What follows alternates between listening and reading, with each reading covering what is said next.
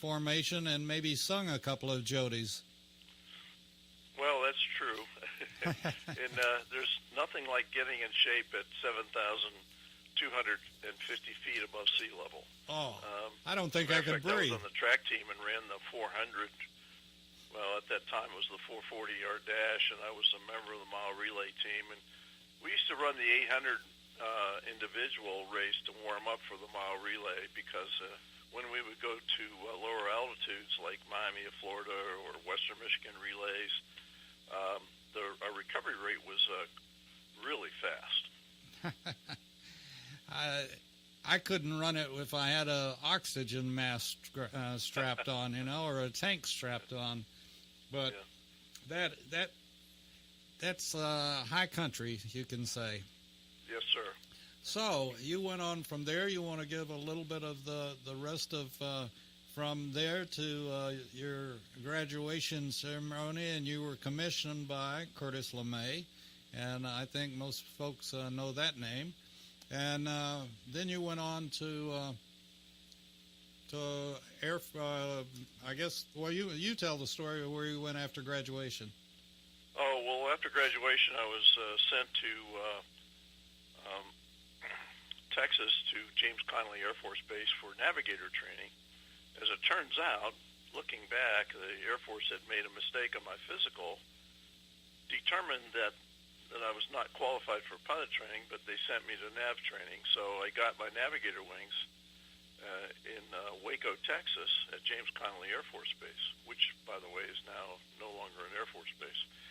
But anyway, during that time, I discovered the mistake in my physical and wangled my way to pilot training in Phoenix, Arizona, at Williams Air Force Base, and became a pilot. So at least at 1 second in time, I was the youngest double-rated officer in the Air Force.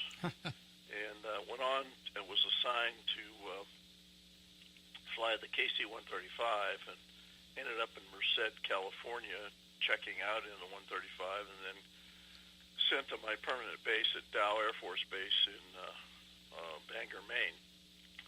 And from Dow, then we did temporary duty tours to Vietnam,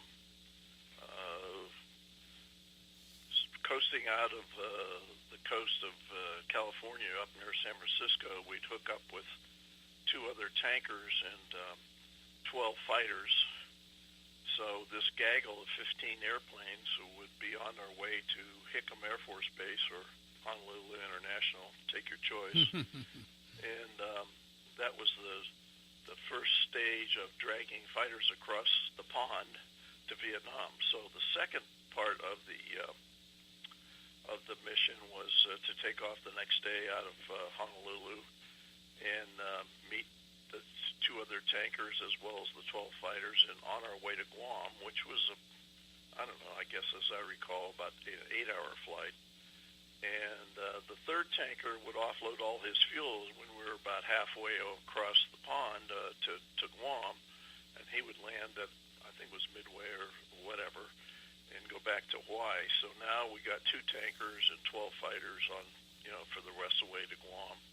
Overnight at Guam, and then the next day we would escort our fighters to somewhere around Clark Air Force Base in the Philippines. And the fighters kept going to Vietnam, and we'd land at Clark to refuel. Wow. So that was what we used to call the Pony Express. Okay, now, Jeff, when you say refuel, were you refueling as for just your plane, or were you refueling as for loading the tank up? Oh, would refuel just our airplane on the ground. Oh, okay. And then when would you get another load? Well, it depends on where we were supposed to go. From there, we always ended up going to a place, a real garden spot called Utapao, Thailand.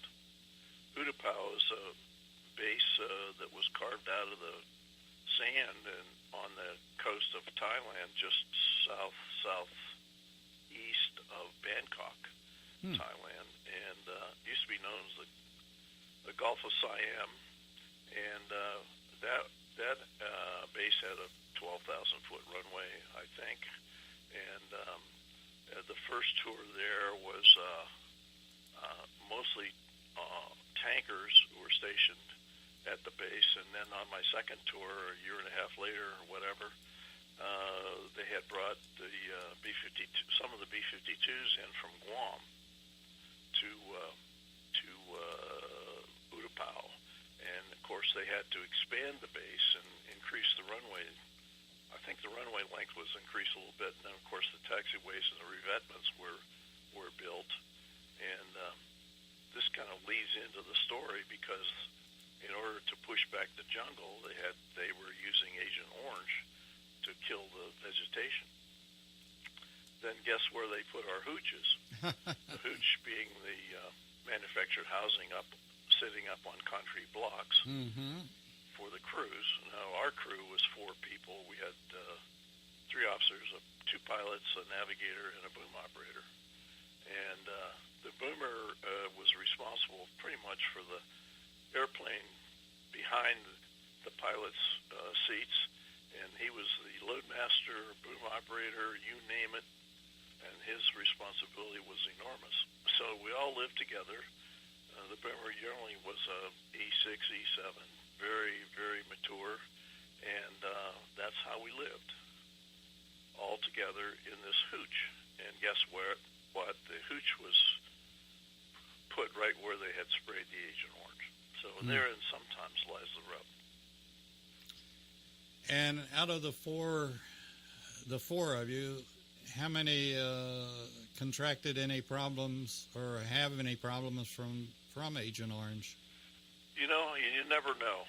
I don't know the answer to that question. I have no idea. I had no contact, just an occasional contact with a couple of the crew members about 30, 40 years ago, and then we've lost contact. So I'm not aware of anything one way or the other. Right. Well, it's our government made a mistake, made a bad mistake. And, I guess I always come back to the story of Admiral Zumwalt and his orders to spray an area where his son, that was a captain at the time, I believe, was. And, he lost his son to Agent Orange. And well, I could read some stuff to you about him because this whole thing was critical about his involvement. There was a study done, of course, and as it turns out, Admiral Zumwalt was asked by President Kennedy to spray. And you're right, his son was a Brownwater Navy officer, and of course the Brownwater Navy was evidently the first ones to spray. And he ended up dying, according to his father, of Agent Orange issues. And he died at the age of 42 in 1988. And Zumwalt did a complete reversal of his thinking. And Zumwalt was convinced that the cause was Agent Orange. And then in 89, Zumwalt was appointed special assistant on Agent Orange issues to his friend Edward Derwinski as Secretary of the Veterans Affairs. And then when they were testifying in that capacity in 1990, Zumwalt told Congress that the CDC study and the Air Force study were absolutely without merit because they kind of tended to whitewash this whole deal. Zumwalt said, and I quote, "The sad truth that emerges from my work is not only that there is credible evidence linking certain cancers and other illnesses with Agent Orange, but the government and industry officials credited with examining such linkage intentionally manipulated or withheld compelling information of the adverse health effects associated with exposure to the toxic contaminants contained in Agent Orange." Well, that set them back on their haunches. Oh, I bet it did.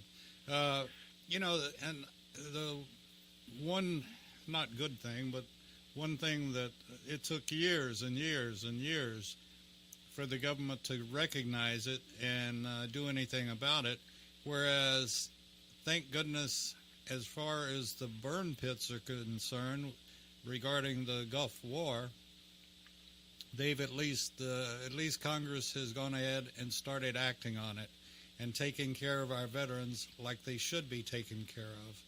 And Agent Orange, I haven't kept track of it closely by any means, but at the same token, Agent Orange will, in fact, continue to come up as long as there are Vietnam veterans still alive. Well, let me explain. My explanation for it is done by, derived from a lot of reading about this, not necessarily research or from that standpoint, but just reading. Once you have this Agent Orange cancer, my cancer is multiple myeloma, which is bone marrow cancer, and there's more to it. If I might give the sequence, you might be able to put this thing in perspective. Is during my civilian life, I've been a squash player, and in 2014, here I was at 73 years old, doing well playing squash. And then one day, I started to notice a little problem walking up and down the stairs of the bedroom from the living room. And then I noticed a slowdown in my play, and just coincidentally, one of my partners, whom I respected, and he was always the kind of guy who you knew where you stood with him. And one day after we had played, and he beat me severely, he said, "Jeff, you look like H." And I said, "Oh," and I was leaning up against the wall, and that was the time I thought, I better do something here because something is not right. And so what's the point? The point is that this stuff, these symptoms, for me, I'm talking about my own experience, I don't know about anybody else, was the fact that the symptoms came on very quickly. The loss of focus, tired all the time, having a hard time going up and down the steps, and that was the symptoms that I experienced on the onset of this cancer. So I went to the VA doctor whom I had established a relationship with, and he was probably one of the best doctors in the whole Atlanta VA, and told him my situation, and he looked at me and he said, "You're anemic." So I sat down in the chair next to his desk in the computer, and in about a minute and a half later, he said, "You're going to go to the hematologist next Monday." That's how fast it was. This was a Thursday. The following Monday, I'm at the hematologist, and within 20 minutes, they had the diagnosis, and they said, "Jeff, make your claim for benefits because your claim is going to cross with our diagnosis of multiple myeloma." So that's when it happened, and it happened about the latter part of 2014. The official rating came out in the beginning of 2015, and I found myself the week later in chemo. After they had done a bunch of tests and x-rays and so on and so forth, they found lesions on my spine at T9 and T10, and that's how they knew I had cancer. So I was in chemo immediately, probably within a week. And I have to say the VA has treated me exceedingly well. I have no problem with that. My doctor at the VA, the general practitioner, was a Vietnamese refugee, and he had escaped from Vietnam and gone to medical school here in the United States. And he's the guy that really saw what he looked right through it, and he somehow knew that I was vulnerable. He says, "I understand you were in Vietnam." I said, "Yes, sir." And he said, "Here's what I think. You're going to the hematologist." So it was immediate, the diagnosis. Wow. Jeff, in your reading and so forth, do you know if any study or any research has been done on on the Vietnamese with regard to Agent Orange? Oh, of course. I mean, there's a lot of stories about that, and it's still going on. That what's kind of disappointing right now is the United States government has been somewhat reluctant to commit any, substantial amounts of money to help the Vietnamese. There are horror stories of Vietnamese kids being born with defects, and more recently they're doing these studies in Laos because the Agent Orange was dropped in Laos, and there are as I recall the number, in excess of 500 cases of children being born deformed because the Agent Orange was dropped along the Ho Chi Minh Trail at the Laotian Vietnamese border. And so a lot of those communities were severely affected by deformation of the newborn kids, and it's really a sad story. Oh, I guess, and it's sort of, I don't know which side of the fence you stand on. They may not have called it a war, but we were at war, and and I don't know. I haven't got the answer. Well, to give you what answer I might have, and it's not my thought, it's just if you ever have a chance to read the Rome Convention or the Geneva Convention, I read about those about a year ago. In the Roma Convention, I don't know all the details of these conventions, but the Roma Convention is very specific about the use of Agent Orange, and it by name mentions Agent Orange. And according to that convention, the use of Agent Orange would be considered a war crime today. As I recall, the Geneva Convention doesn't specifically name Agent Orange, but chemical warfare could be considered, depending, as a crime, a war crime. So, it's pretty serious stuff. So it depends on if somebody were to be charged under the Rome Convention, they could very easily be charged with a war crime. I don't know. I'm no attorney, but I just happened to look up those two conventions, and that's what it said. And yet the Vietnamese would say, well, we're not under the Geneva Convention because we didn't sign it. Yeah, there you go. And, it's just a matter of whoever said war is hell. There's no beauty in war. And well, to give you a little history of this situation was back in the 50s. You remember that the British were fighting off the communists in Malaysia. Mm-hmm. So the Brits were buying Agent Orange and these chemicals in order to spray the jungle to get rid of the commies and to fight against the communist takeover of Malaysia. Well, it just so happened that President Thieu of South Vietnam happened to notice this and asked President Kennedy to spray South Vietnam, and there was a lot of conjecture about that. And finally, one of the services of an Army general prevailed, and they started to spray Vietnam. And I think they started on a small basis in about 1964. My time there was 66 through 68 on their two tours. So I think the bulk of my situation occurred when, after my first tour of Vietnam and spending most of my time in U Tao, Thailand, every base in Thailand was sprayed, as well as 20% of South Vietnam.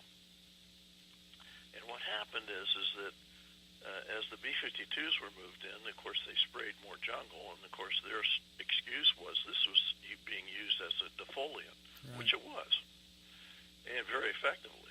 And so they moved our hooches, and as I said before, the hooches were right on top of where they had sprayed and cut the jungle back. Jeff, they might have. Jeff, let me interrupt you, and let's Yes, come sir. back to that. We've got to take our break. Let us run through one, but I can't run through the second one, so we're going to Okay, take a no break, problem. and we'll be right back with Jeff Hill right after this. Hi, this is Rocky Blair, former four-time Super Bowl champion with the Pittsburgh Steelers and Vietnam veteran.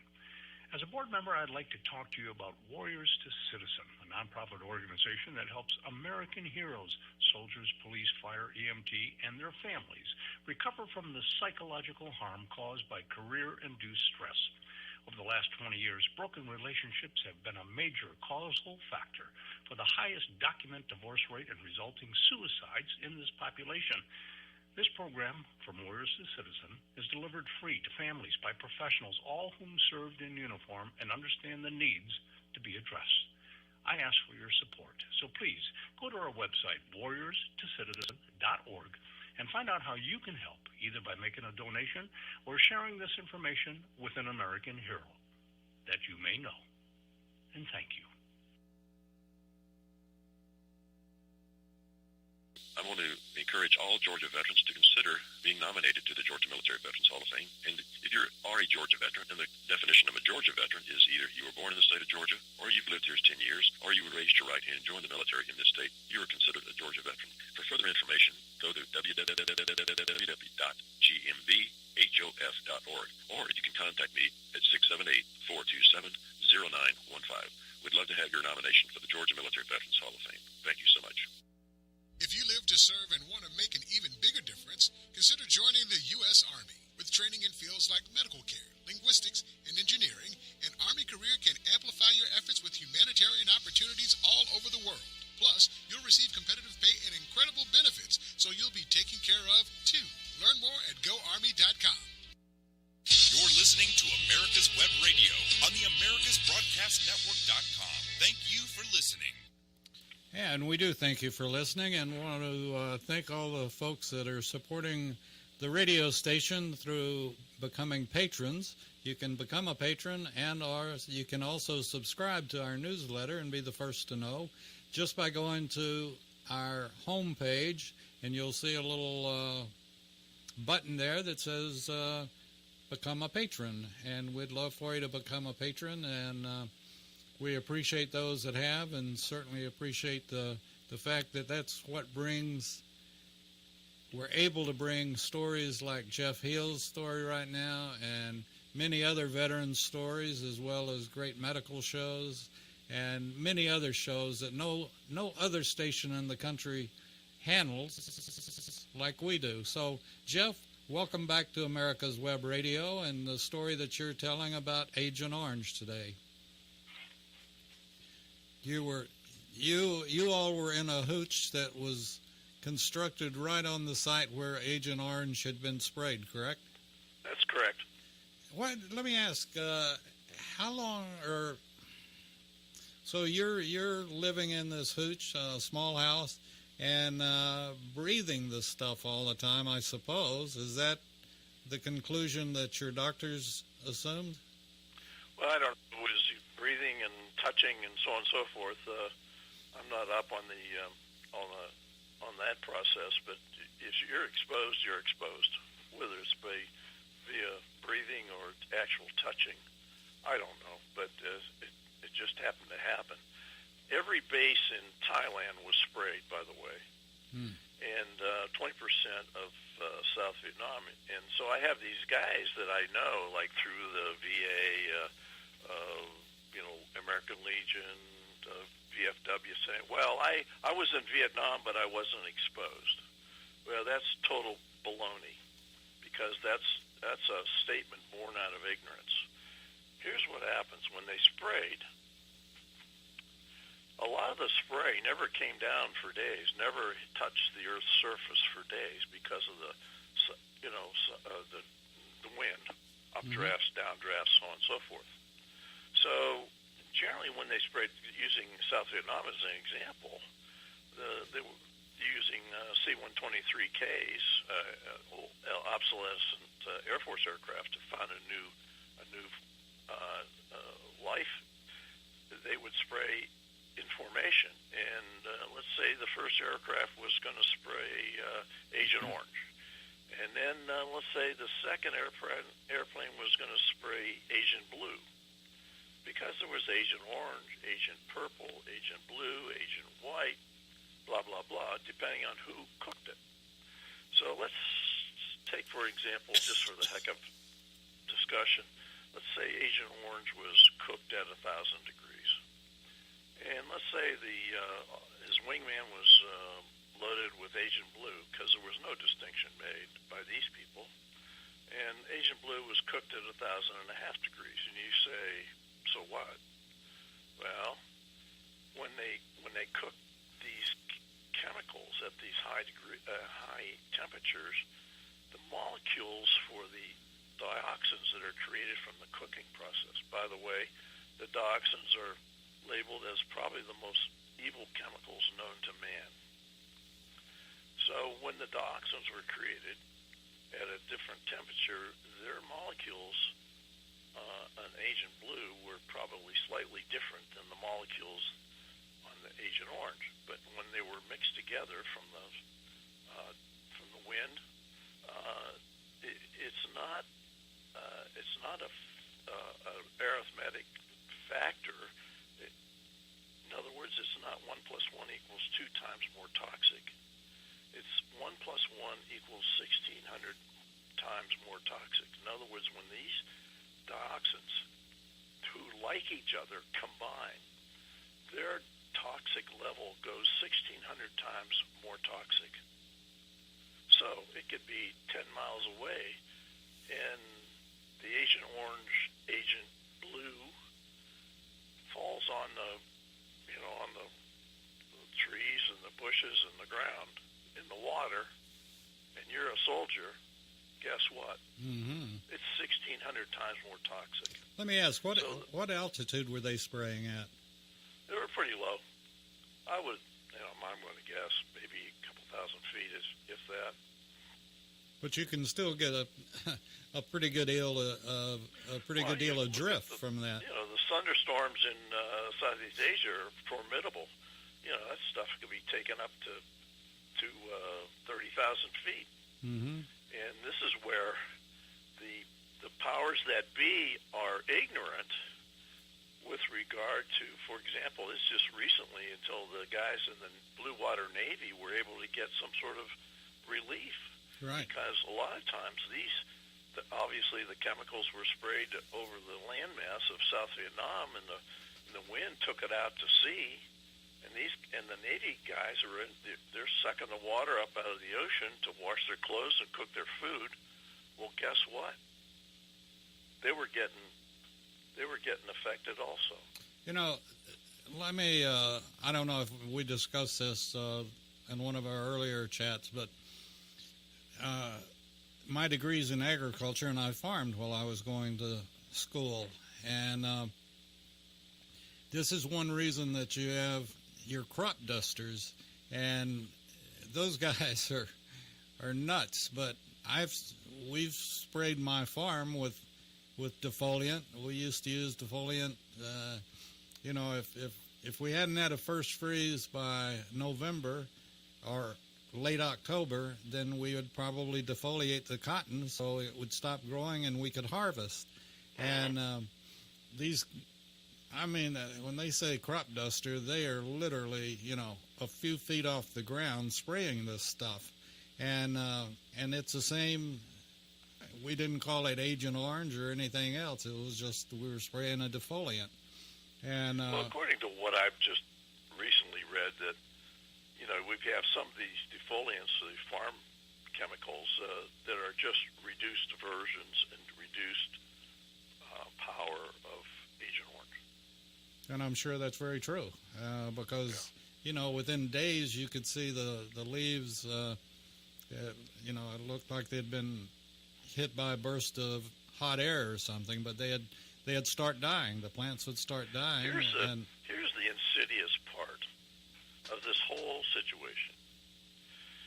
When you are exposed to these chemicals, not all the time does it affect you immediately at all, because it has been known that the dioxins that are created by the cooking process of Agent Orange reside in your fatty tissue. Now, in my case, I was, let's say, 1968 when I might have contacted this stuff, and there's another way to contact Agent Orange. When I may have originally been able to be in contact with Agent Orange, I was 27 years old.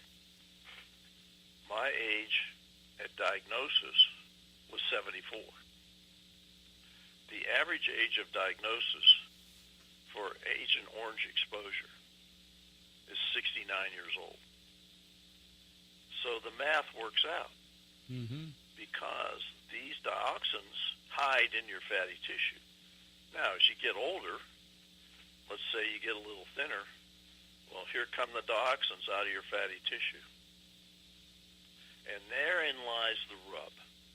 A lot of guys think, make it to 69, let's say, and they have no problems. And all of a sudden they start to, get thinner and so on and so forth.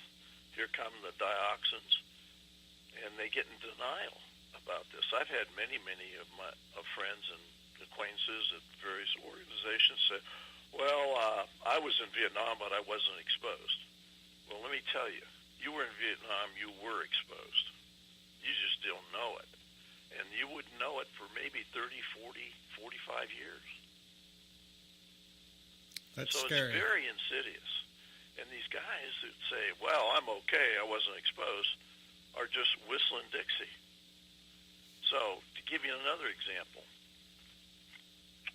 of the insidious nature of the dioxin molecules is on the there's a paper you can go fill out at the VA called a Agent Orange survey.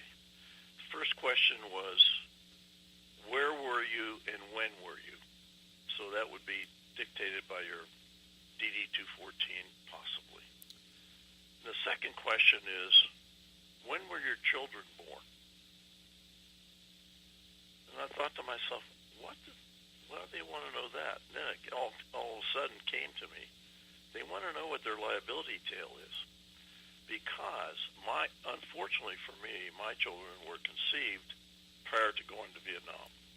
Because this stuff can be transferred to your wife, your husband if you're a female, and can last.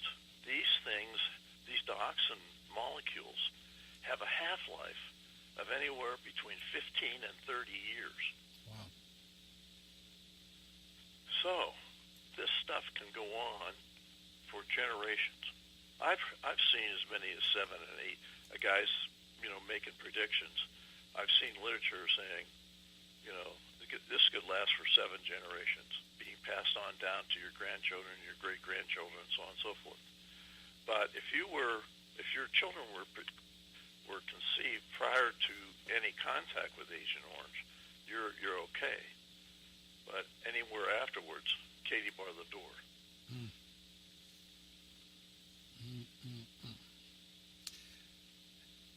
At least the government is recognizing, and well, you hope so. Yeah, I've never seen any. I've seen them hint at that, and they have made progress. Let's face it, and that's that. This is that theory of. Oh, I've had people say to me, even vets who have a bad attitude about all this stuff, is they haven't proved anything. You have the naysayers. Okay, and we get to the subject of the principle of presumption, and more more than 10 years, the Congress had been asking questions about Agent Orange. And eventually patience was running out on Capitol Hill. And in February of 1991, the Agent Orange Act passed the Senate by a vote of 99-0 and the House by 412-0. The law said that any veteran of military, naval, or air service in Vietnam would be presumed to have been exposed to a herbicide containing dioxins and that there would be a presumption of service connection if the veteran contracted a disease specified in the Act. So in my case, it's specified in the Act, multiple myeloma.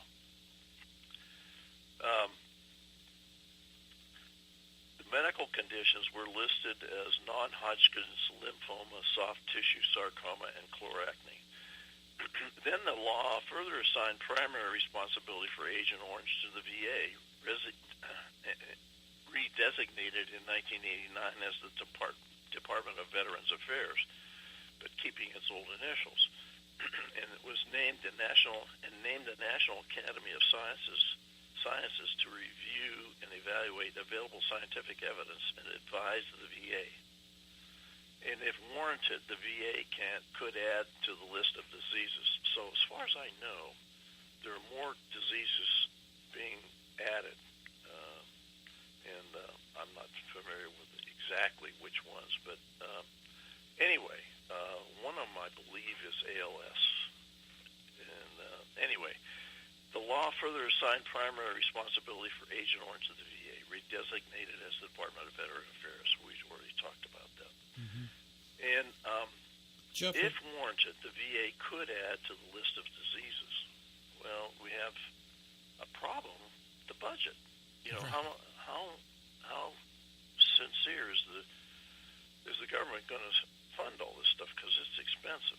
Now, to give you an example, one example, I've been told by the VA that the chemo that I take every day costs $476 a pill, which I believe runs around $12,500 a month for the rest of my life. So you can do the math. Wow. It's expensive. Now, the VA tells you that Revlimid, which is what I take, is the old thalidomide that used to sell for 75 cents a pill. Now it's $476 a pill. Fortunately, they pay for that and to keep me alive. So questions about exposure to Agent Orange and its effects were no longer relevant. All that mattered was which veterans and which diseases qualified for a presumption. Wow. Jeff, we're going to have to... Amen. So if you were in Vietnam, I think for a day or longer, you got multiple myeloma, you could be presumed to have been caused by Agent Orange. Right. We're going to have to, let me stop you there. We're going to take our last break before the show's over, and we'll come back to you in just about 2 minutes. Yes, sir. Hi, this is Rocky Blair, former four-time Super Bowl champion with the Pittsburgh Steelers and Vietnam veteran. As a board member, I'd like to talk to you about Warriors to Citizen, a nonprofit organization that helps American heroes, soldiers, police, fire, EMT, and their families recover from the psychological harm caused by career-induced stress. Over the last 20 years, broken relationships have been a major causal factor for the highest documented divorce rate and resulting suicides in this population. This program, From Warriors to Citizen, is delivered free to families by professionals, all whom served in uniform and understand the needs to be addressed. I ask for your support, so please go to our website, warriorstocitizen.org, and find out how you can help, either by making a donation or sharing this information with an American hero that you may know. And thank you.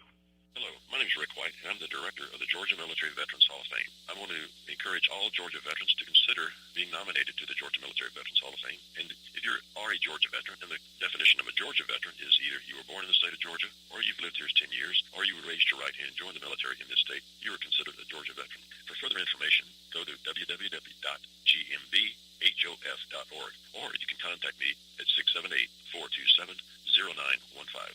We'd love to have your nomination for the Georgia Military Veterans Hall of Fame. Thank you so much. You're listening to Thank you for listening. And you're listening to David's Pick, and today we've got Jeff Heel on, and we've been talking about, with Jeff, Agent Orange, and Jeff is a term would be a victim of Agent Orange, and I'm sorry for the suffering that you've gone through, Jeff, and it was scary enough just to hear what you did. You were a pilot and flew the tankers, the refueling tanker, and that's enough to scare me to death. But I guess in many ways you probably were you aware that where your hooch was the area that had been sprayed? Was I aware at the time that it was being sprayed? Yeah. No, absolutely not. Never told us a thing. Oh, jeez. So it was kept under wraps. Never said a word. I can't. I don't remember anything during my tour because they just decided they hid behind the fact that this was a defoliant as opposed to to get rid of body, to kill people with it. Yeah. And so there's a lot of blame to go around. Believe me, there's a lot of finger pointing, and it's a bad time with our government and so on and so forth. And it's really a sad situation that this could happen. Oh, and to add to that, I have another friend that, they were ordered, just like all of us, going through basic training or AIT or whatever. You don't know where they're marching you to, and all of a sudden you're in front of a medic that's giving out shots. And this friend was ordered to take a shot. He said, okay, what is it and what's it for? And we can't tell you. It's classified. And, for the government to be able to do that, I just find, highly repulsed that, and it's like with Agent Orange. If they hadn't done the testing like they should have, that knew to know the effects, again, when I was farming, and this was all during Vietnam, as a matter of fact, we were warned about, the drift, the staying away from it, staying, from the defoliant and so forth. And, I guess if I've ever been disappointed in our government is the fact that they can slap a classified on it and you don't know what they're doing to you or what they're doing with you. And I find that, and yet I understand a lot of the reasoning in that a lot of folks, myself probably included, couldn't take the truth if we knew it. And yet I think we deserve, if we're serving our country, the country should serve us as well. Exactly. Well, there were obviously, from what I've read, there was a lot of pushback on this also. Originally, President Kennedy didn't want to use it. He was, for some reason, overridden by the Army because they saw this as a great tactical tool to help defeat their enemy, and you can't blame them. And they sometimes, I think during this whole process, the chemical companies like Dow and Monsanto and so on and so forth did not want to sell this to the DOD because they knew what the ramifications were. They knew about the dioxins, and they were overpowered by the federal government and made to sell this stuff to them so they could use it in Vietnam. So, there's a lot of stuff going on here, a lot of cross currents, And how do you place the blame? I don't know. It doesn't make any difference now. You just have to deal with it. You hit it right on the head. You just have to deal with it, and your family has to deal with it. And this is something that we're really pushing right now. I think we helped. We tried anyway. That when the Personnel Record Center was shut down for a year, this was costing lives. When veterans needed to get copies of their DD-214s or whatever the situation might be, and they couldn't because the Personnel Record Center was closed.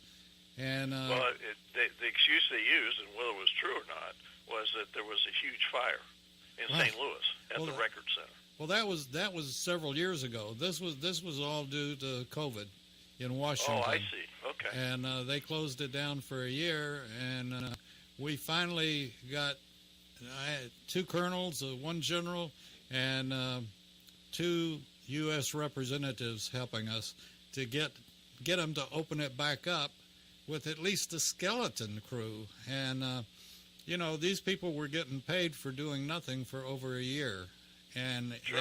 that's deplorable. And when guys are dying because they needed to get their records, it was crazy. So we worked on that, and thankfully it's back to operational now. Well, a story. I had some Navy submariners experience this problem because they were on these secret submarine missions off the coast of South or North Vietnam, and they couldn't get any benefits from Agent Orange compensation because the fact that they were there was never written down, so they couldn't prove that they were within a certain number of miles of the coast of South Vietnam. Therefore, they weren't eligible for any help. I mean, how bad is that? It's worse than bad. If we can help them, let me know. Yes, sir. Blue Water, I was thankful that Trump signed Blue Water. And yeah, they finally, evidently, I think, resolved it. But then they they're going to delay the benefit payments. Something about that. That's ludicrous. Yeah, whatever. They just don't have the money. My feeling is I would like for a number of our representatives, or in fact, I have this thing lodged in my head that I don't think a person should run for office that hadn't served. Okay. We just had Rick McCormick on, Dr. Rick McCormick, who not only served, but he was an Marine pilot, and he's a great ER doctor, and he's running for 7th District for the House. So Rick's we just had him on, and he's a fantastic human being, and he will make one hell of a good representative because he's been there, done that, and can talk the talk. God bless you. Absolutely. I'm still amazed at what you did when you were flying a tanker and refueling. I think of you often, Jeff, just because of, and I will be praying for you now on the Agent Orange situation that,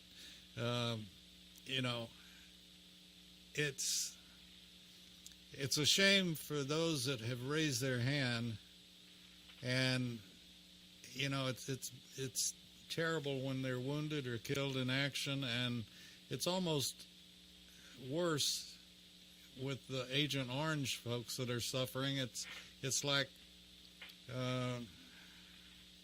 there may be an end, but it's like you can't get rid of the mud on your boots, and it has to bring back some flashback memories, and did I do right or did I do wrong? And all I can say is that the population of the United States owes each and every one of our veterans a big thank you and a big hug and a kiss for, you had no idea, nobody had any idea that they would be exposed to something like this. And, all we can do is support our government to take care of our veterans now. And we certainly ask that they do. Rick Hill, it's been a pleasure talking with you again. As always, I ask, will you come back? Sure. All righty, you got a deal. We'll get with our favorite Colonel Rick White, retired, and see what he can do about getting you back on, and we'll be talking soon, I'm sure. And God bless you and all the others that were exposed to Agent Orange or exposed to war, period. That's bad enough as it is. And again, we thank you for your service, and thank you for being with us today. Well, thank you, sir. Take care. You too, sir. You're listening to America's Web Radio on the AmericasBroadcastNetwork.com. Thank you for listening. Hi, this is Rocky Blair, former four-time Super Bowl champion with the Pittsburgh Steelers and Vietnam veteran. As a board member, I'd like to talk to you about Warriors to Citizen, a nonprofit organization that helps American heroes, soldiers, police, fire, EMT, and their families recover from the psychological harm caused by career-induced stress. Over the last 20 years, broken relationships have been a major causal factor for the highest documented divorce rate and resulting suicides in this population. This program, From Warriors to Citizen, is delivered free to families by professionals, all whom served in uniform and understand the needs to be addressed. I ask for your support, so please go to our website, warriorstocitizen.org, and find out how you can help, either by making a donation or sharing this information with an American hero that you may know. And thank you. In 2009, the membership organization Docs for Patient Care was founded. People all around the country wanted to participate in the efforts of this group, and they wanted to join, but they were unable to do so unless they were physicians. It's for this reason that the Docs for Patient Care Foundation was created. Now, everyone can join the fight and become a member. You're listening to America's Web Radio on the AmericasBroadcastNetwork.com. Thank you for listening. Good morning and welcome to America's Web Radio, and it's time for a veteran's story. Before we get to Pete Mecca and his guest on a veteran's story, we always like to start any of our veteran or military-oriented shows with a pause and just a silent prayer for all of those that have served, our veterans, our folks that are serving today, and those that plan on serving in the future. So we're going to take 1 minute, and we'll be right back with a veteran's story.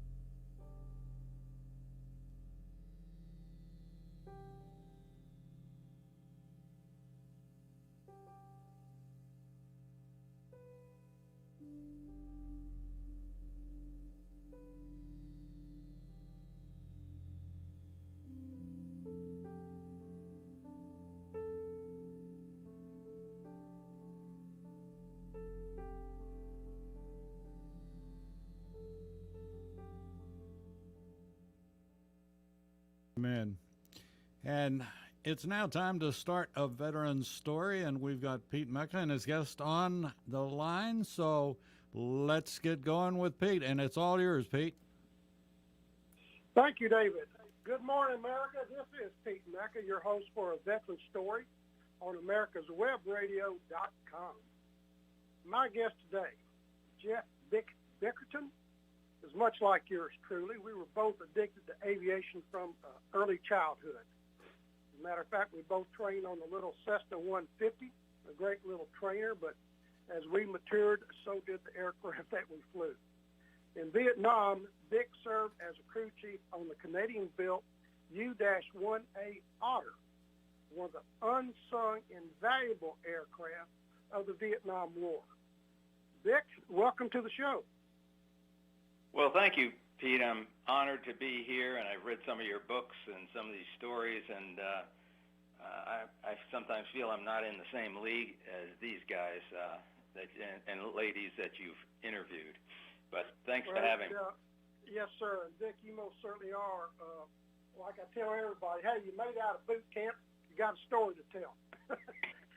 All right, Dick, we're going to start out with where you were born and raised, but your childhood, and sometimes exciting and sometimes sad, is a very unusual story. So take the ball and run with it. Where are you born and raised, and tell us a little bit about your childhood. Well, I was born in New York, Queens, New York, and from great parents, Gloria and David Bickerton. And Gloria had a brother and a sister, and David had one sister. And it's important that her name was Claire, and Claire Bickerton. And my mother and David's sister were great friends. So Gloria and Claire, and they hung out, and they were models and business women in New York City, and occasionally they would take the train up to West Point and go to dances up there. And Claire met her husband Andy up there, and Andy Evans, and that's relevant later on in my youth. But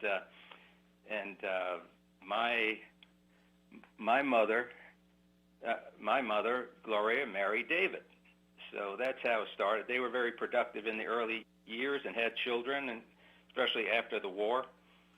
And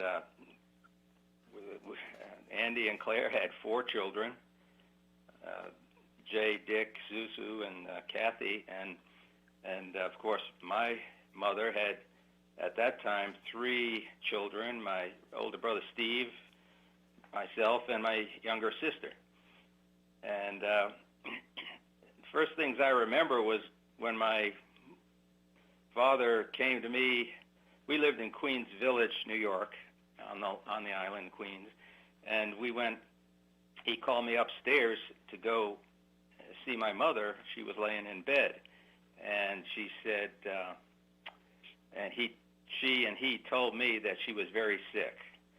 And what had happened is she got polio. And she was pregnant with my youngest brother. And we, of course, at polio, I didn't understand what it was. And no one had any idea how bad it was going to be. But we eventually had to split up the family because she was in such bad shape, and literally they took out a train on a railroad, on the train took out a window on a train going up to Buffalo. University of Buffalo had a polio ward, and they put her through the window because she couldn't walk, and took her up to Buffalo, and that's where she was. And we were sort of, I always say, we were farmed out to different relatives. My brother and I stayed with my grandmother for a while, a short amount of time.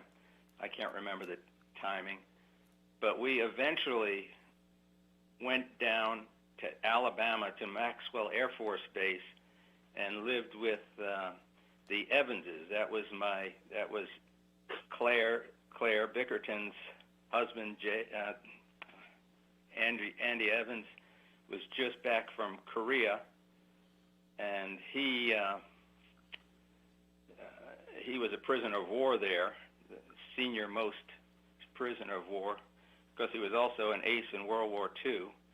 He flew the P-51, and he's also a wing commander in Korea, and was shot down, and he was finally, after really a tough POW stint, he was released. And I'm telling you, it had to be he was very thin when he got back. And he took 3 kids into his house. My older brother, Steve, myself, and my sister, Terry. And it was incredible. So we had 7 kids living in the officers' quarters down at Maxwell Air Force Base in Alabama. But for a young 6 or 7-year-old, I can't remember exactly how old I was, but having expanded family, and Dick Evans, one of the sons, was my age, and we hung out all the time, had great times together. Still consider them as my brothers and sisters. And we stayed down there until they were transferred. Of course, the Air Force, you never stay in one place for a while. Andy recovered his strength and his physique and everything like that, and he was a pilot, of course, and they had jets taken off, and they had golf courses and swimming pools. I never wanted to go back to New York. I thought this was the place to be. So that sort of set the stage for me as far as my childhood was concerned. Wonderful people. They treated me great. When they were transferred, my folks had to find some other place for me and my brothers, and we went in different directions. I wound up going to my father's Army buddy in Indiana. He had a son my age and sister, and I stayed out there for a couple of years. They were just awesome people, and it just set me up to say, I don't really want to live in New York. It's not my style. I want to out where you could be free. A lot of people are saying that in New York now too. Yeah. But so we were separated, and eventually got the family back together in my final year of grammar school, and then 4 years of high school. I went in high school, Andrew Jackson High School in Queens. That was a shock. Dick, I'm going to back you up just a minute, because we have several generations that don't even know about polio, and they don't even know about the iron lung, which your mother had to use to survive. Tell us what the iron lung was and how long your mother had to be in this iron lung.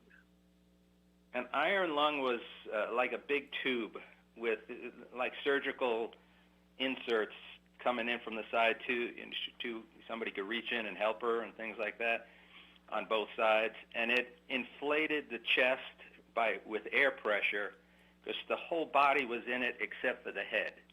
So her head was laying on a pillow outside the iron lung. It was incredible, and I don't know how long she was in it. It had to be years, because her body was devastated. The other thing which is amazing is my younger brother. I mentioned she was pregnant. My younger brother was the first baby ever born in an iron lung, and Lord only knows how that happened, but had to be cesarean. Regardless, he was in good health, didn't have polio, and he went and lived. He was given over to one of my aunts, who David thought his Aunt Maud was his mother. I mean, he lived with him probably till he was 6 or 7. But regardless, we tried to get the family back together when I was in grammar school. And my mother's saintly mother remodeled her home, put a couple of bedrooms in, and we all got back in St. Albans, New York. But my mother was 13 years handicapped from polio. Eventually, could walk, but was always wheelchair ridden. She could walk a couple of steps, but it devastated her body. But her mind was incredible, and she raised. And she had limited use of her fingers, but yet she learned to type for a newsletter. Is that correct? Right. She for the Buffalo Gazette or something like that, but it was about polio, all polio victims, and she typed. The March of Dimes got us her electronic, one of the first electronic typewriters, and it's hard to describe, but the wheelchair had bars that went out over it on bungee cords. The left hand couldn't do anything; it just sat in a pouch off to the side. I mean, an elbow support and a hand support. Her right laid in a tray with a little pivot under her palm, and it was on a bungee cord, so she could type. Her finger. The only thing she worked on her was her fingers and a little bit of arm and shoulder motion. That was the only thing that worked really well. So she could bounce up and down and type on the electric typewriter. So she wrote for the paper. I never could find that. I went up to Buffalo one time as a salesman up there and stopped by and see if anybody had any record of those papers, but couldn't find it. It's probably on I'll tell you what. God bless the polio vaccine. Holy cow! You bet. Yeah. Okay. We are going to our first break, ladies and gentlemen. Stay with us. We're coming back to discuss what Bick did after high school. Stay with us. Hi, this is Rocky Blair, former four-time Super Bowl champion with the Pittsburgh Steelers and Vietnam veteran. As a board member, I'd like to talk to you about Warriors to Citizen, a nonprofit organization that helps American heroes, soldiers, police, fire, EMT, and their families recover from the psychological harm caused by career-induced stress. Over the last 20 years, broken relationships have been a major causal factor for the highest documented divorce rate and resulting suicides in this population. This program, From Warriors to Citizen, is delivered free to families by professionals, all whom served in uniform and understand the needs to be addressed. I ask for your support, so please go to our website, warriorstocitizen.org, and find out how you can help, either by making a donation or sharing this information with an American hero that you may know. And thank you. Hello, my name is Rick White, and I'm the director of the Georgia Military Veterans Hall of Fame. I want to encourage all Georgia veterans to consider being nominated to the Georgia Military Veterans Hall of Fame. And if you are a Georgia veteran, and the definition of a Georgia veteran is either you were born in the state of Georgia, or you've lived here 10 years, or you were raised your right hand and joined the military in this state, you are considered a Georgia veteran. For further information, go to www.gmbhof.org, or you can contact me at 678-427-0915. We'd love to have your nomination for the Georgia Military Veterans Hall of Fame. Thank you so much. You're listening to America's Web Radio on the AmericasBroadcastNetwork.com. Thank you for listening.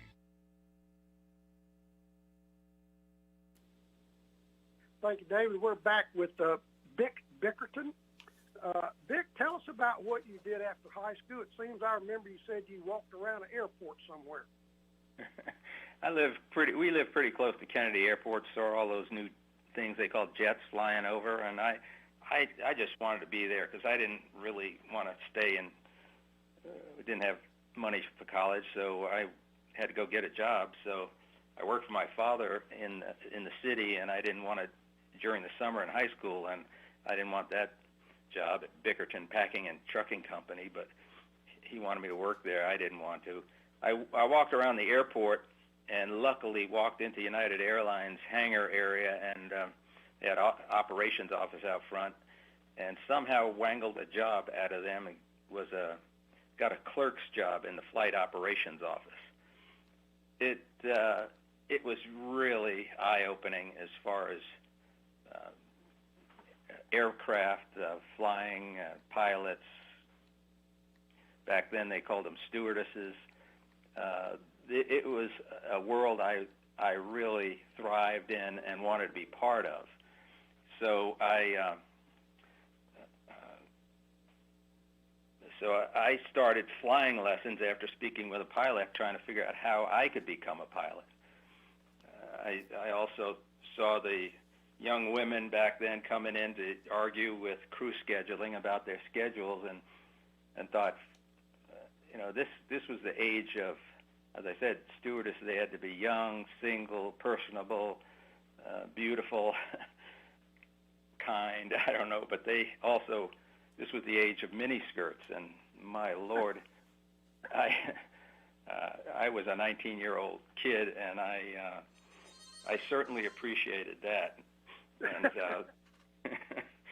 So I put everything I could, every cent I made with United Airlines into flying lessons, and I got my private and was literally working on my commercial pilot's license when I already passed the written test and had about 20 more hours of flight time before I could qualify to get my commercial license.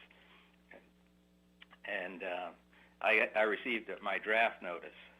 Now, my brother Steve, about a year older than I was, got his draft notice, and they took him down to the induction center at Whitehall Street in Manhattan, and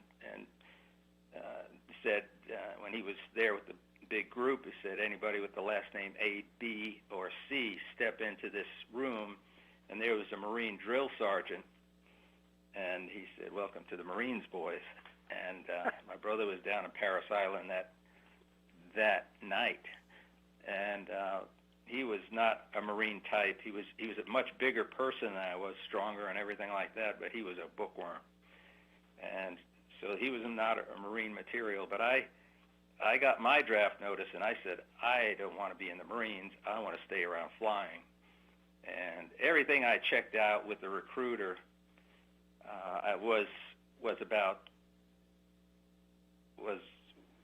would require 4 years. You know, if I went to OCS and became an officer and tried to get into flight school, they could guarantee anything then. It was 1966. They were end of 96. They were building up the helicopter war. Warrant Officer School would get me probably 2 tours in a helicopter in Vietnam. So I joined as a fixed-wing mechanic. I'd still have to give them 3 years, but I wouldn't let them induct me into the ground pounders, or the legs, as Airborne calls them. I just didn't want to do that, but I joined as a mechanic, as I said, and that required 3 years commitment. I wanted to get back to United, finish my commercial, and fly for them. They were actually hiring then. So I chose Army Aviation, and took a train down to where did we go to Fort Jackson, I think it was, down in South Carolina. Then a bus down to Fort Gordon. I went through basic training down at Fort Gordon, and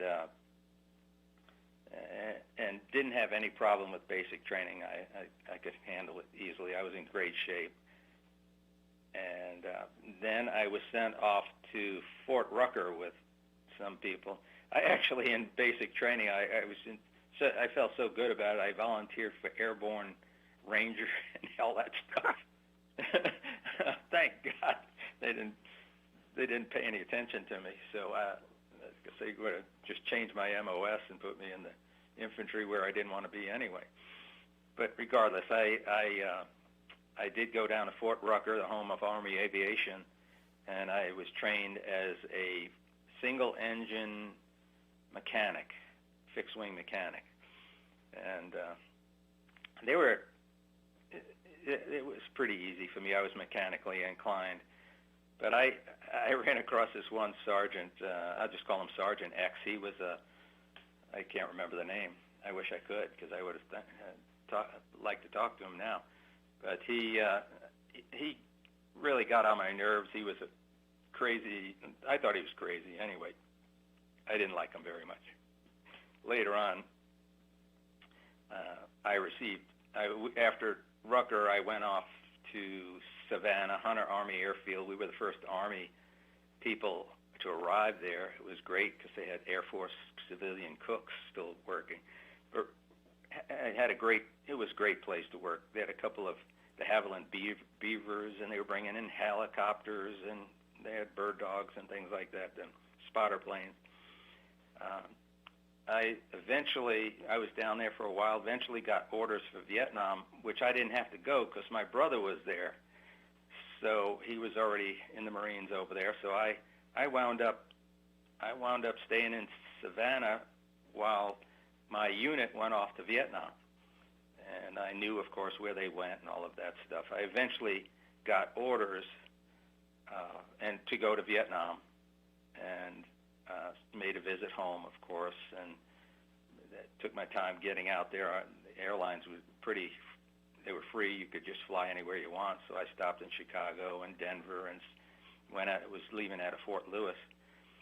But that was a good thing for me because I really enjoyed my time in Savannah. And the funny part about it is the military had a plan. The day I left Fort Lewis for Vietnam, my brother landed in Travis Air Force Base in California, and the same day I took off. So they had it pretty well timed. So and it just happened to be January. He just got through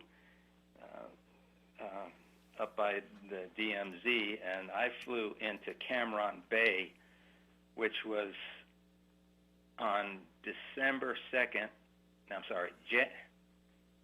February 2nd, 1968.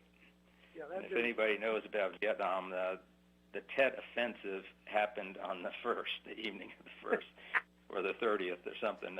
I mean, it was going on when I arrived at Cam Bay, and on a commercial airliner, and they hustled us off, and flares were in the sky over the bay, and all that stuff, and I could hear artillery going off. It was surreal. I said, well, I guess this is what war is all about over here.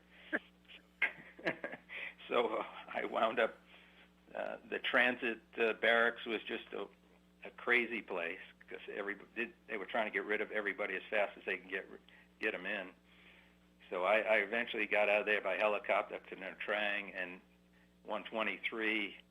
C-123 on up to Quy Nhon, and reported into the 223rd Battalion there. And I walk into that place, and who's sitting behind the desk is Sergeant X from Dothan, Alabama, and I'm going, oh man, this guy again. But anyway, he remembered me he was very nice, and all of a sudden he was like a human. I don't know, maybe this was his element or something, but he said, Bickerton, we're going to change your orders here. I see you're a pilot, and you got your license and all. We did some small talk, of course, and then he wound up. And I say, whoa, Sergeant X, I'm fine. I want to go up to Bam Me To It, up there in the Highlands. It's where my unit is all, and all my buddies are up there. No, you don't want to go up there. I said, yes, I do. And he said, I know you think you do, but you don't.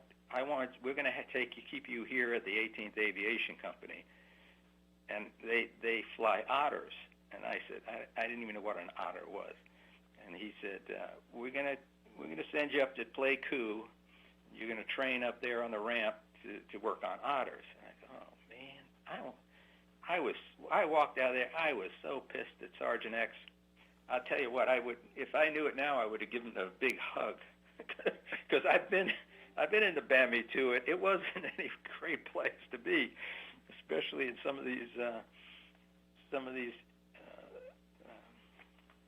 insurgencies that the VC were doing back then.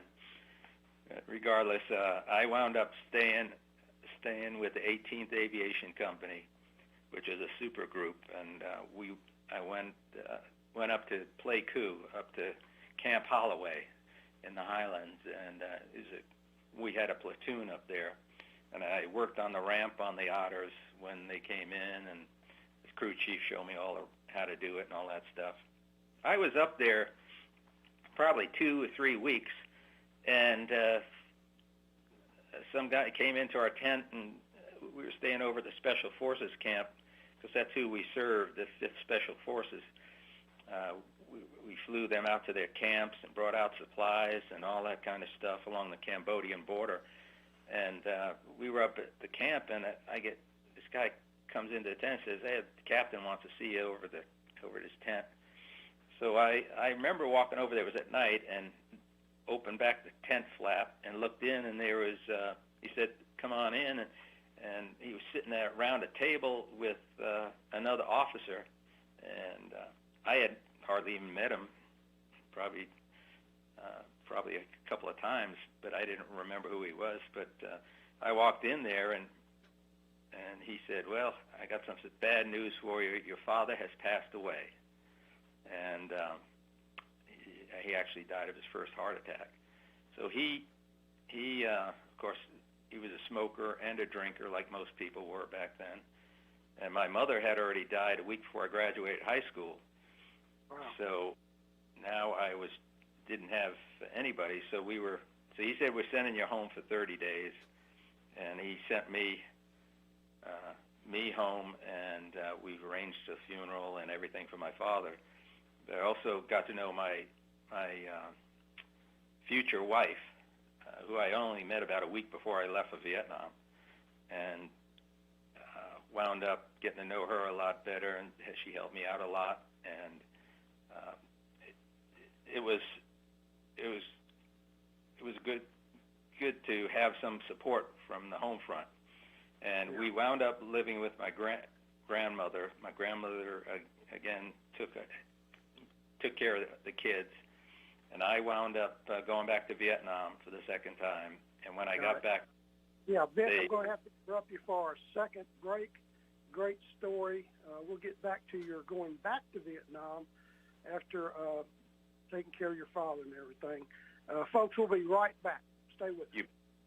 If you live to serve and want to make an even bigger difference, consider joining the U.S. Army. With training in fields like medical care, linguistics, and engineering, an Army career can amplify your efforts with humanitarian opportunities all over the world. Plus, you'll receive competitive pay and incredible benefits, so you'll be taken care of, too. Learn more at GoArmy.com. Ladies and gentlemen, boys and girls of all ages, join me, Roger B., every Tuesday at 1400 hours right here on America's Web Radio for the Locked and Loaded Show. We will talk about guns, weapons, ammo, gun accessories, prepping, and so much more. So be sure to join us every Tuesday at 1400 or 2 p.m. for Locked and Loaded on America's Web Radio.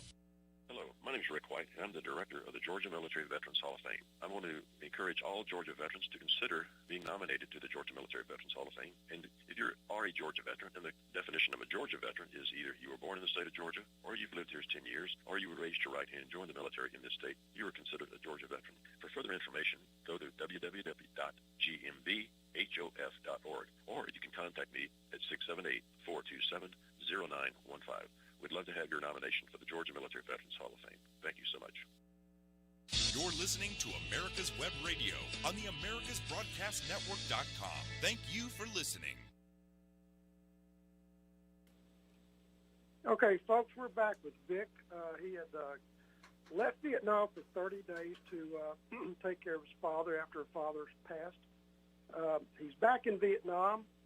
And, Vic, you got assigned to Reliable 713. What in the world was Reliable 713? That was a de Havilland Otter that I took over to become the crew chief. Crew chief is someone that flies with the plane every day, maintains it, does the weight and balance. I mean, you're literally. I became my own stewardess with 713, but also the mechanic. You didn't have to wear a miniskirt, though, right? No. Okay. Luckily, still wear boots. But regardless, Ted gave me his toolbox and showed me all around. And see, I had been away. Somebody must have thought I was still up in Pleiku learning about the otter, but I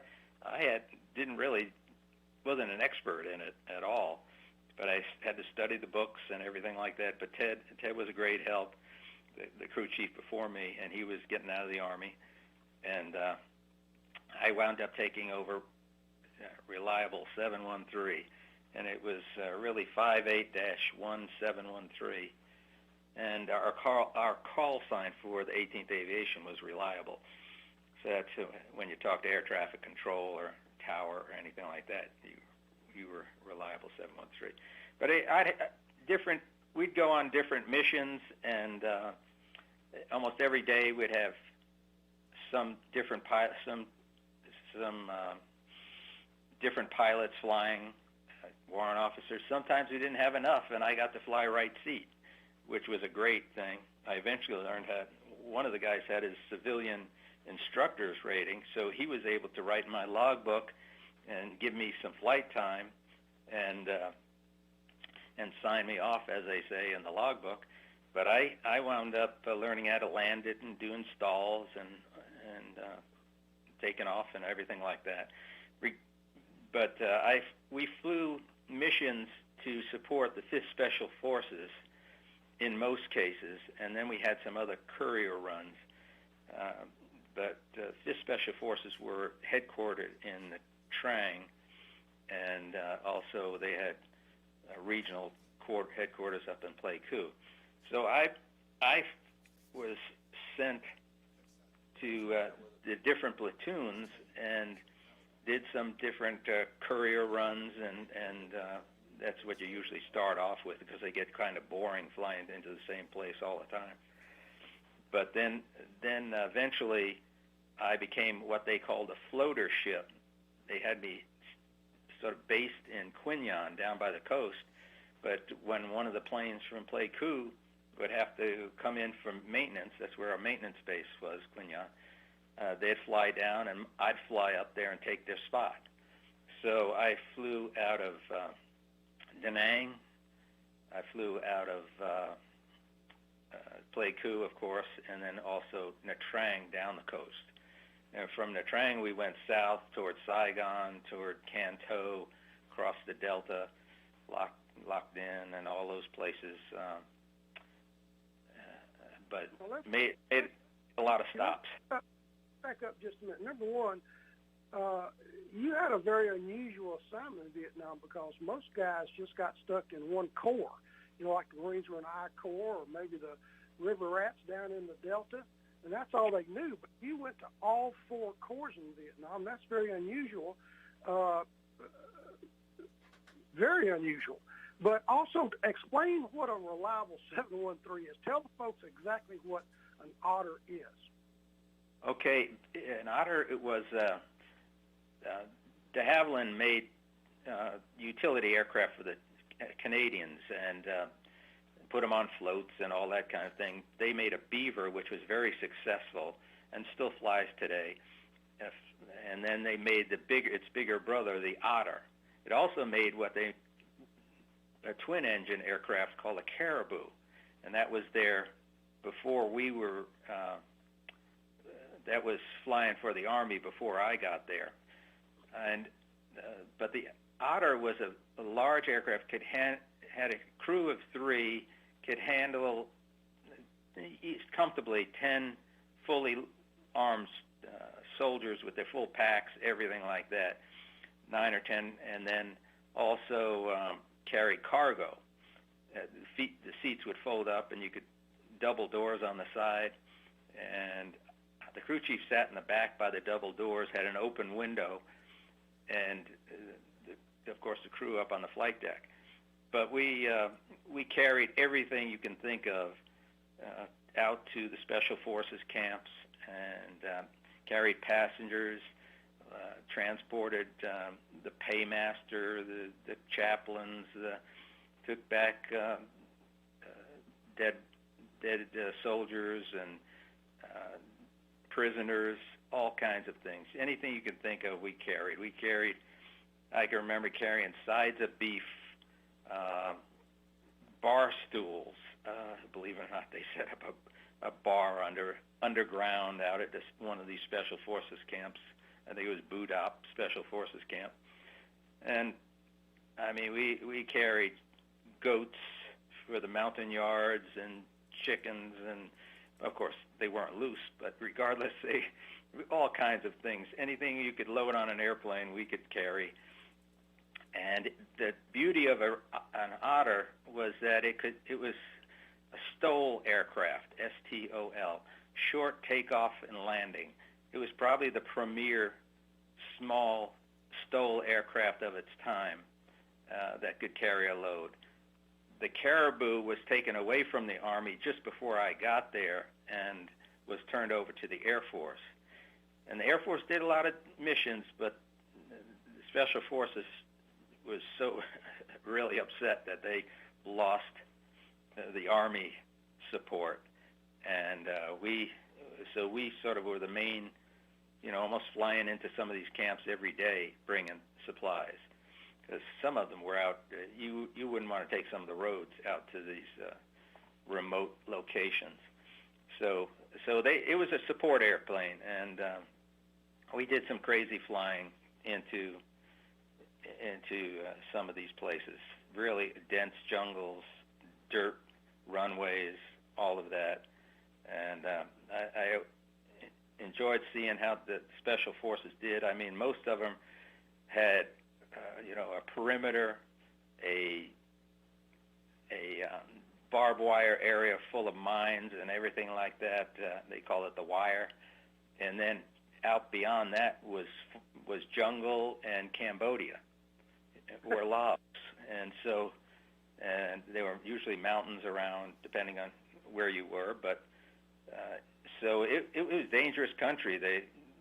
I got to fly in one Special Forces camp, had a Montagnard village, which were the native, sort of like the Aborigines of Australia. They were the native people. They didn't consider themselves Vietnamese, and worked with us quite a bit. They were real primitive people, wonderful people. And I got to visit a Special Forces camp. I mean, a Montagnard camp, and meet the elders and all that kind of stuff. It was pretty cool. For a young kid, I was 21 at that time when I was in Vietnam, and just turned 21, and it was a real education. I'll tell you a story about flying into a rubber tree one time, plantation, north of Saigon, out by Lac Ninh there, and we had to pick up drop off and pick up some an A-team, they called it, of Special Forces guy. I guess one was replacing the other, and so we landed on dirt road, came over the trees and down onto an opening in the rubber tree plantation, and there was a team of Special Forces sitting there on their equipment, and we all stopped, and it was around lunchtime, and we all started talking as they unloaded and reloaded, and it was an interesting time. They thought that we were pretty clear, and we heard a helicopter coming, and all of a sudden, out from under, now we landed north-south and east-west, out from under this road that cut across, came out from under the trees, came two helicopters. One I think was a Loach, was a smaller helicopter, and the other was a Huey, and they flew right across the opening we landed in and went back in under the trees. And my mouth was... Under the trees. I couldn't believe what I just saw, and I talked to one of the Special Forces guys. I said, Green Beret guy. I said, what? Did I just see what I saw? He says, oh yeah. He says, that's how they break in the new guys. They're cowboys, proving that they're cowboys. Holy mackerel! I just couldn't believe it. Rubber trees are huge, and if there's a road down between them, there's plenty of room to fly a helicopter just off the road. Have 5 feet off the road and go scooting down. But it just blew my mind. So that was one of the things I saw when I was there, and I just couldn't believe. Well, chopper pilots are not known to be mentally sound. You couldn't. You just had to have a feel for the aircraft. Make it do what you wanted, and obviously those guys could do it. You were taking off from a dirt road at a rubber tree plantation, so that otter, it had to take off and land in very limited space. How many feet? I'd say they took off, and I'm just generalizing. I'd say they took off because I didn't have to be an expert in it. I just had to ride in it. But they get out in 1,000 feet and get up in 1,300 feet. They could get up over a 50-foot tree. And landing, they could probably land in 600 to, depending on headwinds and everything. They had a strong engine, probably about 600 feet on a landing, because they could really drop the flaps and drop in there. But I'm telling you, these things were incredible for its time. In this day and age, turbo props, reversible props, all of that kind of thing, you could do better. Actually, there was a Swiss airplane, I think it was Swiss, the Pilatus or something like that. The CIA was flying the Air America, and they were flying these things. I'd see them all around different places. Yeah, that's my buddy. They had a reversible turbo. Vic, I'm sorry, Vic. We got to go to our last break. You bet. We're going to get back and discuss maybe you taking some fire on your aircraft, but also your trip to Marble Mountain up in I-Corps and the Marines up there. Folks, we'll be right back. Whether cruising the Strip in a 57 Chevy or taking the family on a vacation in a 71 Oldsmobile Vista Cruiser, you need to tune in to Classic Cars with Steve Ronaldo and Jim Weber every Saturday from 8 to 9 a.m. on americaswebradio.com. Hi, this is Rocky Blair, former four-time Super Bowl champion with the Pittsburgh Steelers and Vietnam veteran. As a board member, I'd like to talk to you about Warriors to Citizen, a nonprofit organization that helps American heroes, soldiers, police, fire, EMT, and their families recover from the psychological harm caused by career-induced stress. Over the last 20 years, broken relationships have been a major causal factor for the highest documented divorce rate and resulting suicides in this population. This program, From Warriors to Citizen, is delivered free to families by professionals, all whom served in uniform and understand the needs to be addressed. I ask for your support, so please go to our website, warriorstocitizen.org, and find out how you can help, either by making a donation or sharing this information with an American hero that you may know. And thank you. Ladies and gentlemen, boys and girls of all ages, join me, Roger B., every Tuesday at 1400 hours right here on America's Web Radio for the Locked and Loaded Show. We will talk about guns, weapons, ammo, gun accessories, prepping, and so much more. So be sure to join us every Tuesday at 1400 or 2 p.m. for Locked and Loaded on America's Web Radio.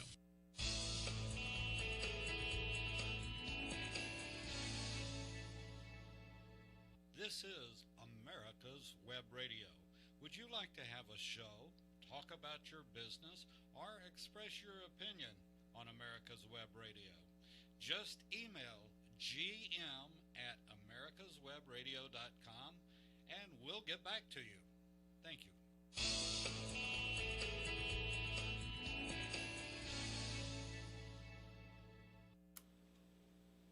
Okay, Vic, let's jump in that Otter, crank up the engine.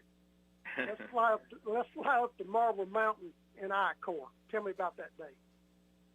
That was pretty good. I was just going to say that that airplane could get in and out of places, and because they had, one of the reasons, they had incredible flaps on them and a strong engine.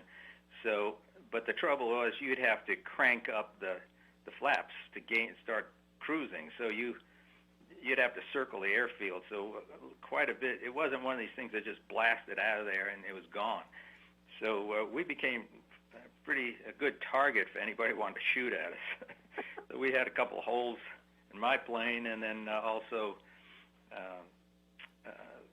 some of the other guys got hit pretty good with any aircraft fire or anybody shooting at us. But I one time was on a mission, and we were up in Central Highlands, and we were finishing up in we went north of Kantoon into Dak To and all that stuff, and then we kept going toward the northwest off toward Da Nang, and that was out by the coast. That was a good place to finish your day anytime, was to get over to the coast. And we had a platoon up there at Marble Mountain Marine Airfield, just on the east side of the beach side of Da Nang, and it was a very good base. I mean, a lot of Marine helicopters, and there was some Army units there, and we had our platoon there, which was about four. The platoon was about 4 otters and the crews and everything like that.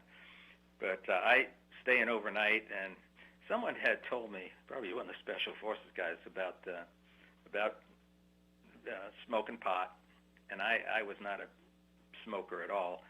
But I thought, so I went in there, and after the crew, the officers headed off, I taxied over with the airplane and got some to get some fuel, and I could tell this guy was I guess you call him a junkie now, but he was a head, and he had the beads around his neck and all this kind of thing, and the Fu Manchu mustache. Anyway, he was fueling the plane. His name was, I think his name was Duke or something like that. So Duke, I said, Duke, do you know any place I can get some pot? He said, yeah. He says, I know somebody. I can get you some. He said, come over to the NCO club tonight at 8 or whatever it was, and I'll meet you over there. We'll have a couple beers and we'll go out. So I wound up meeting him over there. We walked out to the southwest perimeter. There was a bunker out there with sandbags up on the top, and they were all formed in a C shape for just in case there was an attack, you could hide behind those on top and fire at the enemy. There was guard towers along the wire and everything like that. But there was 4 guys sitting up top. We climbed up there and sat down, and one of the guys was passing around a joint, so I gave it a shot.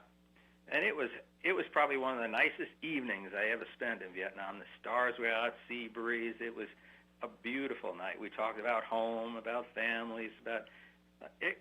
All I remember was a great night. Then old Duke hits me on the, gives me an elbow and says, "Hey, here's the guy that could help you out." And here comes this guy. I knew he was a hippie. He had a bandana around his head. He had the sunglasses at night. But he climbs up on the bag and we talk a little bit, and the next thing he lights up something. He says, "Here, I want you guys to try this," and he passes it down the line, as they do with marijuana. And it came around to me. I was at the end of the line and on the other side from him, and I took one hit of this thing.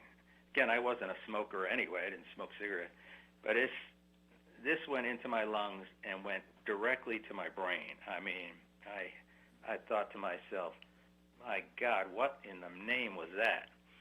So what was that? And I was so dizzy. I rolled off the bunker into the sand, and next thing I know, Duke jumps off, and he says, "Are you all right?" I said, "Oh, my God."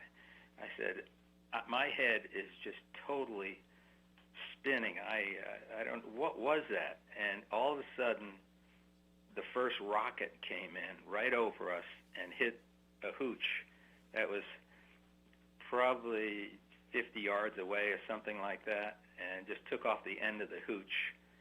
And that was just the first. But instead of going into the bunker, everybody jumped down and ran in toward the perimeter. I mean, all I saw was they came flying over me, and I remember sand and boots and butts heading toward the barracks and the airfield, and I was following, and I thought to myself, what in God's name's going on? I got up against some kind of structure. I don't even remember what it was, and I lay there in the sand because I didn't know where I was. I didn't know where the interior bunkers were or anything. And then another rocket comes in.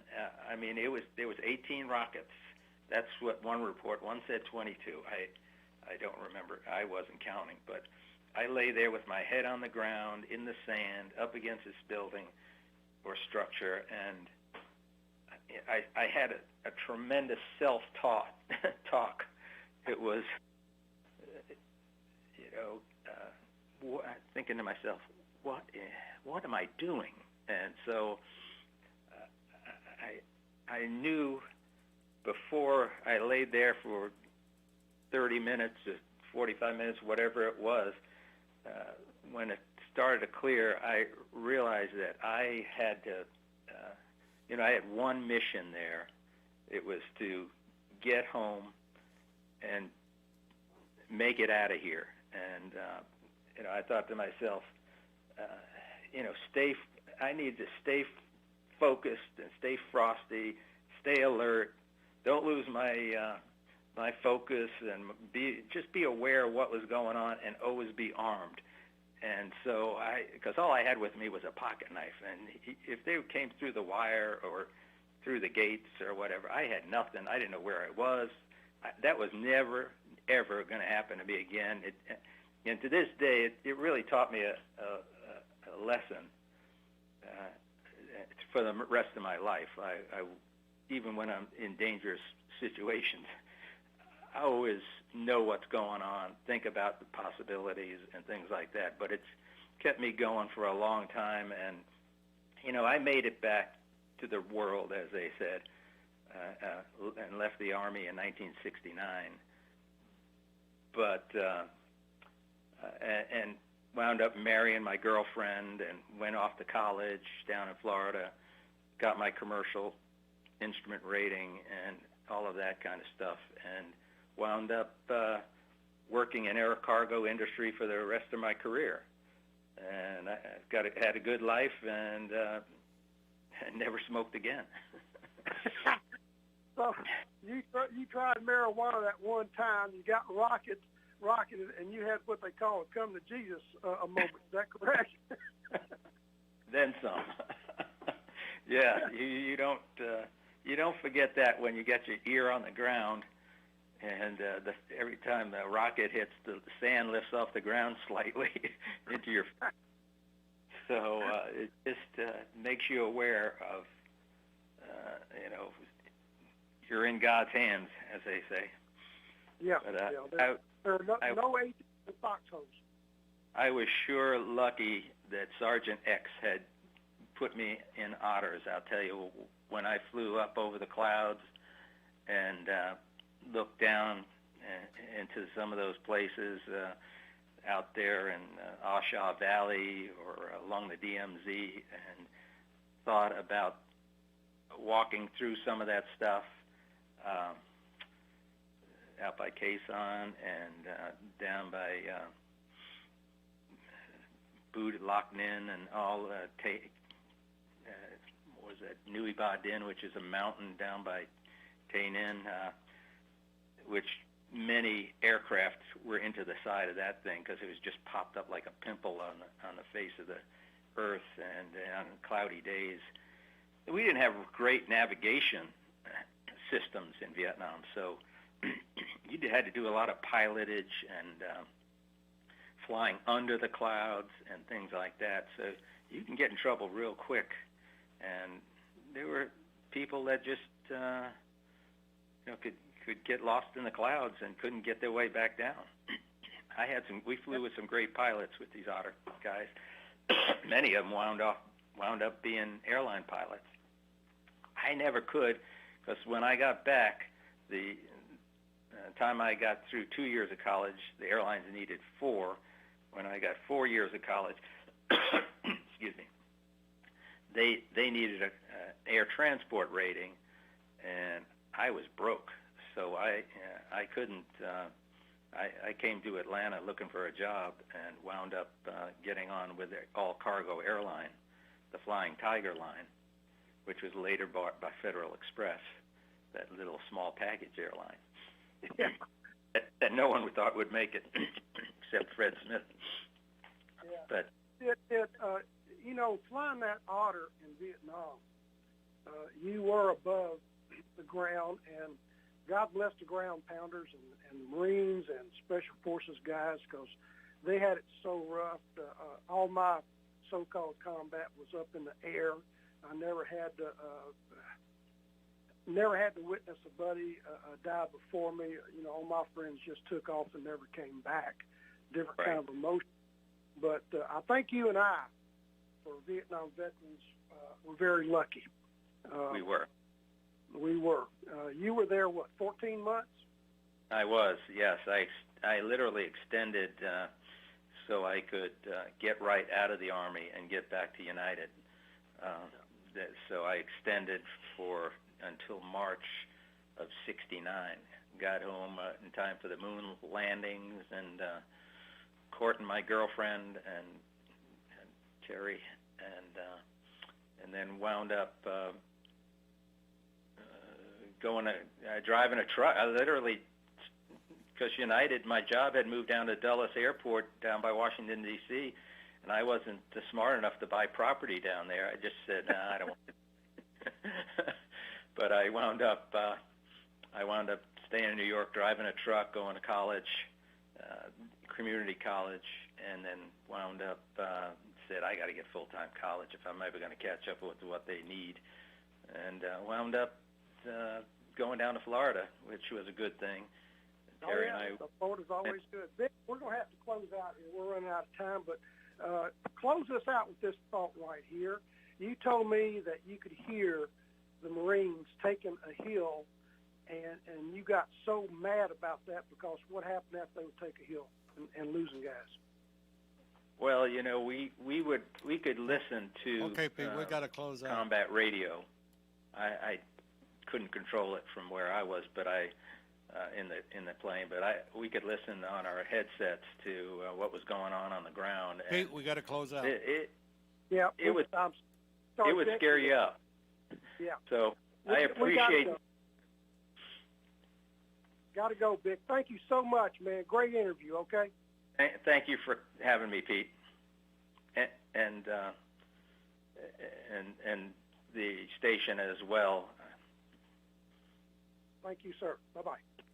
You're listening to America's Web Radio on the AmericasBroadcastNetwork.com. Thank you for listening. Hi, this is Rocky Blair, former four-time Super Bowl champion with the Pittsburgh Steelers and Vietnam veteran. As a board member, I'd like to talk to you about Warriors to Citizen, a nonprofit organization that helps American heroes, soldiers, police, fire, EMT, and their families recover from the psychological harm caused by career-induced stress. Over the last 20 years, broken relationships have been a major causal factor for the highest documented divorce rate and resulting suicides in this population. This program, From Warriors to Citizen, is delivered free to families by professionals, all whom served in uniform and understand the needs to be addressed. I ask for your support, so please go to our website, warriorstocitizen.org, and find out how you can help, either by making a donation or sharing this information with an American hero that you may know. And thank you. You're listening to America's Web Radio on the AmericasBroadcastNetwork.com. Thank you for listening. Welcome to this week's Healthcare Insight. You're on America's Web Radio, and this is Ron Bachman. Normally we talk about healthcare, private market, free market healthcare solutions. And, you know, we're so far away from that right now, especially under the Biden administration that is implementing so many so-called progressive, but they're really socialist policies across the board, that I've backed up in the last few weeks. I want to talk about the foundation on which this country is based and some of the ideas that need to be challenged before we can actually get to talking about the practical things like health care reform, health insurance reform. Because without some changing understanding of what's going on in this country, we are edging closer and closer to a socialist society. So today I want to take a YouTube program and do like I've done in some of the other more recent segments, and that is to have a virtual interview, if you will, with some of the outstanding conservative minds in this country. And one of those is a senior fellow at the Hoover Institute, Thomas Sowell. Now, Thomas Sowell has been around for a long time. He is a black American who has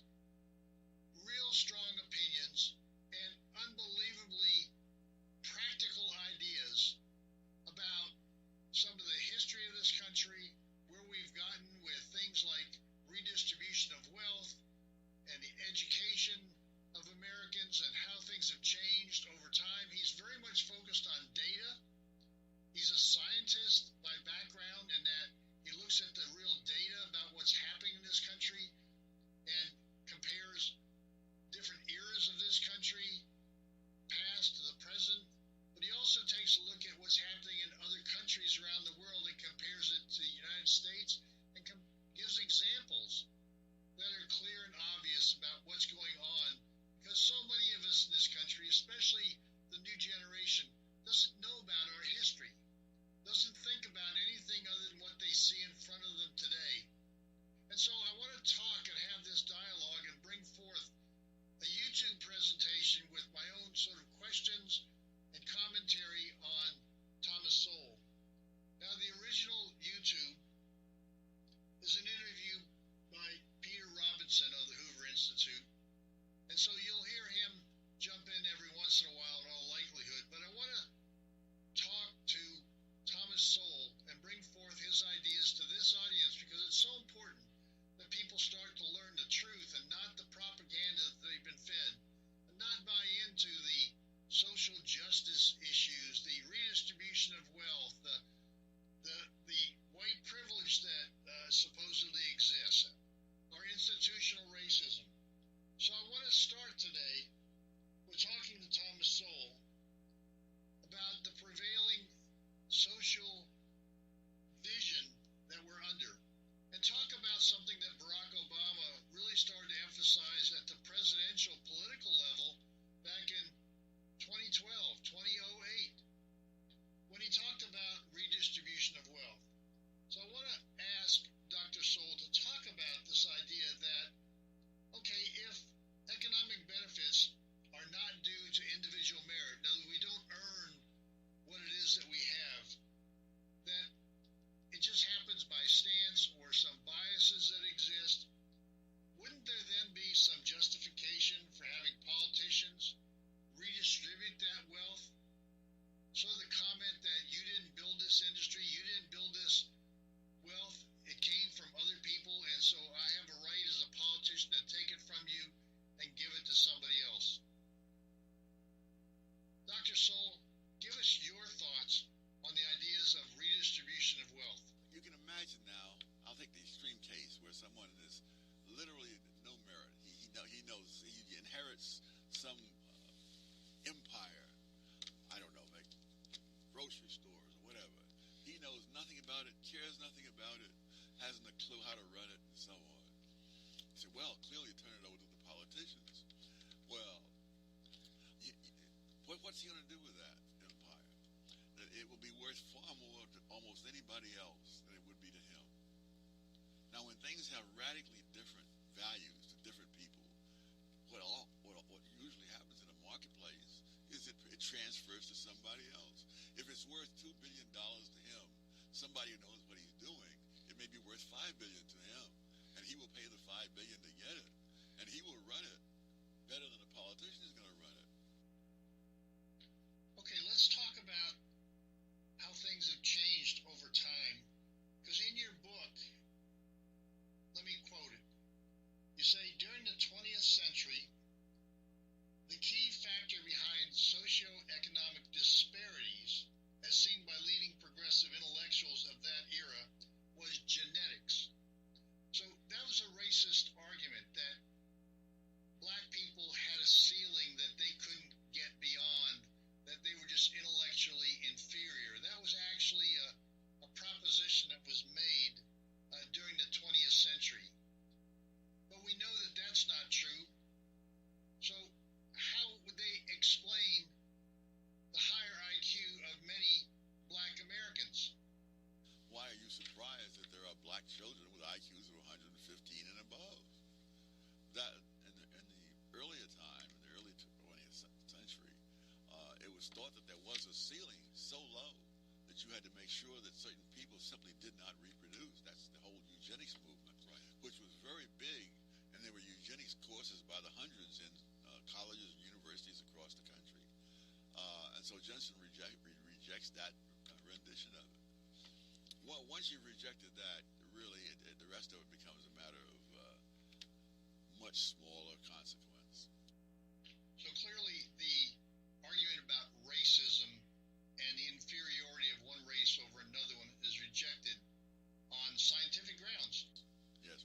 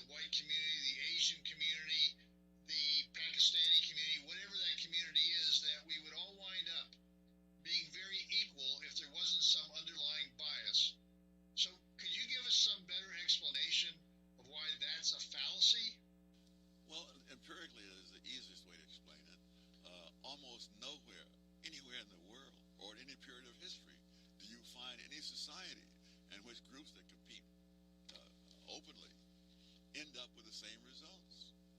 On the genetic side, by the way, there's a study of families where one of the kids becomes a National Merit Scholarship finalist. In 5-child families, the firstborn becomes the finalist more times than the other 4 siblings combined. Now, that's not genetic. There are other. It's also not discrimination. It's just luck, birth order, the luck of the draw.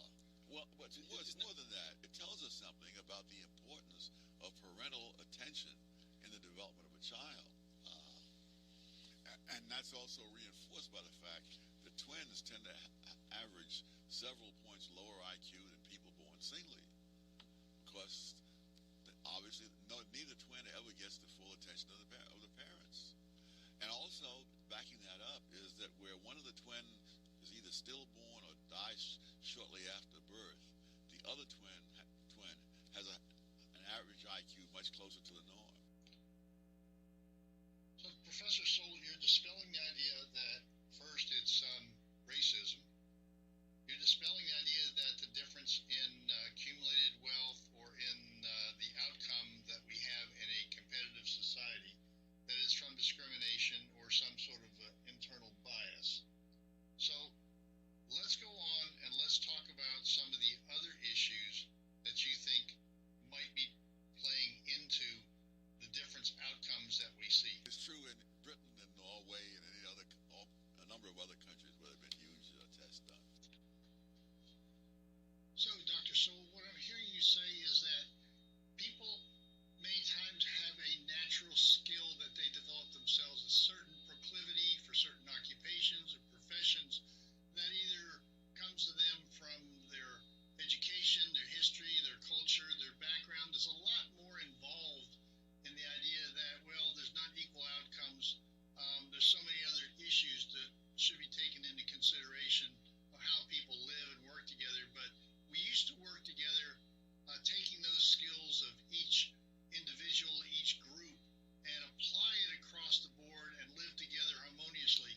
In fact, let me quote from another section of your book where you say, "It might seem strange that during the 19th century era of mass migration from Europe to the United States, it wasn't uncommon to find Jewish and Italian neighborhoods in New York represented by Irish politicians in a situation that did not change until well into the 20th century." So people brought their proclivities, their interests, their backgrounds, their culture, their education, their family exposure in various and sundry ways that led them to certain occupations, some of which may be valued more, that they'd make more money at, and some where they make less. And so it's not genetics that develops it. It's not discrimination. It's not internal bias. It's not systemic bias. It's just the way life works, that people have differences, and that's true across the world and over the eons of time. So tell me how all this works together and has worked so well in the past. Of course, if you look at the history of the 3 groups, it's clear that the Irish had a lot more political experience in Europe before any of them ever set foot on American soil. I mean, it's really, when you think of how many factors there are at work, it's incredible to think that they're going to work out the same for almost any group defined anyway. And the other thing, it's so frustrating. I can come up with umpteen different examples of disparities in various situations, including situations where it's not possible for it to be either discrimination or genetics. People on the other side cannot give you one example. You can read reams of paper by advocates of social justice and not find one example anywhere in the world. There are people who've done international studies. Braudel, I quote, the French historian. He said, in no society has all parts of the population had the same outcomes. Dr. Soule, this is fascinating stuff. It's a different kind of a history than most of us learn, different kind of perspective, I think, that's out there in the general public. So let's take a quick commercial break, and I want to come back with this discussion and segmenting areas of your book that's entitled Discrimination and Disparities. It is so topical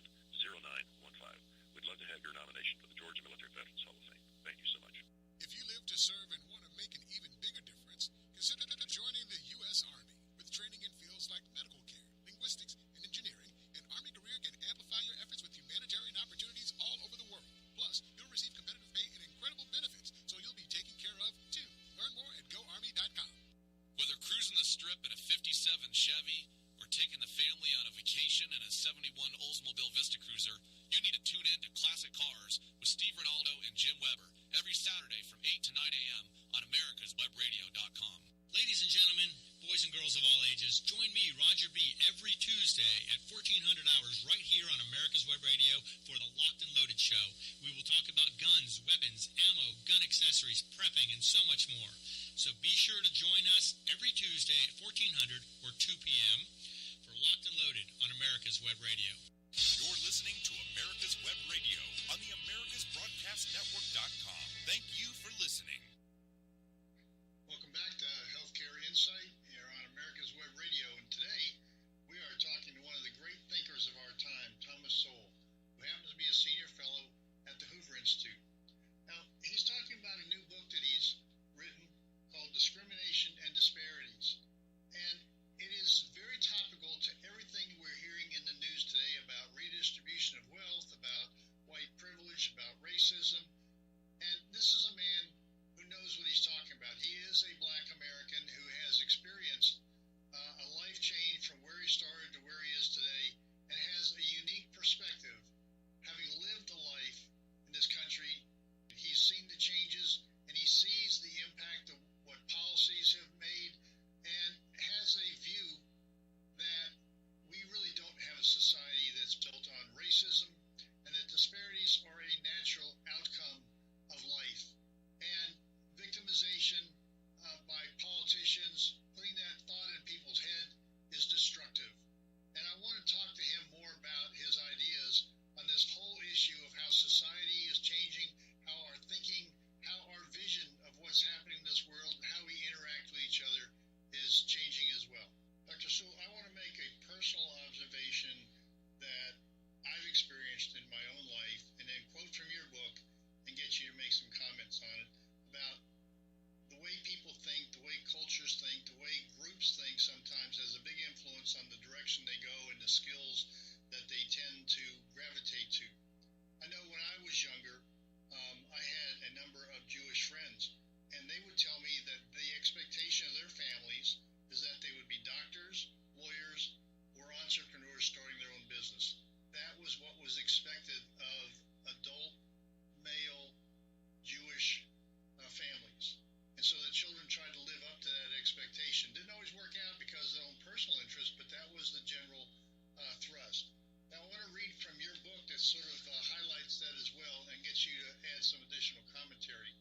Your book reads as follows. Jews have been especially well represented in retailing, finance, and the garment production, but by no means equally well represented in heavy industries such as the production of steel or automobile. So I think it's all making the case for what you say. Within groups, there's a pretty good disparity based upon the thinking and culture and promotion of different ideas within a group. Is that right? Very common for retailing in many parts of Eastern Europe to be largely in the hands of Jews. Greatly overrepresented in universities. By the late 19th century, one-third the people at the University of Vienna were Jews, and they were usually the more successful students. Isn't this also true of other minority groups like Asians? And give us some background and understanding of what you've seen in the data and your experience and examples of the Asian population and the Jewish population.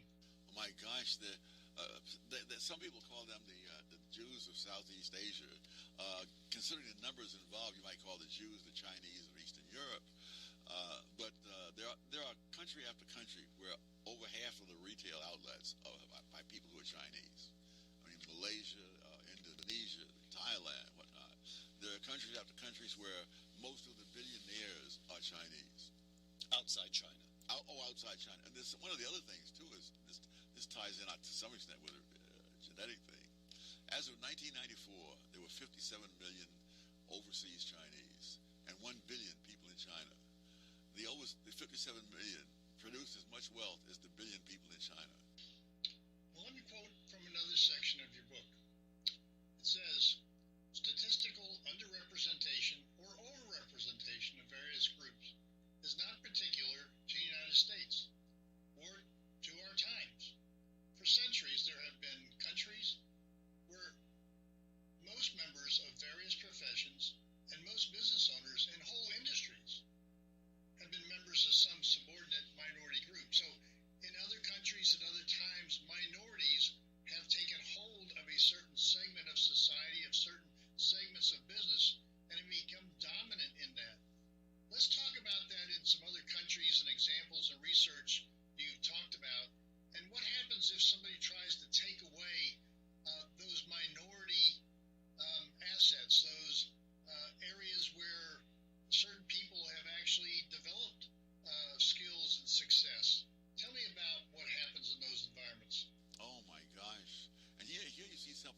ties in with a desire to confiscate the wealth of the wealthy. They did that in Uganda. The people from India and Pakistan dominated modern industry in that country. Eventually, of course, the politicians decided that they should be expropriated. They were expropriated. They were sent out, not allowed to take any wealth with them of any significance. And all the stuff that was left there, their businesses and so forth, went to the Ugandan. The Ugandan economy collapsed. So here's an example where the majority imposed these restrictions, this elimination of wealth and business position of certain minorities that were successful, even though they were in the minority in those countries. What happened after that wealth was expropriated and these people were actually moved out of the country? What happened then? Did the taking of wealth damage them irreparably so that they became victims? What happened? These people arrived destitute, mostly in England.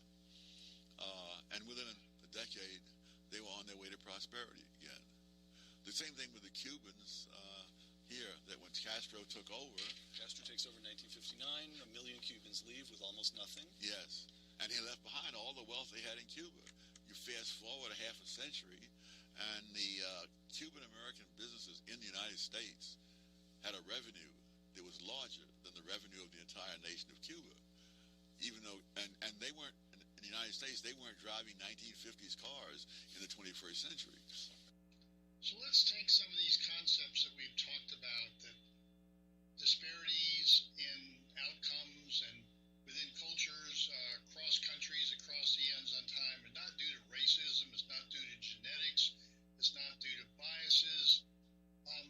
Let me quote one last area, and let's talk about how this applies in the real world and how it's so applicable today. Because in your book you state, with the prevailing social vision came a more non-judgmental approach to behavior. In other words, behaviors have changed in this country because we think differently. And you go on to say, as well as multiculturalism, a de-emphasis on policing and punishment, and you explain that this is demographically based and a fair share for all. That's the way the new thinking is that has kind of created this corrosive destruction of our society. So tell me how all this sort of fits together and how it has changed our thinking. It's really much changed, but also how this has crept into our policy. But the ideas were carried out in policies. And the classic place were in public housing projects. People today think of the public housing projects as really just a bedlam and violence and so forth. Drug dens and so forth. Yeah. I remember in the 1940s, one of our relatives was admitted to a public housing project in New York, and we were so proud. Because back in those days, you got admitted because even though you were just a working person, you had a good record, you had a steady job. Women with fatherless children were not admitted, and so on. And so it was not just that the place was good; it was that it was an honor that he'd passed these tests to get into these places. Let's bring this whole discussion into a much more tangible, understandable issue in today's world. Because you also say in your book that in the United States, the murder rates, the rates of infection with venereal diseases, the rates of teenage pregnancies were among those things that the social pathologies were in steep declines that suddenly reversed themselves in the 1960s. In other words, the world was getting better in these areas of critical social interactions, but then they reversed themselves in the 1960s. And you use one example that I want you to talk about of how different the world was in 1965 versus 1977. And you've used that example before, but it's related to two electrical blackouts, if you will, and how the population responded in 1965 with a certain moral compass. And by 1977, the environment was entirely different, and the moral understanding, the social compact, if you will, of how we dealt with each other totally changed. So give us a little bit of understanding of the difference between those two periods of time, 1965 and 1977. This was one of the many turned to the worst in the 1960s. There's a whole slew of them. Steven Pinker has a book about international murder rates, and he showed the general trend over the centuries is for the murder rate to go down. But in the 1960s, the rate did a U-turn, as he put it. It went right up, and this was common across Western societies. The first line of defense is morality and the law as a statement of what the principles are. You delegitimize that, and all you've got are the police. There aren't that many police. You could double the number of policemen, and if you destroy the morality, you're not getting anywhere. So in 1965, people who'd grown up, let's see, 65, that's going to be dominated by people who'd been through, the adults in 65 remember the Depression. Yes. They remember the Second World War. Yes. They've had the experience of rebuilding the country in the 1950s, and they take for granted what we would now term traditional morality. Is that correct? Yes. You just don't steal things. Yes. You don't destroy property. Yeah. But now another example, there's exchange buffet restaurants that I mentioned. Buffet, you go in and you go through the line and pick up your own food, and then you bring your dishes over there, and then you come to the cashier and you tell the cashier how much you owe, and they lasted for 78 years. In the 1960s, they collapsed because people no longer were honest. In England, it was even more dramatic because they really sort of set the standard for self-controlled societies. And of course, if you have a lot of self-control, you don't need a lot of government control. Right. But if you don't have it, the government is not going to be enough by itself. And the government itself is often tainted, as it were, by these same ideas that you for example, in London in 1954, there were a grand total of 12 armed robberies in the city of London that year, at a time when anybody could buy a shotgun with no questions asked. Fast forward a couple of decades, and they're at 1,400 armed robberies in London, despite some of the most strict gun control laws in the world. It's amazing to me how fast society can change from 1965, where you had a blackout and people were peaceful, to 1977, only 12 years later, and you have rioting and looting and destruction of property. How does this happen so fast, or has it been a buildup over many decades that we just didn't notice?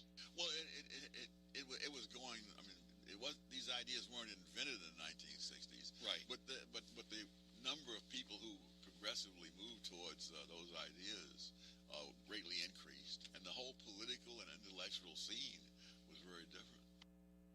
So ideas matter. What people think matters. The propaganda that gets into their heads from the news media, from politicians, from their own culture that has been inculcated with the idea of victimization or other radical ideas, has a big impact, and we're seeing that go on in today's world. So let's come back and get into this. It's fascinating, but let's take a quick break, and we'll be right back on America's Web Radio. If you live to serve and want to make an even bigger difference, consider joining the U.S. Army. With training in fields like medical care, linguistics, and engineering, an Army career can amplify your efforts with humanitarian opportunities all over the world. Plus, you'll receive competitive pay and incredible benefits, so you'll be taken care of, too. Learn more at GoArmy.com. Hello, I'm Dr. Mike Karuchak. Have you ever wondered what doctors talk about amongst themselves? If you do, join us on the Doctor's Lounge and hear the doctors' conversations amongst themselves. Join me and my co-host, Dr. Hal Schertz, every Thursday morning, 8 to 9 a.m. Whether cruising the Strip in a 57 Chevy or taking the family on a vacation in a 71 Oldsmobile Vista Cruiser, you need to tune in to Classic Cars with Steve Ronaldo and Jim Weber every Saturday from 8 to 9 a.m. on americaswebradio.com. Hey folks, this is Victor with the On Point with Victor show.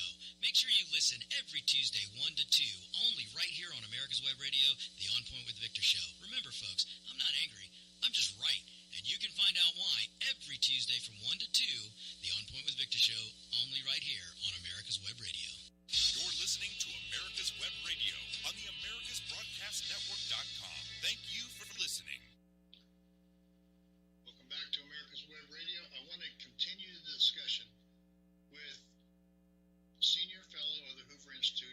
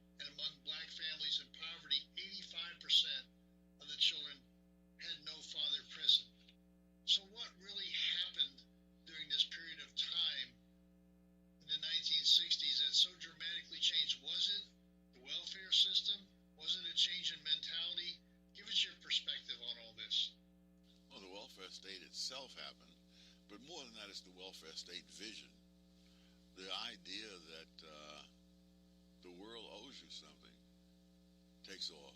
And it happened in Britain, where the underclass is white. It's amazing the parallels. And similarly, the notion with schools. In Britain, kids in low-income neighborhoods who want to learn get beaten up by their classmates, because that's regarded as class treachery. Over there, it's class that's the big deal. Here, it's race. But the net result is the same. Dr. Soul, give us your perspective growing up. You went through this cycle from poverty to where you are today, a very successful, intellectual thought leader in this country. What happened to you as you were going through this process? Were you inhibited by your background and culture? Give us your personal story. Well, actually, when I first got to Harlem, I was not regarded as a pretty smart kid, because I'd come out of the South. And back in those days, the Southern education was so inferior to the Northern education that... you were behind. My gosh, I was... in North Carolina, I was among the top students in the class, and in my first year in New York, I was trailing whoever was the second worst student in the class. How old were you when you moved from North Carolina up to Harlem? 9. Okay. So, but somewhere in there, you get a library card and you start reading, and you become a good student. And what is the reaction of your family and your neighbors and so forth as you begin to become a good student? Well, the neighbors didn't really know that. The family was they were so pleased. And I still remember what a to-do they made when I was promoted to the 7th grade, and I wondered why. And someone said to me, "You've now gone further than any of us." And the economics was not the reason. I mean, there's no question that blacks in the 1960s had a higher standard of living than blacks in 1940. So we kind of lost the history of 100 years of black progress in the United States after the Civil War and all the changes in Reconstruction and the civil rights laws and the 13th and 14th Amendment. How did we lose all of this history and then implement a new belief that it was the welfare state that has made such a difference, when in fact we see a reversal of the morality within various communities because the government has stepped in? We've replaced the father with a check from the government, and we've seen such destruction of the black community in Central City areas. So how did we lose this? What were those people thinking? And these are not stupid people. I don't believe that all of them are lying. I believe that they've heard what other people have said, and they've repeated it, and they haven't bothered to check the facts. Okay, let's look at the progress of the black community that occurred after the Civil War and all the changes this country was doing to try to accommodate the black community, to give it more opportunity, more freedoms, more liberties. And let's talk about that lost history of the 19th century, because you write in your book about this mass migration from the south to the north and the impact that it had. And you state, as blacks in northern cities became more acculturated to the norms of the largest society, racial barriers began to erode. In Illinois, as an example, restrictions on access to public accommodations for blacks were removed. In Detroit, blacks had been denied the right to vote in 1850 as an example, but they were voting in the 1880s, and in the 1890s, the blacks were being elected to statewide offices in Michigan. And even the 1880 census showed that in Detroit, as an example again, it was not uncommon for blacks and whites to live next door to each other.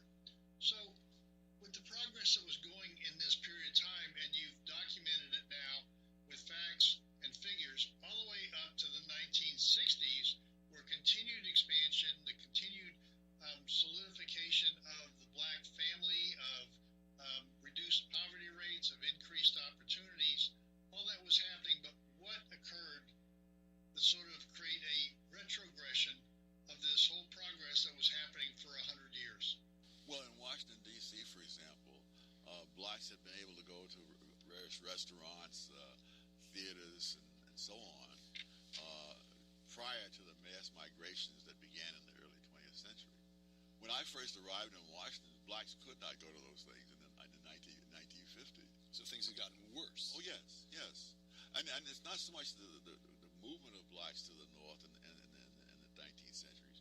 It was blacks who were in the north, which are very small populations. And they're surrounded by a vastly larger white population. And with other groups in similar situations, you get acculturation by the smaller group to the norms of the larger group over a period of time. And so it wasn't a big migrations, but the blacks, for example, at the end of the 19th century in New York, most blacks in New York had been born in New York. And so you had a very different population than you had when you have massive numbers of people. So what you're saying, it wasn't necessarily the mass migration, but the exposure to a different environment and somehow the behavioral change of the black community changed. And you're saying that as a black man, that is the attitudes and the behaviors of the black community influenced by politics and policy was a major impact on what happens in more recent decades. Well, the South is a different culture. And again, to some extent, I was an example of that my education was just not the same as the education of kids who'd been in Harlem all along. So it took me, a year or two to catch up. I mean, for example, a story that I've told so many times, that my family found a black kid in Harlem who was very well educated and so forth. And they made it a point that he should meet me and show me the ropes. And he took me to a public library at the age of 9. I had no idea what a public library was, and it was only with great reluctance that was I persuaded to take out a library card and borrow a couple of books. But of course, that was a turning point.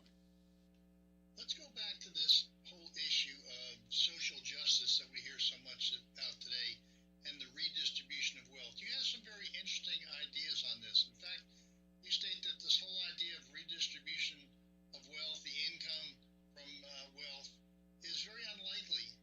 That, maybe you can take away material wealth, but that intellectual wealth and work ethic and other aspects of the human nature and personality, government can't take that away. Please explain. I've used the example so far of the Cubans, right, and of the East Asians, but they're all over the place. In the 15th century, in the end of the 15th century, Spain decided to expel all Jews, and as often happens these days, they're not allowed to take any wealth with them, and so they go to various places, including the Netherlands. And over time, they again rise to prosperity in the Netherlands, helping to increase the Netherlands economy. The Huguenots in France were being persecuted. They flee to England and Switzerland, and they take their skills with them. Now, prior to that time, France was big. There was no watch industry in England prior to the arrival of the Huguenots. So now the British could buy their watches from London instead of from France, and moreover, the London watchmakers could compete in the international market with the French watchmakers. And in Switzerland, this is what helped Switzerland to become and remain to this day the dominant watchmaking country in the world. I mean, you can't confiscate the source of their wealth. You can confiscate, and although I didn't go into it in this book, this is true of people who want to do this on a local community level. I mean, Detroit was once a prosperous place. They followed policies that drove the prosperous people out, and then of course they had to leave all their businesses and so forth in Detroit. That was of no use without the people who knew how to operate it. Those people, I'm sure, have done much better. Detroit has never fully recovered from that. So let me read from your book about redistribution of wealth or confiscation of wealth. As you state, physical wealth is a product of human capital, and which includes knowledge, skills, talents, and other qualities that exist inside the heads of people where it cannot be confiscated. So that government can't reach there. They can take what's already existing, but they can't take future wealth that people can create. People are naturally talented. And so we get back to the central question then of what is social justice. It's certainly not what the progressive use today.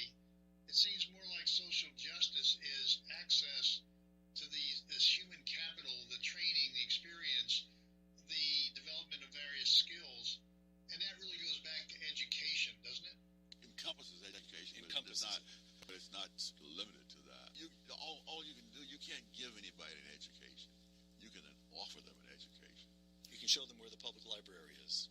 That's right. But that's it. Something else. So social justice is an actual impediment to acquiring human capital, because what it tells you is that the reason you have less is because people have malevolently kept you from having access to all the good things in life. And if that's the case, why in the world should you knock yourself out, learn a whole new culture, develop whole sets of skills and so forth, sacrificed in the present for the future, when it's going to mean nothing? Dr. Soul, you have a fascinating perspective on history with example after example to prove your point. I want to hear more, and I'm sure our audience does as well. So we'll be right back for the final segment of Healthcare Insight right after this commercial. Hi, this is Rocky Blair, former four-time Super Bowl champion with the Pittsburgh Steelers and Vietnam veteran. As a board member, I'd like to talk to you about Warriors to Citizen, a nonprofit organization that helps American heroes, soldiers, police, fire, EMT, and their families recover from the psychological harm caused by career-induced stress.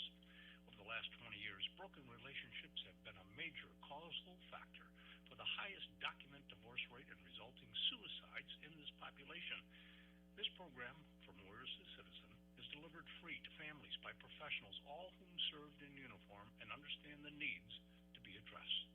I ask for your support, so please go to our website, warriorstocitizen.org, and find out how you can help, either by making a donation or sharing this information with an American hero that you may know. And thank you.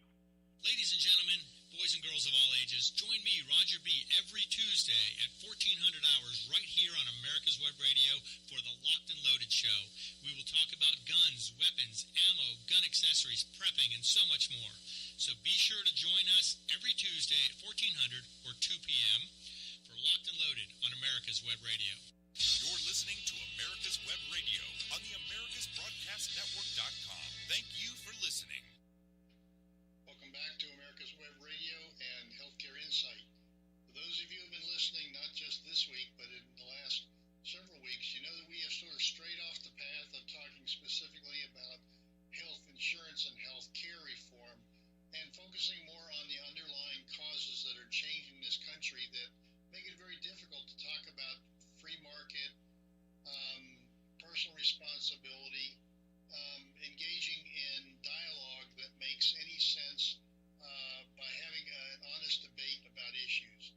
And today we've been talking, and I feel like I'm at the knee of a great man of wisdom who has lived his life as a scholar, but came from very poor background, and he's got a different perspective. He is a black intellectual, works at the Hoover Institute, a very prestigious think tank, and he can give us a different perspective than the traditional black leaders of today. So let me ask you, Dr. Soul, can you give me an example of how people's thinking and the policies and the promotion that you're a victim can have on real people and real choices that they might make in life? Two of the stories I've heard that really pains me greatly, a couple of young black guys, there's two different guys, two different sets of stories, expressed a desire to become a pilot. And they say, I thought about joining the Air Force, but I realized that the white people are not going to let me become a pilot. And they're saying this after there was a whole squadron of black fighter pilots in World War II, and after there have been black generals in the Air Force. But this vision that they're bombarded with tells them that that's not possible. That something that's already happened is not possible. Why in the world would you put yourself through that if you thought that at the end of it all, they're going to say, no, we're not going to let you fly any of our planes, damn it. So you've got some very interesting statistics that you've developed on black poverty, numbers that we don't hear in any forum, on TV, in the news, in any reports at all about black poverty versus white poverty. Give us some of those data points. My favorite statistic in there is that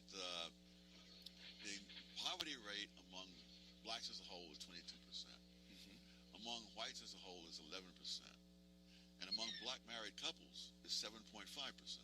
And black married couples have never had a poverty rate as high as 10% in any year since 1994.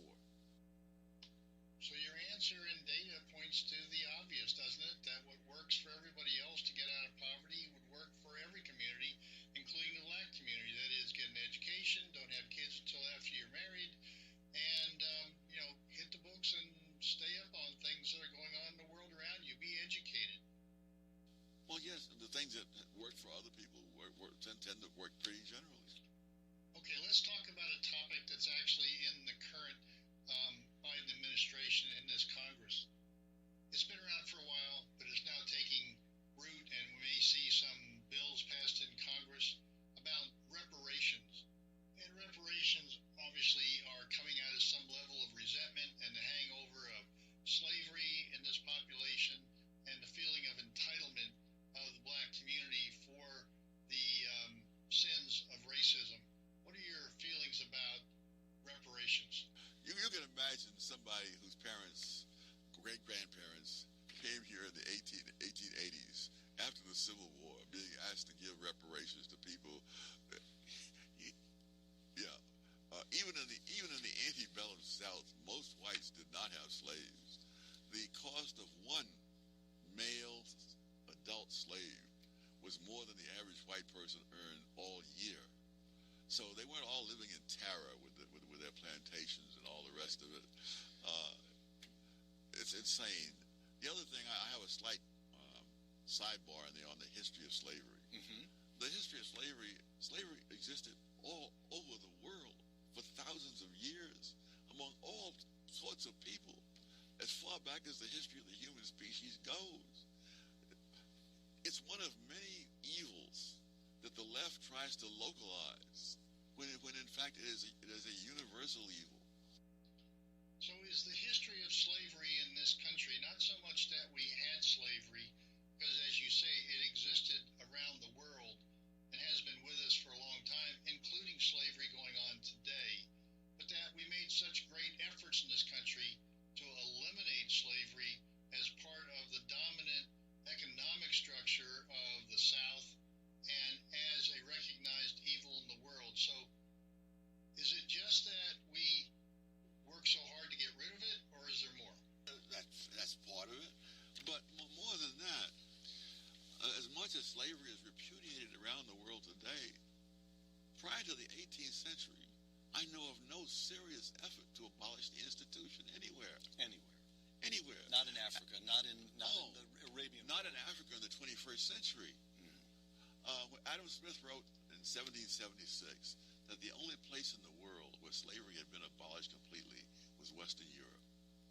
And so the idea that this is something that the United States had that nobody else had, or the other countries that didn't have, it's been estimated that there are more slaves in India than in the entire Western Hemisphere. And that's before and after Columbus got here. Dr. Soule, even in your own data, it shows that black household income is only 55% of white income. Doesn't that indicate that something else needs to be done? People of goodwill wanting to create some better equity, if you will. Does that require redistribution of wealth? What is your interpretation of those kinds of numbers, which apparently really haven't changed since 1967 through at least 2015, that the black household income has been roughly the same at 55% of white income? So how would you address this kind of disparity? One way would be to get rid of the welfare state. One of the problems with those kind of numbers, which I go into in a different chapter on numbers, is that household and family income statistics have a lot of problems with them, and they don't reflect, for example, in-kind transfers. Right. And the in-kind transfer is not from government welfare payments. Yeah, that sort of thing. But more than that, the in-kind transfers are among the reasons that people don't have to earn more money. Okay, Dr. Soule, let's talk about something that is really current in our politics today. We are seeing it in elected officials over and over again.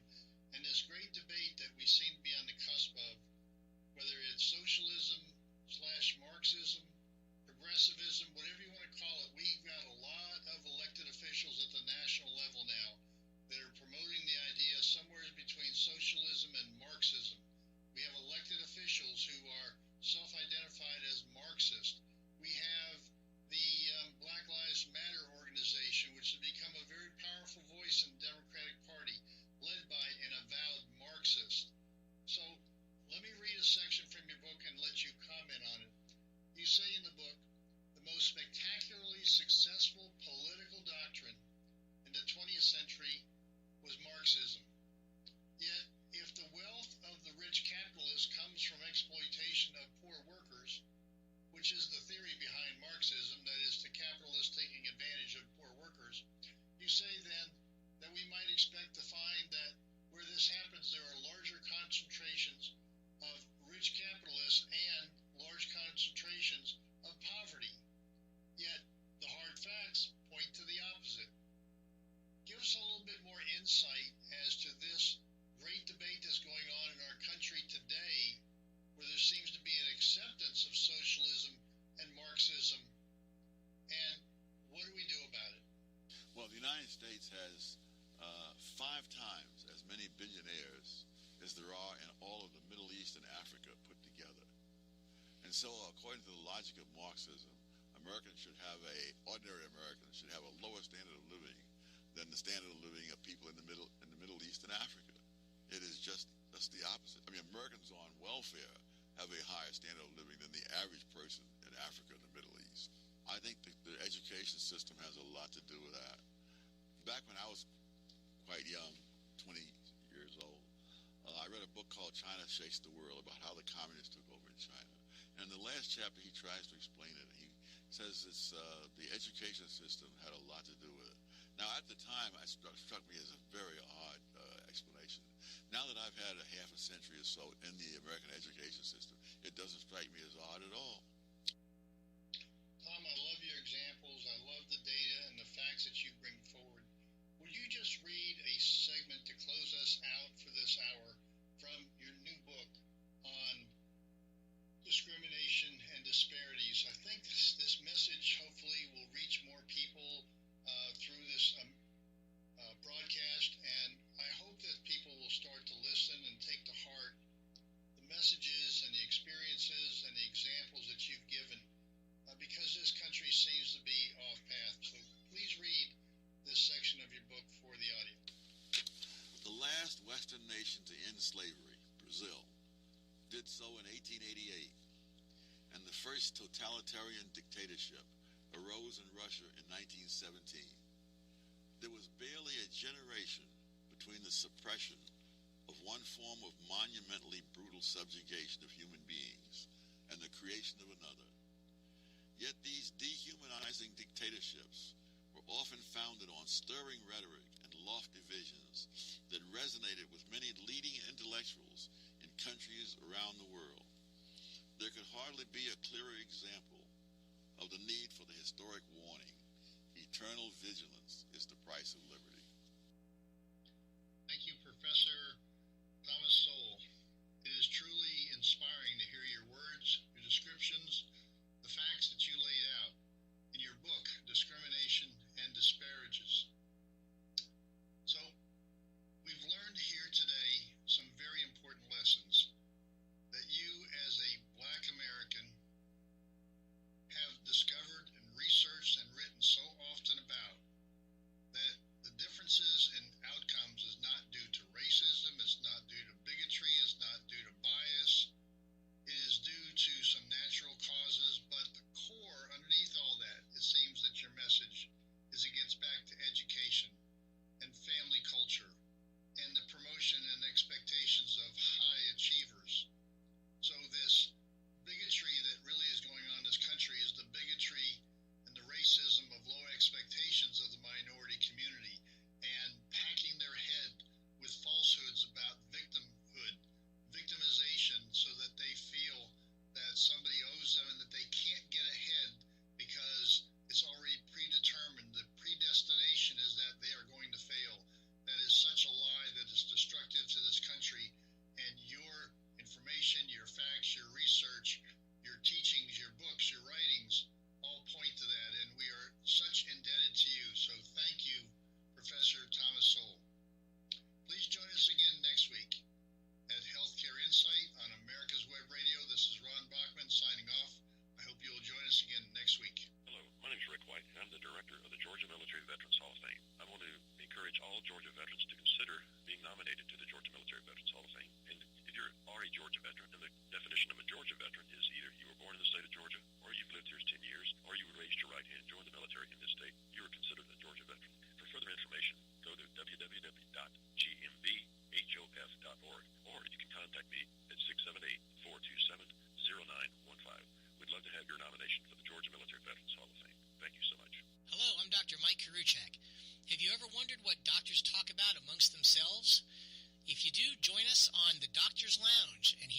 soldiers' conversations amongst themselves.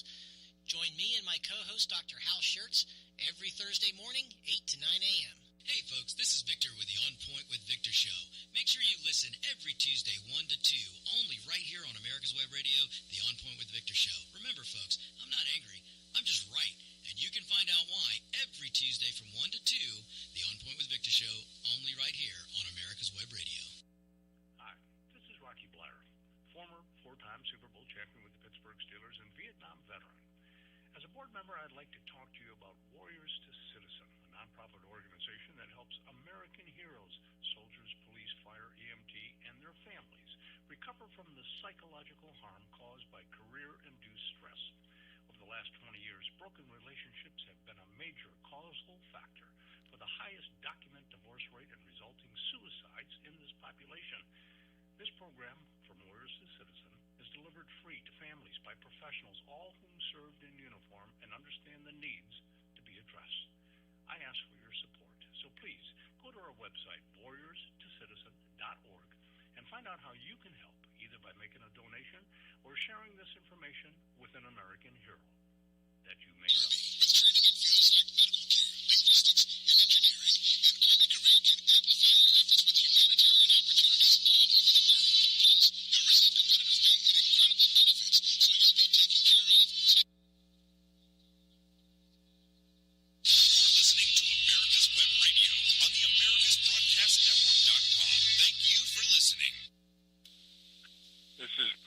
Robert D'Agostino with Do Facts Matter. Interesting two phone calls I got today.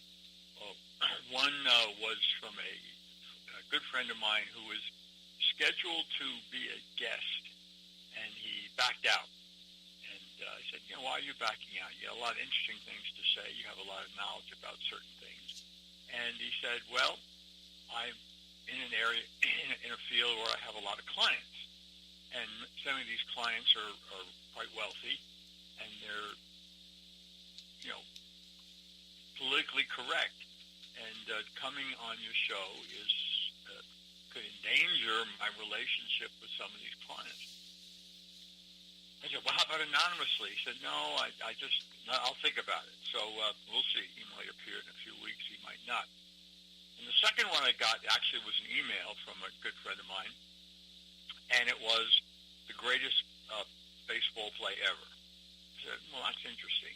And, of course, what showed up on the Internet was Rick Monday in April of 1976, when Rick Monday ran on the field when these two young folks were attempting to set the American flag on fire in the middle of the baseball field, and he ran out and grabbed the flag before it could be set on fire.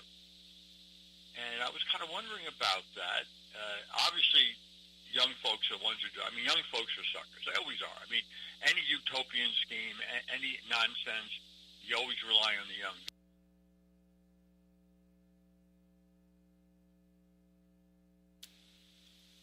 This is Professor Robert D'Agostino with Do Facts Matter. And today we're going to have a little fun. We're going to talk about unidentified flying objects, UFOs, with a very prominent Washington presence, Loren, that's Loren Smith. Loren Smith is a former professor. He worked for President Ronald Reagan as his election law counsel, both in 76 and 1980. He's been the chief judge of the Court of Claims in Washington, illustrating a number of really significant opinions. He now is a senior judge there, and he is still working on the Court of Claims. He has at least 9 grandchildren at last count. I don't know if he has more, but it was at least 9 the last time I talked to him.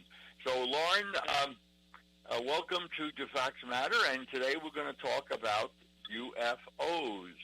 They're all in the news, and they're tremendously in the news today.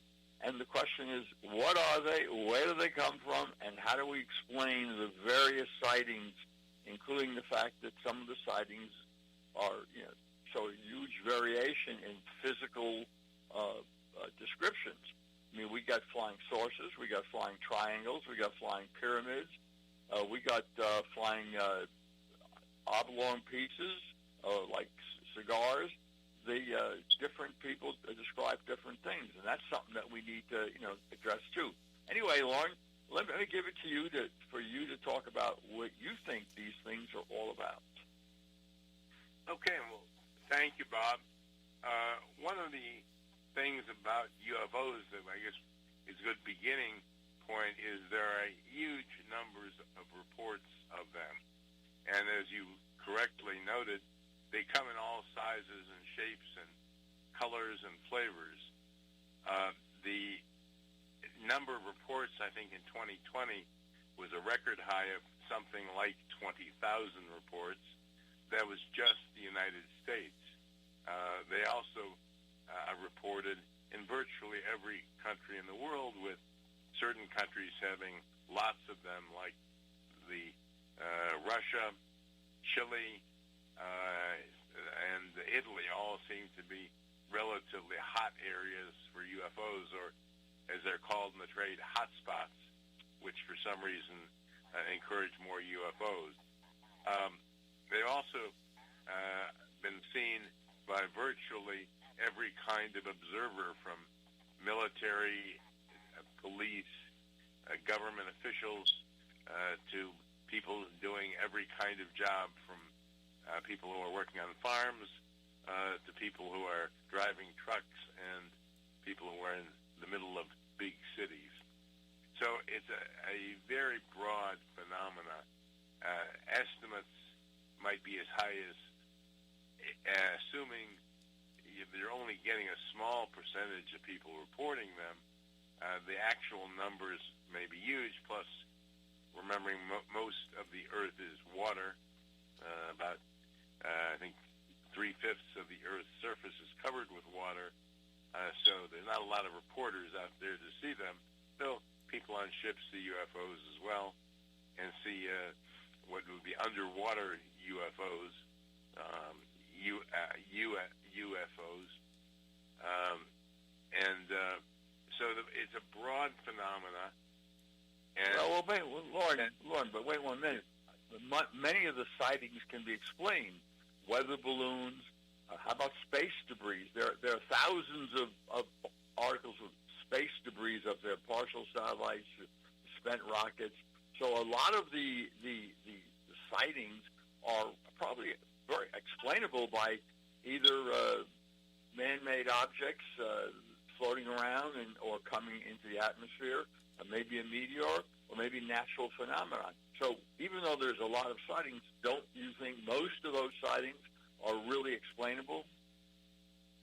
Oh, there are a lot of sightings that are explainable, but the percentage of those sightings that are explainable has dropped. At one point, it probably was 10% were unexplainable, but now the number is significantly lower, partly because the public is more sophisticated. While we have more things in the air, the public understands them. For example, jet planes early on were probably a prominent source of UFOs, especially when the U.S. was testing secret planes. But that's not the case that often. And a lot of the reports come because people generally are only reporting things that are really extraordinary from people who are seeing something.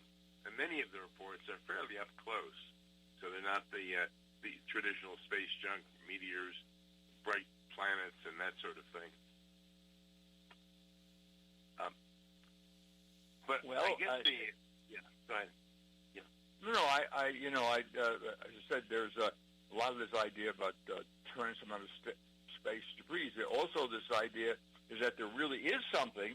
There are visitors that are unexplainable, perhaps from different universes or different solar systems at least, and we'll talk about that a little later, and that the reason that all this information is being declassified is the government expects something to happen and is trying to prevent panic when that something does happen by getting people used to hearing about UFOs. What do you think about that? Well, that's a very interesting question, because that is one of the things that might explain the big change in naval government policies, particularly naval policy. Up until really 2019,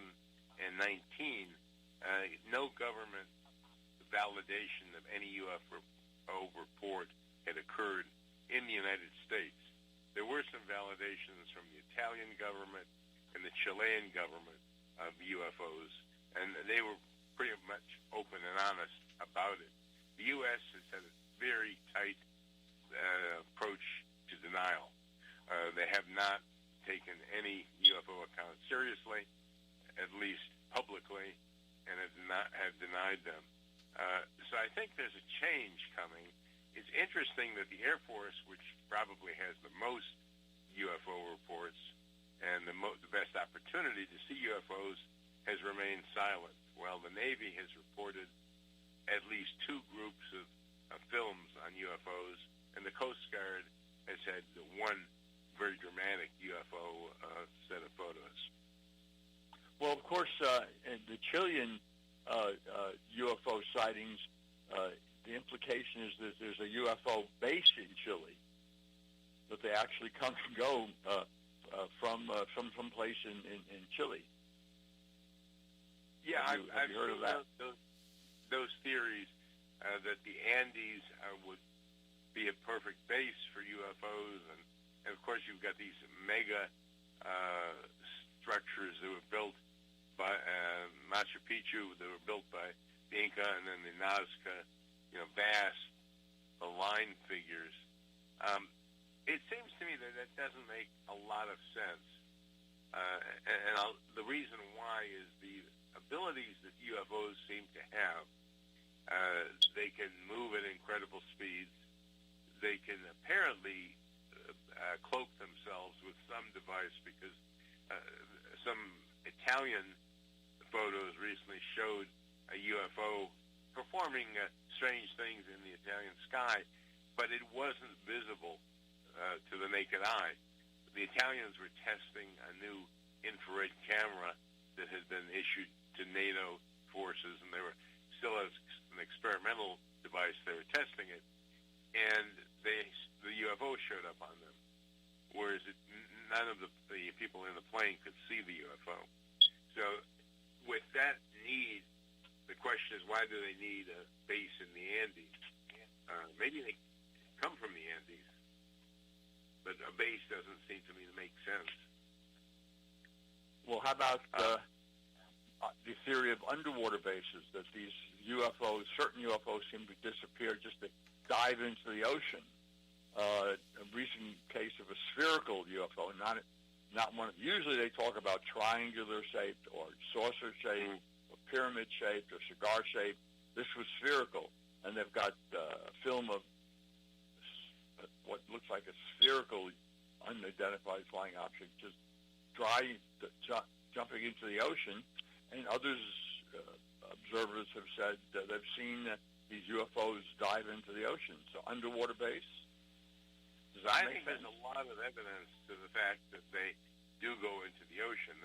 One of the recent government-released UFO photos was from the Coast Guard. They thought they were tracking someone running drugs in a small vehicle of some kind, looked like a plane. But then on closer observation, it appeared to be moving way too fast for a small private light plane. It looked like a spherical UFO. It dove into the water. This is in the Caribbean. Just from a moment, it dove in fairly quickly. Then it reemerged to the surface and split into 2 separate craft and disappeared at high speed.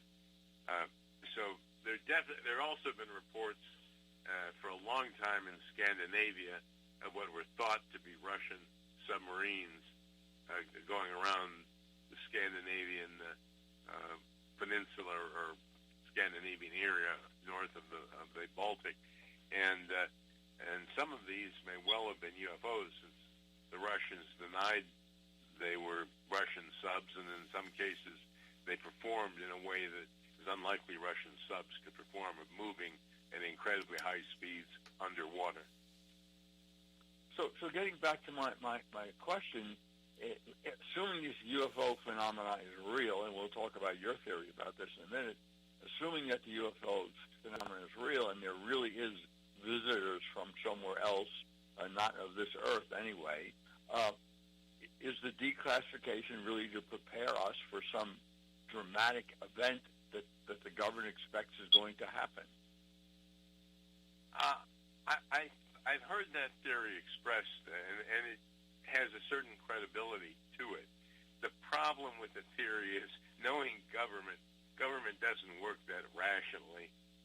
It would require a high level of government planning on this topic, going back at least 3 or 4 years and maybe longer to make that kind of decision.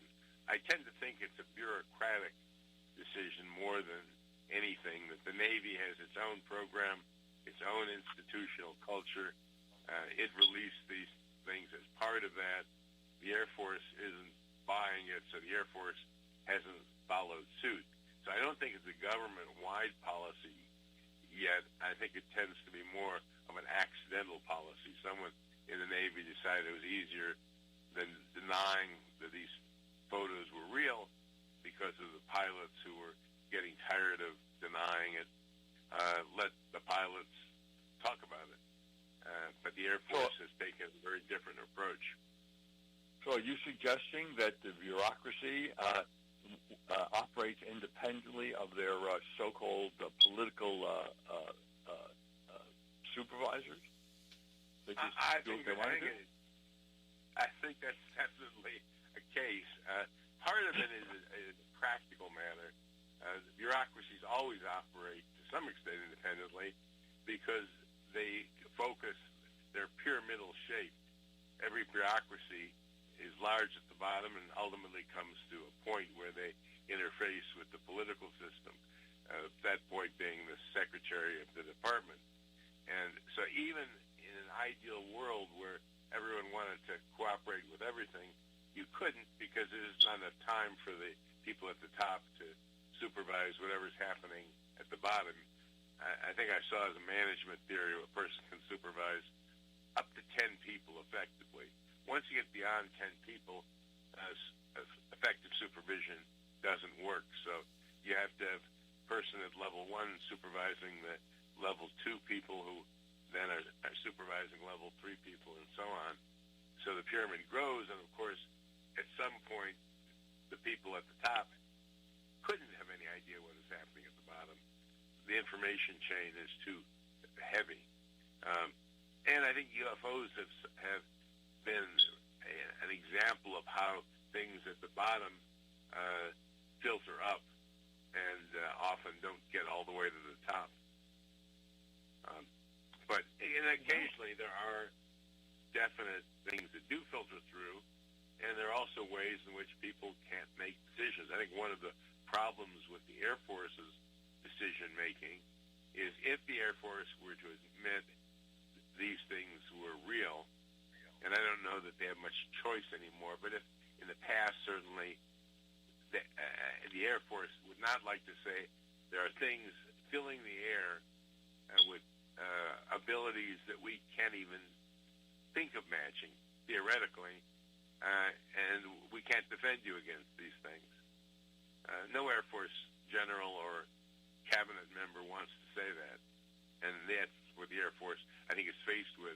The alternative of denial and secrecy is we've got to admit we can't defend the country against this threat. Well, that's interesting. So if they perceive as a threat out there, now let's talk about that.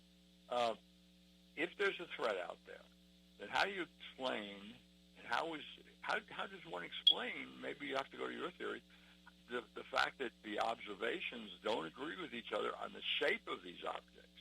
I mean, it seems to me if there's visitors from another solar system, they'd be, using the vehicles that are the same or similar to each other, yet we see all different descriptions. The flying saucer is, I think the most common one now is the triangle, and there's also the flying pyramid, the three-dimensional triangle. There's also of course, the flying saucer. I mentioned before the cigar shape. What does that what does that imply?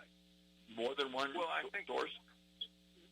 Well, it either implies more than one source, which is somewhat hard to believe. And from my astronomical background, I've been studying astronomy and reading astronomy for decades. One of the things we know from astronomy, obviously, distances of stars are enormous compared to any distances we've yet traversed with our spacecraft in the solar system. The nearest star is 4 light years away, which would mean that anyone coming from that star would have to travel, if they could travel at the speed of light, which they can't, seemingly under our laws of physics, they would take 4 years to get here and 4 years to return. And so they're not going to go bouncing around, likely, doing silly things. And we'll get to that in a moment. UFOs do silly things, which seem to be inconsistent with an intelligent civilization. And to say that we can traverse that with warp drives or with interdimensional holes may be true, but there's just no evidence for that at all. And so you're left with the problem of UFOs have to come from vast distances, and they have to come. So unless the location where UFOs come has such a high development of intelligence, maybe Professor Kaku, the Nobel-winning physicist who was the developer of string theory, has said 1,000 years would be very unlikely that an advanced civilization would have the capabilities we see in UFOs. Maybe 1 million years in advance would. But that raises the question, are there a lot of civilizations out there with the advanced beyond us by 1 million years? That seems unlikely. So one of the implications of the multiple entities, and also an implication created by some UFO sightings, that UFOs seem to split, they seem to combine, they seem to be able to morph their shape to almost any degree. The recent photo by the Coast Guard, which showed the UFO entering the water and then emerging and then splitting into two. It's hard to understand that any kind of physical object that we know of or can conceive of would be able to do that. So maybe that's certainly. Yeah. Well, that's an argument. Certainly, an argument against the physical reality of UFOs. Of course, in terms of, I want to get to that again with you, but in terms of space travel, aside from we mentioned the warping of space, and obviously space-time has a reciprocal relationship, and you can do all sorts of strange things, including this new developing area, which is more and more people are kind of considering this, is the spooky action at a distance. This fact that something can happen here, and that could affect something that happened 10 trillion miles away. So so all these things are areas that make the whole universe a strange place. So I'm not necessarily think that space travel might be what we think it is. Space may not be what we think it is. Time is certainly not what we think it is here on Earth. That's for sure. I mean, time dilation has been proven, but those areas are kind of interesting. But the more interesting area right now is this morphing of shapes. How do we explain morphing of shapes? Other than saying that maybe some of this is just natural phenomena and has nothing to do with the real physical presence of UFOs. What do you think? Well, I think that's a very good point, a profound question about UFOs. Can UFOs morph into one another? Can a triangle become a a sphere or a disc-shaped or a cigar. One of the explanations by UFO parties that groups that are interested in UFOs has been consistently the extraterrestrial hypothesis, and their answer to that is these are different kinds of spaceships, different kinds of vehicles. Some may be created by different civilizations, and that's why they appear to be different. Yet some do seem to have the ability to morph right before ours, effectively, where photos, I saw one on TV last night where a UFO looking a little like a falling comet split into three and then became three disc-shaped objects and then disappeared after forming a triangle. Though most disc-shaped objects, if you have three of them, will always form a triangle of some sort. But that ability does raise the question, are they physically real? Now, that doesn't mean they're not real. We have a lot of things that are not physical that are real. But maybe the UFOs seen by the Navy pilots, which clearly were something real and unexplainable, which radar bounced off of, which infrared photos showed, which seemed to have a physical effect on the ocean below. Maybe that was an incredibly different kind of phenomena. Ghosts have had historically seem to appear and disappear, walk through walls, and they're fairly solid, at least reports of ghost-type phenomena that we have gotten over maybe a century of ghost hunting. So maybe UFOs are a much more sophisticated version of that phenomena. They can look hard, they can have radar signals bounce off them, but they're not made of the material that we normally think of reality as being made of, namely matter. So you're suggesting that the UFOs are real, but they're not physically real the way we consider physical reality. And so that explains this morphing, this disappearing and non-disappearing. So what's going on? Yeah, that would explain. That would explain also how you can achieve incredible speeds without doing damage to the machine, or if there are people in it in the machine. If it really is imagine a holograph produced by some technology a million years beyond what we have today. Today we can make holographs that look pretty convincing to the point when you stick your hand in front of the holograph, you think you're sticking it into a physical object, but then you can see it's just a photograph that has this unique holographic property. It may be that an advanced civilization could produce things like that looked real in a physical sense, even had real effects, but were in fact not made of the kind of matter we normally think of.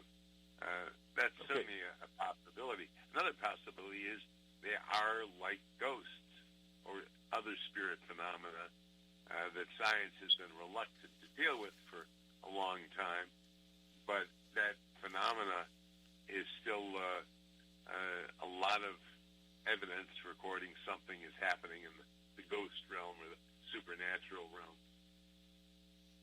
In other words, going back to what's the most clever thing that Satan ever did was convince people he doesn't exist? Yes.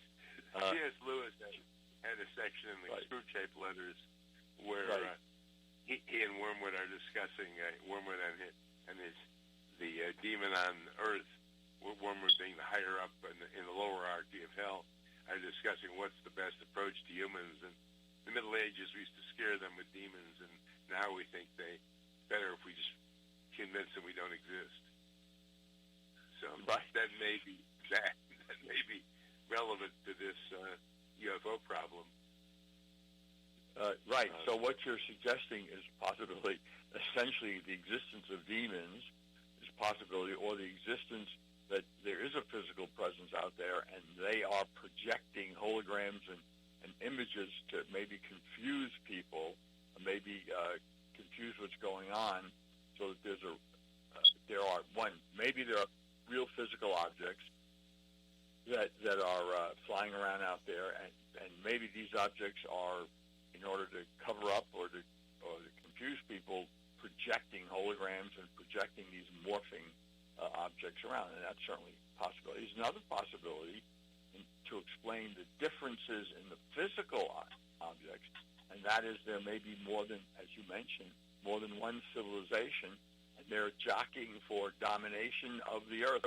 And sometimes when these, and this is where I want to get to, the reports of UFOs crashing on Earth is a result of some jockeying for domination by competing civilizations over the future control of the Earth. What about that? Well, there in the late Middle Ages, I think it was in the 1400s, there were two interesting woodcuts that survived that period, showing what appears to be a battle in the sky. And according to the chronicle that was the picture, the woodcut was attached to, the chronicle described how a large number of people in Nuremberg, and I don't remember the day, it was something like in the mid-1400s, seemed to conduct a battle in the sky with rod-shaped and spherical devices firing something at each other, and one apparently crashed. And this was witnessed by a large crowd of individuals. There was also one a few years later in Basel, Switzerland, which showed a very similar kind of scene that again was recorded by the illustrators using probably woodcuts to show this battle scene. And so these two indications indicate maybe there is a contending battle by different powers. The Indians have a lot of history in ancient Indian works of the gods, quote gods, having battles in the sky with powerful, technologically sounding weapons. So that may be a possibility. I just am hesitant to accept that, simply because the technology level that needed to come to Earth from the stars is so enormous that a civilization that did would have to be so advanced that it's hard to believe that anything on Earth would be worth fighting another highly advanced technology and technological civilization. I mean, you can imagine in World War II, the Allies and the Axis fighting over an island with aircraft and having air battles that you could watch in the sky. That doesn't happen even with Earth technology. Pilots who are shooting at enemy pilots today would never see the enemy pilot. It would all be done on radar with missiles, and no one would be able to see a battle in the sky. So it almost looks like that battle is using World War II technology 500 years ago, and yet the people who, if they did come from another solar system, would have to be using a technology so advanced, and yet why are they then doing dogfights in the sky? That's what doesn't make a lot of sense about the extraterrestrial theory of UFOs. Very interesting point. Yeah, even there's a show Ancient Aliens, which focuses on all of these alien, looking like carvings on and drawings on caves and statues. The spacesuits look like 1960s spacesuits. Why would this advanced civilization that could fly rings around a plane and has obviously somehow been able to come millions of light years, or at least thousands of light years, in a short time be wearing 1960s spacesuits. Well, what were they wearing? In other words, why do they have those diagrams with people apparently in what looked like 1960s spacesuits? I mean, well, what are they depicting? Well, there's two things they might be depicting. They might be depicting ceremonial things that could have originated in other ways, or they could be depicting a projection that people wanted them to see, or some entity wanted them to see. Perhaps a ghost, demon. Our legends and histories are full of accounts in virtually every civilization that has been on Earth of beings that are not of us. They're alien beings in the sense that they're not our people. They're not people from a neighboring tribe or a neighboring island. And these people have been, called ancients, the ancient ones, the elder ones, the visitors from the sky, the demons of various kinds. And maybe they're depicting that. And these creatures who we normally think of one-dimensionally, a demon or an angel, maybe they're part of another realm of reality where they mimic what our reality is like. They mimic maybe the future as far as the 1960s. Maybe these entities dressed up in 1960s garb because that's what they thought that they could see from their vantage point. They certainly may have some powers that we don't have. But one example of that is, I think, a very interesting case. In the late 1890s, airships were seen over many U.S. cities and were seen by hundreds of thousands of people. And these airships had often very bright lights, which didn't exist at the time. The airships were probably 15 years ahead of what the technology actually was. There were no airships at that time. The Zeppelins were built about 8 to 10 years later, and yet people saw them. They seemed to be piloted by humans.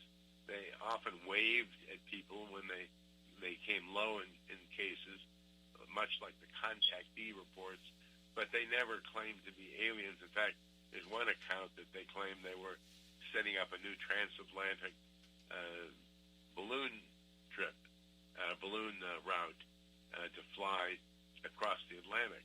But then they disappeared. Well, maybe they were Germans. Maybe they were Germans, early experiments from Germany. No, the technology just doesn't fit. There's a gap of at least a decade before anyone in the world had this kind of technology, especially one that would fly over many American cities to be seen by hundreds of thousands of people. So maybe this was something that mimics our technology, maybe a little bit ahead of the technology, but by illusions. That's a theory that if you're going to come up with a comprehensive UFO theory, I think you've got to include all of the sightings that match that problem. And that goes back a long time to the quote ancient astronauts, to these the people running around in dirigibles when there weren't any dirigibles. Well, one of the things that bothers me about a lot of those shows on TV, they talk about these ancient aliens and alien contact with ancient civilizations in this world and on the Earth, and yet what is the technology they show that they were involved in? Moving rocks around. Where's the technology? The technology evidences their existence. Where's these exotic metals? Where is tools? Where is anything? I mean, moving rocks around. Well, obviously Stonehenge is somewhat of a mystery.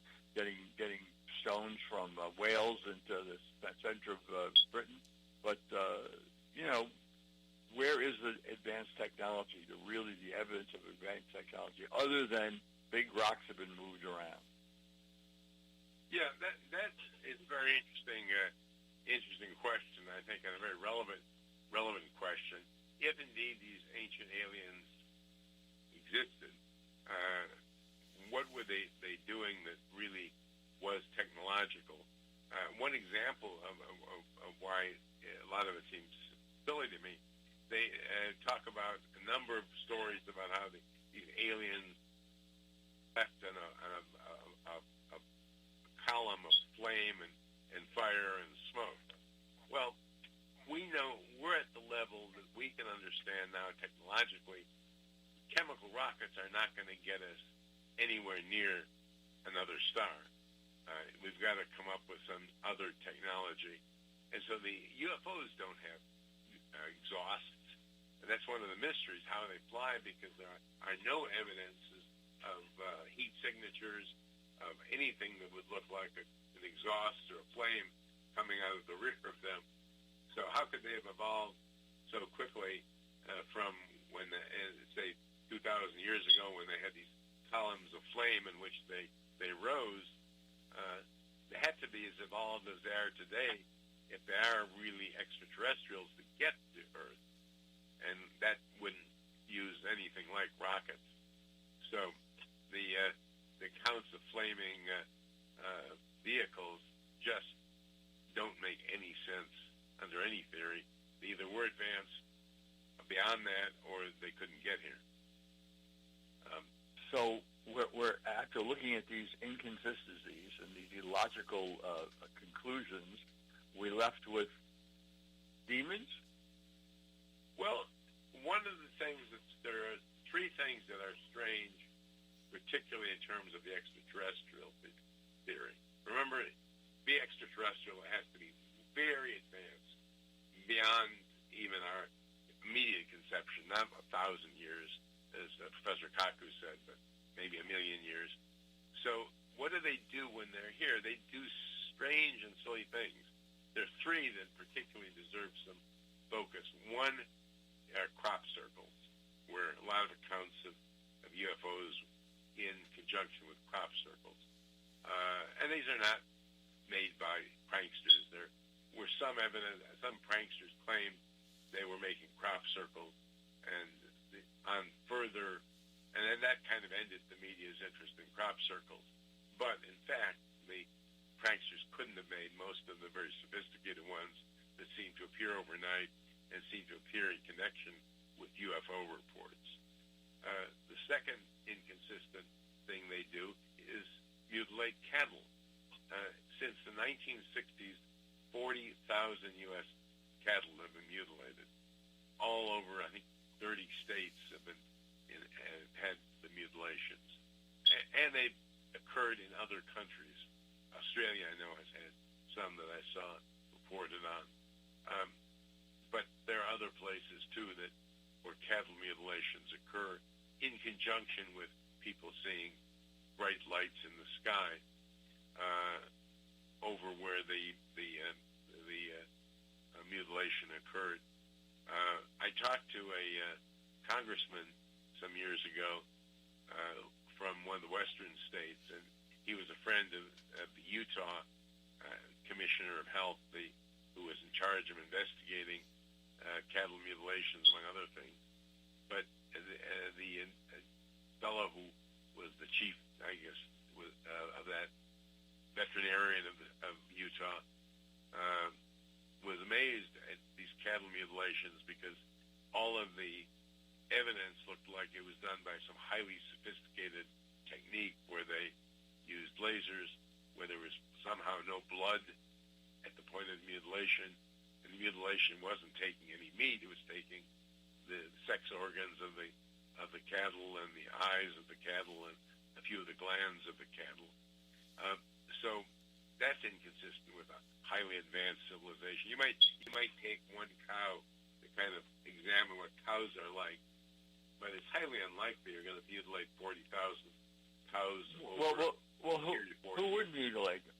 Who would mutilate them except people? But if there's highly sophisticated techniques used, who's doing the mutilation?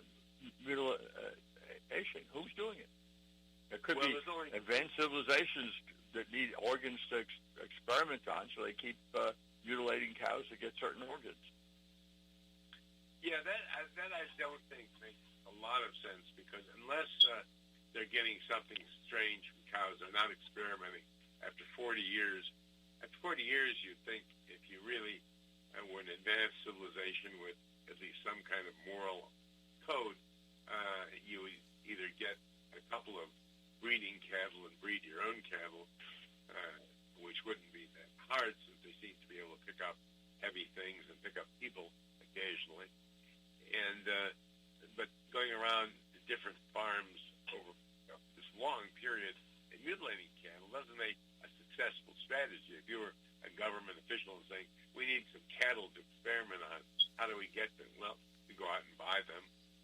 Well, if we don't buy them for some reason, we can steal the right ones to breed and then breed them in our own facility. What's happening of on-the-spot mutilation doesn't make any real sense if you have an interest in the cattle.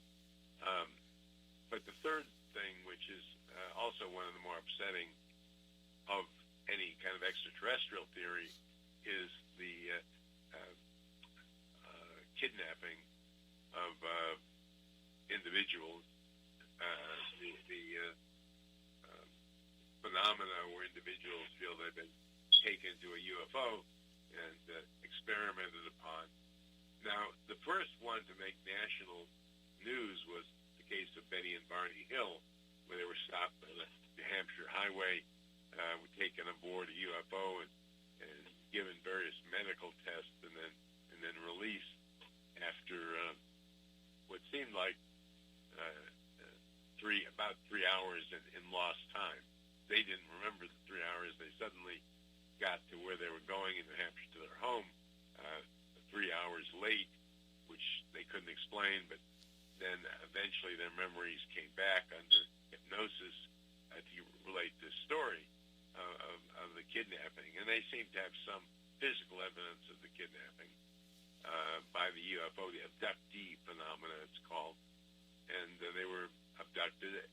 And there's no real explanation of why an advanced civilization would pick random people, take them aboard a UFO, do some experiments on them. With any advanced civilization, presumably would know how to look down on our libraries and our films and find out anything they ever wanted to know about the human body. But why take abductees? And the number of abductees it's a controversial area, because psychiatrists have sort of said this is just a kind of myth or a kind of psychological effect that people are having, like really bad dreams. They're coming up with this abduction fantasy. And no doubt that explains a lot of cases. But a lot of cases that have been investigated by competent people seem to indicate there is some reality. Now, the reality may not be what they're telling us. If the aliens were good enough to be able to block some of the memories, they may be able to be good enough to put in a new memory. So there may be something else happening. But again, this goes back to medieval examples of the little people, the fairies, abducting a farmer for a while. And then the farmer is very much like a person who's contacted the aliens. They suddenly have time loss. They wake up, and the aliens are all gone, and they're left trying to explain where they've been for the whole night. So the abductee phenomena, the crop circles, and the cattle mutilations just aren't consistent with aliens, especially aliens from very advanced civilizations. And a number of alien visitors from some other planet are here. They have to be incredibly advanced. It's interesting perception of that. And of course, crop circles don't make any sense unless they're done by pranksters, unless they're done, and that seems highly unlikely since they appear all over the place and the way they're done. But it's possible. It's not impossible. Humans are incredibly creative about doing things, both sensible and non-sensible things. But correct. Some of the planet circles that have been investigated show that the fibers were not broken down by physical means, but that they had been subjected to a large amount of heat. Certain joints in the fiber have been subjected to this heat and almost exploded outward, and that's what caused the physical making of the crop circle. It wasn't crushing it with a board. It was using some kind of heat on the crop circle. And, of course, that couldn't have been done overnight. Well, this brings up, of course, explanations. Are we being invaded by a demon army? Are the demons coming out? Is Satan making his move? I don't think so. I think it's more subtle than that. The purpose of demons and UFOs is to create an illusion that something weird is coming from the sky, when in fact it's something we've always had to contend with. Somehow the extraterrestrials have become a surrogate for religion. They're people who really, it's almost like going to the UFO church. They have their own icons, namely these various accounts of pieces of scraps of things that they find. It really is a very much of a pseudo-religion that has the effect of substituting from the focus on traditional religions. The notion of God is now replaced by the notion of these spacemen who seemingly do weird things. That may be the ultimate plan of UFOs, and why people. Well, I don't know. They got the whole progressive movement, which replaces God with man. Man is God, and certainly the progressivism is a competing religion to traditional religions, Christianity and Judaism. That's for sure. But you did. We'll talk about that in a minute. But you did bring up a point. And what about these so-called materials from crash sites? I mean, now we have crash sites, and we have people saying that they're got materials from crash sites, including dead bodies. What about that? Yeah, I think those accounts of materials and dead bodies are pretty weak in terms of just practical evidence. I haven't seen any good evidence that people have ever gotten alien bodies.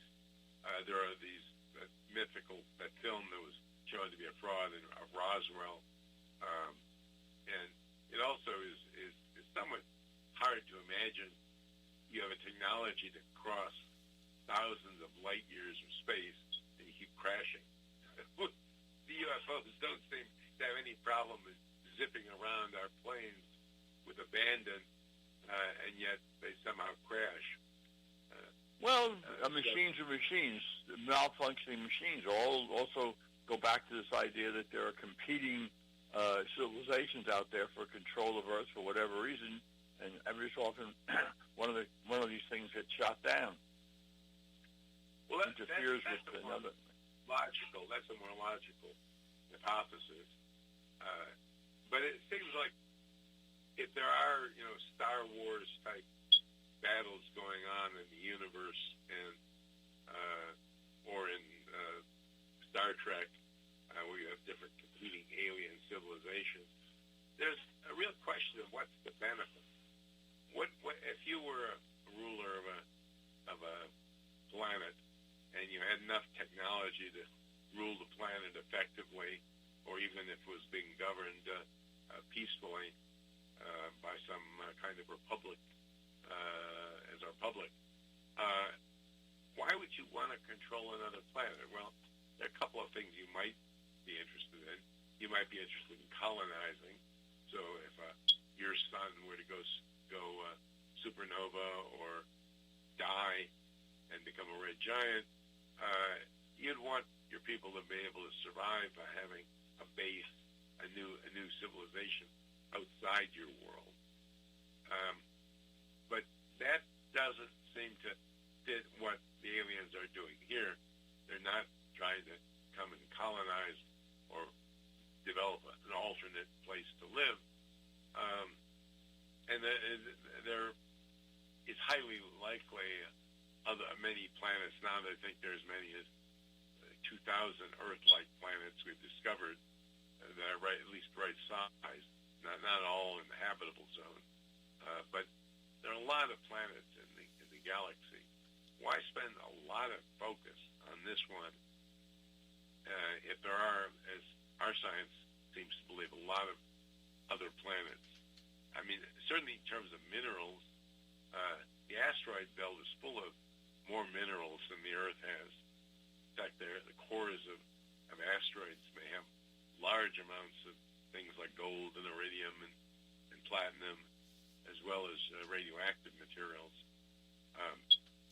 So the need for actual physical matter is not a good reason to try to conquer the world.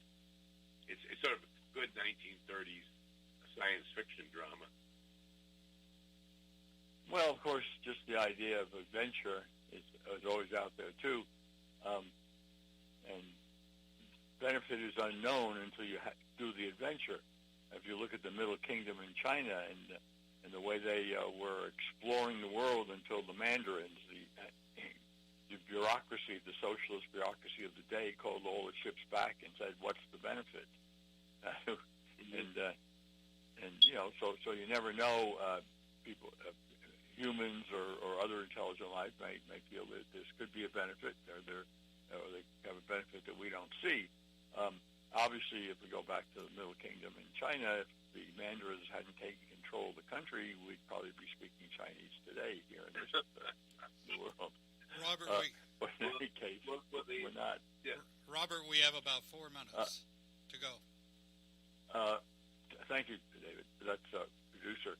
All right. Well, let's with 4 minutes left, let's kind of wrap it up. What, in your view, is the most likely theory about what's going on? Just to summarize a lot of things that you've said. I think the most likely explanation of UFOs are some type of paranormal phenomena, whether you want to call it paranormal or demonic or angelic. They're not physical in the sense that we think of physical. They're real, and that's a line that needs to be stressed. They're real. The pilots were photographing and catching on radar and infrared a real thing, but the fact is I don't believe it was a physical thing. It was made of some material that we don't understand, or a sophisticated holograph way beyond our even ability to imagine. And I think that's the only thing that makes sense, that UFOs and underwater vehicles are not real physical things, but they're a group that has been with us since the dawn of mankind. Call them ultra-terrestrials, I've heard that term used, who inhabited this planet, who are not physical beings in the same sense we are, but do have a reality. Well, it's kind of interesting. Demons in the sky. I mean, you've touched on a lot of very interesting possibilities. Really, I mean, I think this idea that there might, if there's a physical presence, some of this morphing and all that stuff are maybe designed to confuse us. Maybe there's jockeying for dominance. Maybe this is all these declassified materials are preparing the world for something major to occur. Who knows? Talking about that, something major to occur, to change the subject for a minute or so, you're in Washington right now. You're still in that Washington area. You still decide cases for the Court of Claims. How does it look in Washington? I mean, it looks like to me the Biden administration is really building on the fact that the Obama administration had corrupted all the Obama hired all these ultra lefties who have the idea that any means to no ends. Therefore, they don't, they're Okay, willing to Robert, sacrifice a generation, as one person once said. Robert, one you got to wrap socialist it up. once said, in order to get utopia.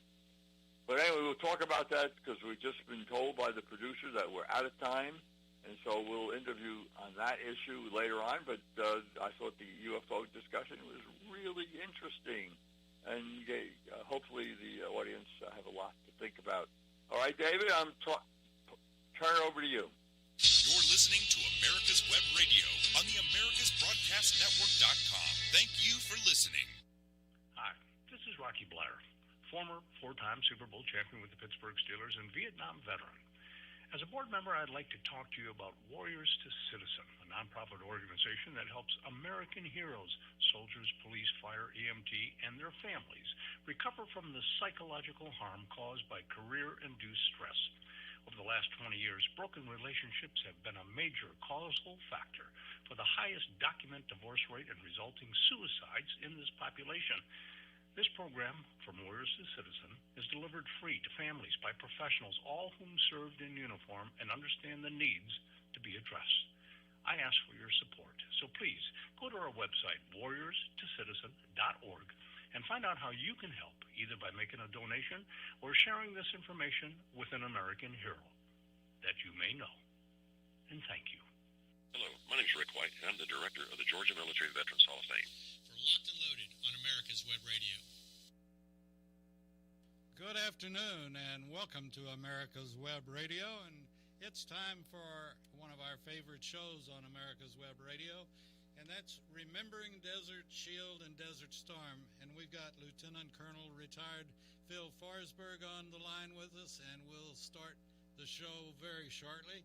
But as we've gotten in the habit of doing whenever it's David's pick and a show on the military, we have a memorial page, our home page, basically on our website. You can go there and see that it's dedicated to J. Roy Ritchie.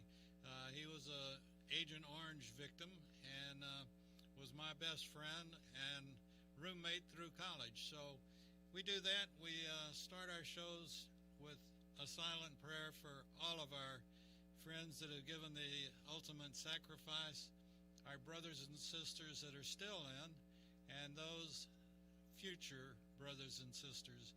So we'll be back with Phil in just about 1 minute, and then we'll go to my favorite thing, the cadence call. We'll be back right after this.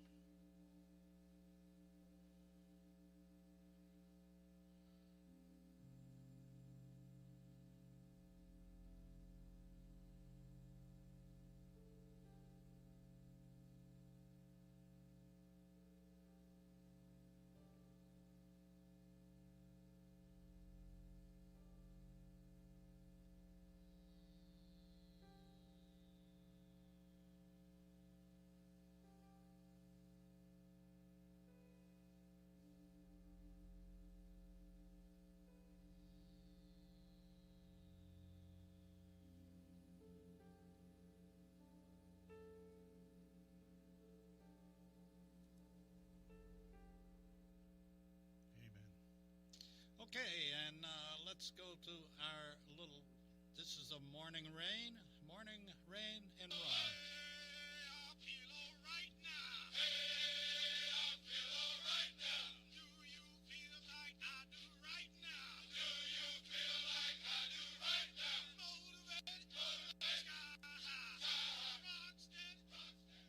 Okay, and we love those cadence calls, or jodies as some folks call them. And it brings back actually fond memories for me. I enjoyed my basic and my AIT in a beautiful area in the United States called Fort Ord, California. So with that, let's go to Lieutenant Colonel retired Phil Forsberg. Phil, good morning, or good afternoon now. Hey, good afternoon, David. It's good to be with you again.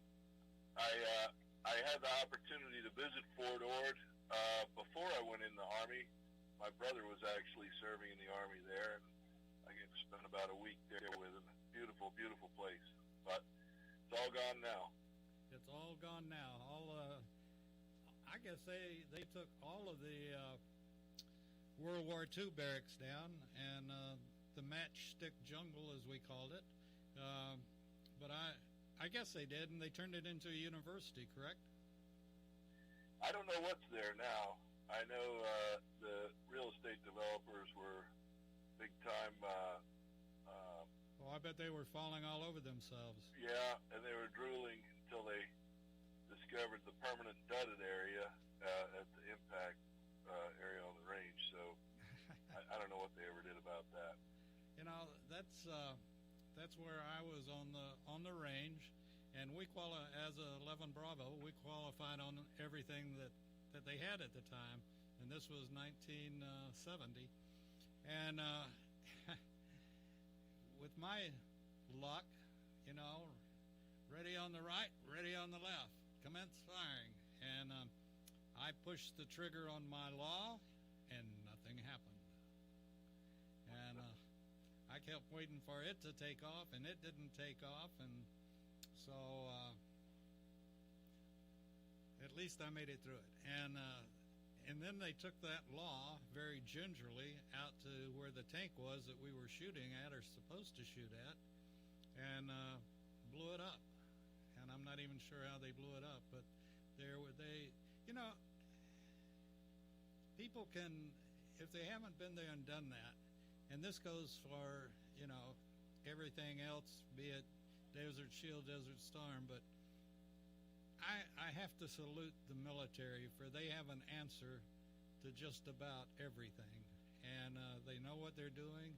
The NCOs, in my case, knew what they were doing, and nothing happened, which I was very glad of too. But you know, they came right up to me or right, not behind me, but up to me and told me what to do, and I did it, and that was the end of the story.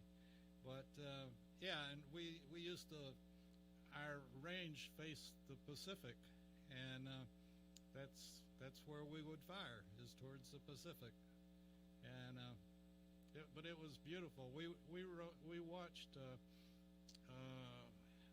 one of the big car races. I sat on the side of a hill and watched it, and that was the closest touch to feeling like I was almost home, watching a race from miles and miles away, but still it felt like it was part of home. But it was a beautiful fort, and I'm sorry that, well, I'm glad we don't need it, but I'm sorry they had to shut it down like they did. And I do believe they turned it into some type of a university. And if it's like the other universities, they're probably, I hope the ghosts are bothering them. Yeah. Well, I also recall at the same time we were visiting my brother out there in California. We took a trip up to the Presidio in San Francisco, and I was about crying when they got rid of that, because I thought you'll never get real estate like that back for Department of Defense ever again. No. They'll be happy to give you some, you know, dirt, prairie land or whatever, but you're not going to get anything near Presidio. I mean, no. Dogs and soldiers not allowed in here. That's right. You know, the other thing was, on the weekends I would generally either go, I generally would go to Salinas, California, because I had friends there, and that was my first introduction to Hell's Angels, and they were. Did you join? Listen, I'm so small they would have laughed at me walking up the block, you know. But no, I did not join, and they're every bit as mean looking as they are mean, I guess. But this was, like I said, back in the 70s and sort of their heyday, I guess. But the friends that I had there told me, now, you can look at them as we're driving up towards them, but you don't stare at them and you don't look at them as you're going by. You just keep looking forward. And yes, sir, that's what I did. But it was I totally enjoyed Fort Ord, and I know the Presidio well, or not well, but I know what you're talking about the Presidio, and there's just a lot of beautiful areas there around the Monterey Peninsula, and some of them liked soldiers from Ord, and some of them didn't. And I had some different experiences, and I like Monterey, as a matter of fact, and the Fisherman's Wharf, I believe it was. Yeah. So there's a lot of beautiful countryside up that way. Oh yeah, and Carmel you can't beat. I don't think. Carmel by the sea. Yep. Beautiful. Absolutely beautiful, and I can understand why Clint Eastwood would want to be mayor. I'd like to be mayor. I wasn't offered the job, but I'd still like to have been. But anyway, so let's talk about one thing that I want to mention, and I mentioned this to you the other day, is that if folks are listening that are suffering from PTSD, particularly the fact if you can't sleep at night, we're going to be coming out with an announcement very shortly, and this is a proven product. The doctor that's been working on it has over 1,000 different case studies that he's done, and it's worked. It's not a cure for PTSD. It just enables the person that has PTSD to get a good night's sleep. And why is this important? Because we're losing 22 veterans that have PTSD to suicide daily, and that's intolerable. We can't have that, not when there is a product, not a cure, but a product that will help you get your sleep and rest at night. And we feel like it will be a big breakthrough if we can ever get the VA to go along with our studies. It's like, here you've got the guy that has developed this was a medic in Vietnam. So, he took plenty of close calls, and he is truly a veteran's veteran. And as you know, Phil, a medic, when they're in a hot zone, they do their thing, and they should all be respected, just like the dust-off pilots. But anyway, you gotta love those heroes. Yeah, not only was he a medic in Vietnam, but he came back, became a dentist, and then decided, I want more. I want to be a doctor, an MD. So he went back to medical school, and he is a practicing dentist and MD, and has developed this, and it's a very easy thing. It's already been his has not been approved yet, but the ground that it was based on has been approved for years and years and years with the FDA. And it's not chemicals, it's nothing other than a instrument that will help you sleep at night, and we know it works. He knows it works. So as our people come back from Desert Storm in the Middle East, and if others are listening that suffer from PTSD, we will be making a very large announcement, hopefully within the next couple of weeks. And then you'll be able to be treated and get a good night's sleep for a change. So, let's talk Desert Storm and Desert Shield. And Phil, I'm going to let you open the subject up.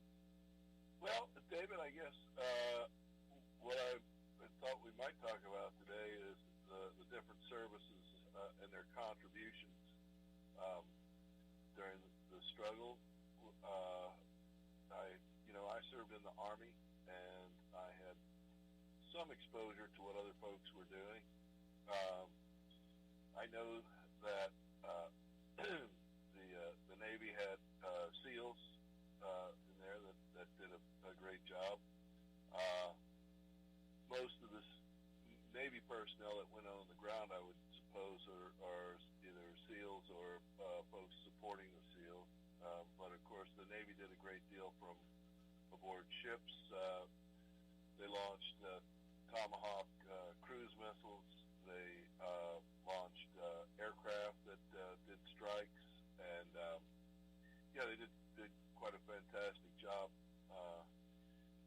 I was telling you, David, about this Marine Brigadier General. I believe his name was Kelly, and he did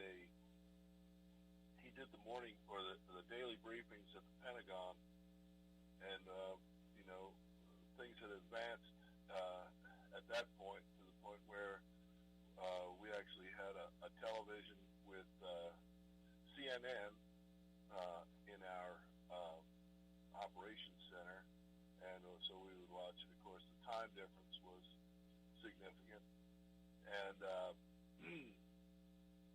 I can recall Brigadier General Kelly taking questions from the audience, and he tried very hard to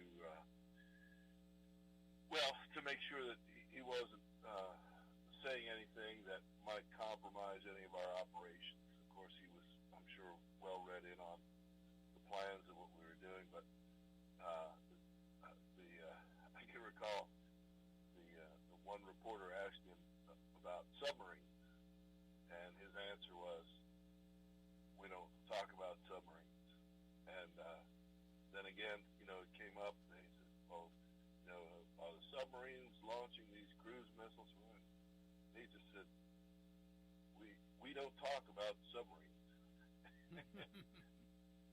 It was like a third time, and he finally said, "Listen, let me help you understand something. We don't talk about what we're doing with our submarine. So if you have other questions, I'll answer." Fairly straightforward. Suffice it to say, submarines are a very valuable asset to us for what they can do, and we don't really care to share that with other folks, what they can do or what they are doing. Yeah, you brought what up, they might do. Yeah, you brought up an interesting thing, Phil.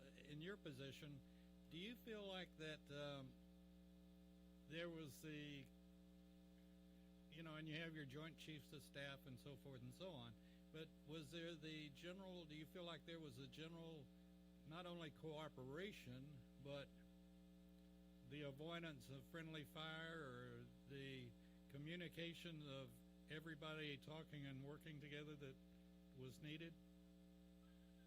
Well, fratricide, or friendly fire, is a sad thing that it happened, and it did happen in Desert Storm.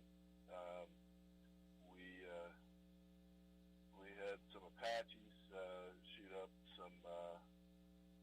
I don't know if they were American, but I think they were Allied forces, and of course we had some 810s that engaged, I think, some American forces. Ground forces, U.S. Army, and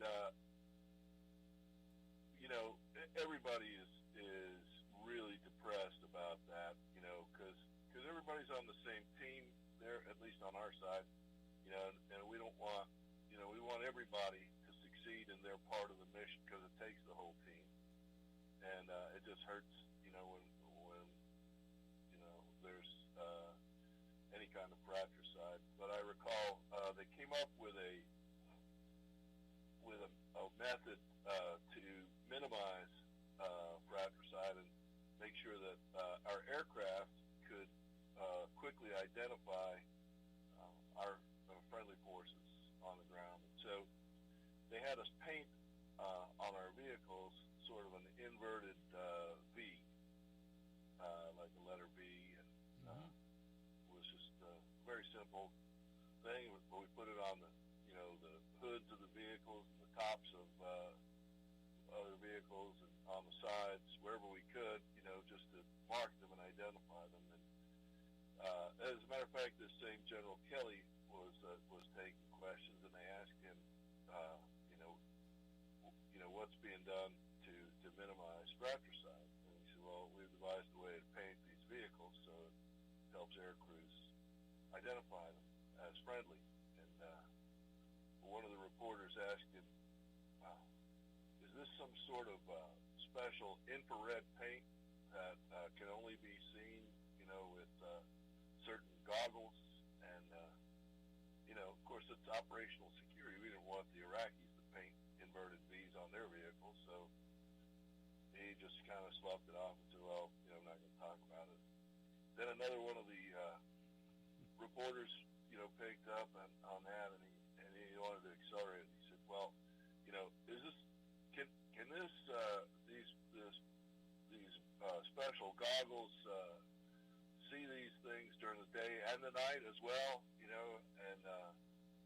of course, there were no goggles, and it wasn't what he was talking about, but they were running down the road and feeding on themselves. And then another fella asked, "Well, are we supplying our allied forces with these goggles so they can see the special infrared paint?" Where they had invented this whole thing out of whole cloth. It was kind of interesting to watch them develop this in their own little tiny little minds. But it had nothing to do with infrared paint. Yeah. What's funny is now they just manufacture whatever they want to say, they say, and whether it's anywhere close to the truth or not, or I know what you're talking about wasn't close to the truth, but now they just make up anything. Yeah, sure, why not? And hope it flies, Right. Like a kid trying to put words on a paper for their book report or something, a book they didn't read. Mm-hmm. Well, it's interesting, and again, well, let me ask this question of you. And obviously, we can mandate them to wear masks, but we can't mandate them to join the military. But would you, if I'm going to be a Pentagon reporter, wouldn't it make sense that I'd served in the military in some shape, form, or fashion? Yeah, but by the end of your service, you probably would have so much contempt for the press that you wouldn't want to be associated with. Very good answer. That was a very good answer, and you're right. And I look at some of these people today, and they're not news people, and they're not reporters. They're opinion spouters, and they're advocates. Yeah, and they, in most, if not all cases, they don't know what they're talking about anyway. And I get very upset with some of them in that when I was working for a radio station, we could not address any issue with our opinion. I could be on the scene of a wreck and would have gotten fired if I'd said, "Well, it's my opinion that the red pickup came close to running that light and hit that Cadillac." I'd be gone in a heartbeat. And just you were a reporter, but you didn't express your opinion about anything. And I think this is what got us in trouble even in Vietnam was Walter Cronkite having too many opinions. Just my opinion, but still feel like that. And let me ask you, did during Desert Storm and Desert Shield, were there embedded reporters with you all? No, I mean, in my unit we didn't have them embedded, and I don't know if that was a thing back then. I don't think they would have gotten a very warm welcome at my unit. I mean, it's sort of a distraction. You're trying to do your job and sending these people to entertain. I don't think so. I know my personal hero is a guy by the name of William Tecumseh Sherman, and during the Civil War, he actually had a reporter shot as being a spy in his camp. So, sort of my sentiment. I think that would have gotten the message across to any of the rest of the reporters. Sure, you only have to shoot one of them. Yeah. I better not go there, or some people might think I'm a bit of a redneck, which I am. In fact, I'm not even a bit of one. I am one. But and this is the thing that has always bothered me, and I particularly came face to face with it in Nam, was that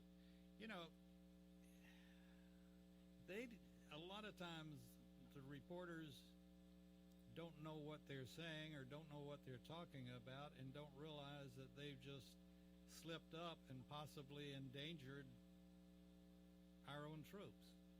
And hopefully we kept a lid on it most of the time, but you never know about some of these folks. And I particularly never liked the idea of having a woman reporter in the field or in country, and I think that's a mistake under any circumstance, personally. But so it's something that we have to deal with now that we didn't have to deal with during the Civil War. Yeah, well, we had very little electronic media during the Civil War. I think folks have gotten to the point where they expect warfare to be as simple as pushing buttons and playing video games, and it's really not. In fact, I'm gonna have to go back to my hero again, William Tecumseh Sherman, who, at the end of his memoirs, talking about lessons learned, he made this statement that any attempt to make war safe or easy would end in humiliation and disaster. And unfortunately, that's an axiom that holds true today. Well, this is sort of like after World War II, trying to, for lack of better words, romanticize war. And there's nothing pretty about war. There's nothing romantic. There's nothing beautiful. There's nothing, war is terrible. And, granted, you may find a man or woman that you fall in love with or whatever, and maybe someday down the road, or again, who knows? But there's nothing pretty about war. Just ask one of the angels that's a nurse, that was a nurse a triage nurse in Vietnam, or jumped on a dust off to go bring back wounded troops. And this is, again, to politicize this a little bit, this is where I get off with our Congress, and I still am big on every congressman or woman should have served.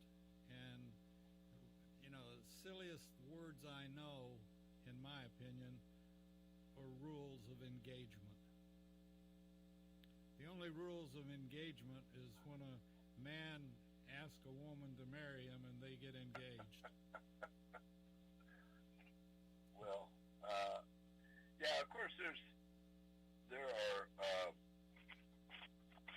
reasons for these rules of engagement. Unfortunately, all these rules that we come up with are basically hard-earned lessons, and they, one of the things that we're looking to do by making a policy over how to engage the enemy is to prevent retaliations and reprisals, right? And escalations. If we beat prisoners, then our enemies find out and they'll torture prisoners, and then they torture prisoners, and we'll maybe we'll start shooting prisoners, and then they'll start bombing civilian population centers, so we're trying to keep it to somewhat civilized, I guess. But before they ever send you downrange to engage the enemy, you're going to go through a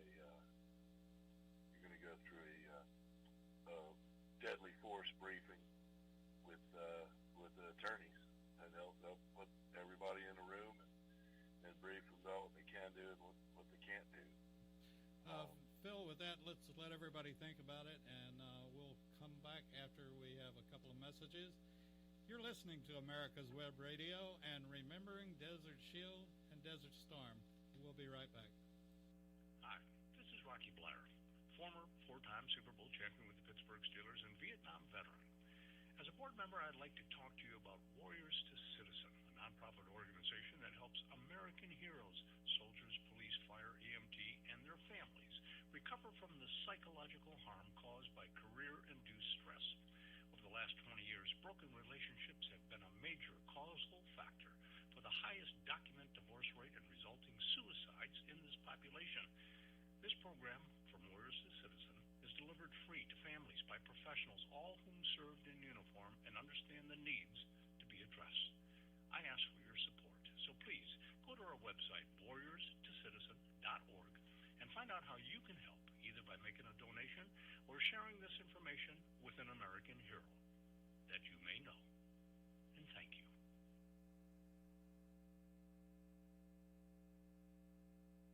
Hello, my name is Rick White, and I'm the director of the Georgia Military Veterans Hall of Fame. I want to encourage all Georgia veterans to consider being nominated to the Georgia Military Veterans Hall of Fame. And if you are a Georgia veteran, and the definition of a Georgia veteran is either you were born in the state of Georgia, or you've lived here 10 years, or you were raised your right hand and joined the military in this state, you are considered a Georgia veteran. For further information, go to www.gmbhof.org, or you can contact me at 678-427-0915. We'd love to have your nomination for the Georgia Military Veterans Hall of Fame. Thank you so much. If you live to serve and want to make an even bigger difference, consider joining the U.S. Army. With training in fields like medical care, linguistics, and engineering, an Army career can amplify your efforts with humanitarian opportunities all over the world. Plus, you'll receive competitive pay and incredible benefits, so you'll be taken care of, too. Learn more at GoArmy.com. You're listening to America's Web Radio on the AmericasBroadcastNetwork.com. Thank you for listening. And we're back on America's Web Radio with Remembering Desert Shield and Desert Storm, and we were just talking about rules of engagement. And Colonel Forsberg, I certainly understand what you're talking about. However, the one thing that always bothers me, the other side doesn't read them either, you know. And it's sort of like during Vietnam, you know, they'd throw their hands up and say, we can do whatever we want because we didn't sign the Geneva Convention. And I think our Congress people get carried away with rules of engagement. I may be totally wrong, and I understand what you're saying. There've got to be some kind of rules, or then we become a barbaric world. And we saw some of this in Vietnam, and we saw some in the Gulf War as well. And it's amazing what one human can do to another human. And I agree, we need rules of engagement, but I don't know where they start and stop.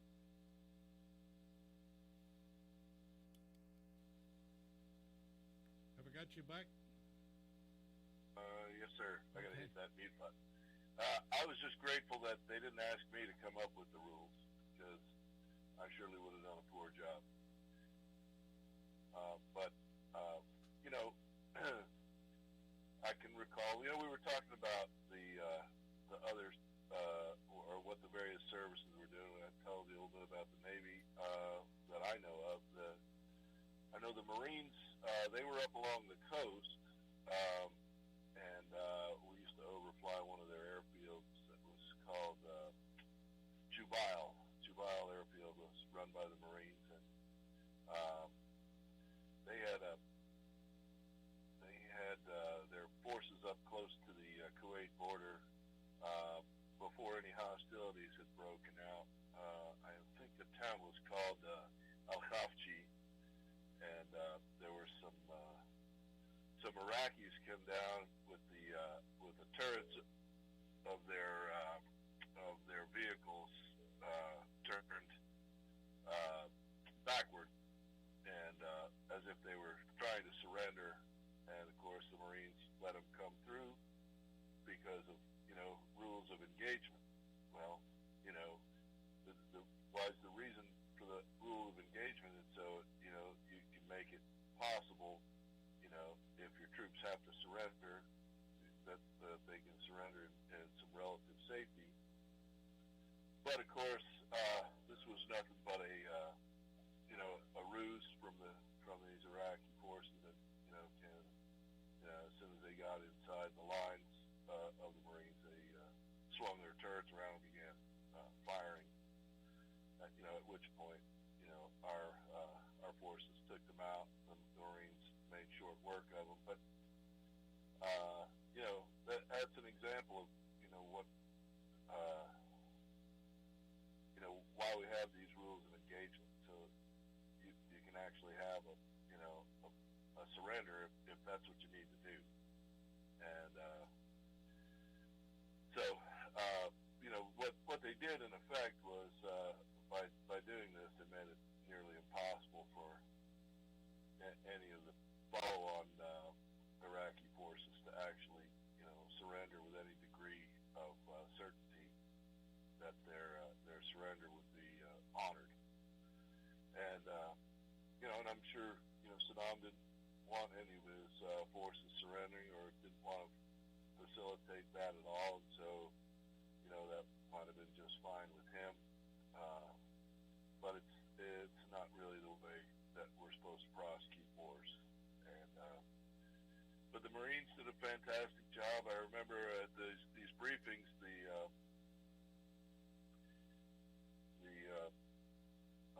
General Kelly, Brigadier General Kelly from the Marines that was doing the briefings, he was questioned one time about the Marines doing an amphibious landing on the shores of Kuwait, and they really, once you have your Marines there on the ground, there's no point to doing an amphibious landing unless you're trying to do some sort of Hollywood thing, or get some good photos.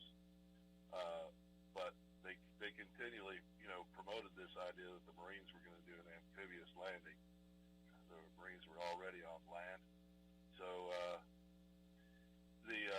we found out that the Iraqis were terrified of our Marines because they thought the Marines were going to exact a vengeance on them for the bombing of the barracks in Beirut, Lebanon, that had happened in 1983, which was I think it's about 7 or 8 years earlier, and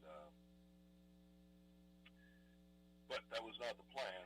So all the Iraqis were kind of facing toward the Arabian Gulf there, and so I think we used a few SEAL teams to simulate Marine amphibious landings, and meanwhile the Marines just drove up from the south without much resistance, and they were reinforced with one brigade of M1 tanks from the 2nd Armored Division.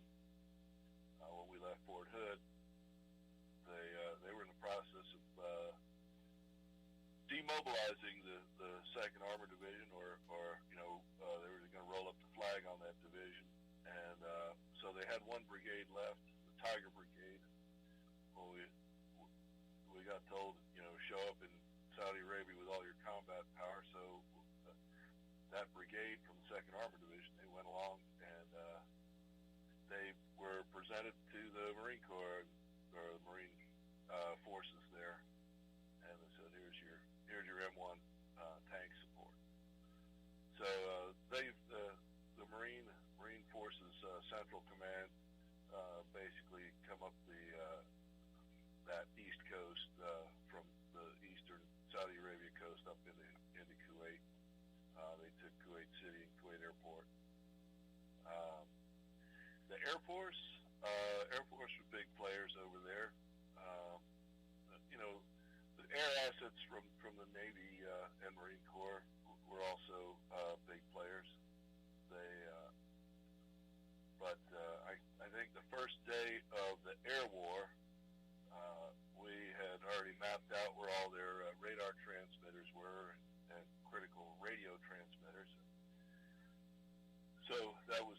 thing to go. When they knew our aircraft were on the way, they basically bugged out the entire Iraqi Air Force to go to Iran for some reason. I'm not exactly sure why, but a country they had been at war with for something like 12 years, and they landed their aircraft there. Meanwhile, we took out all of their key communications and radar transmitters so that they couldn't see and they couldn't talk. And I recall flying missions whenever I did have a day mission, which was not often, but I would see contrails coming from Diego Garcia out in the Indian Ocean.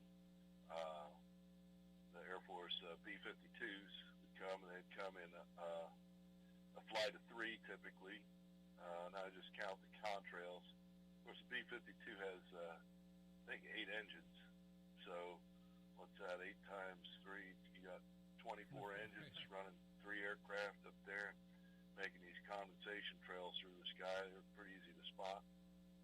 I can recall turning to my right seater while they were flying, look up, see those contrails, and I'd just look over at them and say, somebody's going to get hurt.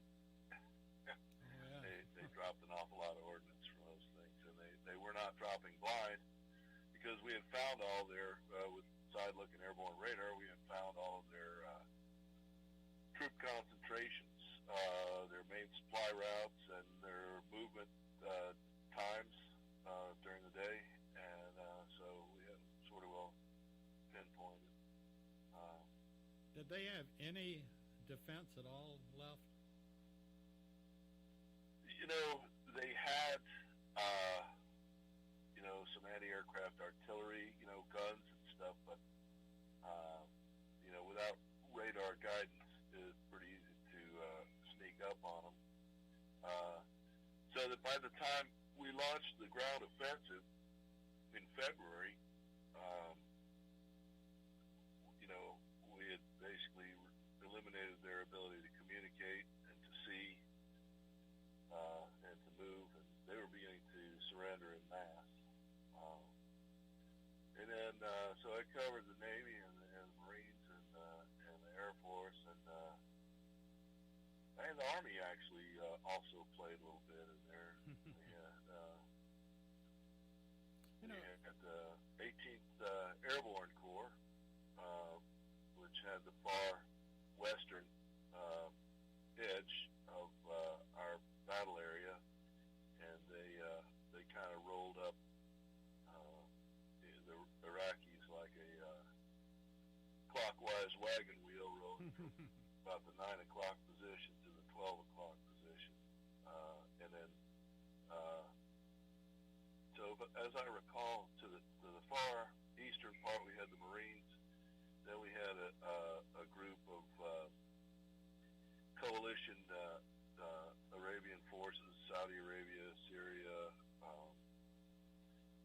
I can't remember who else. Egypt, I think, might have been part of that. And then we had the 7th U.S. Corps that had come down out of Germany, and then we had the 18th Corps to the far west. And of course, the 18th is known as the 18th Airborne Corps, and at the time they only had one mechanized infantry division in the whole Corps, and that was the 24th Infantry Division out of Fort Stewart. And but to the 18th Airborne Corps, they had added all sorts of forces, like I think might have been 1st Cav Division, maybe 1st Infantry Division, just a whole slew of stuff that was normally in 3 Corps. By the time they were done augmenting 18th Corps, they were no longer 18th Airborne Corps. They were more like 18th Armored Corps. Phil, I want to stop you for a second, and we've never really made this point, I don't believe, but for those folks that are listening that served in Desert Storm and Desert Shield, if you have questions or you want to add something to what Phil has said, or if you have something you'd like to make note of, or just have a question about Desert Shield or Desert Storm, just email GM, that's General Manager, GM, at americaswebradio.com, and we'll be glad to pass it on to Phil, or we'll find an answer, or if you'd like to call in and tell about what you did in Desert Shield and Desert Storm, we'd be glad to hear from you. And again, it's GM at americaswebradio.com, and we really love our veterans, and that's why we support the Georgia Military Veterans Hall of Fame. And Rick White, Colonel Rick White, retired, does just an absolutely marvelous job. Marvelous, as I forgot who that actor was, but anyway, he does a great job. And if you haven't been to it, then you need to go to it. Same way with the Wall That Heals in Johns Creek, Georgia, at Newtown Park. If you haven't been there and you're a Vietnam veteran, or you know someone that was in Vietnam, go to the Wall. And anytime we crank up and you're listening to the show, always get a pen and paper ready, and if you have questions, write them down and send them to us, and we'll be glad to address them on the next show. And let's get back to Lieutenant Colonel retired Phil Forsberg, and talking about Desert Shield and Desert Storm and the things that he saw there, and the things that you might have a question about. I've forgotten whether it was you, Phil, or somebody else was kidding about there was a beautiful girl behind every tree in Desert. Oh, yeah. Yeah, okay. Yeah, that was me. That was the saying in our unit. But they just had a drastic shortage of trees there in Saudi Arabia. Yeah, and on your point there,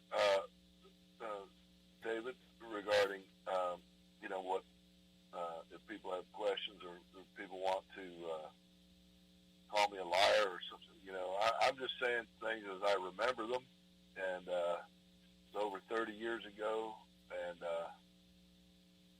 one of the things I contracted in the Army is CRS, which is can't remember stuff. So I might have a little different acronym too. I'm not sure.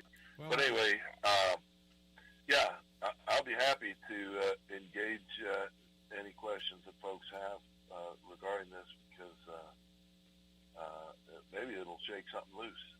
Well, I didn't quite remember correctly. The point of the story really is the fact that no war, no life should be forgotten, and men and women gave the ultimate sacrifice in Desert Shield and Desert Storm. And yet, most people today, 30 years later, you ask them, why did we go to, what was the Gulf War about? Why did we go over there? And why didn't we clean it up at one time? And most people couldn't even tell you what Desert Shield and Desert Storm were about. And,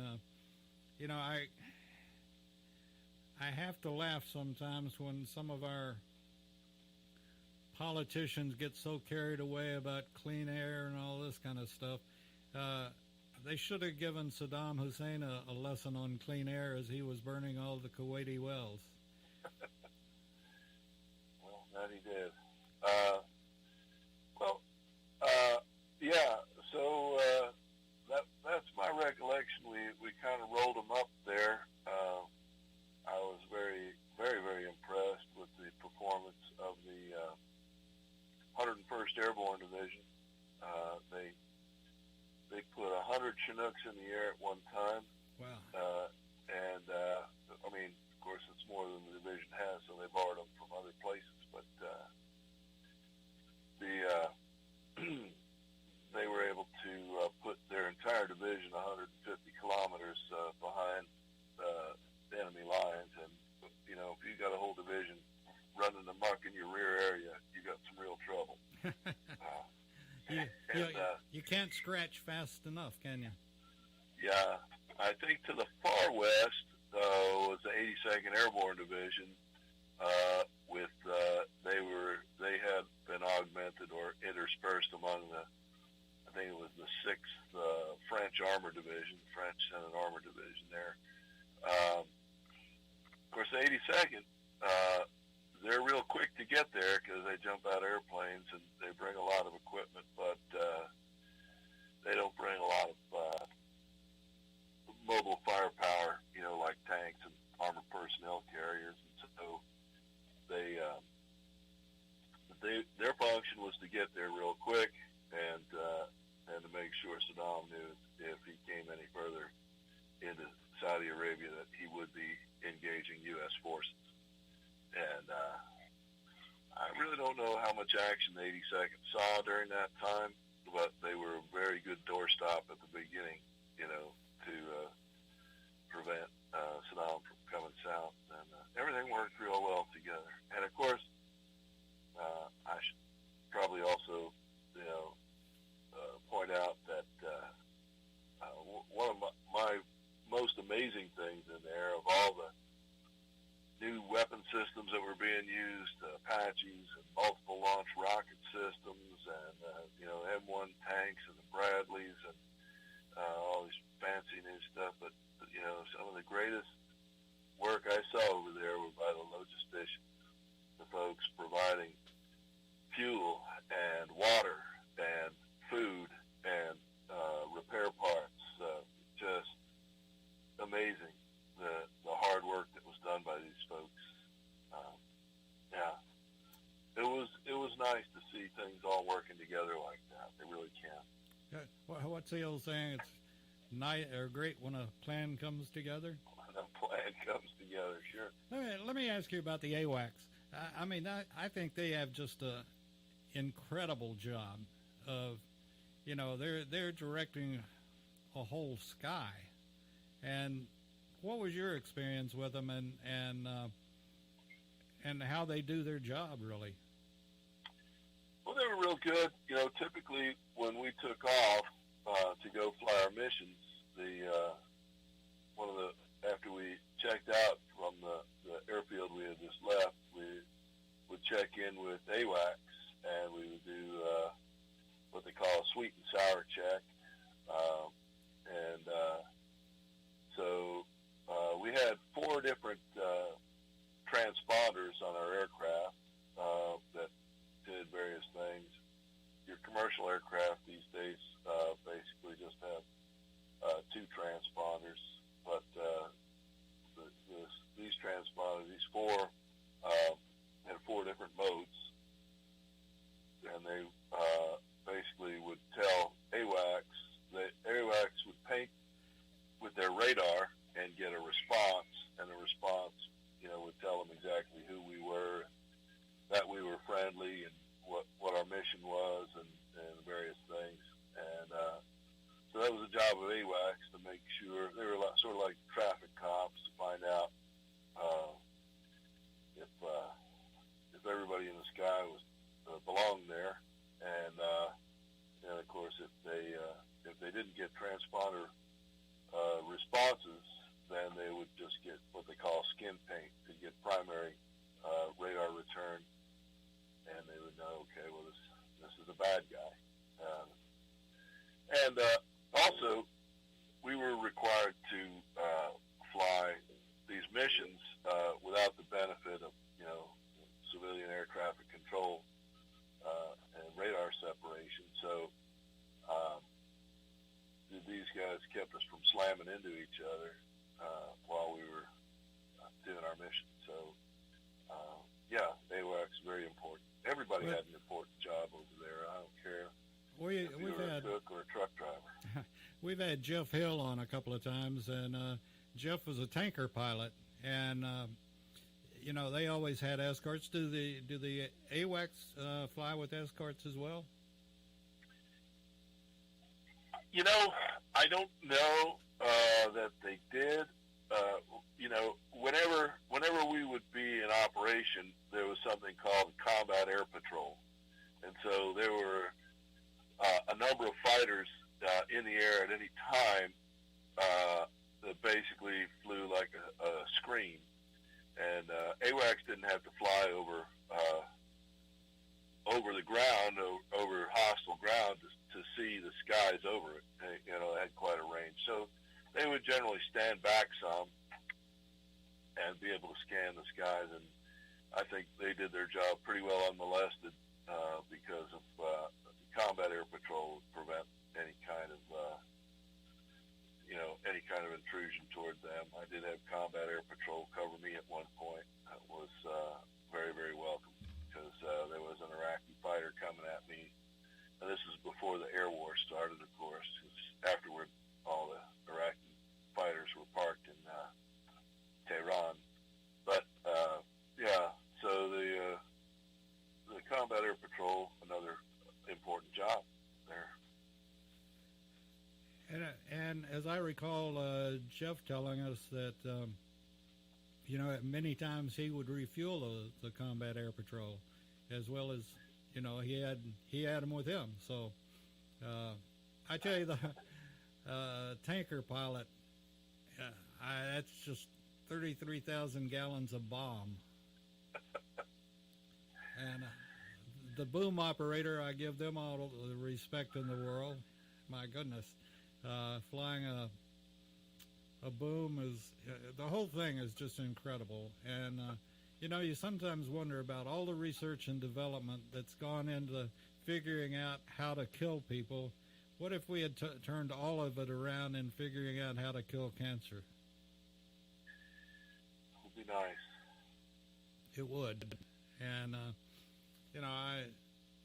I pray that someday that will happen. And, like we talked earlier, there's nothing romantic, there's nothing pretty about war. It only, I don't know what the purpose is. We've heard all sorts of kinds of purposes for many, many years. I guess since mankind, there was a reason for it, but it's hard sometimes to see it like that. And I hope we never get in, I hope we don't, but I think it's inevitable that we will be fighting again somewhere. I don't know.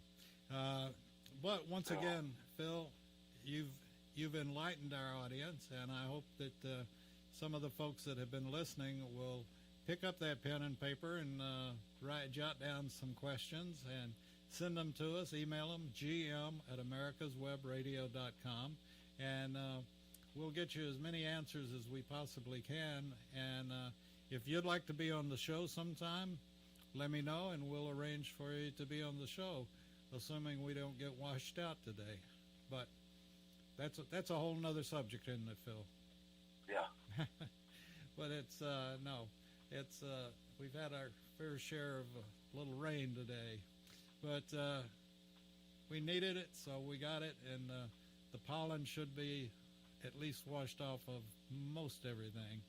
And this has been another super show, and we want to thank again Rick White, the director of the Georgia Military Veterans Hall of Fame, for his support, and also Mike Mazzell and all the guys out at Johns Creek that have been very helpful in having the wall that heals. And we invite everybody to be sure and and Peachtree Corners, I got to add that.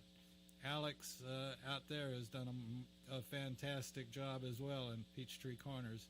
And we want to tell everybody how much we appreciate their support, and the patrons that are supporting us, we appreciate their support, and we will continue to bring you great shows like Remembering Desert Shield and Desert Storm. Phil, thank you so much for being on, and we look forward to next week. Thank you, David. Bye. Goodbye. Hi, this is Rocky Blair, former four-time Super Bowl champion with the Pittsburgh Steelers and Vietnam veteran. As a board member, I'd like to talk to you about Warriors to Citizen, a nonprofit organization that helps American heroes, soldiers, police, fire, EMT, and their families recover from the psychological harm caused by career-induced stress. Over the last 20 years, broken relationships have been a major causal factor for the highest documented divorce rate and resulting suicides in this population. This program, From Warriors to Citizen, is delivered free to families by professionals, all whom served in uniform and understand the needs to be addressed. I ask for your support, so please go to our website, warriorstocitizen.org, and find out how you can help, either by making a donation or sharing this information with an American hero that you may know. And thank you. Hello, my name is Rick White, and I'm the director of the Georgia Military Veterans Hall of Fame. I want to encourage all Georgia veterans to consider being nominated to the Georgia Military Veterans Hall of Fame. And if you are a Georgia veteran, and the definition of a Georgia veteran is either you were born in the state of Georgia, or you've lived here 10 years, or you were raised your right hand and joined the military in this state, you are considered a Georgia veteran. For further information, go to www.gmbhof.org, or you can contact me at 678-427-0915. We'd love to have your nomination for the Georgia Military Veterans Hall of Fame. Thank you so much. If you live to serve and want to make an even bigger difference, consider joining the U.S. Army. With training in fields like medical care, linguistics, and engineering, an Army career can amplify your efforts with humanitarian opportunities all over the world. Plus, you'll receive competitive pay and incredible benefits, so you'll be taken care of, too. Learn more at GoArmy.com.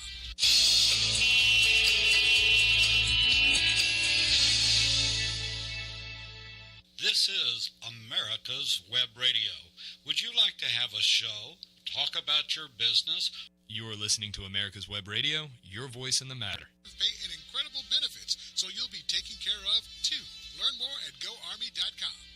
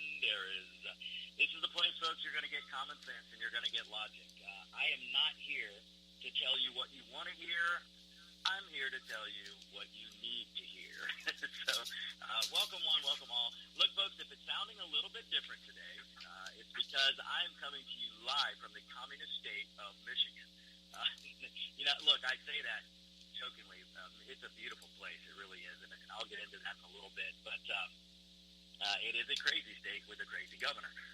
But look, folks, this is so yes. If it's sounding a little funny, it's because I am on remote in Michigan. If you don't see me on the webcams, it's because I'm not in studio. So, but thanks for tuning in, guys. We're going to have a fun show today. I've got lots of topics, so we'll basically do a topic rundown show today. I want to get to a few things, but let me just on the forefront. I am in Michigan, and I do joke and call it the communist state of Michigan. I've been doing that while I'm here. So, folks, I flew into Detroit, and Detroit. Let me tell you, what a different world. So I get into Detroit. You know, the first thing I do when I step off Delta is take off the mask. And I mean, it is, you know, folks, you heard me last week. If you're vaccinated, you don't need to wear a mask. I mean, getting vaccinated and wearing the mask is like going to get a vasectomy and using a condom. I mean, folks, it's just, it makes no sense. And science is on my side. It's just not political. So in order to have political science, you have to wear the mask in perpetuity, apparently. So. But when I fly anywhere, like I just did and flew in to Detroit, I get off the plane, I take off my mask, and I'm walking through the airport. And I tell you, people looked at me like I was about to drop dead. Now, I will say the people in the airport were nice. No one really came after me. I had a couple of people that looked and said, aren't you going to put your mask on? I said, no, I want to be healthy and stay healthy. But if a private business asked me to do it, I put it on. In fact, I had a layover in Detroit, and I went in to get some lunch, and boy, they don't even want to talk to you unless you put the mask on. Although I will say that the employees, some of them were really nice, and they were kind of laughing, joking about having to wear it. And then I walked up to, I learned that in Minnesota, you cannot go get a fountain drink, you get a fountain pop, or a fountain soda, it's a fountain pop. So I went in to try and get a pop. And I go up to the machine, and it's got a big sign on it, can't use the machine. So they're still in quite the lockdown. But yet they have the worst cases up here. It's insane. But anyway, from there I went to northern Michigan, and it is a different world up here, folks. It's beautiful. I love it. It's absolutely amazing. I'm in a small town in northern Michigan that is known as a little alpine city. It looks like I'm in the mountains of some Swiss resort or ski resort, or maybe in Germany, because a lot of the buildings have a German look to them. It's really, really cool, I have to say. And the people here, completely 100% different in northern Michigan than it is down in Detroit. And what I've come to learn, what the natives here are telling me, that you have upstate Michigan and downstate Michigan. Upstate Michigan believes in freedom and liberty. Downstate Michigan does not. Upstate Michigan has basically told the governor to go pound sand. Downstate Michigan, these fools will probably vote for Whitmer again. It's crazy. Although I have talked to some people who told me they're not political, but they're not too happy with the governor. So from the sense that I'm getting around Michigan, it is quite possible that the people of Michigan may throw out Governor Whitmer. And I believe the actions that Whitmer has taken the last few days or the last couple of weeks would signify that even she believes she's in danger, because she's trying to open parts of the state, or let's just say they're pulling back on trying to be so restrictive, even though Michigan, for all intents and purposes, is still under lockdown. You can't go into in many restaurants and sit down. You can't go self-serve a drink. Still crazy restrictions. But up here in northern Michigan, they basically told her to go pound sand, because I have found a few places where you can go sit down. They're completely running as normal. Every restaurant I've gone to so far, none of them have asked me to put on a mask. Every service station or store I've gone into, none of them have asked me to put on a mask. So northern Michigan's quite different. So it's pretty neat. But okay, enough about me and Michigan. So let's get into some topics today. So I don't know if you guys heard Biden's speech the other day. Look, it was painful to watch.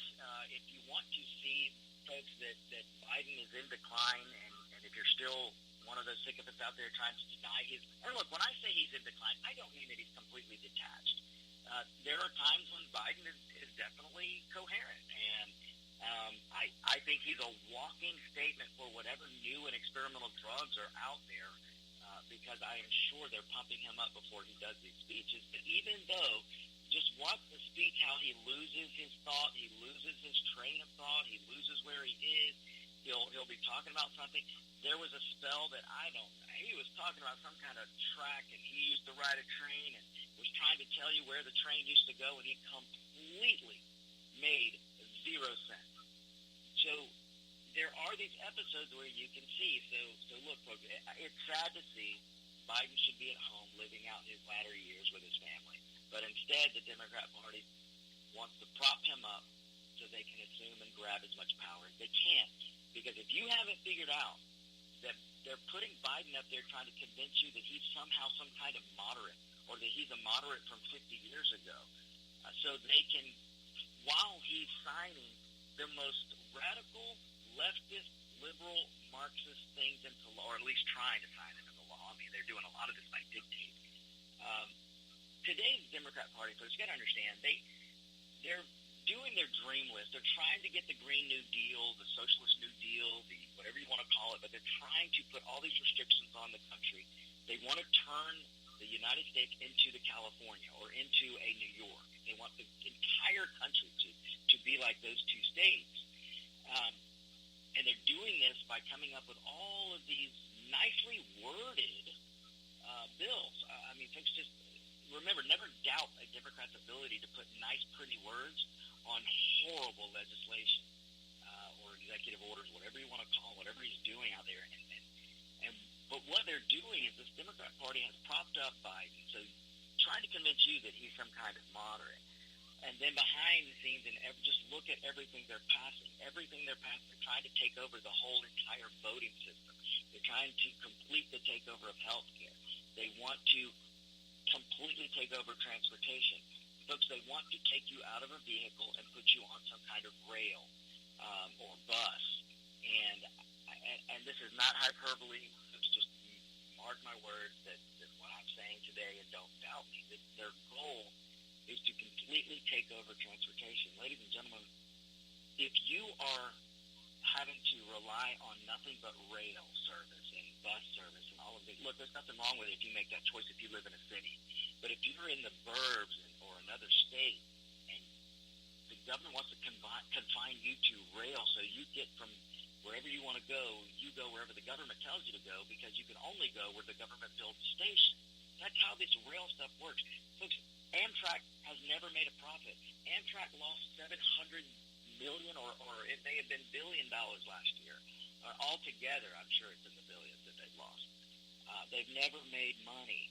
Just in the food service, they've lost millions of dollars last year. Amtrak, high-speed rail, government transportation, it does not make money. It can't pay for itself. So it's just an endless money pit. And they go to the taxpayer to try and pay for this. The long term, the long run doesn't work. They like to point to China. Oh, look at China's rail. China just had one of their rails plummet to the ground. Folks, China does things they do with the Democrats. Maybe this is where the Democrats learned it. They have pretty words and pretty statements and pretty names for all the communist things they do. But the actual infrastructure can't hold up. They've got rockets falling out of the sky. They've got a ship, nuclear ship that everybody, oh, look at China's new ship. As soon as they fired it up and took it out to sea, it caught fire. And they have a rail system that can't stay suspended because it's not built properly, and part of it came down. You can look all of this stuff up and verify it for yourself. And now we have a Democrat Party in this country who wants to emulate that. That ought to scare the crap out of you, folks. We are the United States of America. We shouldn't emulate anyone. We are the leaders. You're walking around with an iPhone in your pocket or a Droid in your pocket or Galaxy or whatever you're walking around with. In that little phone, you've got more power than I don't know how many computers out there in that one little phone. You have that because of the United States capitalism. If it were left up to the communist Chinese or socialist Europe, you would not have an iPhone. There would be no Apple company to the extent there is today. There would be no Amazon. Innovation comes from capitalism. It comes from competition.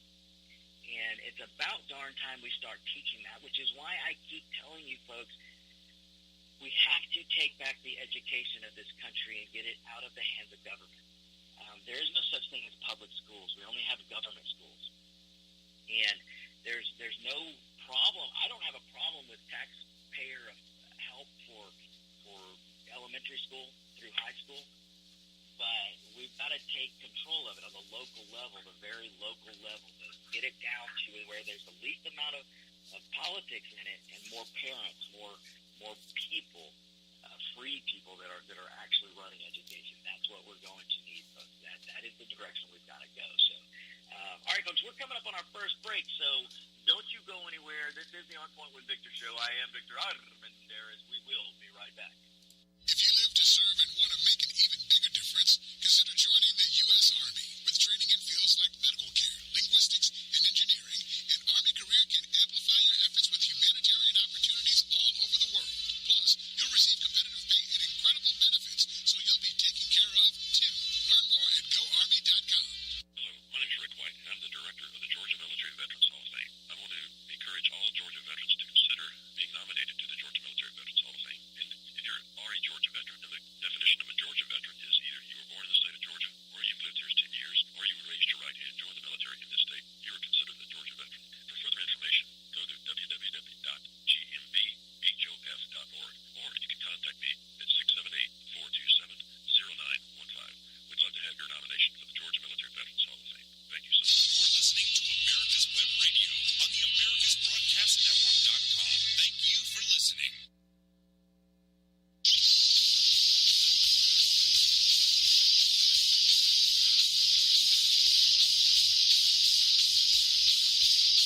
And we are back, folks. We're back. So, did you hear? You guys know I'm a huge soccer fan, so I gotta touch on this. Producer Brett, bear with me. He would be happy that I did watch. I was upset last night because I'm watching the Penguins game and they got slaughtered. But actually they made a little comeback. So, but anyway, so if you're a soccer fan out there like I am, I'm sure you're aware of what happened in England the other day with Manchester United. So Manchester United, they're in second place, folks, in the Premier League, having a great season. They were up against Liverpool, or supposed to be, and the fans went out, and it's like as if they have their own Antifa. They took to the streets. They blocked the hotel so the teams couldn't leave the hotel. They stormed the stadium. So they broke into the stadium. They got on the field. They damaged some things in the stadium. Look, the protest is a protest, and you want to protest. Apparently, a certain amount of fans are upset with the ownership. Man United, I believe now, is owned by a group from the United States, so that probably doesn't make the British people happy. But I don't know. That's another story to look into. But apparently they're upset. Look, Man United and 11 other teams in the Premier League are trying to start a new league called the Super League, a new championship called the Super League, and that ticked off some of the fans. And that's the excuse they're using. I think that Britain, United Kingdom, England, they have been in lockdown for over a year, and now they're going into hard lockdowns again. Just as they started restricting a little or reducing a little bit, relaxing a little bit, now they're going hard again with a lockdown. Folks, when you lock down people, when you lock down the human race like animals, what do you think is going to happen? I think these people have so much pent-up frustration and energy, and they figured out, you look at the American media, and under lockdown, what could you do? When we were under lockdown, hard lockdown for a month or so last year, what did the media do? You couldn't leave your house unless you went to the streets to burn, loot, murder. If you went to go loot, if you went to go destroy, that was okay. There was no such thing as a super spreader as long as you went out and were destroying, burning, and looting, and murdering. That was allowed. And the world saw this. So now you've got these, I guess the hooligans are back in England because they broke into the stadium, they did some damage. I saw a guy pick up a camera equipment, throw it on the field, or break the camera equipment. They went in to destroy some things. Not everybody, but some of them did. They blocked the hotel. They started fighting with police. And I got to tell you, what I observed right away was almost all the police that I saw responding to the stadium riot, to the protest/riot at the hotels, none of them were armed. None of them were armed. So, I mean, what a place Europe has become. It's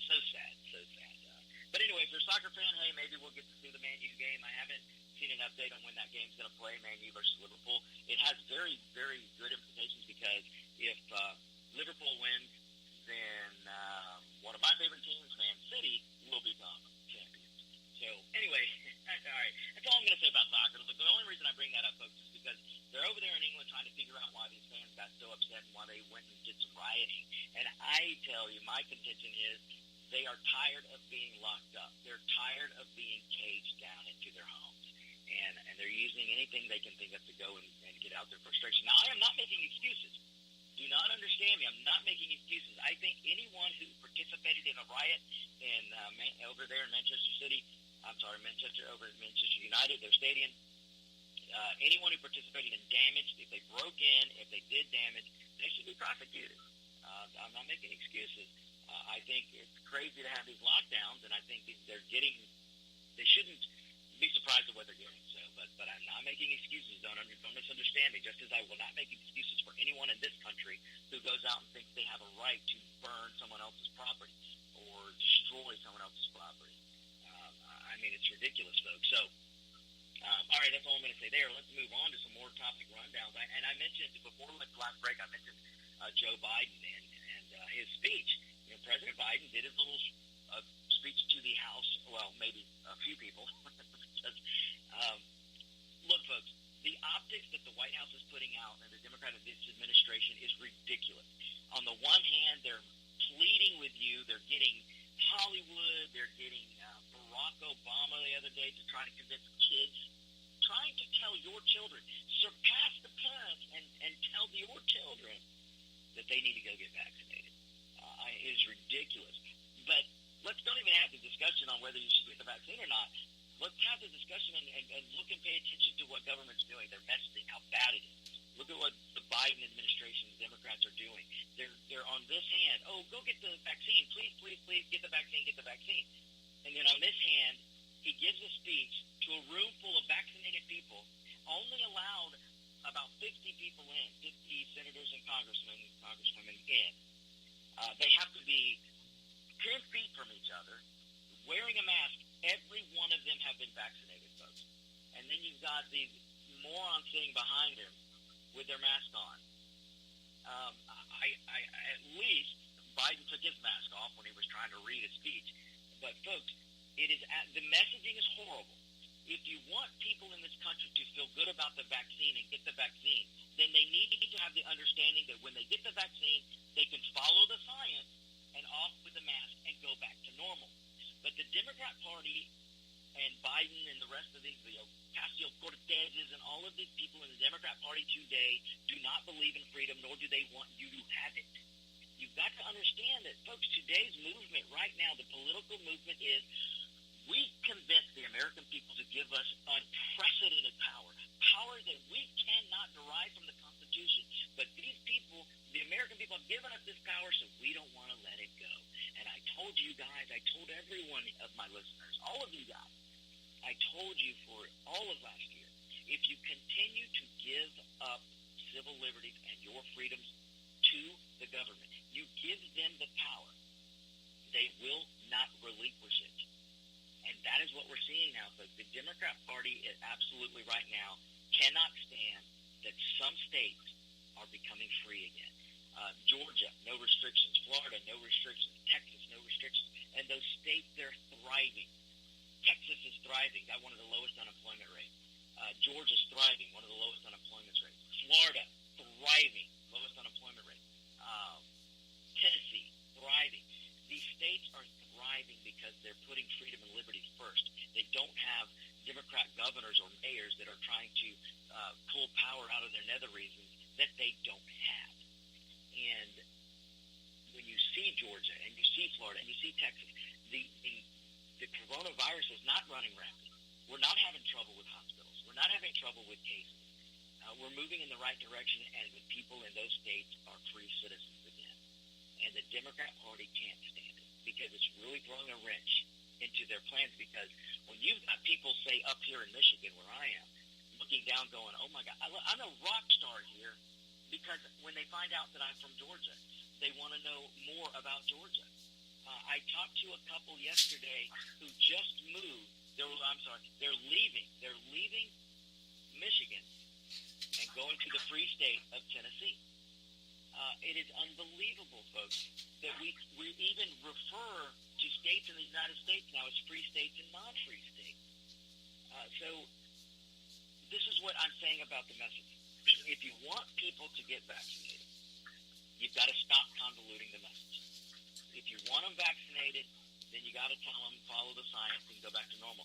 The CDC, still on their website, I believe still today, will say if you've been vaccinated, you don't need to wear a mask. You don't need to distance. You don't need to do. And I believe they're even changing some of that, having to walk some of it back because the Democrat Party and Fauci and the teachers' unions, they're controlling what the CDC says, folks. Look, I told you last year, and I told you last week, we did not elect anyone at the CDC. The CDC does not make policy. The CDC does not pass laws. They can refer and they can make suggestions, but they don't make law. And we don't need to sit around and let them make it, which is what they're doing, in the terms that they are doing what the Democrat Party is telling them to do, and then they're putting out these whatever they're telling the party telling them to do, and then private business and nonprofit business are taking the CDC's marching orders. And folks, it's ridiculous. Private business and private citizens and nonprofits ought to be looking to the Constitution. We need to be looking to what a great country we're in, and where our freedoms come from. Our freedoms are not derived from government. They are derived from a document. We have God-given rights, and we've got to remember this. And the problem is we're not teaching this anymore because we have government schools, government indoctrination centers. But folks, I'm just, I'm going to get off on a tangent here, but let me go back to what I was saying. If the Biden administration wants more people vaccinated, then stop telling vaccinated people or people who are going to get vaccinated that they can't go back to normal. But that's not going to happen, folks, because the Democrats do not want to let go of this power they have. They are drunk to the point of sickness on the power that we, the people, have given them. And it is going to be time to have a political ballot box revolution in 2022. What do I mean by that? I mean that people in Michigan, people in New York, people across Oregon and across California, Illinois, New Jersey, Connecticut, Massachusetts, all of you have going to have to divorce the letter D and throw these power-hungry politicians out of office. That's the only way to get through this, folks, is to throw them out of office. We, the people, can reassert ourselves at the ballot box, and we're going to have to do it. We're going to have to do it. Folks, they cannot do enough fraud to beat turnout, and I talk about this all the time.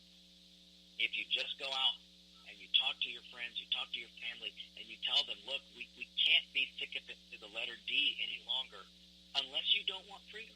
And, folks, there's probably a good 20-30% of the people out there who do not want freedom. They think communism and socialism is the way to go. I mean, they just don't know because they're not being taught. This is what happens when you allow government to run education. When you allow a central government office to run education throughout the country, you're going to get indoctrination. And you're going to get a generations and generations of kids coming up who don't really know what freedom means. They don't know what liberty means. They don't know how this country was founded. In government schools today, your kids are being taught to hate their country. That's a travesty, folks. That's a travesty. So, but let me get to a little bit of Biden's speech. There's one part that I want to point out, and this kind of goes to what we were just discussing. Part of his speech, Biden looked to the camera and actually told you that we, the people, is government. Now, maybe, folks, maybe what he was trying to say is we, the people, of the people, by the people, means that we, the people, send these morons to office to represent us, and that we can throw them out when they do wrong. But, folks, that's not what he meant. I promise you it's not what he meant. Honestly, he was just reading. Some bozo out of some probably Berkeley wrote this speech for him. But what he was trying to convey was we, the government, was that the government has power and control over you. All right, folks, we're going to the next break. Don't you go anywhere. We will be right back. This is America's Web Radio. Hi, this is Rocky Blair, former four-time Super Bowl champion with the Pittsburgh Steelers and Vietnam veteran. As a board member, I'd like to talk to you about Warriors to Citizen, a nonprofit organization that helps American heroes, soldiers, police, fire, EMT, and their families recover from the psychological harm caused by career-induced stress. Over the last 20 years, broken relationships have been a major causal factor for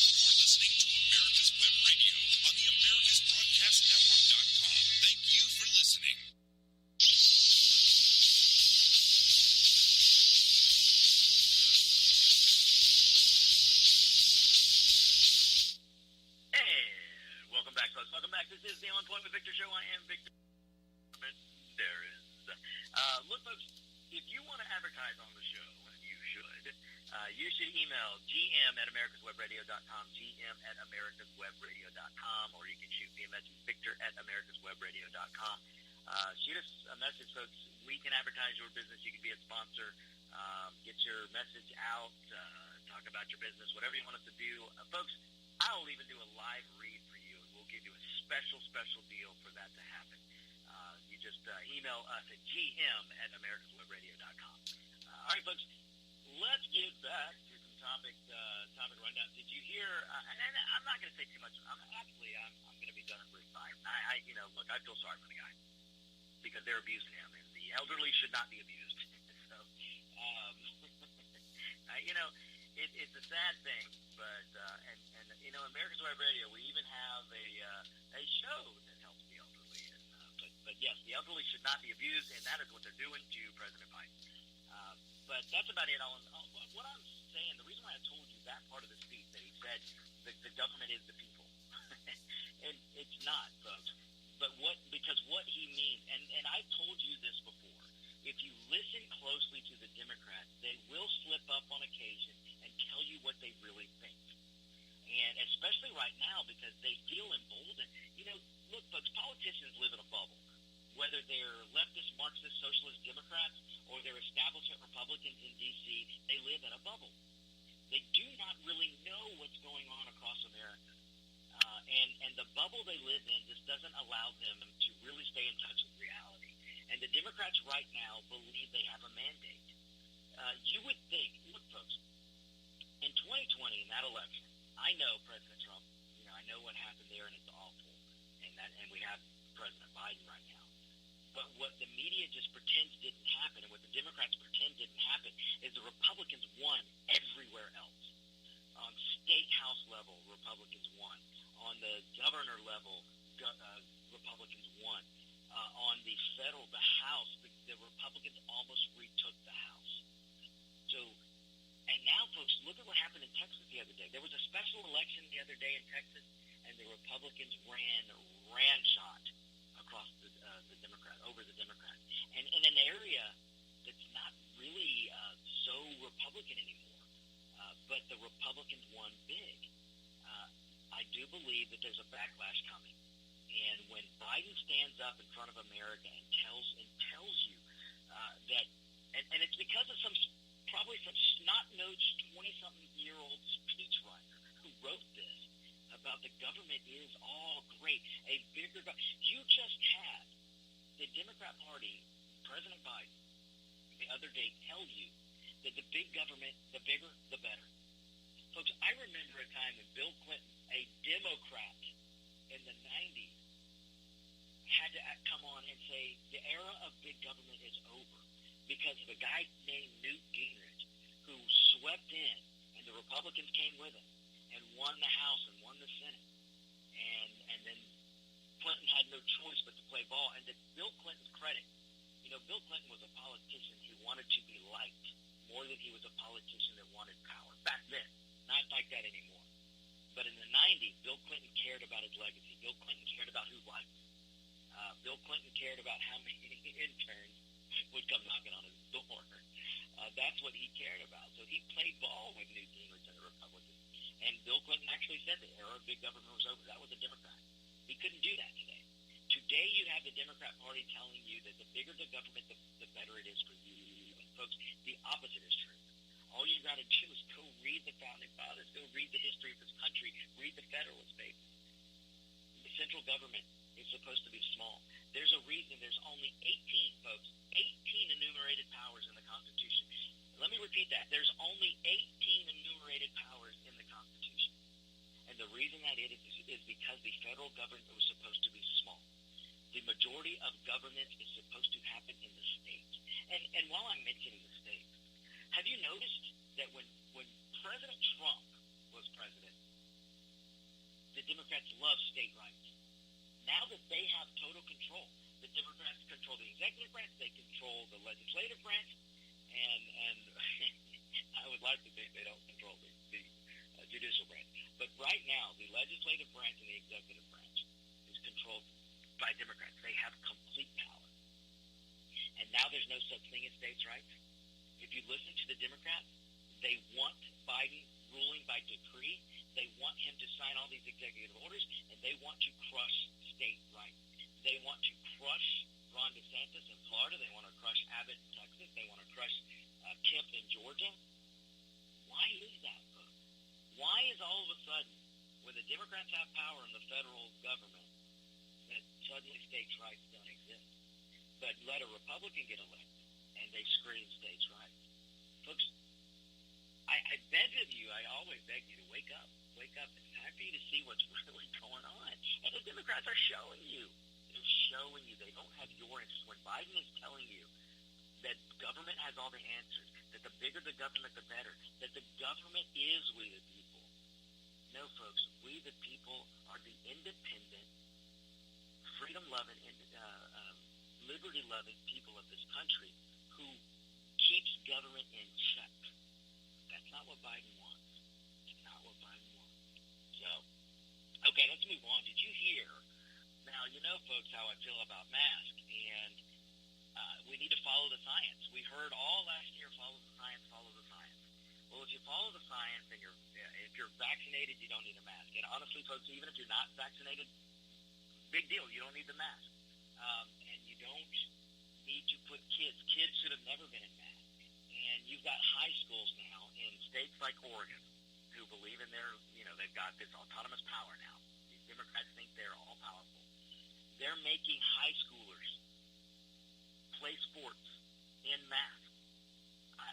Folks, I saw a soccer game yesterday where these high school girls were playing in masks. It's unbelievable to me the harm that parents are allowing politicians and union teacher bureaucrats, the harm they're letting them do to their kids. It used to be when parents would do everything to protect their children. What happened to that?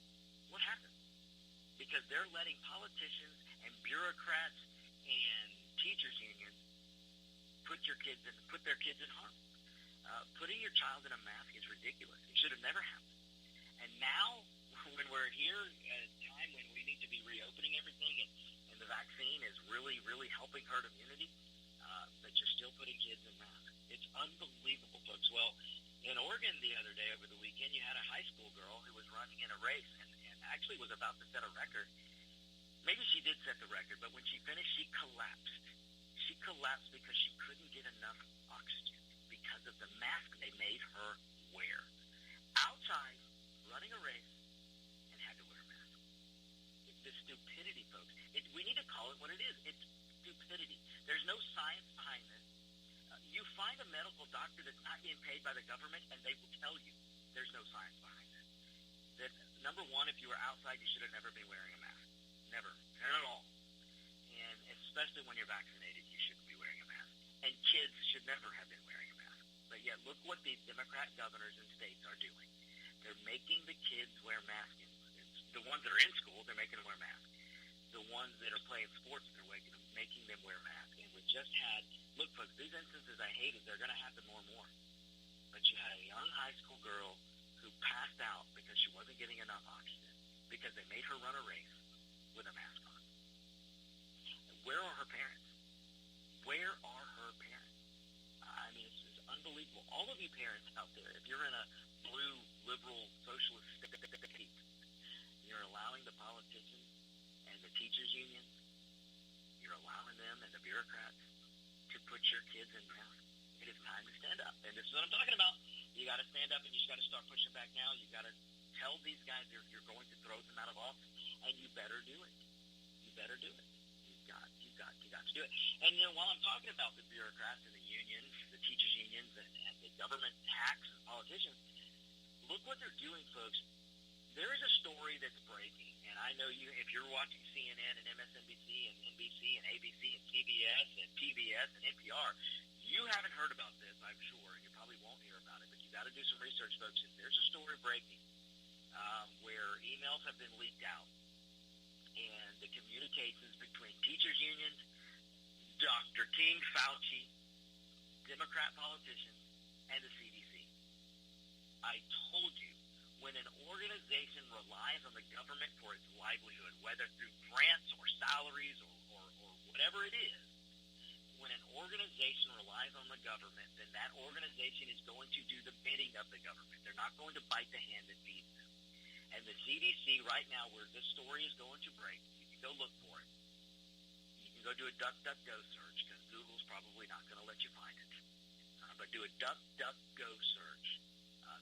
Start finding, go look at different news agencies, and you will find that this story is breaking, where emails have been leaked out, where the teachers' unions, Dr. King Fauci, and politicians, Democrat politicians, are basically setting the guidelines that the CDC is putting forth. Because what they're trying to do, folks, look, Biden wants to run around and say that he doesn't believe in passports, vaccine passports. You know why he says that, folks? He 100% believes in vaccine passports. He'll tell you that he doesn't, because behind the scenes, they're making the CDC make all these ridiculous guidelines, because they want private business to do their bidding. And now you've got colleges that have announced you will not be allowed to be a student on their campus if you don't show your passport, your vaccine passport. You've got to show your papers. Don't come to our campus if you can't show your vaccine papers. Ladies and gentlemen, are we going to sit by and allow the federal government run by Democrats, are we going to allow them now to make all our medical records public? You know, one of the most private things in this country are your medical needs and your doctor. It's between you and your doctor. No one else should know. No one else should know. So where's this going to stop, folks? Let me just tell you, if you allow the government and you allow businesses to demand that they know that you've been medically vaccinated, what's going to be next? You're going to have to let them know you don't have this condition or that condition? Folks, what happened to HIPAA? What happened to our legal rights to privacy? You're letting them go, people, and you're letting them go drip by drip by drip. And pretty soon, it's going to be too late. And you're going to look to people like me, you're going to look to conservatives, you're going to look to libertarians, and you're going to go, what happened? Can we get our freedom back and liberty back and privacy back? And I only hope it's not going to be too late. But right now, folks, you've got and I'm telling you, go look at the story. You've got teachers' unions and Dr. King Fauci who are colluding with it and telling, with politicians, telling the CDC what to walk back, what guidelines to put out. And then they're signaling to corporate America, you do our bidding, or we're going to tax you to oblivion. Do our bidding, or we're going to regulate you into oblivion. So now you've got colleges already, colleges leading the way, demanding that if you do not have a vaccine passport, you will not attend this college. You will not walk on these college grounds. Think about that for a while, folks. Let that sink in. Let that sink in. You cannot give the government an inch, because they're going to take miles and miles of miles. And if you allow this to happen, we're going to regret it. Folks, we will. Okay, folks, we're going to another break. Don't you go anywhere. We will be right back. This is On Point with Victor, America's Web Radio. Hi, this is Rocky Blair, former four-time Super Bowl champion with the Pittsburgh Steelers and Vietnam veteran. As a board member, I'd like to talk to you about Warriors to Citizen, a nonprofit organization that helps American heroes, soldiers, police, fire, EMT, and their families recover from the psychological harm caused by career-induced stress. Over the last 20 years, broken relationships have been a major causal factor for the highest documented divorce rate and resulting suicides in this population. This program, From Warriors to Citizen, is delivered free to families by professionals, all whom served in uniform and understand the needs to be addressed. I ask for your support.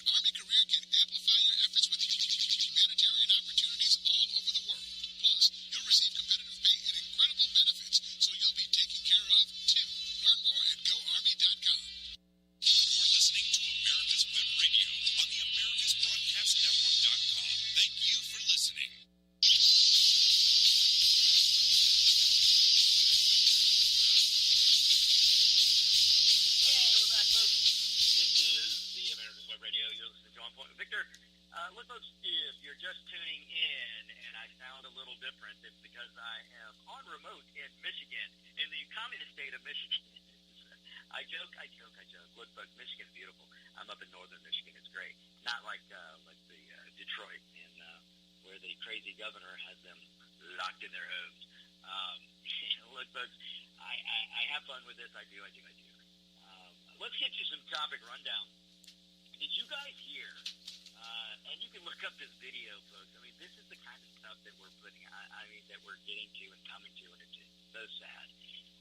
But this anti-police sentiment that the Democrats have caused, and make no mistake, the Democrat Party is causing this anti-police sentiment. The media is causing it.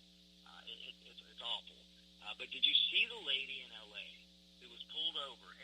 Apparently a teacher. Now let that sink in.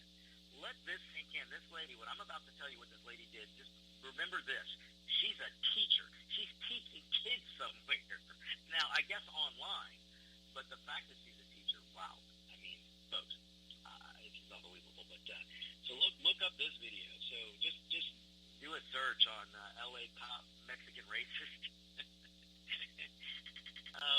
This lady was pulled over because she was talking on her cell phone. Now, look, folks, in most states across the country, you cannot drive and hold your cell phone. If you drive and hold your cell phone and you pass a police officer, you're going to get pulled over, especially in California.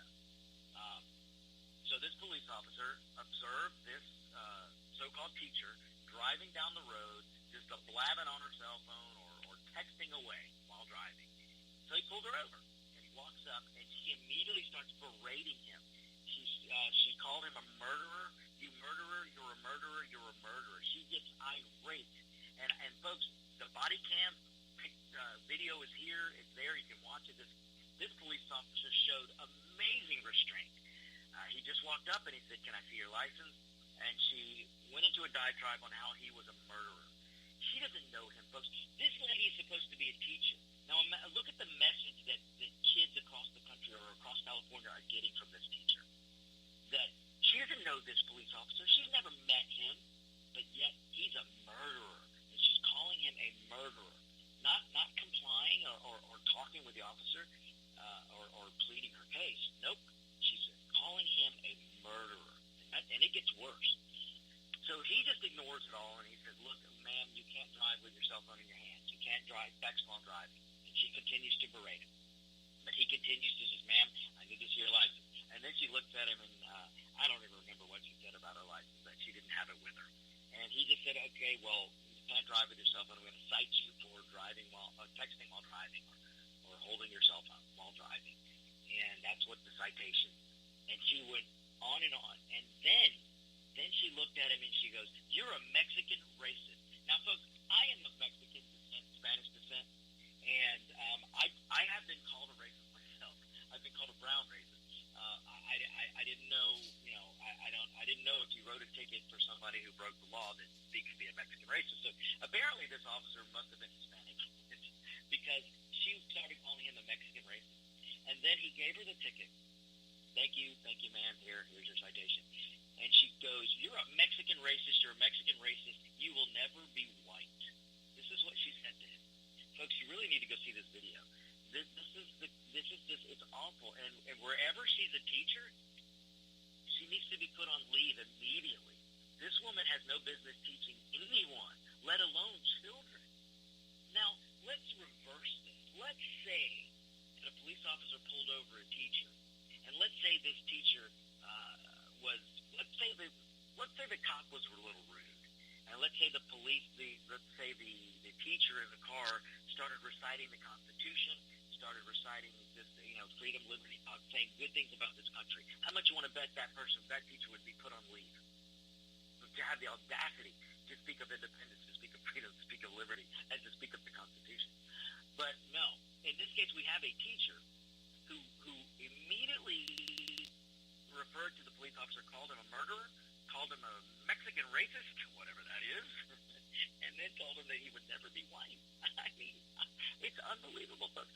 I've told you before, and I'm going to tell you again, the only people who see color in this country is the Democrat left, the socialist, Marxist Democrat left. folks, if you look up the history this country has with the KKK and the Jim Crow, all spawned by the Democrat Party. Segregation, Joe freaking Biden, who's been a Democrat all his life, argued for segregation. You know, this man, Biden, has been in politics for most of his life. There's lots and lots of archives of Biden way back in the 60s, 70s, where, especially once he was elected, which, gosh, early 70s, we're talking 70, 71, 72, where he actually spoke on behalf of segregation. Robert KKK Byrd was a Grand Master of the KKK, was a Democrat senator. Are you listening to me out there? Look, I know I'm sending some of my Democrat listeners to the cry closet right now, and they're all running for a safe space. But these are the facts. And now fast forward to today. Who sees color? Who wants to put you in a box? The Democrat Party. They want you in a brown box, a black box, a gay box, a yellow box. They want you against each other because if you, the people, will fight, or we, the people, will fight amongst ourselves, then these people in Washington will just take more and more and more power, and they'll control you, folks. We can't allow that. We got to stop this. We really do. But that happened, folks. I was in L.A. You can look up the video. It's out there. This lady calling this officer, called him a murderer and a Mexican racist. It's unbelievable. And yet she is a teacher. So, I mean, can we blame Trump for that? He's not around. I mean, folks, I'm telling you, the party that sees the color of your skin and makes judgments based on the color of your skin is the Democrat Party. Today's Democrat Party. Today's Democrat Party is not the party of Kennedy, folks. It's not. It's not. John F. Kennedy would be run out of today's Democrat Party. So, all right, the next thing on the rundown did you see Cuomo? I mean, the cojones on this guy. I mean, it's unbelievable what this guy gets away with. Cuomo has abused women, and he's treated women bad, but he gets away with it because he has a D by his name. Cuomo killed grandmothers and grandfathers. He's literally responsible for thousands of deaths in the old folks' home last year. But he gets away with it.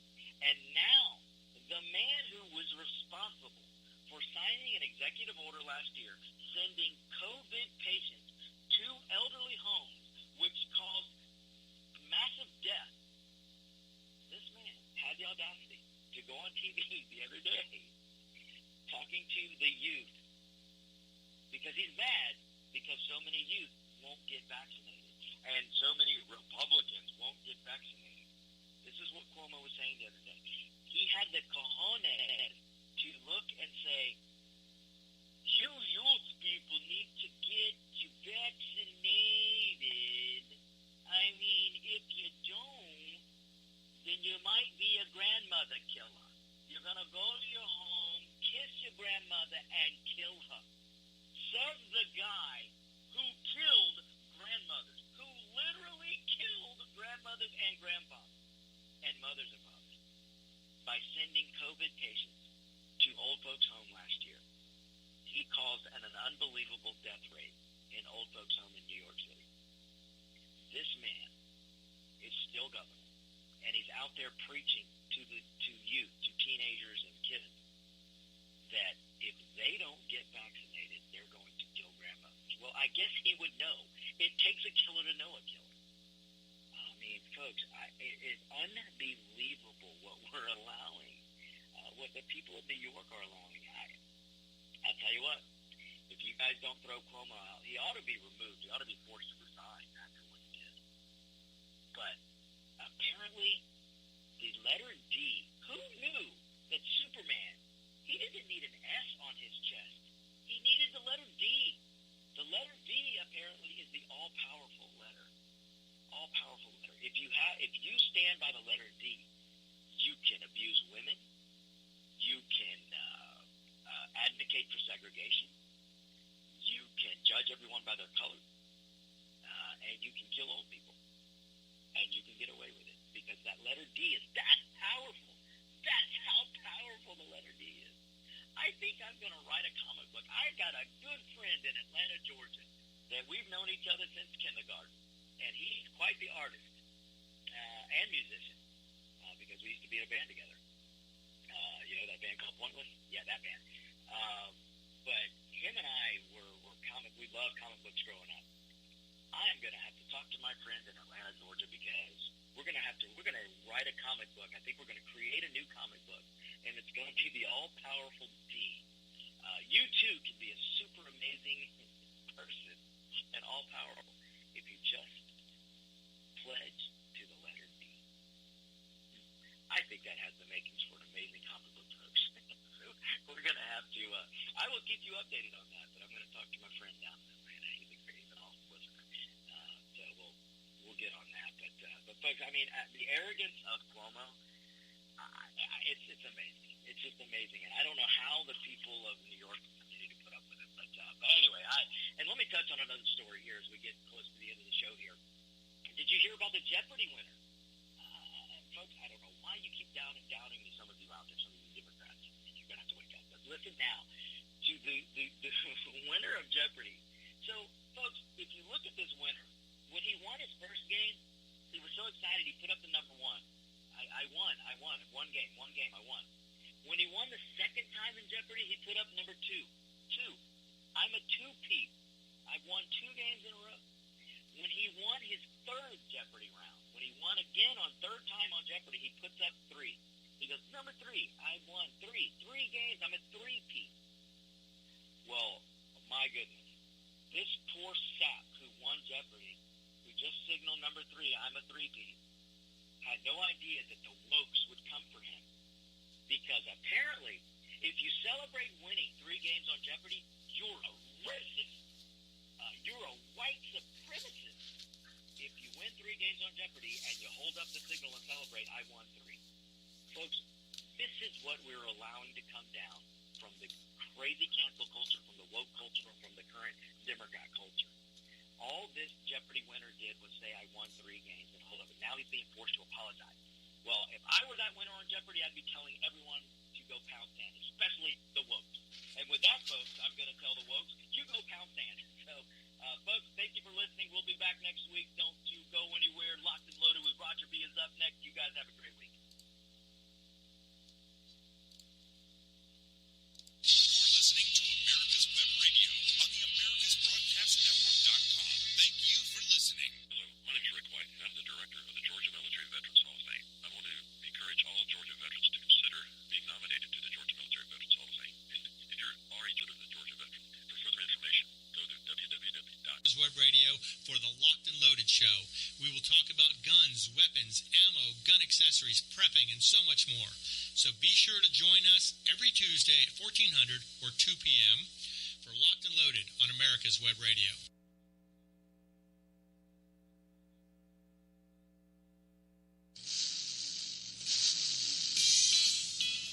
You're listening to America's Web Radio. And now time for the Classic Car Show with Steve Ronaldo and Jim Weber. Good morning and welcome to America's Web Radio and the Classic Car Show.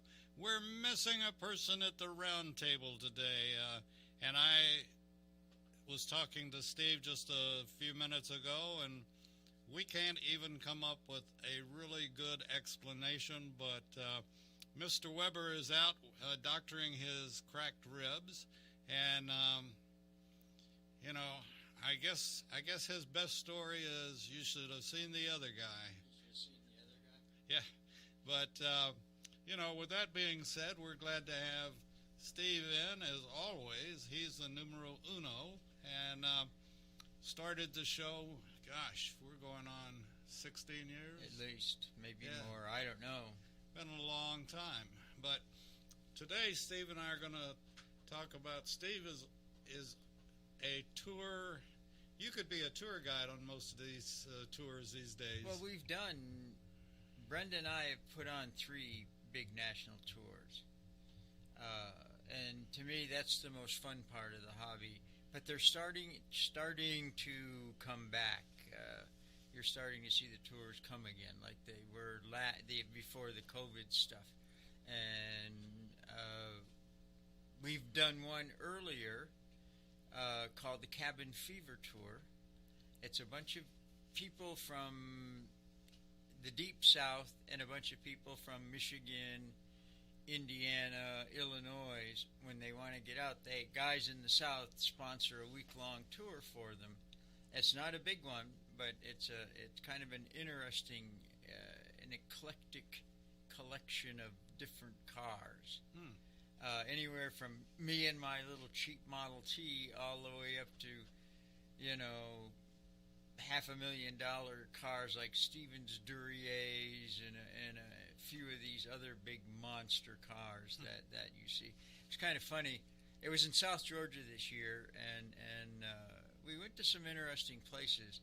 Usually, the national tours, or if you will, a week-long tour, you do about 100 miles a day, out and back. Some of them are progressive, where you move from place to place, which is kind of difficult when you think about it. It's checking out of the hotel in the morning, going and seeing the stuff, checking back into the hotel. And the thing is, when you're doing things like that, for example, in my trailer, I've got all kinds of tools, equipment, and stuff if I need it. But when you're doing a progressive tour, you don't have that stuff. So if you have a problem, it becomes a challenge to do those kind of things. And I guess it's a challenge, too, leaving your trailer somewhere, isn't it? Usually you end up back where you started, but you go 100-mile circles a day. But you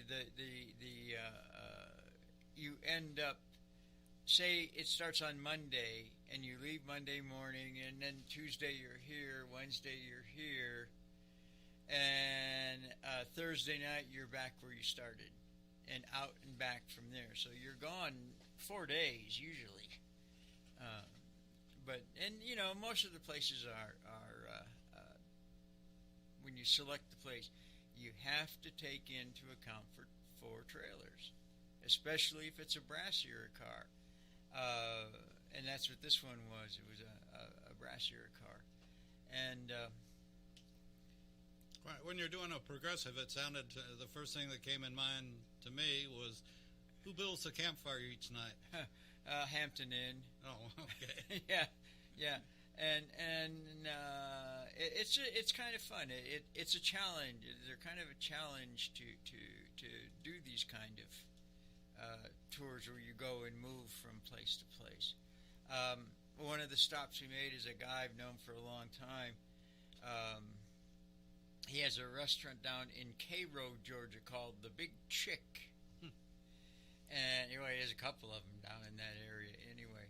And he has 3 big, long buildings filled with antique cars, memorabilia, and he was really into fire stuff. So he built about a 1910 to 20 firehouse, and has the old pumper and the pole and all that kind of stuff in there. Wayne Haddon is quite an interesting guy with doing this stuff, and you end up seeing things like that. And there's a lot of things that you do that I like on tours. You get to see things that you never knew were there or ever have access to. So it's fun. I really enjoy the tours, and the brass car tours are the most challenging, 1915 and older stuff, because again, like when we did the reliability tour in 2008, Brenda and I did at Chattanooga. We had about 125 cars, so that's 250, at least 250 to 300 people that you had, and that's not counting the people that are involved in putting on this tour. So you have to move, feed, and house all of these people, and if it's 125, you're going to have to deal with 125 trucks and tow vehicles. It's a big accomplishment to pull this thing off. It really is. And probably 200 or 300 opinions. Well, Yeah, it's different. It's a lot of fun, and AACA. We'll get to VMCCA in a little bit, but the AACA have an award that they pick for the best tour of the year, and Brenda and I were fortunate enough to win it that year. We had some pretty cool places we went. I'm not a big fan of rubber chicken banquets, opening or closing. I don't like them. I think they're annoying. So this is a itinerary sort of a thing. Sunday night, when everybody got in, about 7:30 or so, we had an ice cream social. I figured you'd have a pizza social. No food. No food. But we had RC Cola and moon pies. And peanuts. Ah. And we had a friend of one of the guys putting on this tour had a daughter who was in the Chattanooga, Tennessee orchestra, city orchestra. So they came and played a whole bunch of 20s and older song, which was cool. And then we had an opening breakfast. And that's where you go out through all of the stuff that's going to happen and all this. And just typical that day, that was Carousel Day. And there's a guy now, this was a long time ago now, 14 years ago, there's a place in Chattanooga, or was, now I don't know if the man is even still alive, but it was called Horsin' Around, and he built, or had a carousel horse carving school. And what you do is you would buy an extremely roughed out mold of a carousel horse, and you would pick the creature you wanted to make. You could do lions, you could do anything. You swans. Most of people did horses though, and he had a laser image of this horse, and you had to call him and tell him you were coming in. He had a big barn. They were all on wheel things, and he'd roll it in, and he'd get the laser and set it up and the laser would give you the outline of where your carving was going to be, in sort of a three-dimensional thing, so you could carve your own horse. Yeah, and finish it. Unique. Yeah, it is. It was really cool. And then in Chattanooga, at this park downtown, they have a carousel, and all of the animals on this carousel were done at Horsin' Around Carving School. But the carving school is not big, of course. It's not a huge. You're going to fit 300 people in there. So we had to split the group in half, and half went to the carousel and went to the park after breakfast. Half went to Horsin' Around. We met together in this big cafeteria for lunch, and then switched, and then we got back at night. This is one thing that I love about your stories and hearing about it, because, if I were just to go up there, or the normal person was just to go up there, you would know it would even exist. Yeah, exactly. Yeah, And how neat it is to go, and you're going with your friends, and absolutely. After you've been there, you can come and chat about, well, did you see this? Did you see that? And boy, that was neat. And yeah, it is. It's fabulous. And then that same night, I think we've had Jeff on the radio show. Jeff Mall, whose great grandfather did the great racing. Yeah. Anyway, back then he had just started doing a one-man show about his great grandfather. He met and listened to all the stories about the New York to Paris race from his grandfather. So he would come out and introduce himself, and then walk behind a screen and put a duster on, and he would become his great grandfather and tell the story. And we had over 500 people wanted to hear this, but here's the funny part: you had to have a lavalier mic and progress back in the Chattanooga Choo-Choo. In the back it used to be the train something or other, and it was an ice skating rink, and then all of this stuff, and that's where we had the chairs set up and all of this. But that afternoon, Jeff and I were setting up to do all this stuff. and the lavalier mic croaked. So I went. The lady's last name was Nolan, who was the convention person at Chattanooga Choo Choo, and I said, you know, this thing, do you have? He said, no, we need that kind of stuff. We rent it from a AV place. So I started calling. This guy wanted, you know, some 400, 300, 200, and I was running out of the list because I didn't have that kind of money, and we had to have it because you couldn't hear him in this monster building. So I got down towards the end, and I called this guy up, and I said, hey, we're doing a thing about antique cars racing from New York to Paris in 1908, and our wireless lavalier mic died, and we really need one desperately. And he said, oh yeah, well, if you're in that kind of trouble, how about a couple $100? I said, well, you know, I don't have that kind of money. I said, I'll tell you what I'll do though. I'll bring over 2 cases of RC Cola and 4 cases of moon pies and a box of peanuts. He said, you will, huh? Yeah. He said, you got a deal. Come and get it. So we saved our bacon with moon pies and RC Cola. I'm sure that's happened more than once. I'm sure it has. But he did a great job, and one of the surprises was he wanted a ton of money to do this show. And I met him at Philadelphia at the ACA convention. Matter of fact, we were right across the aisle from each other, and I kept trying to tell, I want $1,000, I want this, I want this, I want this. No, we can't afford to do that. And I said, what if I could get you a Thomas Flyer to sit in to tell your great-grandfather's story? Because that's what they drove, is a Thomas Flyer. He said, you could do that? And I said, yeah, I can do that. Because Carol Coker from Chattanooga had 7 Flyers.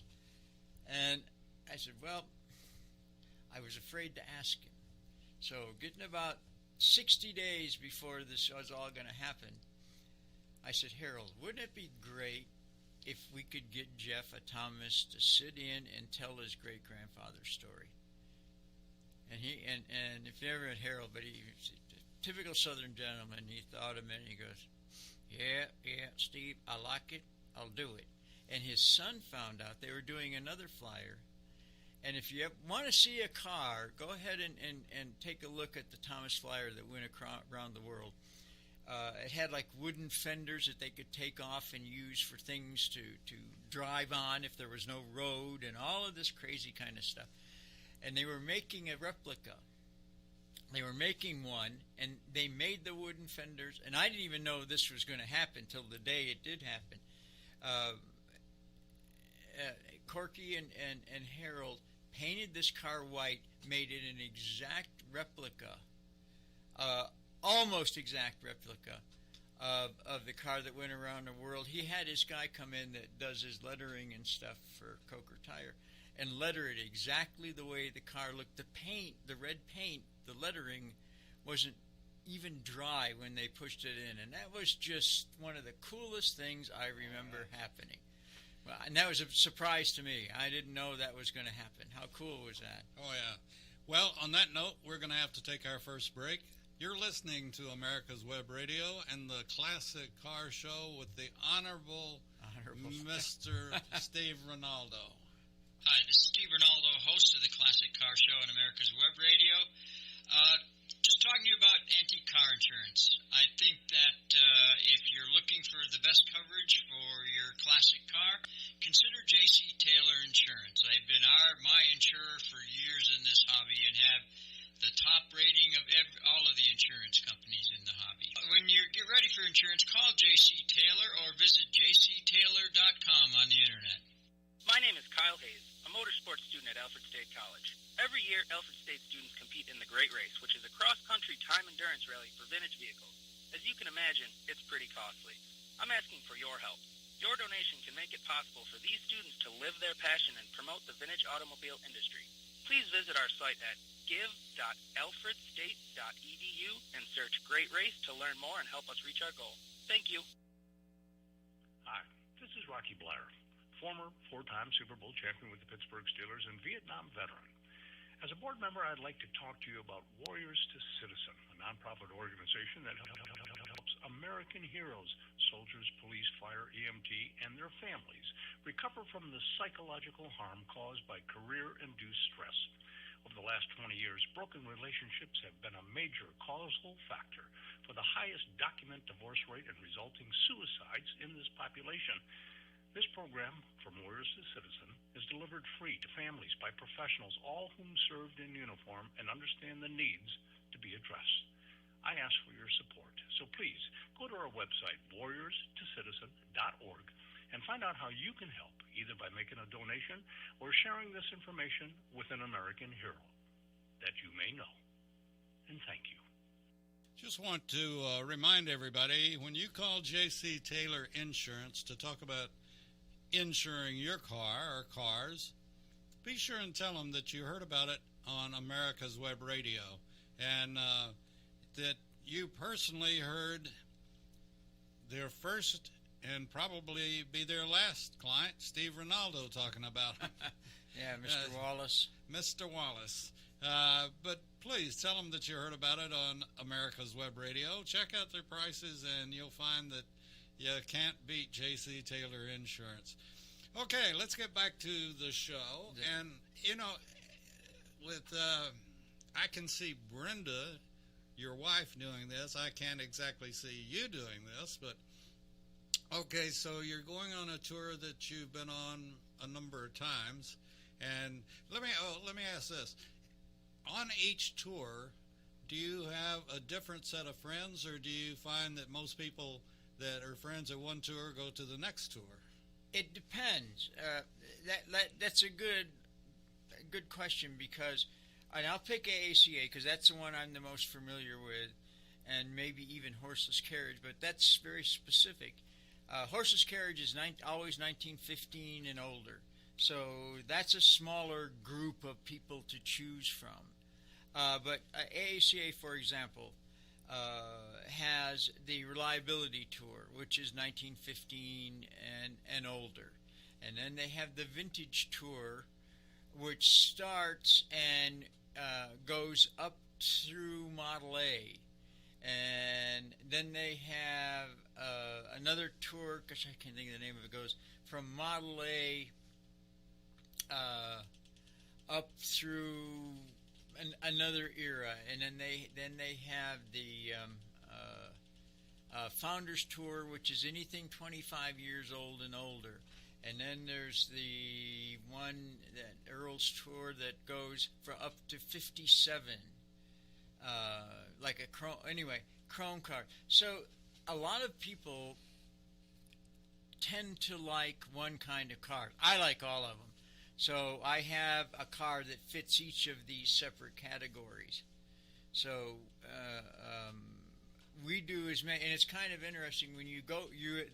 To answer your question, if you go to a Founders Tour, which is anything 1932 to 25 years old and older, you'll see a lot of the people over and over again who they like 55 Chevys, or they like GTOs. You see that's their thing. That's their cars. And then when you go to the sentimental tours, you'll see the guys who like a lot of the after World War II stuff, 49 Fords, 55 Chevys, the big Finn Plymouths, everything up to 57. And that's their interest in stuff. And, of course, the brass car people that do 15 and older. And then the Vintage Tour group. And then there's the Granddaddy Tour, which I think is the Glidden Tour. The Glidden Tour is co-sponsored by AACA and VMCCA, the Vintage Motor Car Club of America, every other year. The Reliability is the oldest ongoing tour. The Glidden Tour is the second ongoing one, and that's everything up to World War II. And that's probably the main public tour of the year. And then and there are private tours, like there's the Red Rocks tour and there's the Transcon, but those are invitation only, and those are for the heavy hitters who have big cars and do stuff. Okay, so you're planning on a tour. You and Brenda are planning on a tour. And like I started the conversation with, I can't see you necessarily doing it, but I can certainly see Brenda doing it. Do you all contact friends, say on the Glidden tour, that you generally meet A lot of there? times, yeah. A lot of times we do. I say, "Are you guys going?" Well, oh yeah, we'll see you up there, and this kind of stuff. And I guess you see, there are people like us who have the cars for all the different eras, but then there are people who only specifically want muscle car era stuff. That's what they want.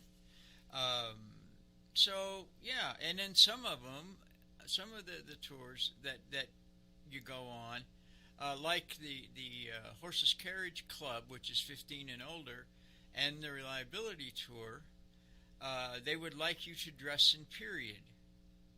So like she has all those big bonnets with the feathers and the flowers, ties under, and those long dresses and those button-up shoes and all this stuff.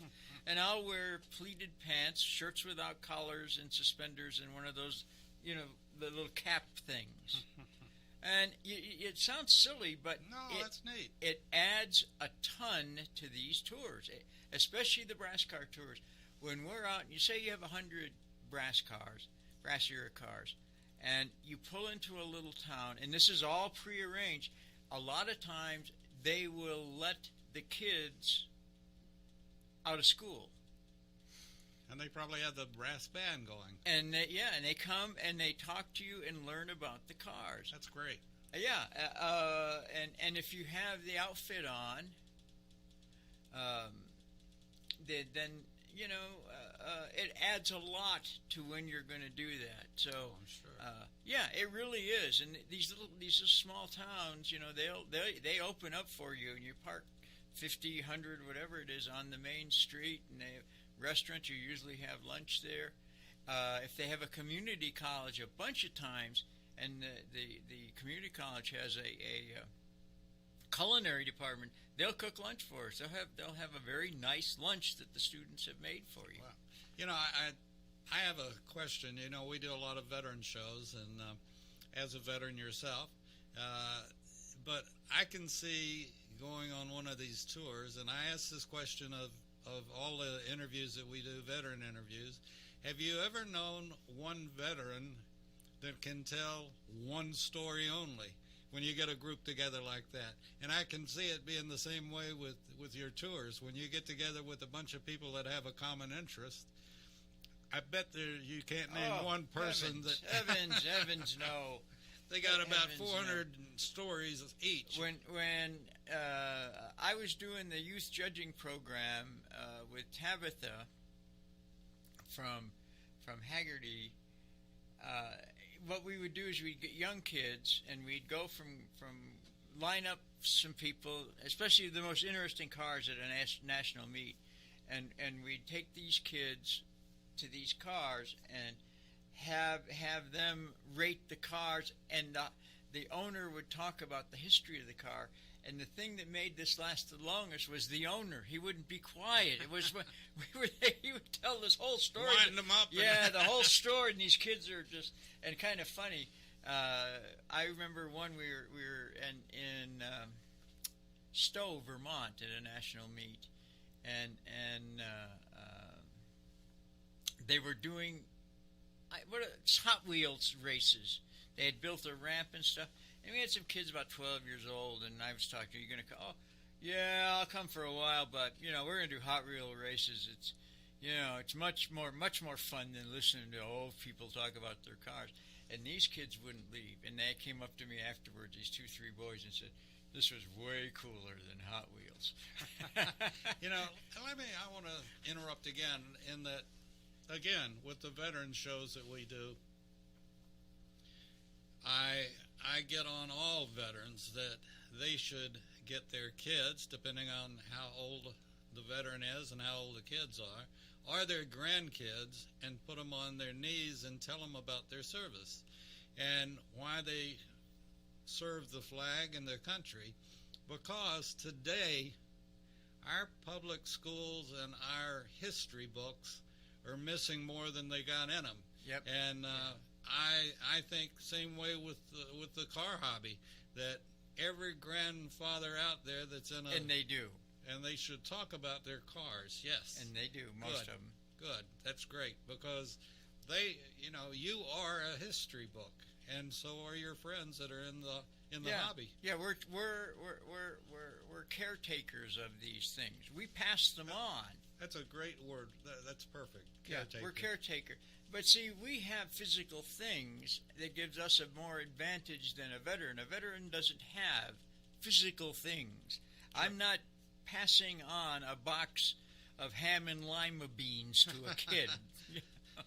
K ration? Yeah, no, C ration. Or C rations.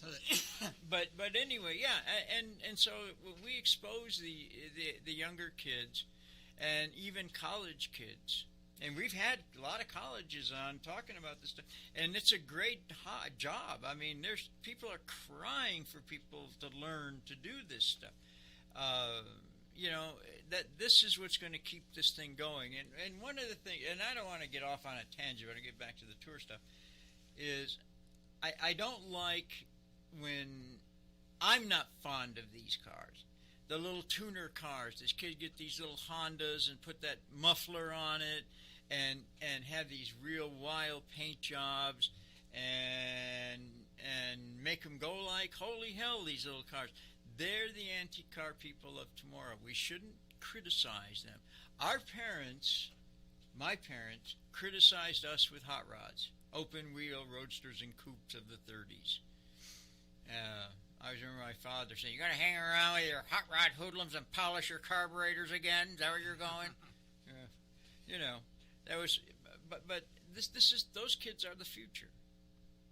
Those are the ones that are eventually going to grow into the muscle cars and maybe continue on down. Brass cars I don't worry about much, because the first is always going to be there. First is first. So, but it's the cars from the 30s and the 40s and the 50s that they were just regular passenger cars, most of them, and that's the hard bunch. And not too exciting in a lot of them. No, they weren't. But the tours expose you, and we have friends. Here's a perfect example. I am friends with the third generation of this family. She was the first female president of AACA, Janet was, and Janet Ricketts.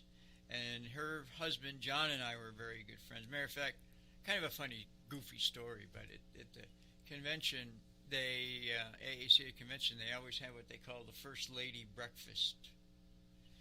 And when she was president, how could they have the First Lady's breakfast? So John said, "I'm going to have the First Lady's breakfast." So he and I dressed up in drag, and we were the hostesses of the First Lady's breakfast. And it was really funny. They all talk about doing stupid stuff like that.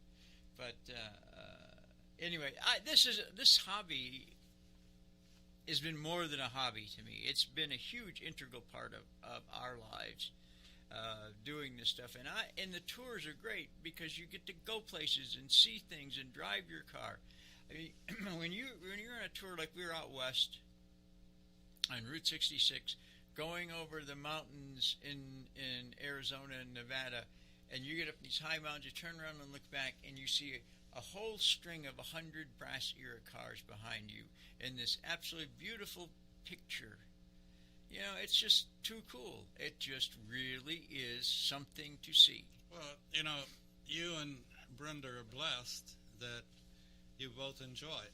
And, yes, very much so. Yeah, there are a lot of wives that wouldn't go for it, and a lot of them won't even try. The husbands can't get their ladies to even try. Sure, these cars are uncomfortable. Well, that's okay. We've been snowed on. We've been rained on. That tour that we were just on,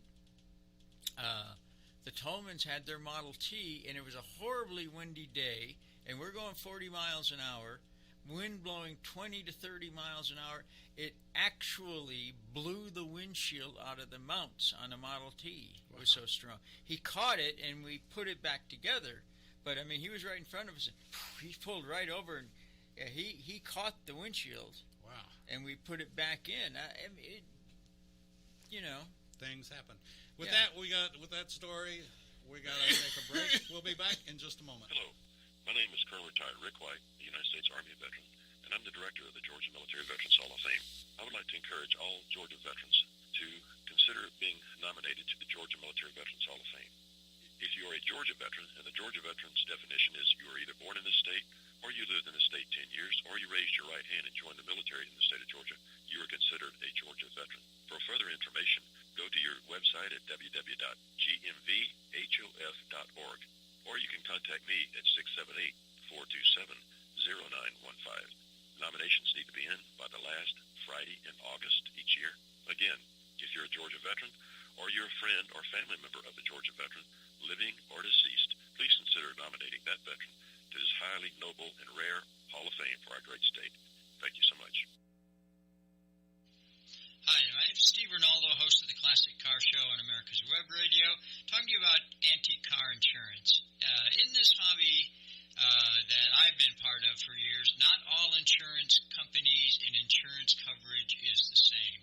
I would suggest that you call J.C. Taylor or visit jctaylor.com to find out some information about some of the best antique car insurance you can get, such as agreed value insurance for your classic car.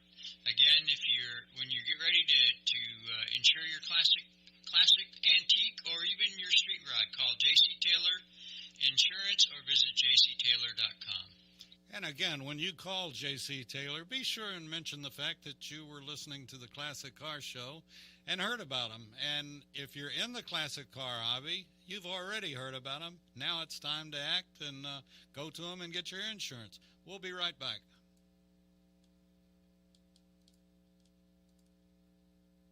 You're listening to America's Web Radio on the AmericasBroadcastNetwork.com. Thank you for listening. And we're back on the Classic Car Show. And Steve, I can't speak for everybody that's listening, but this is a pleasure listening to you. And I know you pretty well, and you'll probably not believe this, but the excitement that's in your voice talking about tours and the fun you have on them, and I mean, you can see it on the radio. You can see it. Exactly. You can tell whether somebody's happy or not. I grew up doing this stuff, and if you have kids or grandkids, taking them on an antique car tour, like I said, you get to see things that the public can't see, and you go to things that you never knew were there, and then when you see these things, you go, whoa, that was amazing. Like down in the middle of Georgia, there's a Southern Bell Telephone Museum. It takes you a couple hours to go through this stuff. And you look at this, like, you and I are old enough to remember party lines and all of this kind of stuff, and payphones, yeah, had a nickel, then a dime, and then a quarter. But you get to see things, and you expose your youngsters to not just cars, but to the history of what things happen. And I've picked cotton. In Alabama, gone to a top and even driven up to some of the tops of some of the big mountains. Did Pikes Peak, drove up the top of Pikes Peak. That was pretty thrilling with no guardrails and stuff. It's just you get to do and see things that you read about, or when you're watching a history program on television. I'd like to do that. And you go to like Boston, and they have a walk. You park your car at Faneuil Hall parking lot, and the police will be there to guard them, and you have a day, and they have different things to go see, and you have a whole day, and you're not rushed. You can go see Paul Revere's house, and you can go see the USS Constitution, and this and that. We do all this kind of stuff that's available, and it fits every category of car. So if you know, and everybody thinks of old antique car tours as Model A car. No, there's like the one we're leaving Sunday to go on the VMCCA Chrome Glidden Tour. And it's for when Chrome started, and if I remember right, I think chrome plating was started in 1932, and I'm not 100% sure about that. But cars that had chrome, big chrome, remember the big chrome bumpers and chrome on the side and chrome everywhere. That's what this is for. And I talked to Max, right? Oh yeah, Maxfield. Yeah. They have 100, and I think he said 104 cars, and 280 people for a week. And we're going to be in Alcoa, Tennessee, and Alcoa was named for aluminum, the Aluminum Company of America. That was where they started. They've arranged for us to go to, where's the place where the atomic bomb was in Tennessee? What's that called? Where the what was? Where the atomic bomb in Tennessee. Oh. Yeah, where they did all that stuff, where they did the atomic research. And, and one day is sort of a goofy day. We're going over to Pigeon Forge, and if you've ever been there, that's... Oh, yeah, Dolly. Yeah, Dollywood and all of this kind of stuff. So it's not just history stuff. Wait a second. When are you going to Jack Daniels? I don't know, but I've been there a bunch of times. Yeah. You know where Jack Daniels distillery is? Mm-hmm. You can't drink there. It's a dry county. You cannot drink at Jack Daniels. They give you the taste. They have a tasting room, and they give you a thimbleful. But you can't there. I think it's Jack Daniels or the other one. Maybe it's the other one. One is the black one, Black Label. Yeah. I get them mixed up. But anyway, we're one of the two big ones. It's a dry county, and you can't drink there. So it's kind. But I'm sure we'll be doing that kind of stuff too. So you go to these places, and plus you get fun to drive your old car and do stuff. Car shows are nice. Don't get me wrong. But given the choice of attending a tour or going to a car show, even though I'm on AACA National Awards, Mr. Moskowitz, if he's listening, will probably say, well, we'll fix you. But the tours are the most fun. And if you talk to people in the hobby, most everybody will agree with you. And if Jim were here, I know that he would say this, because he said it 100 times on the show over the years, that your wife, Brenda, puts together the most fantastic picture books. tour books. Yeah, we've got hundreds of them we've done. And she does her own photography, and they're just beautiful. And you flip through the pages, and you sort of... You remember, when you look back at them, you say, oh, yeah, that was so cool. Yeah, and if you're a novice like I am, you just drool and wish. But the tours are fun. I'm looking forward. I've never done this Chrome Glidden tour. So this is the first time for me doing a VMCCA. Back in 54, 55, 56, and 57, I think that was the Battle of the Chrome. Like Chrysler out-chromed everybody, I think. And no, Buick Limited was supposedly had the most chrome on it of any car, a Buick Limited. That's the thing that had that big chrome panel on the side that looked like the side of a spaceship. I don't remember that. Yeah, there were many of them. A friend of ours, Charlie Adams, restored one. This is a long time ago, and his chrome plating bill was as much as his house was worth. Jeez. Yeah, huge. Yeah, the chrome era. Yeah, I mean that's when you had your braces on your teeth as a kid, you'd say you look like a Chrysler grill. Yeah. Yeah. Well, we're taking the 56 Thunderbird. I got to go. I'm almost done cleaning it up, getting it ready to go. Because that's definitely a chromier car with that pastel blue and all that stuff. That fits right in with that. But anyway, you know, if you are listening, do a tour. Join one of the big clubs. It can be. See, they all do it. Model A Club has an annual tour. The Vintage Chevrolet Club has a vintage tour. Even the Franklin Club has a vintage tour. Whatever you're into, there is an annual tour. At least one that's available. And try it once, and you'll end up, for the most part, you'll get hooked on it. We have a friend, real good friend. Oh, I'm not doing that. It seems so stupid to drive around for a week. He went on one with me and said, "This is some of the best time I've ever had."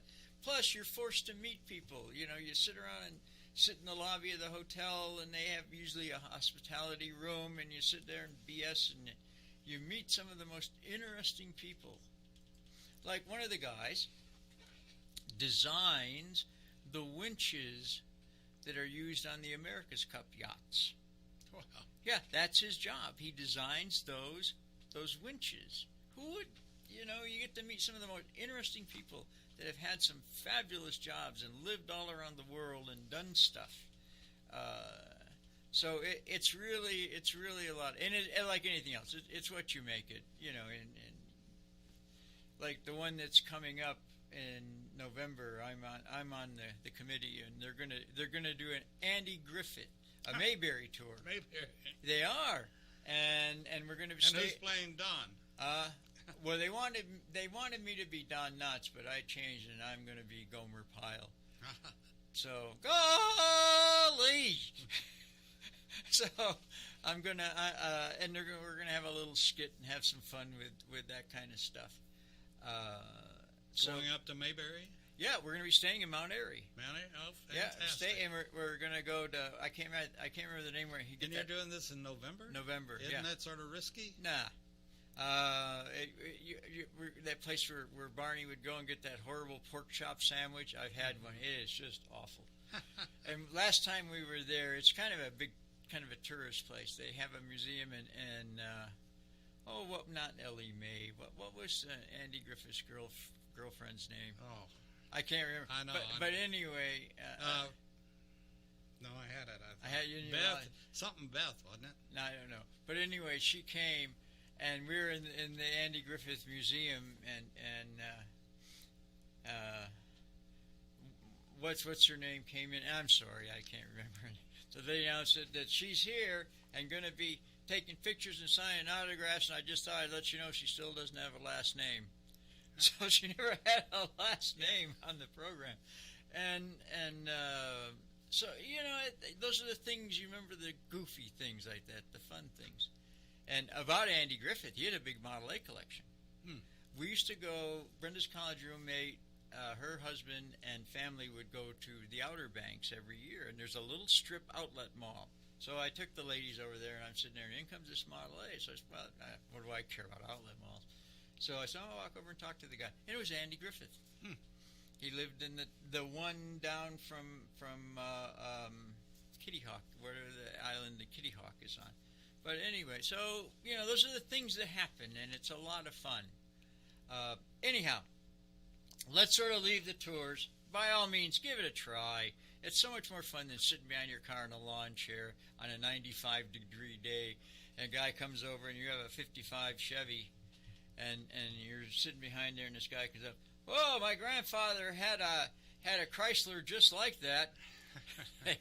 Okay, but it was red, not black like yours. But the tours are so much more fun. So they get a little dirty. Who cares? They're cars. Now, let's talk a little bit about the other half of the hobby, is national meets.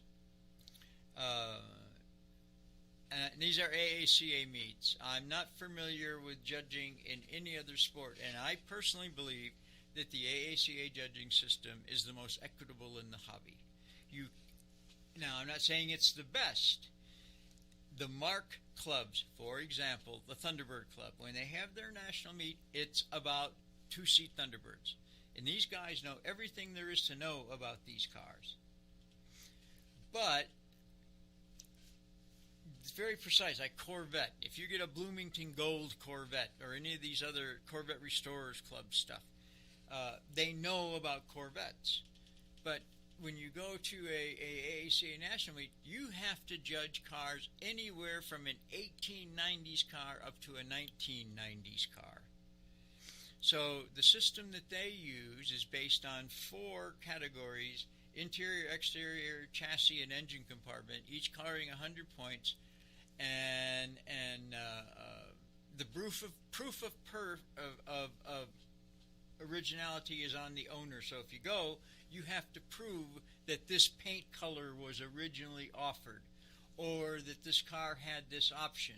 And AACA judging is, I like what they do. I've done it. I'm on the national awards. I've done it over almost 250 meets. They have a statement in the beginning of the judge's manual that says cars are to be evaluated, something like this, I may miss a word or two, are evaluated as if they were brand new on the dealership floor with only factory authorized accessories installed. That's what your goal is, a brand new car that only had what the factory, not what the dealer could put on, only what the factory, and you have to prove if they ask you a question. So if you have an odd accessory on a car, and let's face it, especially in the 50s, there was some goofy stuff: record players, ashless ashtrays, automatic cigarette lighters. There's a lot of nutty stuff that was done in the 50s, and your job is to prove to the judging team that this is original.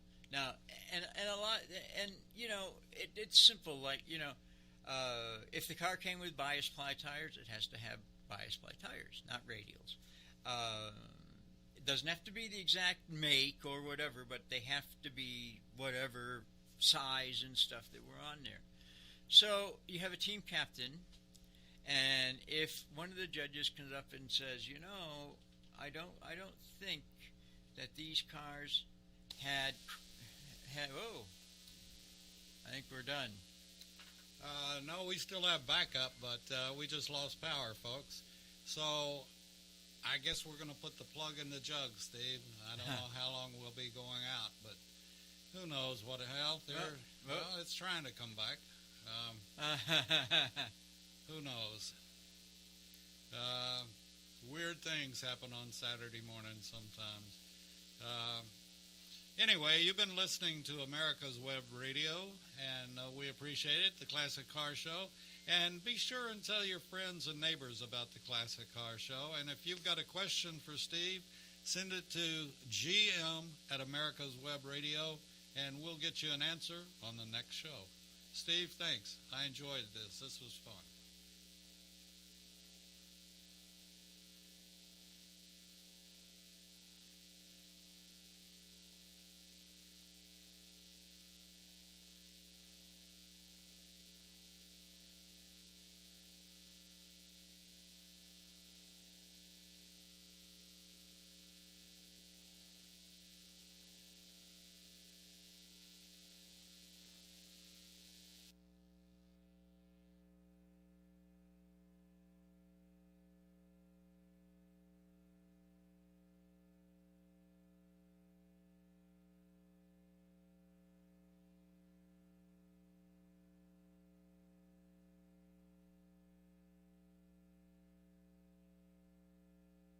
Okay, we're back on.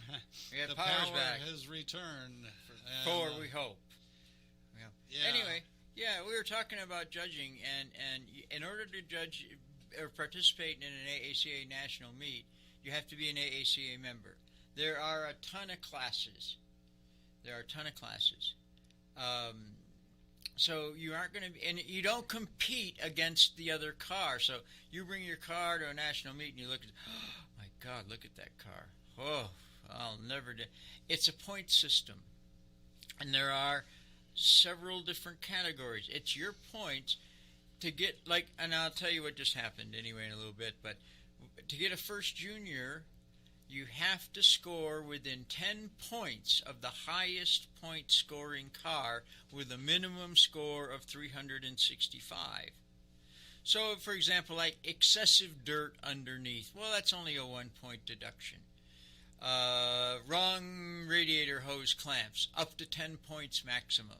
You know, so there's a lot of leeway that you can get. Plus, it adds value. You're building a resume for your automobile if you ever decide you want to sell it. So you get a junior. You get a first junior. That's the winner, and everybody ties within 10. You get a second junior. Everybody ties within 10 points of the next scoring segment, and a third junior, which is everybody within 10 points of the third lowest. But so all this is stuff. So you know it's very equitable that way. And what's funny is that some guy has a problem with and we'll just say holding the ID plate on with a Phillips screw instead of a slotted screw. So he might take 1 point off. The next guy could care less, so he won't take any points off. So 1 and 2 point deductions are, a lot of it is just, what your special thing is. Is there any tour or competition that, and I don't mean to sound cynical or skeptical or whatever, but it's, when I take my classic car to Joe's restoration and Joe does all the restoration, and it may be under quote unquote my guidance, but Joe's doing it, I'm not doing it. Is there any organization or any tour or any contest type thing that says you got to do the work? No. You're just the owner. The car, you're not evaluating the owner, you're evaluating the car. The owner has nothing to do with it. Okay. The owner is insignificant. And there's all kinds of stuff. See, I'm on national awards, and national awards at a big meet. We just had one. We were in Charlotte, and we go around and we get assigned a group of classes, and we walk around and look for cars that just knock your socks off. We're not point judging. We don't look for the little minutia. We just look for it. Whoa, look at this thing. Like, I had muscle cars, and there were some of these cars are so restored and just they looked like they just rolled them off the back of the transporter and they just came out at original detail. These things are immaculate. They're just amazing. You got to be kidding me with this car. They even go as much as to study where the inspector on the assembly line would put his stamp. So, and those are the cars we have national awards, and then back to the thing. Then once you get your first junior, then you go to senior, and then it's within 5 points of the highest scoring car. There's no second senior, and then from there you go to Grand National, and it's 2 points. And then from there, you go to Grand National Senior, and that's the top scoring one. And then there's the Zenith Award, which is the best restoration of the year. The owner has nothing to do with it. The owner, it's evaluating the car. Well, the owner has a little bit to do with it, and the size of the owner's checkbook. Yeah, oh yeah. Yeah, when you get to the big classes, the classics, 19, the big classics, Duesenbergs and Pierce Arrows and this kind of stuff. Yeah. Bring money, lots of money, lots and lots of money, and I think it's very equitable because we don't, one of the things is we don't sit in the car. We don't force you to start the car. The car's to be driven onto the show field. We don't check the lights. We don't check the tire pressure. We don't do any of this kind of stuff. It's strictly a visual inspection. Strictly visual. So I think it's very equitable. It may not be the most precise. Like I said, if you want to play, You go to the Model A Restorers Club and go to Fine Point Judging. Everything on that car cannot be reproduction, only OEM. And I know a guy, the little piece of glass that was the rear view mirror, beveled glass, and had Ford script on the back. $250 for about a 2x4 piece of mirrored bevel glass, because it was Ford. When you start playing in those kind of categories, for example, I've talked to people who have done Model A's for Mark, Model A Restorers Club, and they'll have 70, 80, 90,000, even more in a Model A Ford, and it's still only worth 15 to 20 grand when it's done. But they want to win the Mark of Excellence or the Henry Ford Award. It's important to them. So anyway, you know, the meets are cool. If you're a car show guy and there's a national meet in your area, they're all over the country. Check the AACA website. Go and look and see what it's all about. Because I like I said, I personally believe it's the most equitable, large judging system in the United States. I do. And there are classes for every kind of car except modified. There are no modified cars. No hot rod stuff, no nothing. Eventually that will probably come down the road, modified stuff. But there's a lot of feelings, you know, both sides of that question. Now, how many 30s cars did you have with the flames on them? None? You could, but if you wanted that and you were buying a Duesenberg or a Sada Francini, you didn't buy, like, we'll just pick Duesenberg. There was never Duesenberg cars. You bought the chassis. Duesenberg made the chassis. You went to a coach builder. They built any body you wanted. They had books that you looked at, and you could pick a body, or you went to one, and you could have it trimmed, the paint and interior in any color you want. For example, Clark Gable's automatic boat tail Speedster is bright pumpkin orange with an orange interior on it with black and gray fenders. There were black fenders with gray accents. I hate to say this, but now I've got to turn the lights out. It's time to put the plug in the jug and get out of here. Thank you, Steve. Sure.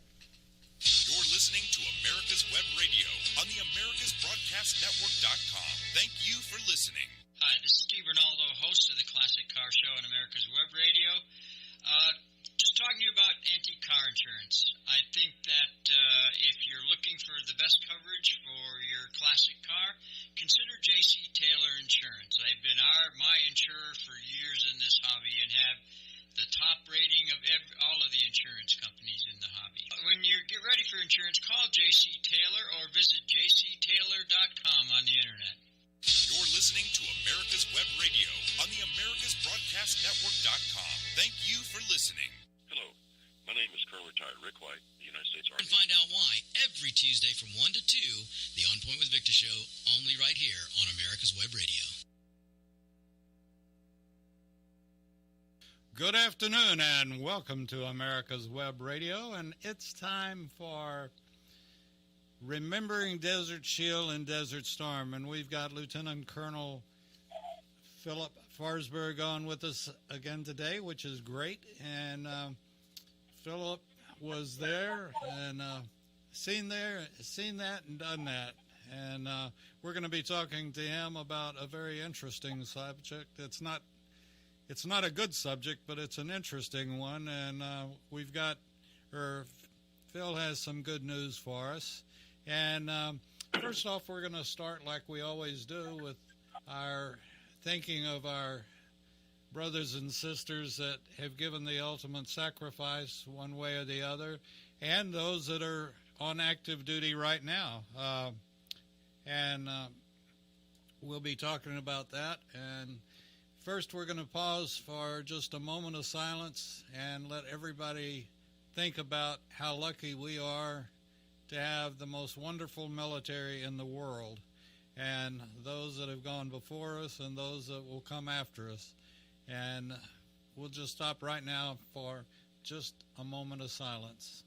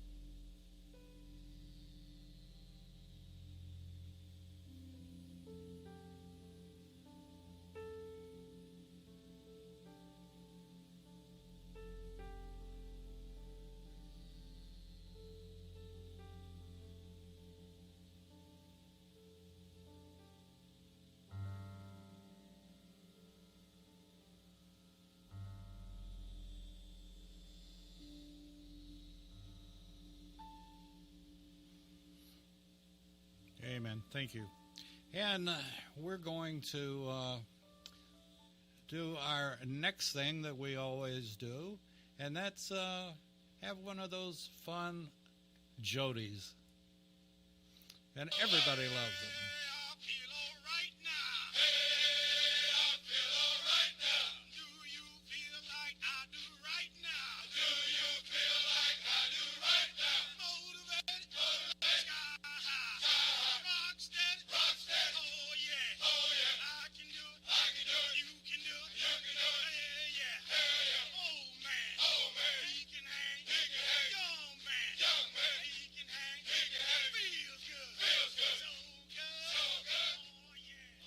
Okay, there we go. We're ready to do that last half mile, and we're going to be doing it talking about remembering Desert Shield and Desert Storm. Phil, how are you doing today? I'm doing well, David. And Good. you?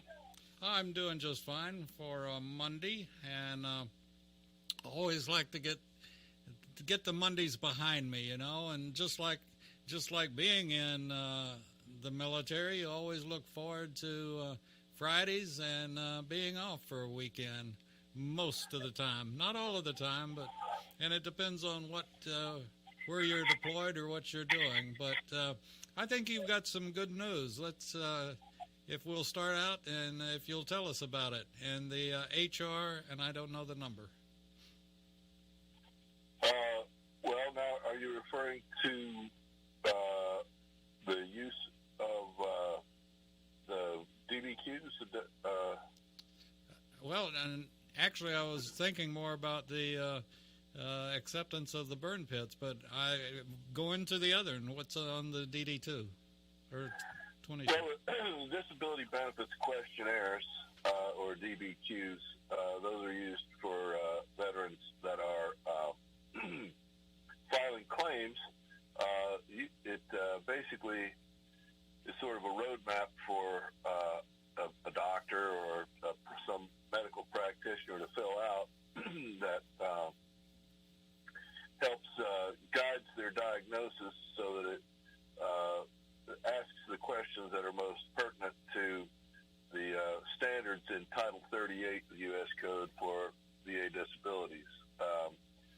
Without knowing what the law says, it's hard for a practitioner to write a precise diagnosis that will fit whatever disability level is prescribed in the law. But these questionnaires were designed to assist in the gathering classification of diagnoses so that it helps the decision maker on the claim see if it meets or does not meet the standards in the law. And for a while there, about a year ago, the VA took those away, and they said they would only use those for their for their own contract physicians, and you couldn't really use that for your own private independent medical exam. Some of us, including myself, got involved in contacting our elected representatives and saying this was not right. You can't have a form, a government form, that's off limits to the civil population. Certain exceptions for national security, but this certainly wasn't that.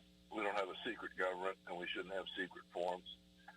So on his way out of office, President Trump signed into law a provision that directed the VA to make these disability benefits questionnaires available to the public again, and they've done so. So that's the thing. But as far as the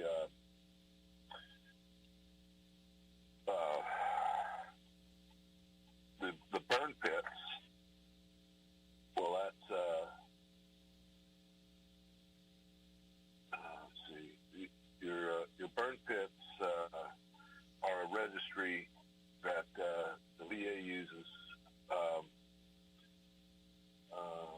When there recently, I think you sent me an email on House resolution. HR is House of Representatives bill. On the 8th of April, Alyssa Slotkin of Michigan, member of the House Veterans Affairs Committee, and also Representative Pete Mayer of Michigan, introduced H.R. 2436, which is the Veteran Burn Pit Exposure Recognition Act, and it has a companion bill in the Senate, S. 437. Currently, the Department of Veterans Affairs does not provide a presumption of service connection for diseases related to burn pit exposure, and exposed veterans must file for direct service connection, and the VA has denied nearly 80% of those claims since 2007. But a recent report from the National Academies notes there is currently insufficient evidence for presumptive diseases and that more studies are needed. However, Congress can take action now and not wait for studies to be completed. H.R. 2436 would concede exposure to burn pits to any veteran who is exposed to specific toxins currently accepted by the VA and served in certain locations with burn pits recognized by the VA. So if the evidence is not sufficient for the VA to grant the claim, the bill requires the VA to request a medical opinion to address the association of the veteran's claimed disease for the unknown toxins. This is a movement. It's not law yet, but it's in the House and also in the Senate moving forward. We'll see where that goes. Once again, those are HR 2436. And the other is the companion in the Senate is S 437. So anybody listening can contact their elected representatives and ask them to support those. So the burn pits actually started with Desert Shield.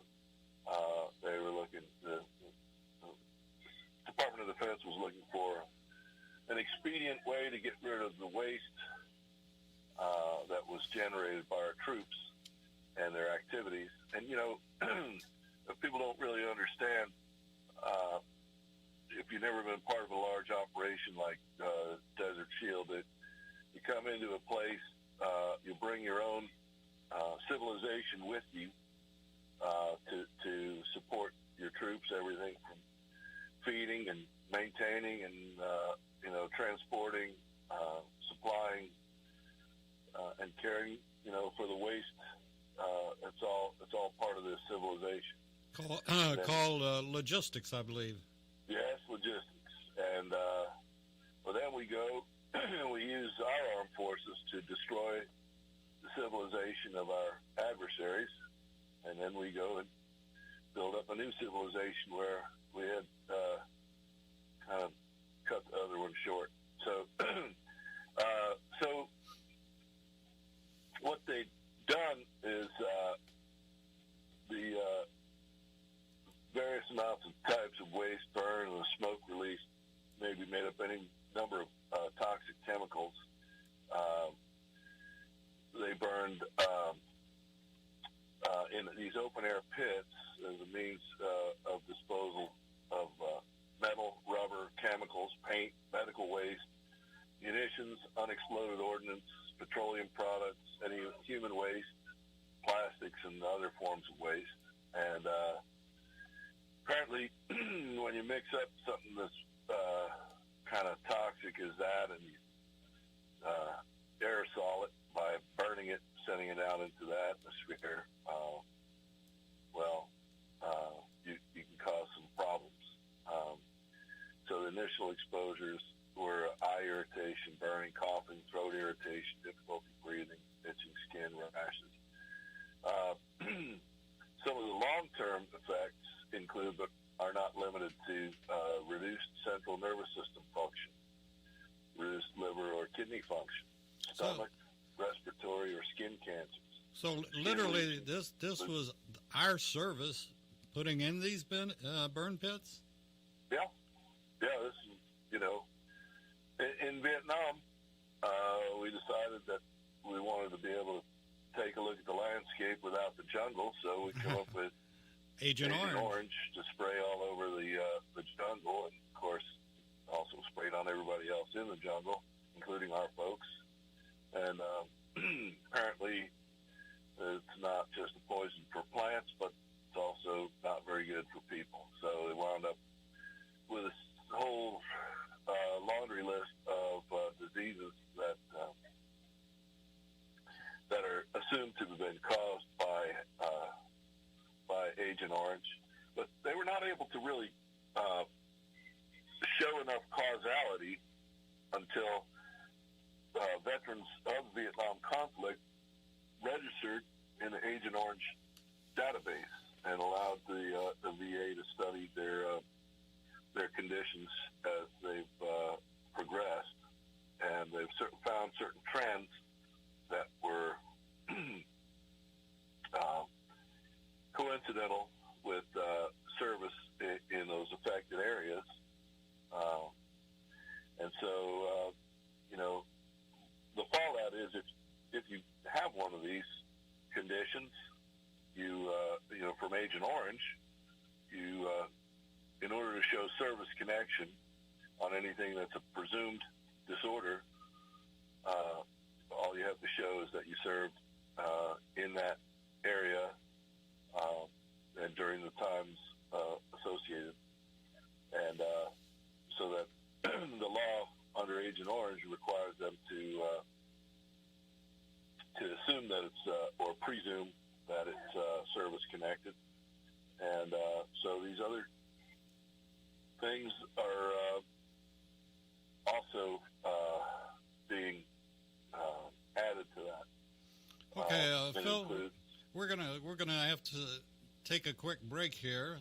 We're against time right now, so we'll be back talking more about the burn pits right after this. Hi, this is Rocky Blair, former four-time Super Bowl champion with the Pittsburgh Steelers and Vietnam veteran. As a board member, I'd like to talk to you about Warriors to Citizen, a nonprofit organization that helps American heroes, soldiers, police, fire, EMT, and their families recover from the psychological harm caused by career-induced stress. Over the last 20 years, broken relationships have been a major causal factor for the highest documented divorce rate and resulting suicides in this population. This program, From Warriors to Citizen, is delivered free to families by professionals, all whom served in uniform and understand the needs to be addressed. I ask for your support, so please go to our website, warriorstocitizen.org, and find out how you can help, either by making a donation or sharing this information with an American hero that you may know. And thank you. Hello, my name is Rick White, and I'm the director of the Georgia Military Veterans Hall of Fame. I want to encourage all Georgia veterans to consider being nominated to the Georgia Military Veterans Hall of Fame. And if you are a Georgia veteran, and the definition of a Georgia veteran is either you were born in the state of Georgia, or you've lived here 10 years, or you were raised your right hand and joined the military in this state, you are considered a Georgia veteran. For further information, go to www.gmvhof.org, or you can contact me at 678-427-0915. We'd love to have your nomination for the Georgia Military Veterans Hall of Fame. Thank you so much. If you live to serve and want to make an even bigger difference, consider joining the U.S. Army. With training in fields like medical care, linguistics, and engineering, an Army career can amplify your efforts with humanitarian opportunities all over the world. Plus, you'll receive competitive pay and incredible benefits, so you'll be taken care of, too. Learn more at GoArmy.com. You're listening to America's Web Radio on the AmericasBroadcastNetwork.com. Thank you for listening. And we're back with Remembering Desert Shield and Desert Storm with Lieutenant Colonel retired Phil Forsberg. And Phil, you were talking about the related issues and going towards, I think, the fact that a veteran that has served in Desert Shield and Desert Storm should be registered. Is that correct? Phil, are you back with me? I'm sorry. Yes, I am. So not only Desert Shield and Desert Storm, but also any of our operations since. You're eligible to participate in the registry if you were deployed to Southwest Asia Theater of Operations anytime after the 2nd of August, 1990, or Afghanistan or Djibouti on or after September 11, 2001. This is a practice that continued for many years. So why be part of this? Well, that the list of conditions that may have been caused by that are, the nervous system, liver and kidney functions, stomach, respiratory or skin cancer, skin lesions, leukemia, bronchitis, cardiovascular conditions, constrictive bronchiolitis, autoimmune disorders, Crohn's disease, infertilities, migraines, throat infections, eczema, and also multiple sclerosis. So these are all things that are investigating their causality from the burn pits. It's important for veterans just to participate in this, because this is how we document and show that these things that were done there affect the veteran. I mean, you need to take care of your health, and the VA is obligated, if you have a service-connected disability, they're obligated to treat that disability at no charge.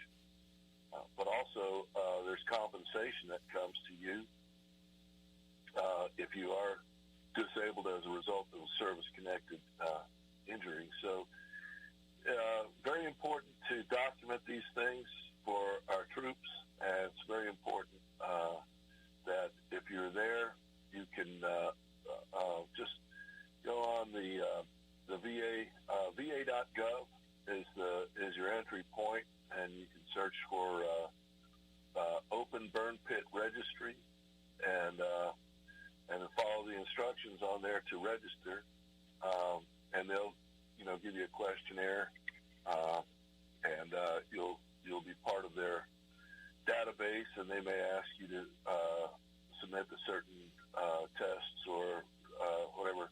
But, Phil, are the civilian doctors up to speed? I know with Agent Orange, it took them a while to get up to speed on their patients coming in and different complaints. But with the burn pits, are the civilian doctors up to speed, or would you find that the VA doctors probably are on top of it better?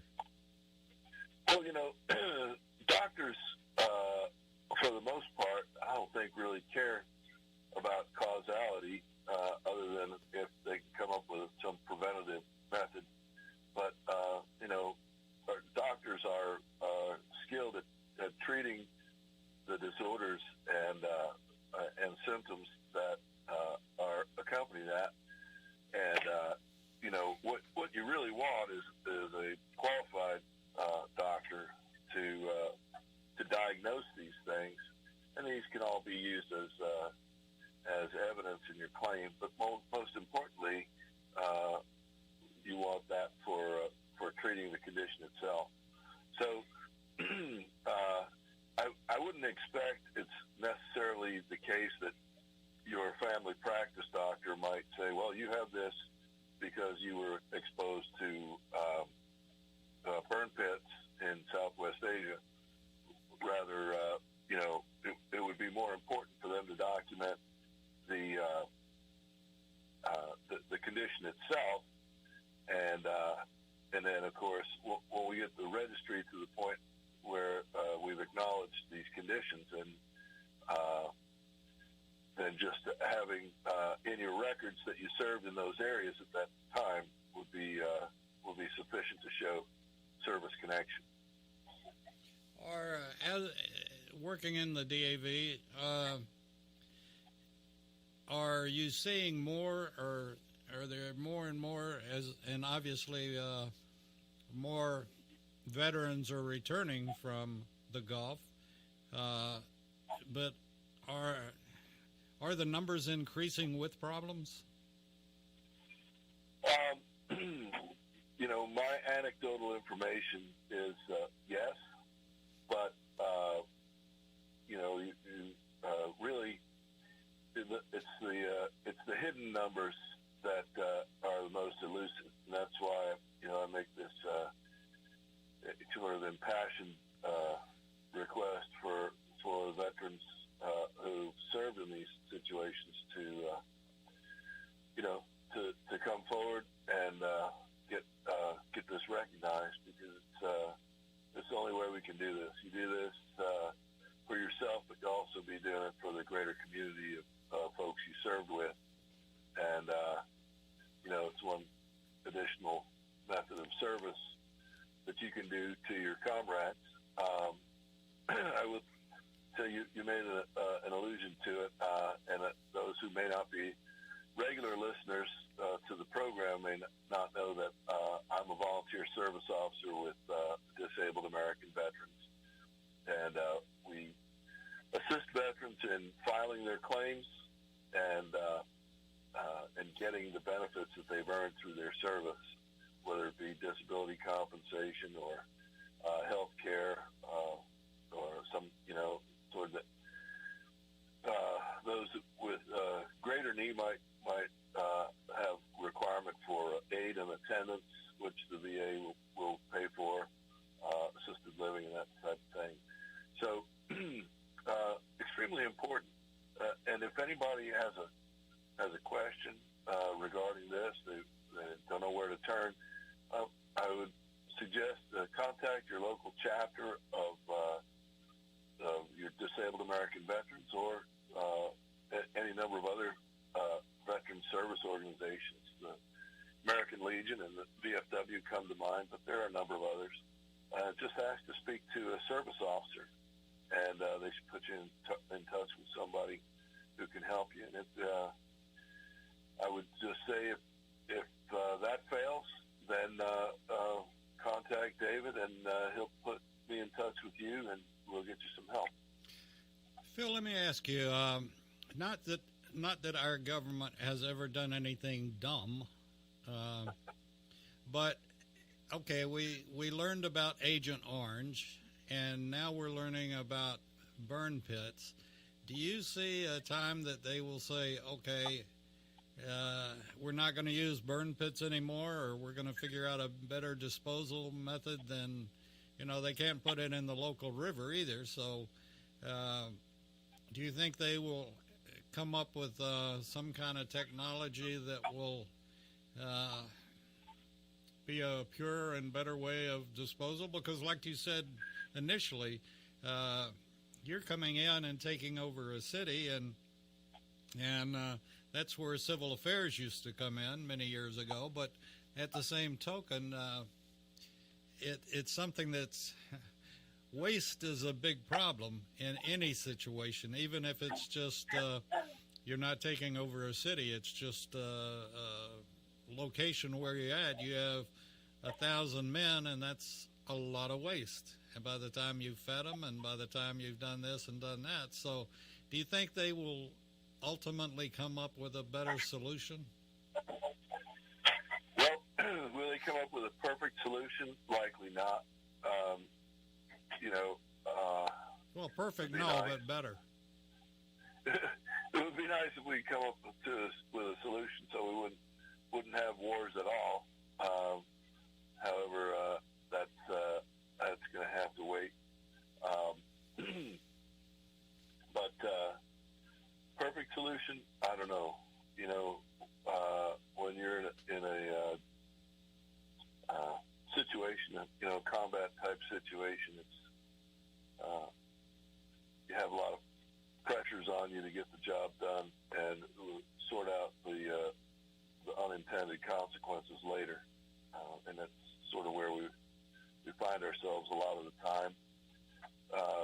If you're using the Department of Defense to advance your national strategic goals, then you're probably already in a difficult situation.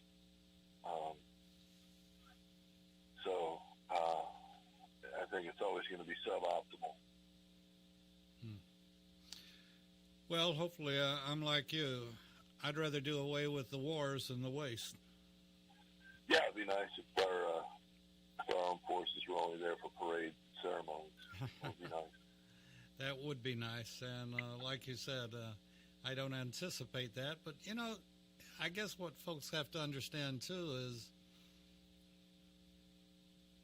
it's like if something were to happen and waste disposal was shut down in Atlanta, Georgia for a month, you know, can you imagine how traumatic that would be? And it would make COVID look like an amateur, probably. Yeah. Well, I remember growing up in New York during the late 60s, early 70s. We had sanitation workers strike, and it was didn't take long for us to understand the value of sanitation workers. Oh, I'm sure. I remember that period of time, and it just, I guess it's a subject that nobody really wants to address, but it's with us 24/7, and you know, just like you said with the burn pits and in the Gulf, you got everybody throwing everything into an area, and you know, and I think most people will understand or do understand that plastic bottles are one of the most when they're burning, are one of the most carcinogenic products in the world. And you know, I certainly don't have the answer, and I'm curious if somebody is even looking into the answer, the what if, you know. Yeah. It's important, and you know, of course, in anything in government, not only just military, but anything in government, you know, their biggest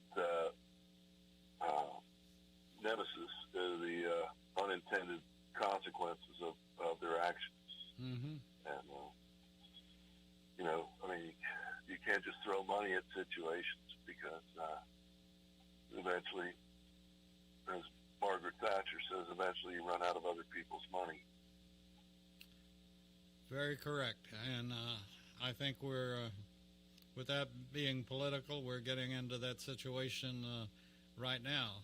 And I have no clue where it's going to go or who's going to stand up and try to do something about it. But back to the burn pits. As you were flying over, did you fly over many of them? Well, I would say they probably were concentrated closer to your troop concentrations. Those, you know, infantry divisions that were on the move, they probably just dug a hole in the sand and left their waste behind. They didn't have much time or other resources expendable. But the folks that were back in the rear and maybe stuff that had been collected forward and brought back, you find those,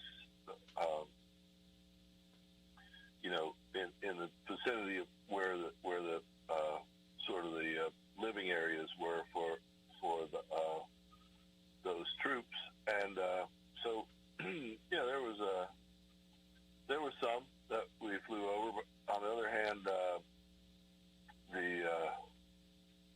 you know, of course, one of the major things that I faced were the oil well fires that Saddam had decided to light on fire, and so regardless if it's the oil well fires or if it's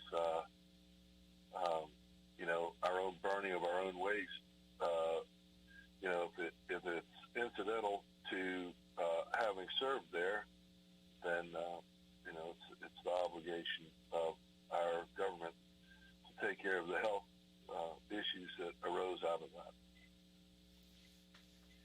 And like you said, the oil well fires were toxic as well, and very toxic. And You know, I was amazed. Well, Saddam Hussein was crazy. I don't think there's any other way to judge him other than he was crazy. He was crazy to start the war. He was crazy to think he could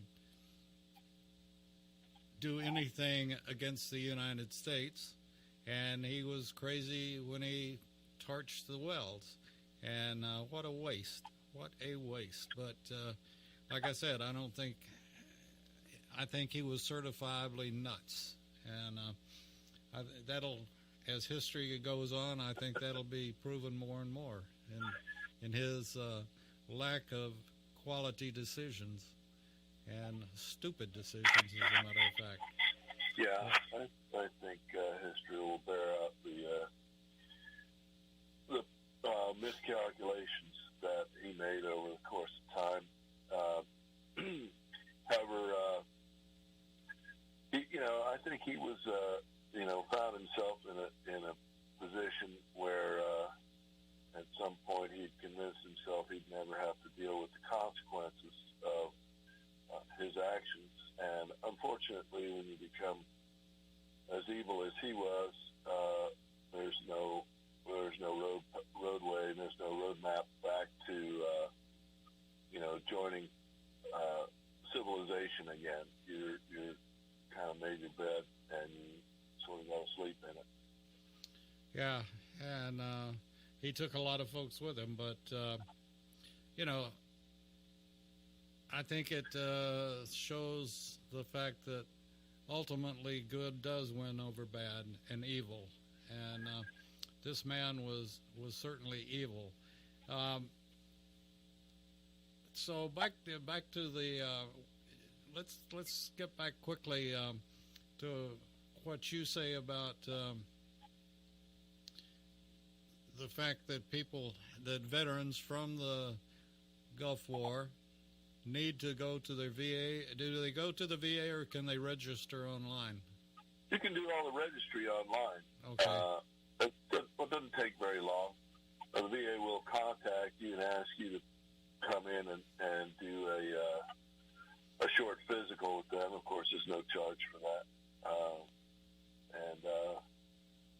If you have to travel more than about 20 miles, I think they'll reimburse you for your mileage as well.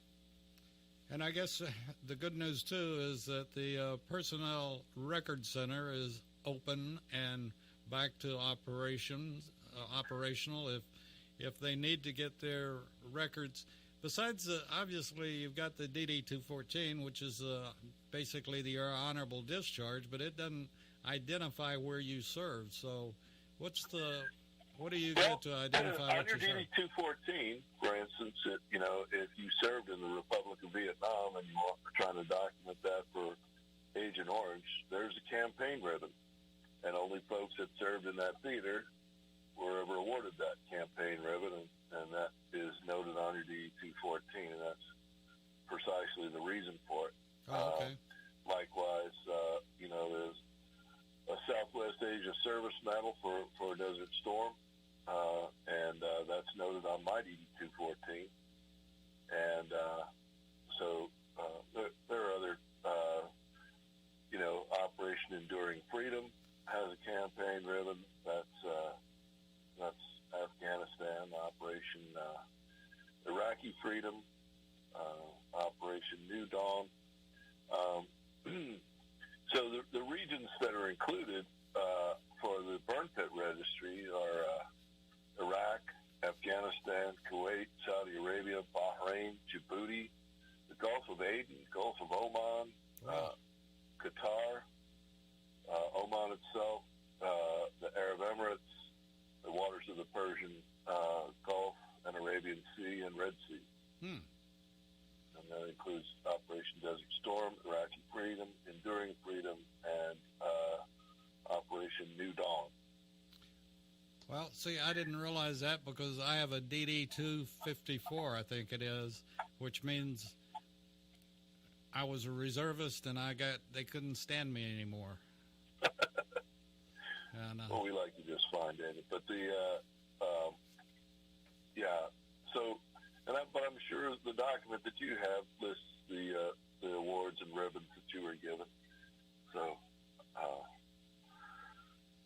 yep, the DD-214 is your resume, basically. Resume and cover letter right there, and that's the place to start. I would like to add, David, if any of these folks listening are service members currently serving, they need to, before they separate, they need to get, when they separate, they need to have with them the DD-214 that they'll get at their discharge, and then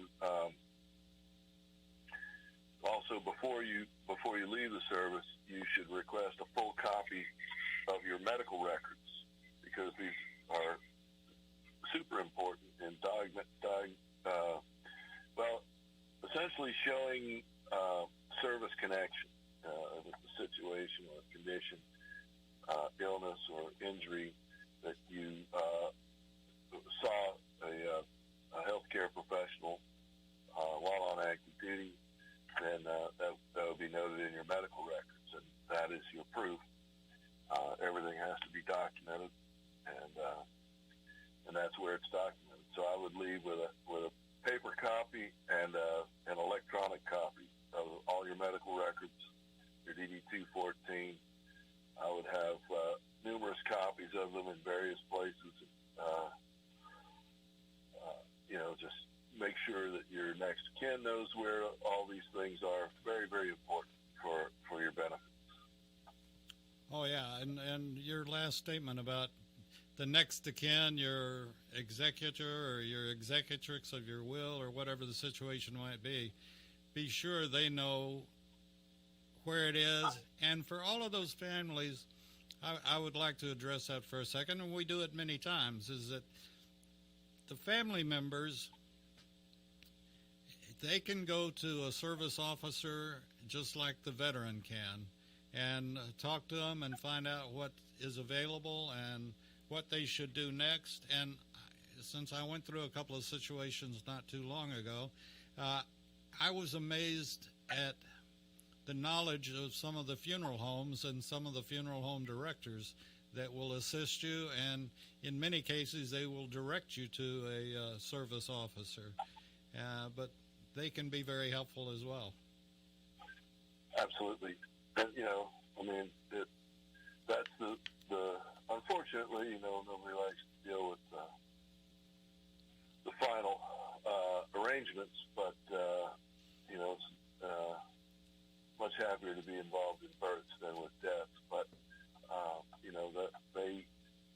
this is the area that of their expertise, and, they're definitely the subject matter experts to guide you in all this.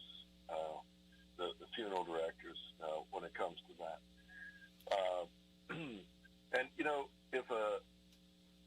so why should you, have a claim for a service-connected disability? You should know that if a veteran passes away as a result of a service-connected injury,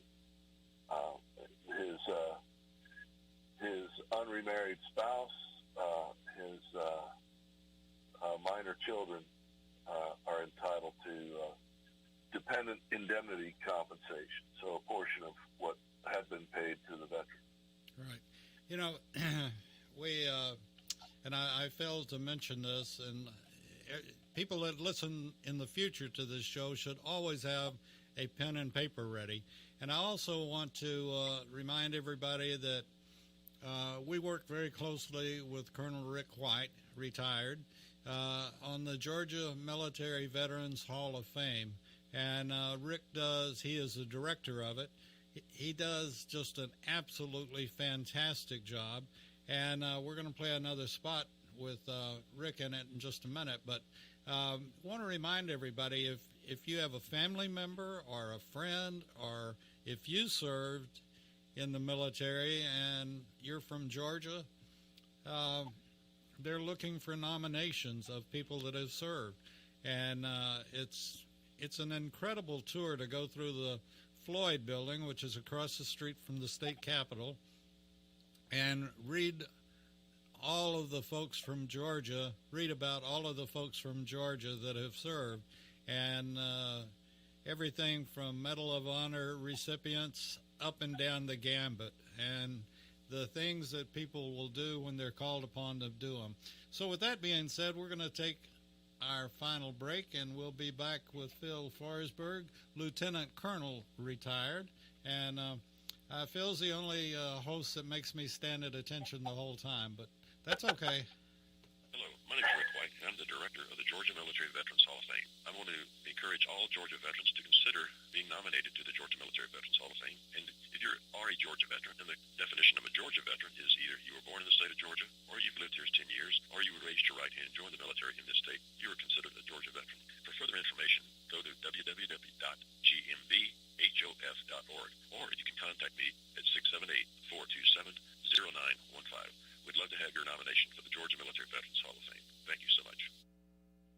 Hi, this is Rocky Blair, former four-time Super Bowl champion with the Pittsburgh Steelers and Vietnam veteran. As a board member, I'd like to talk to you about Warriors to Citizen, a nonprofit organization that helps American heroes, soldiers, police, fire, EMT, and their families recover from the psychological harm caused by career-induced stress. Over the last 20 years, broken relationships have been a major causal factor for the highest documented divorce rate and resulting suicides in this population. This program, From Warriors to Citizen, is delivered free to families by professionals, all whom served in uniform and understand the needs to be addressed. I ask for your support, so please go to our website, warriorstocitizen.org, and find out how you can help, either by making a donation or sharing this information with an American hero that you may know. And thank you. You're listening to America's Web Radio on the AmericasBroadcastNetwork.com. Thank you for listening. And we're back on America's Web Radio talking about remembering Desert Shield and Desert Storm and how important that is. And I always put out one little deal, one little snippet about my major in the Air Force, and the news from Shaw Air Force Base is that there's another one coming. His first child's on its way. But we've got a few months before I think it's a she and he thinks it's a he, but we'll see. They can still serve, either one of them. And, you know, Phil, I was listening to someone the other day, and I can't remember what the situation was, but all of the recognition should always be now almost 50-50 with, you know, 50% of the people serving today are women, and they're doing a great job. And I personally have a problem with women going into combat, not from the fact that whether they should go into combat or not, but if they're ever taken prisoner of war. And that's, as a POW, I have a problem with that in women serving. But other than that, they do a good job. And I think it's, in fact, I know Peachtree Corners, the memorial that they have now, and Alex Wright and he was on the other day talking about the memorial, and one of the scenes is of an Air Force pilot, and it is a woman, and they decided on that for just that reason, to show women not just as nurses or not just as secretaries, but they are combat ready just like men are today. And so we want to salute any and everybody that has served and is serving. And we always have them in our prayers, always. So back to Desert Shield and Desert Storm and those stinky burn pits. And you know, I had the misassumption that it was the enemy doing it and not our doings.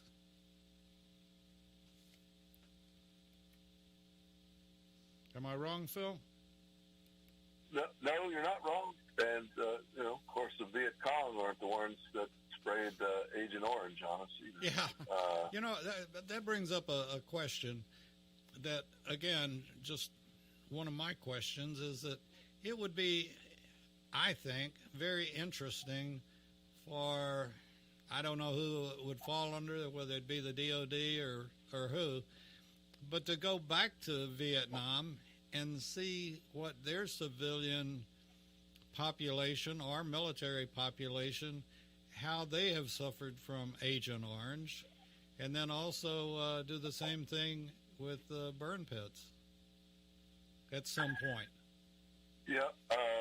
Well, you might have to go through State Department or something to get that kind of information.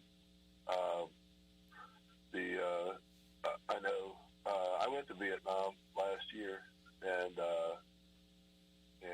we worked with basically trying to get heart surgery to repair heart defects in children there, and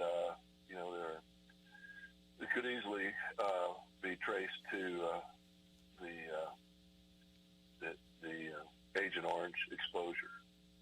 The outfit I went with was called Healing Hearts Vietnam, and they specialize in providing life-saving heart surgery for Vietnamese kids diagnosed with heart problems. I guess the one thing that right now we certainly couldn't afford, but is to go in and make that study and then come to some conclusion where Vietnam or any place else could say, well, I think you owe us, and I'm sure they would. Well, I think the Germans and the Japanese would give you an instruction, basically saying that if you want the U.S. to take care of you, just go ahead and surrender. Yeah, that's true. But anyway, so what have you heard any predictions or anyone saying what may be coming down the road as a result of the burn pits? Are we looking at just like Agent Orange? It's still striking friends or when I say striking, it's still affecting friends, after 50 years, 60 years. And, we're 30 years into the Gulf War, so do you think that there are going to be effects on out 50, 60, 100 years? Well, not 100 years, but, another 20, 30 years, 40 years? 100 years, maybe if it has residual effects and, follow on generations. But I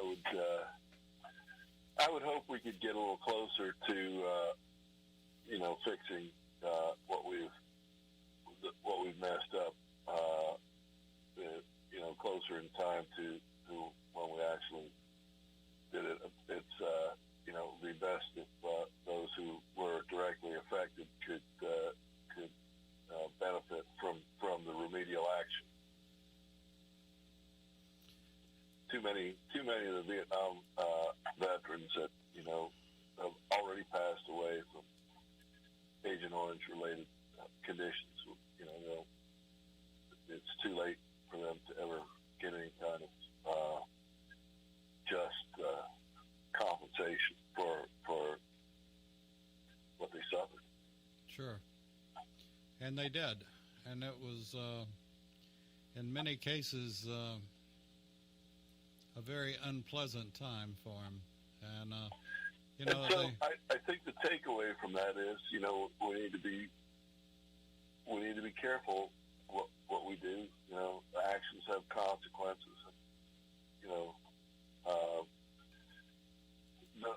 Nobody in an emergency situation likes to see their hands tied, but each time we bump our heads doing things that hurt people, hopefully we learn something.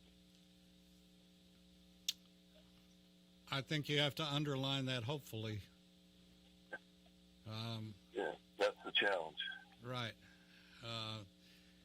And, you can, or I can, I don't want to speak for you, but, under circumstances, you try to do the best, and the best that you can, and like you said, sometimes the best has residual actions that and consequences that you really had no doubt about.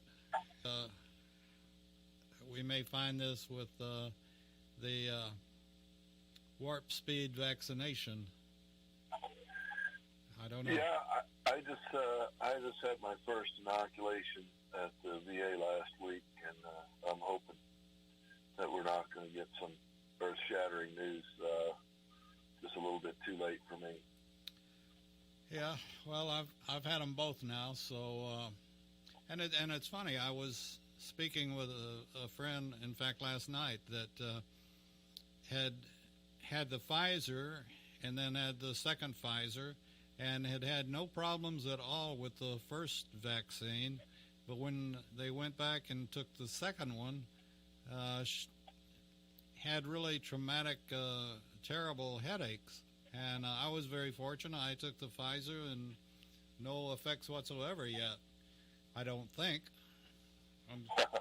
I'm still crazy. It didn't fix that, but I've been very fortunate that I had nothing. It wasn't. I didn't even have an arm hurt. I took a shot and that was it.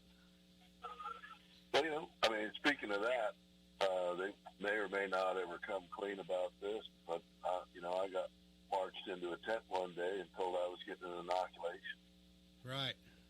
When I asked them what was in it, they said they couldn't tell me that it was classified. I told them I didn't want it. They said that essentially I'd be court-martialed if I didn't take the inoculation. So I took it. Still don't know what was in it to this day. But I have no idea. I don't think that's right. I don't think you can. I don't think anybody could talk me into thinking that was right.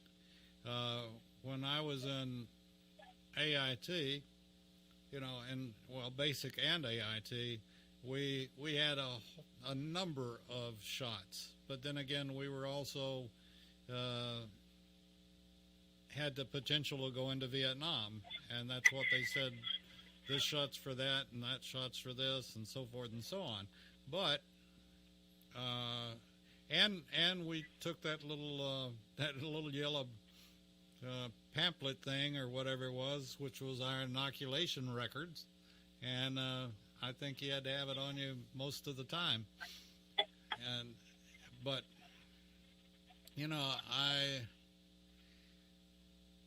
I hate to think that our military has ever been used as experimental for anything, and yet in my head I know it has been. And what you've just said, who knows what effect it might have in another 10 years possibly, or 20 years, or never, and or may have already had. Yeah, or may already have had. Yeah, exactly. And without proof of, that's just wrong. There's no ifs, ands, and buts about it. Yeah, let me ask you, since you're a service, is there any way, a service officer, is there any way you can go back and find out what that was that they gave you? I'm sure they have an answer now. But I told them, if you're gonna put it in my arm, put it in my medical records, and they told me they couldn't because it was classified. To that I said, well, just say you gave it to me and don't do it. But they wouldn't go for that. I really, that's a very worrisome thing, that they would do that. And was this a commanding officer telling you that? Well, it was a medical officer, our flight surgeon. And so I'm not sure what it was. And of course, anyway, I just say this to try to energize folks to go ahead and get on that burn pit registry because they'll make these decisions without consulting you, and you're entitled to be treated as a human being. And be sure and tell your relatives, your executor, your executrix of your will, let your family know. And there are so many other things, and I really, and I love the fact that you're a service officer, and folks need to know to go to their service organizations, like you said, the VA or American Legion or any number of them, and ask for a service officer, and just explain who you are and who your relative. If you're the veteran, explain your situation, and also if you're a member or a family member that has a relative that's is in the military, was in the military, or is deceased even, it may be that something can be done there to help you. It's, the military recognizes brothers and sisters and what they have sacrificed to give to keep us free. And we owe each and every one the recognition that they should get and the privileges that they should receive as well, and the benefits. Fair statement? I agree. That brings up something. As a service officer, maybe you can answer this. Is there or are there retroactive? I know for home loans that you can, but are there other benefits that are that the person is savings and the personal and professional damage done by the effects of drugs or alcohol? Get a pen and paper and be ready to write down the following. These are the issues that the trained staff at the Atlanta Healing Center address and treat every day. Their doctors and counselors with over 40 years of practice in the field of addiction can treat the suffering individual in a thoughtful, compassionate, and experienced manner and guide him or her along the path to recovery. So call 770-696-9862 and speak to a knowledgeable staff member about how you or your loved one can be helped to enjoy a better and healthier life. More information is also available on the website at www.atlantahealingcenter.com. You're listening to America's Web Radio on the AmericasBroadcastNetwork.com. Thank you for listening.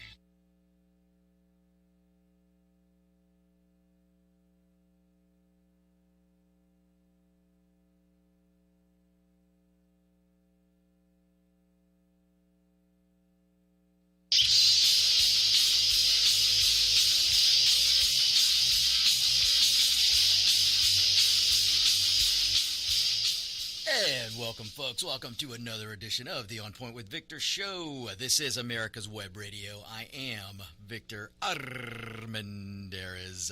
And this is the show where you're going to get common sense. You're going to get logic. What you're not going to get is wokeism. And you're not going to get a lot of political speak here. You're going to get analysis. You're going to get real analysis. You're going to get common sense and logic. Folks, life would be so much easier if you guys would just put everything for the logic test or the common sense test. If it doesn't pass common sense and it doesn't pass logic, then you're probably being lied to. So it's that simple, especially when it comes to politics, folks. Politics isn't hard. We just allow politicians to gum it up and make it hard. But anyway, we got a lot to get to today. I want to start with an update. You guys who have been listening for a long time, and thanks so much for listening, and that goes for everyone across the country. We've got listeners all over the place, and it's wonderful, wonderful, wonderful. But I want to start with a little update. Those of you who listen every week, you know that I talked about the pendulum swinging. And if you just look at the history of this country, especially when we started getting real divided, that pendulum will swing. And I call it the political pendulum. And right now, that pendulum for the last few months, even maybe before the last few months, even a little longer than that, that pendulum has swung so far to the left, it broke right through the Democrat wall, broke through it's into the socialism, full-on Marxism wall. That's how far that pendulum has swung to the left. It went right past the middle, right past what used to be Democrats, right into the Marxism socialists, and that is basically the Democrat Party of today. And what I talked about a few weeks ago is that pendulum history shows it tends to swing back. And the harder that it swings to the left, the more wacko these people get, and the more Americans wake up to how socialist the left has gotten, and to the Marxism that they want to do, the Marxism that they're practicing. The harder it swings that way, the harder it's going to swing back, and it's going to come back to the right, and it's going to go right past the middle, and it's going to go right into the right past. And this will be a good thing. It needs to go blazing past the establishment Republicans, and it needs to land in the laps of the Freedom Caucus, liberty, freedom-minded politicians. You will be told by CNN, MSNBC, ABC, NBC, CBS, PBS, NPR, 99% of the mainstream media, you will be told that a person who loves freedom, a person who loves liberty, a person who stands for the United States Constitution, you'll be told that we're all extremists. You will be told that we're right-wing bigots. You will be told that it's somehow white supremacy to believe in this country. You know, the country that has a document that doesn't see color. You know, the one thing in Washington, D.C. that doesn't see color is the United States Constitution. The rule of law. The rule of law doesn't see color. The Statue of Liberty doesn't see color. It's weighing. There's a reason that it's weighing. Justice is on a weight because justice is blind, or so it should be. And folks, there's so many examples I can show you how I'm right in all of these things. But let me stay focused before I go off on some tangent. So that pendulum. The pendulum I told you a few weeks ago is probably going to start swinging back, and I think in 2022 we're really going to see this. And I have an update today because there's proof. There's things happening right now that is giving proof to my prediction about this pendulum. So if you want to check out a company, if you want to do a little research and check out a company called Basecamp, they're a tech company out in, I don't know, probably out in San Francisco. You know, I didn't bother to look where they were. But you can go check a article in Bloomberg. Bloomberg is one place to check that. You know, to go check out this article on Basecamp. This company, it's a technological company that has decided that they're done with wokeism. Now, the key thing here, folks, the key thing to understand is Basecamp is run by a bunch of liberals. You know, I call them libtards. I get emails about that, so go ahead, fire away, whatever. If I hurt your feelings, too bad. Maybe your feelings need to be hurt. But what this company has done, this Basecamp company, they have decided that they're done with wokeism. They've decided that they're a business. They are an employer. If you come work for them, then you're coming to build a product, make a service, create a service. Whatever it is that company does, your focus should be that, work. You don't come to work to have a family or a cult political family. You don't come to work and bring your politics. You don't demand that your employer give in to your feelings or your needs or your political causes. You don't hold your employer and demand that they give money to certain causes. So this company, Basecamp, has come out and said, that's it, we're done. We're done with the wokeism. And again, let me remind you, the owners of this company are liberals. They're hard leftists. They are not conservatives. And they didn't come out and say we're ending wokeism and we're going to the right and supporting right causes. They just said we're not supporting any cause. We're in the business of technology, and that's what we're going to do. And if you want to work here, then you're going to come in and you're going to work and you're going to put in your hours and then you're going to go home. Don't stay here over your work hours. Don't make this your family. That is basically what this owner said. It's a very neat article. Go look it up. There's a couple of articles. One of them I can't remember. The other one is in Bloomberg. And as you would expect, the Twitter world, which is full of bots and mindless, numb myrmidons. I'm going to be nice. I'm going to try really hard to be nice today. But these people, they're blowing up Twitter, and they're just, we've got to now they want to cancel this company, Basecamp, which is a leftist company. But because this company decided, you know what, we're in the business to make a profit. We're in the business to make money, because if we don't make money, then we can't pay our employees. And if we can't pay our employees, we're going to have to fire them. And if we don't have employees and we're not making a product, then we don't have a business. So this company figured out that, you know what, we need to focus on business and the product that we put out and focus on customer service and stop wading into the sea of wokeism. And now Twitter has blown up.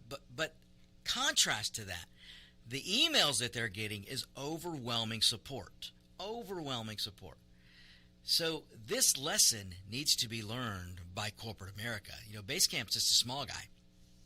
We need the Deltas of the world, the Cokes of the world, and everybody else, the Home Depots, and my goodness, the freaking sports morons that run these sports leagues. We need them to take note of this. But the fact that you have a leftist company over there in California that has come out and said, we're done with wokeism. We're done. If you want to work here, you're going to focus on your job. We don't want you hanging out here. We don't want to feed you. We don't want to clothe you. We don't want to house you. We want you to come in, do your job, and then go home. Go have a life. Go have a life outside of your workplace. And also we're no longer going to participate in these social causes or the social justice causes or this wokeism that's out there. We're not going to participate in the cancel culture, and that's what this company Basecamp has said. And I hope they stick to it, and kudos to them. I don't care what their politics are. I don't care what any company's politics are, as long as they don't force it on me. If I'm buying your product, it's because it's a good product. I don't want to hear your political views. It's just like Delta. I love Delta. I'm not going to not fly Delta. That's the airline I fly. I have good status with Delta. So I don't want to go anywhere else. I actually like Delta's service. I think they do a great job. They're almost 100% on time. And as of so far, they've gotten me to my destination and back safely. And that's what the job of an airline is. Delta's job is to make sure I'm comfortable on their airplanes and make sure that airplane goes from A to B to C to D to E to F, wherever, and gets me back home to A in a safe manner. That's the job of Delta. I don't want to hear Delta's political views. I don't want Delta lecturing to me. And I'm really tired of Delta telling me to put on a mask. And I'm going to get to that in just a few. But to have a company like Basecamp, this is a lesson that corporate America needs to learn. But folks, this is what I mean about the pendulum coming back, and I really think that this might be the start of something you're going to see. You might start to see more companies say, that's it, we're done with wokeism. We're getting back to work. If you want to work here, great. If you don't. But don't tell us to listen to your politics, because we're a company, and half of our customers might be conservative, half of our customers might be liberals. So we're not going to weigh into wokeism.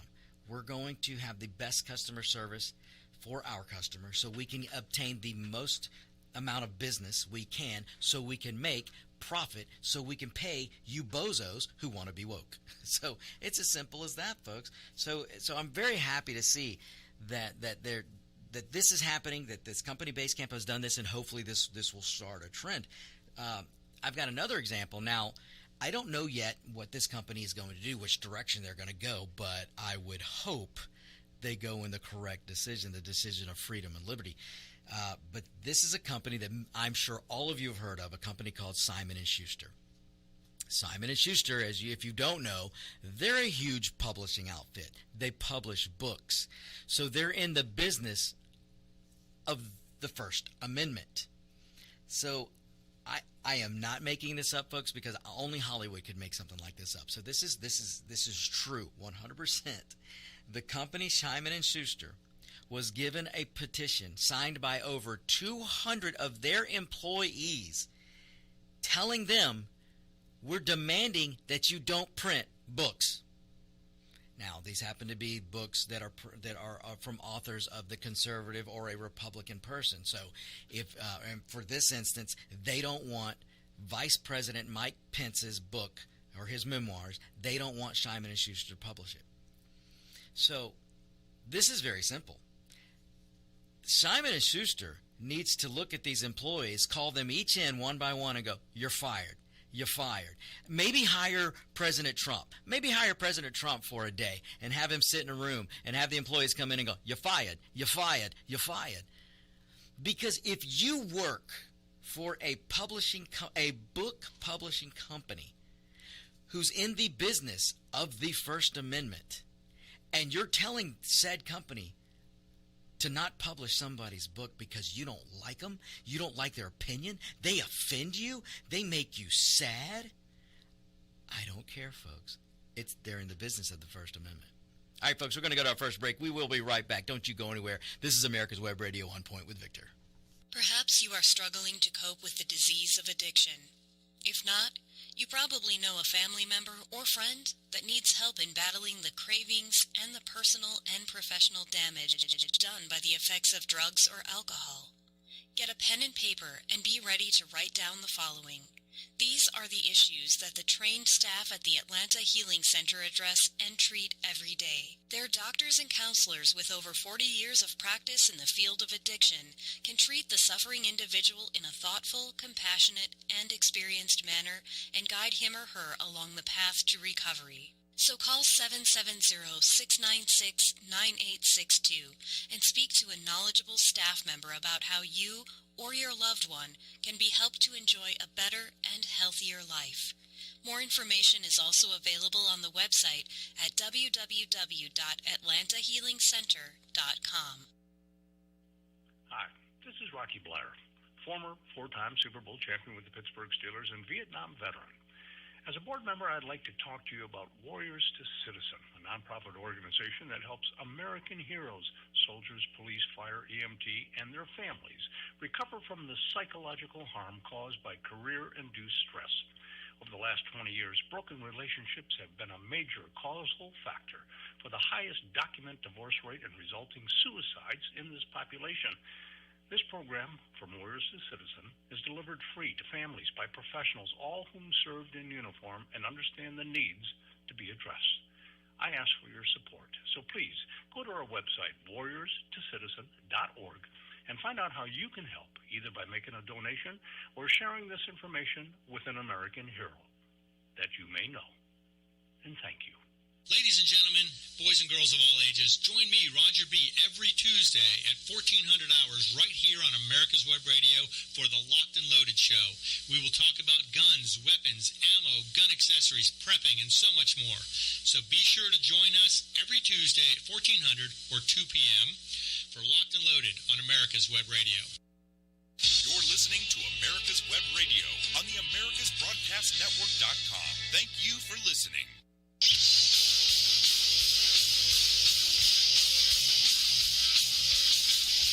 Hey, we're back, folks. Thanks, thank you.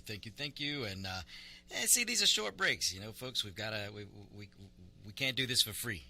So, which reminds me, if you're out there and you've got a business and you want to be an advertiser on the On Point with Victor show, give us an email. Shoot an email to gmail@americaswebradio.com. No, wait a minute. GM at americaswebradio.com or Victor at americaswebradio.com. And I've got a couple of comments coming in. Those of you watching on the webcams and you're commenting about my shirt, I'm not going to tell you what it means. What I'm going to do is offer a free On Point with Victor t-shirt for anyone who can who wants to chime in. You know, shoot me a message, go live, shoot me a message. If you're watching on the webcams, then you're obviously you might be on the Facebook. If you're on the America's Web Radio Facebook, you can shoot me a message right now. If you're lucky enough to have my cell phone number, you can text me. But free shirt to whoever can tell me what my shirt, what it means, because I'm not going to tell you. All right, so Simon & Schuster. So Simon & Schuster, a huge publishing company. They're in the business to publish books. And, folks, they're not in the business to publish books that people don't buy. And if you look at the New York's best time sellers, constantly sitting at the top are conservative leaning or conservative-minded books. They sell. I'm telling you to this day, even though we're dealing with a lot of this wokeism ridiculousness that's going on out there and the Democrats have lost their minds, most of the country is not socialist. They don't want Marxism. The problem is a lot of people don't realize what Marxism is and what socialism is, and they're going to be hit with it in the next year and next year, and they're going to start to see. And that's why I think this pendulum is going to swing real fast once it gets going. But Simon & Schuster, folks, they're in the business to make money off of selling books. And they've got employees. Employees, folks, listen to this. Put this in perspective. Think about this for a minute. What if you owned Simon & Schuster? What if you put your sweat equity, your blood, sweat, and tears, and you built a company publishing books, and you had to go out, and you had to determine, gosh, is this manuscript worth publishing? Is this going to sell? Because if it doesn't sell, I'm going to have to let some people go. The employees, the editors, the copywriters, all of the people that I have hired in Simon & Schuster, or if you're the owner, think about this. If you're the owner of Simon & Schuster and you have all these employees, they're depending on making money. They're depending on you selling books to make money to pay them. And they all want a raise every year. Everybody wants a raise every year. Well, if you can't increase your profit margins, you can't give people raises. But yet these 200-plus employees are so clueless to how our system works. They're clueless on the United States Constitution, and they're clueless on basic economics. Because over 200 employees at Simon & Schuster are telling their employer, the person who signs their paycheck, they're telling them, you need to put wokeness before profit. You need to put wokeness before selling books. Well, I don't know what these fools, these employees, think they're going to get paid, because when they lose their jobs, because Simon & Schuster can't sell books, I guess they just figure they're going to go run to the almighty Biden, and he's going to give them money. We're just going to print more money. I don't know what we're going to call it, because eventually you can't keep calling it the coronavirus stimulus. They can't keep calling it that anymore. So what are they going to call it? I almost said something. I'm going to be nice. I'm going to be clean. I'm going to be nice. How about we just call it the dumb masses, with an M, the dumb masses stimulus. Maybe we'll have that coming out next. But folks, these employees need to be taught a lesson. And they need to be taught a hard lesson in the Constitution and in economics. So if I were the owner of Simon & Schuster, I would call every one of them, every employee who signed this petition, telling me not to print a book, telling me not to live by the First Amendment, that I need to shut down speech and shut down a book because it's something that I don't agree with. These employees need to be fired. And I would fire every last one of them. If you sign the petition, you're done here at Simon & Schuster. Because Simon & Schuster, we're in the business of the First Amendment. We're not in the business of canceling. We're not in the business of censorship. And these 200-plus employees are asking their employer, Simon & Schuster, they're asking them to censor the very thing that makes them money. The very thing that brings in revenue, that allows Simon & Schuster to pay these employees. I mean, folks, this is the kind of stuff that is moronic, idiotic, and just plain out stupid. And let's hope, because I don't know which direction Simon & Schuster's going yet. I have a feeling Simon & Schuster's going to tell, they're probably going to stroke the little feelings of these 200 employees, and they're going to go on with business and somehow try and make these employees happy, when they ought to just fire every last one of them. But I hope, and I have a feeling that Simon & Schuster is going to go the way of, hey, we're not censoring anything. That's not our business. If a book sells, we're going to publish it. So let's hope Simon & Schuster does the right thing. The fact that these employees went as far as to say that Vice President Pence, who was a duly elected vice president of these United States, they went as far as to said, well, we don't need to treat that like true history. So these moronic employees, somewhere in their education, was taught that if you don't like history, you just cancel it or you rewrite it. And that's what they're trying to get Simon & Schuster to do. And it's abhorrent, and it's ridiculous. And let's hope Simon & Schuster does the right thing. So that's what I mean, folks.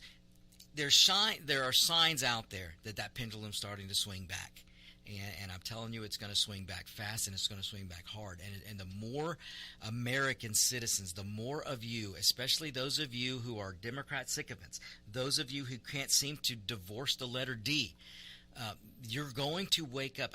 A number of you, not all of you, but a number of you, and even those who you think you're independent, but you lean liberal Democrat, many of you are going to wake up because you're going to see over the next few months going into 2022, you're going to feel the pain at the pump. You're going to feel the pain at the grocery store. Folks, there's inflation everywhere. And when the CNN, NBC, and NBC and CBS and ABC and NPR and PBS, when they tell you there's no inflation, let me tell you, there's inflation. And the way you can tell is, let me give you an example. I was in Sam's Club just over the weekend. And I love to grill. I grill everything. And there's a pack of burgers, Angus burgers, that I keep stocked in my freezer because I like to grill burgers. And this pack of burgers, all throughout the Trump presidency and maybe even before his presidency, my pack of burgers were $17.95. I walked into Sam's the other day, and they went from $17.95 for a pack of burgers to $22.95 or whatever cents. So almost $23. From $17.95 up to $23, like that. That is inflation. When your food starts to make price jumps, look at the milk, look at your fruit, look at your, especially the meats and your chicken. Look at the stuff you buy every week at a grocery store.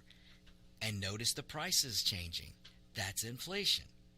And on top of that, you've got the gas prices, folks. Look, we've had the quickest increase in gas prices than we've had in, 4 or 5 years. This is coming from the Democrat Marxist Socialist Party. This is the policies. Joe Biden is not a moderate. Maybe Joe Biden early in his 50 freaking political career years, maybe at one point he could be considered a moderate guy, but not today. Joe Biden, we're lucky if he knows where he is on a daily basis.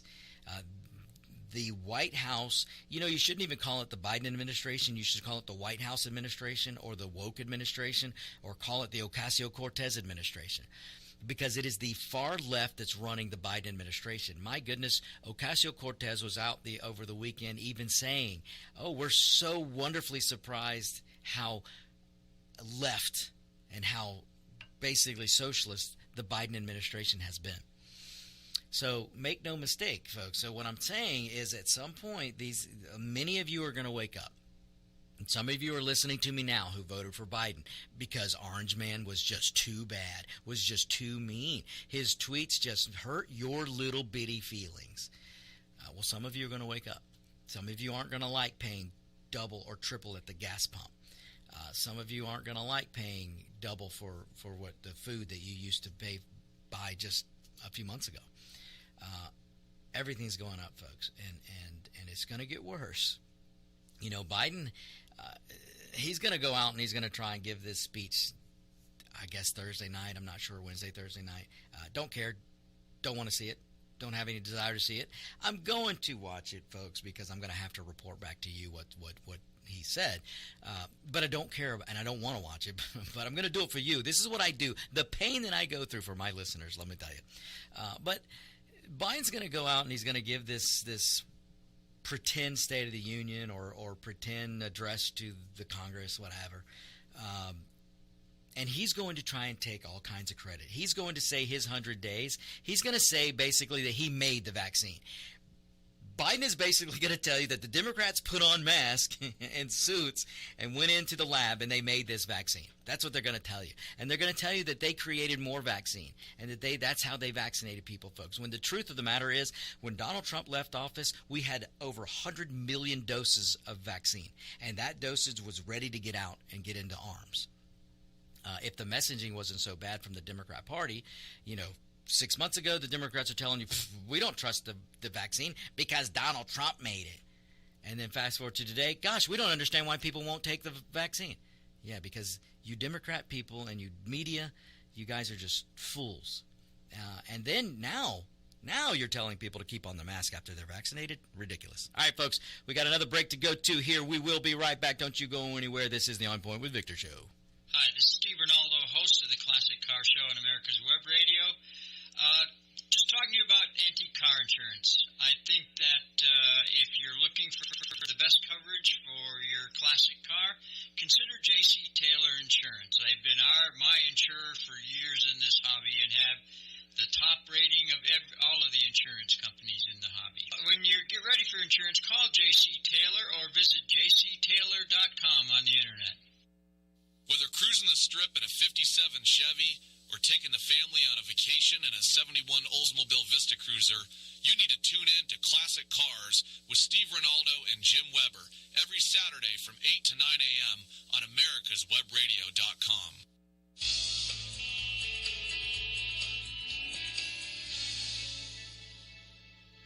This is America's Web Radio.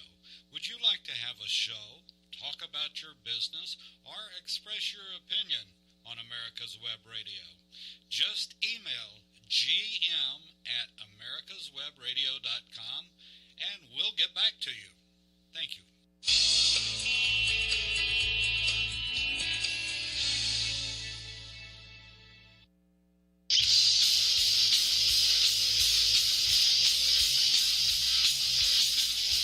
And we're back. So, like I said, we're going to have this so-called State of the Union or address the nation, address the Congress, whatever he's calling it. And he's going to try and take credit for all this stuff, folks. But it's just not true. And then they're going to go out and they're going to start telling you that Biden's creating all these jobs. I mean, it is laughable and it is just a joke. Unfortunately, 2022, you're going to see a slowdown in this economy. You're going to see Biden's policies just really put a brakes on this economy. But you know what? It's something the Democrats do every time they get in power, and it just makes me laugh. But you're going to see him try and take credit. And, you know, one thing Biden has going for him, and folks, don't think this was by accident. This was all planned. Democrats don't do anything by accident. They plan and they plan and they plan and they plan. In fact, the Republican establishment might learn a thing or two from the Democrats, the way they plan. But you've got states that have been in perpetual lockdown since last March. And some of these Democrat states are starting to come out. They're starting to let their people out. They're letting people enjoy their God-given right to freedom.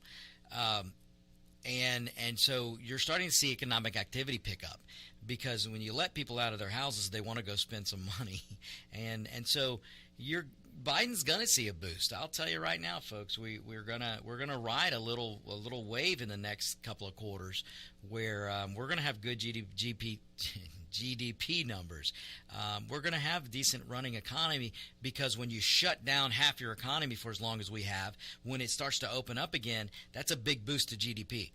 When you have fallen as far as we've fallen, it's easy to get double-digit increases, and that's what we're going to see in the next couple of quarters. And Biden's going to run around and say that it's his policies when it's nothing of the sort, because then when it slows down in 2022 because of his policies, then they're going to go back to trying to blame Trump. It's going to be hilarious. But if it didn't hurt people, it would be really laughable. But unfortunately, the people who get hurt most by Democrat policies are the poor. The middle class and the poor get soaked by Democrat policies, and that's what we're going to see. And I hate it, folks. I hate it.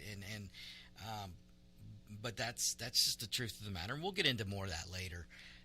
But right now, I want to bring up something else, and I want to talk a little bit about it's time for the American citizen to wake up and tell the wokes and the Democrats to go pound sand. It is that time. It is time for the American citizen to take back their God-given right, their constitutional rights. Folks, I say all the time, I am absolutely amazed that we as Americans allowed politicians, we allowed mayors and city councils to just absolutely abuse power. We have allowed mayors and city councils and representatives from the lowest of the state level all the way up to Washington, D.C. We've allowed these politicians to become omnipotent. We've allowed them to feel like they're omnipotent. That's the word I'm looking for. And only we, the people, can give politicians such power. Folks, there is a reason that we are a republic. Our founding fathers were brilliant. They got the idea from the Romans. The Romans were they were the ones who had a society that was based on representative governance, as opposed to the Greeks, who went full on democracy. And if you read the founding fathers and when they were preparing and writing and debating what should be the Constitution, what should be the United States of America, when they were debating and doing all of these things and writing and talking with each other, they were looking at the Romans and they were looking at the Greeks. And thank God they looked at the Greeks and said, no, democracy is not the way to go. Full-fledged democracy is not the way to go, because democracy is mob rules.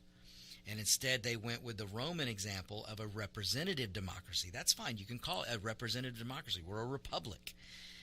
And that's what we did, and that's what's so great about this country, and that's what's not being taught in schools. So a politician in this country can only derive power from what we, the people, give them and allow them to have. We allow these bozos to write regulations. We allow these bozos to write decrees. Folks, we've never had decree like this. We've never allowed politicians to do what we have allowed them to do in the past 12, 14, whatever months. In the name of a pandemic, folks, a pandemic that we're now learning, and we knew this a long time ago, folks, we really did. They just didn't want to tell you that most people had a 99% chance of surviving this virus.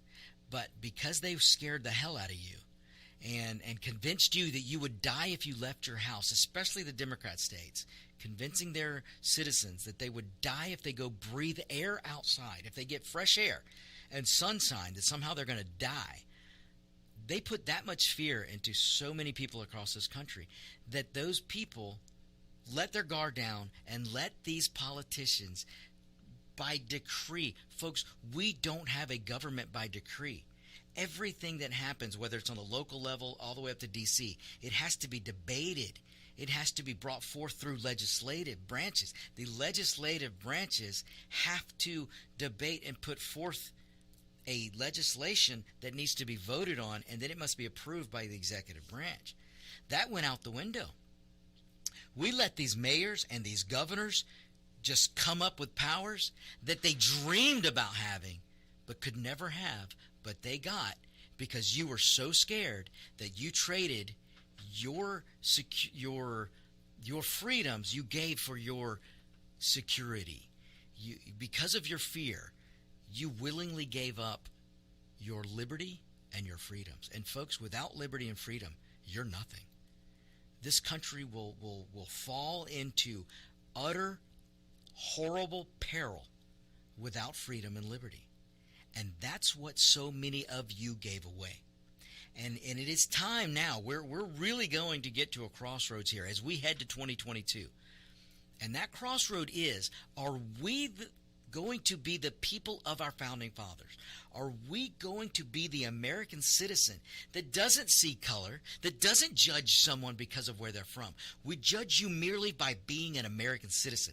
If you're an American citizen, then your life is based on liberty and your life is based on freedom. In this country, it is. The United States of America. So those crossroads that we're getting to, are you as an American citizen going to stand up with your American citizen brethren and say, Mr. Politician and Mrs. Politician and Miss Politician, we're taking our power back. We no longer are allowing you to have this power that you shouldn't have had to begin with. We the people made a mistake. We made a mistake. We let you scare us so much that we gave up our security. That we gave up our freedom. In the name of security, we gave up our freedom. And we the people, we're done with that. Will we stand up? Will many of you stand up with me when we go into 2022 and vote against every one of these politicians? So if you're in Michigan, Whitmer, she's got to go. And Whitmer's, she's scared because I think the people of Michigan are really, really looking at throwing her out of office. And she deserves it, folks.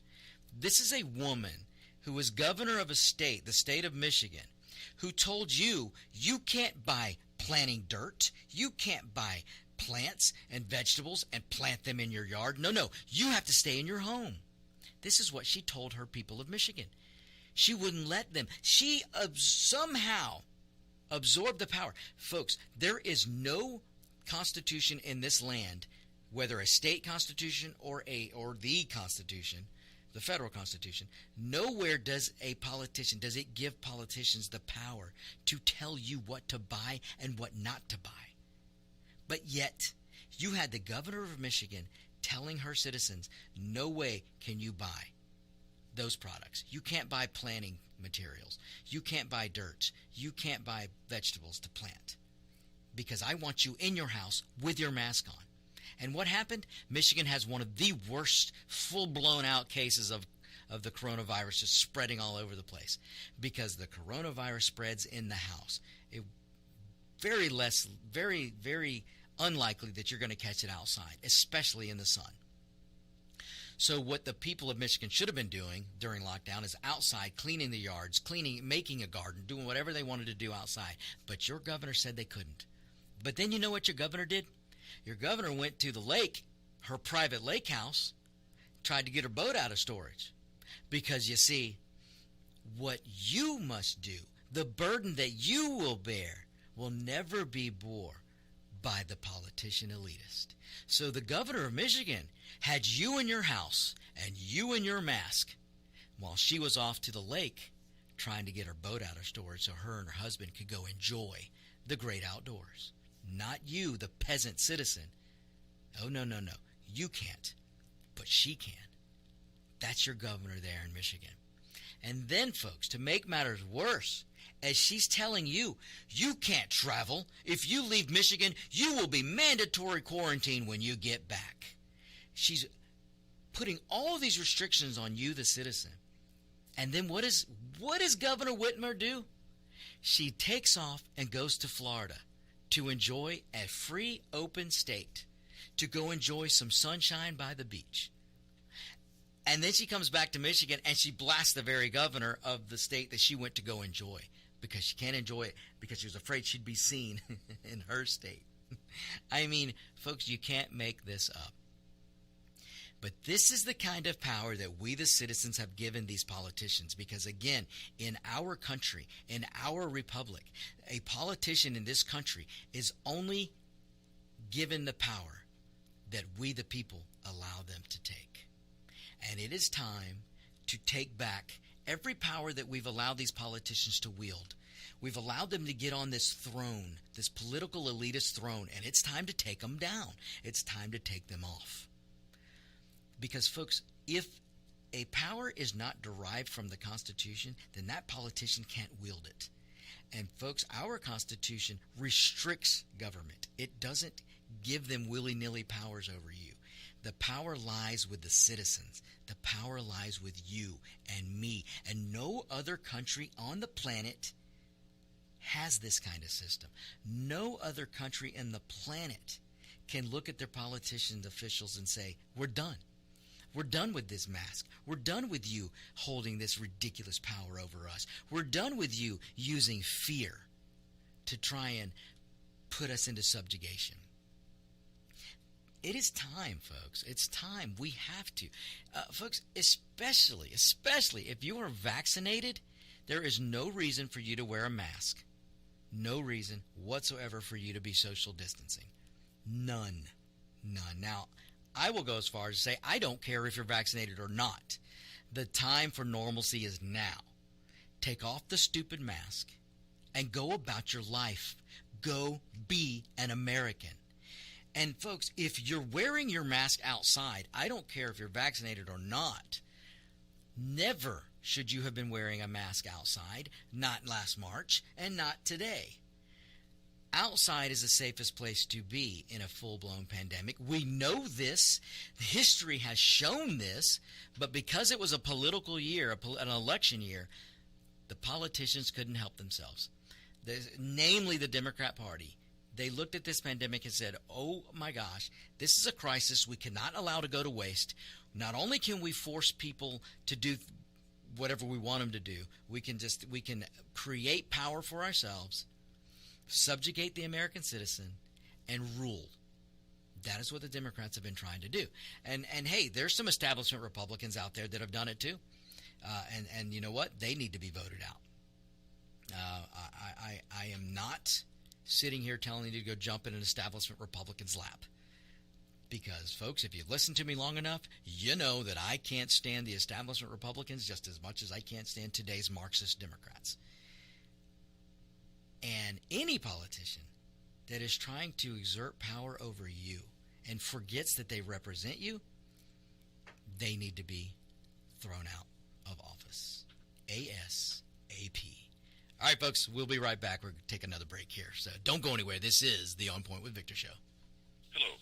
My name is Colonel Retired Rick White, the United States Army veteran, and I'm the director of the Georgia Military Veterans Hall of Fame. I would like to encourage all Georgia veterans to consider being nominated to the Georgia Military Veterans Hall of Fame. If you are a Georgia veteran, and the Georgia veterans definition is you were either born in this state, or you lived in the state 10 years, or you raised your right hand and joined the military in the state of Georgia, you are considered a Georgia veteran. For further information, go to your website at www.gmvhof.org, or you can contact me at 678-427-0915. Nominations need to be in by the last Friday in August each year.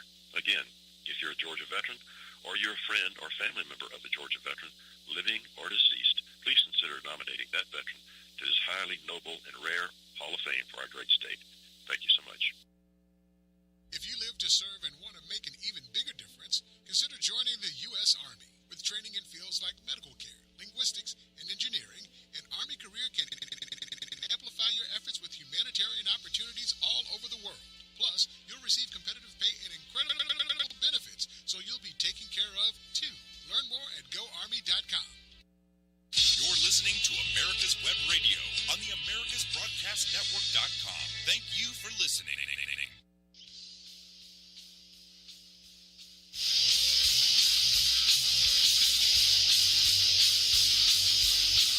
Hey, welcome back, folks. This is America's Web Radio, your station for all kinds of good shows, folks. All kinds of good shows. We've got car shows, doctor shows, addiction shows, you name it, gun shows, and of course, the On Point with Victor show.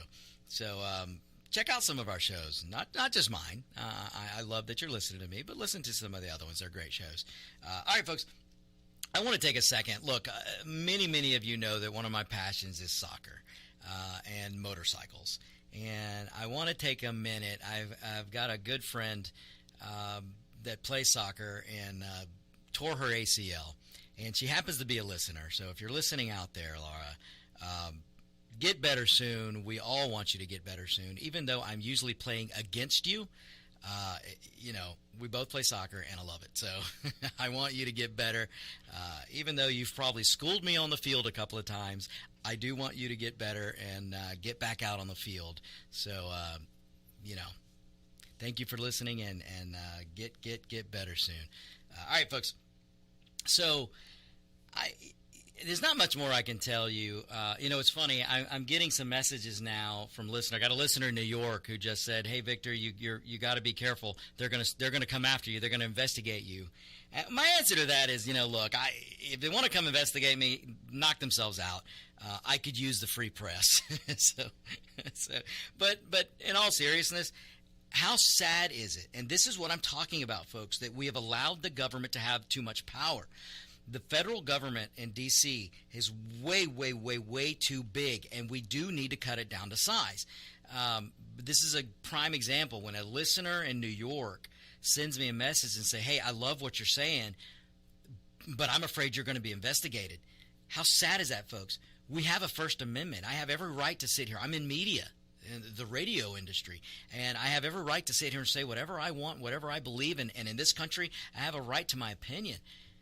a specified right, not just an implied right, a specified right in the First Amendment of the Bill of Rights.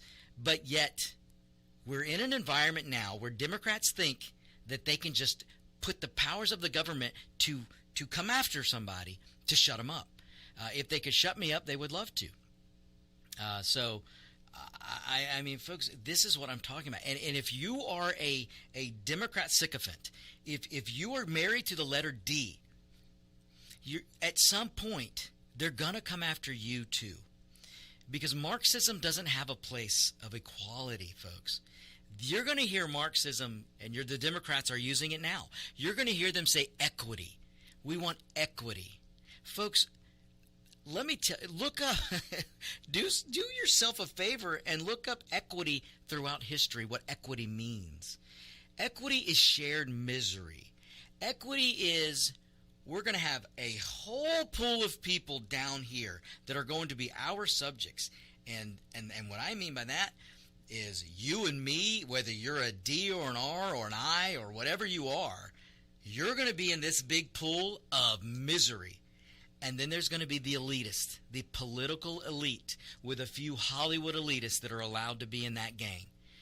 And then the millionaires and billionaires, the Bezos, the Facebooks, the Googles, all of these tech companies. Oh, they're going to be elitist too, folks. But you won't be. And you keep voting for them, and you keep giving them power. Eventually, they're going to come after you. Because the only thing that keeps a ruling class in power and happy is to have a massive number of subjects who depend on that ruling class. And you depend on them for your health care. You depend on them for your food rations. You depend on them for transportation. You depend on them for housing. That is the goal of the Democrat Party today, folks. So you won't hear them say equality. You won't hear today's Democrats tell you we want equality as stated in the United States Constitution. No. You will hear them say equity. We want equity. Folks, equality and equity are polar opposites.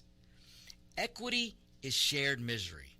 Equity is going to be a whole bunch of American citizens who are striving or struggling, I should say, struggling to live while their oppressor, ruling elitist masters have their little club in D.C. and in Silicon Valley and maybe Hollywood. That is not the America that we want. That is not the America that we want to leave for our kids and their kids and generations to come. So if you are a Democrat, folks, let me tell you something. You're going to have to wake up because they're going to come after you too. Look, folks, if you're a voting Democrat, you're paying more for gas prices also. You're paying more for food. Your health care costs are going up also. They're not carving out and going, these wonderful Democrats over here, we're not going to charge. No, folks. The only people who get cutouts from the Democrats are the uber rich. The big corporations that are in bed with the Democrat Party, they get their little cutouts. You want an example? Biden wants to raise taxes on everybody, but he's telling you only on $400,000 or more. But, folks, when you get up to the multi-million and billions, their taxes aren't going up. But Biden and the Democrats are going to tell you that they are, but they're not. They never do. They never do. The Democrat Party protects the millionaires and billionaires because they're in bed with them. The Democrat Party protects corporations. Don't tell me that corporations are Republican, folks. Amazon is not Republican. Tesla's not Republican. I don't even know if I should put Tesla in the group because Tesla is purely funded by taxpayer dollars. And every now and then Elon Musk comes out and goes, you know what, this woke stuff ain't working. So let me take him out. But the Amazons, the Facebooks, the Googles, the GMs, even the Walmarts, the Home Depots, folks, they are in bed with the Democrat Party. Coke, Delta, in bed with the Democrat Party. Now, these companies, most of them, they know that they're doing wrong by themselves and by their customer, but they do it because they fear the government that they serve. And that is opposite of what our Constitution says, folks. Our Constitution is set up so the government representative fears the people. And we've got to get back to that, folks, because when it comes down to brass knuckles, the only fear that a politician has is re-election. And we can take that away from them, folks. That is why the Democrat Party is trying to meddle with our elections so bad. That is why the Democrat Party wants to federalize elections. See, it's kind of hard to screw with every state's elections. But if you federalize them, then you can really screw with them, just like every other third world country out there. Folks, pay attention. Pay attention. The Democrats aren't hiding their Marxist agenda. They're not hiding their socialist agenda. It's there for you to see. Now, late night comedy's lying to you. Those idiots out there are lying to you. The media's lying to you. They're all running cover for the Democrats. But if you pay attention, you can see it for yourself. And trust me when I tell you, you Democrat voters out there, they're going to come for you. It may be last, but they're going to come for you. Do you think the socialist voter in Venezuela who's waiting in line for a piece of bread right now, who goes weeks and days and weeks without food and water, do you think that socialist voter thought that was going to happen to them when they voted for the socialist takeover of Venezuela? Do you think the socialist voter who can no longer drive from coast to coast in Venezuela because there's not enough gas, or gas prices are ridiculously high, do you think that socialist voter thought that was going to happen to them when they voted for the socialist takeover of Venezuela? No. They thought they would be the recipients of all the socialism goodies. But folks, I've told you once, I'll tell you again. Socialism is not for the socialist. Socialism is only for the people. You see, the burdens of socialism will be felt by you, the peasant. Never will it be felt by the socialist hierarchy, the ruling class. They're never going to feel that pain. Only you will. And it does not matter if you voted for them or not. You are a peasant and will always be a peasant. And history, folks, is on my side. It is on my side. So at some point, please wake up and get out of your safe space, get out of your cry closet, and do some thinking for yourself. Stop being a sheep. Let me tell you something, folks. A year ago, you were told if we just get a vaccine, you can go back to normal. Well, here we are to today. We have 3 vaccines, folks. 3. There's 4, but we haven't approved one of them, folks, because it ain't too good from what we have seen. AstraZeneca. But you know what the Biden administration is doing with AstraZeneca, folks? We've got millions of doses of AstraZeneca, but we won't approve it. And there's a reason that we don't approve that vaccine. You know what the Biden and the Democrats administration, the White House administration, you know what they're going to do with AstraZeneca? They're sending it to India. I mean, it ain't good enough for us, but it's good enough for India. So don't give me this business on how caring the Democrats are, folks. At some point, you people are going to wake up. You really are. You really, really are. But anyway, so, you know, folks, this country is great. We're the greatest country in the world. Even today, we're still the greatest country in the world. Because we have the power still. We have the power to take back the power that we have bequeathed to these politicians, these numbskull, knuckle-headed politicians. Folks, when Alexandria Cortez can go on TV and tell you that justice wasn't served last week, this police officer who should have been charged with police brutality, and he should have been brought up on charges for that. Nevertheless, he deserves to pay a price for the crime he committed, and the justice system worked. this man's going to go to jail. He's going to go to jail for a long time. Now, I think he was overcharged, but whatever. But I also saying that I do believe he deserves to go to jail. The man engaged in police brutality. The man wouldn't listen to his fellow officers. He wouldn't listen to the emergency response unit. He kept his knee on the throat of George Floyd, so he deserves to pay a price for that. And folks, he is going to pay the price for that. The justice system worked. But Alexandria Cortez, what did she do? Folks, I have told you before, it is never going to be good enough for the socialist Marxist Democrat. Never going to be good enough.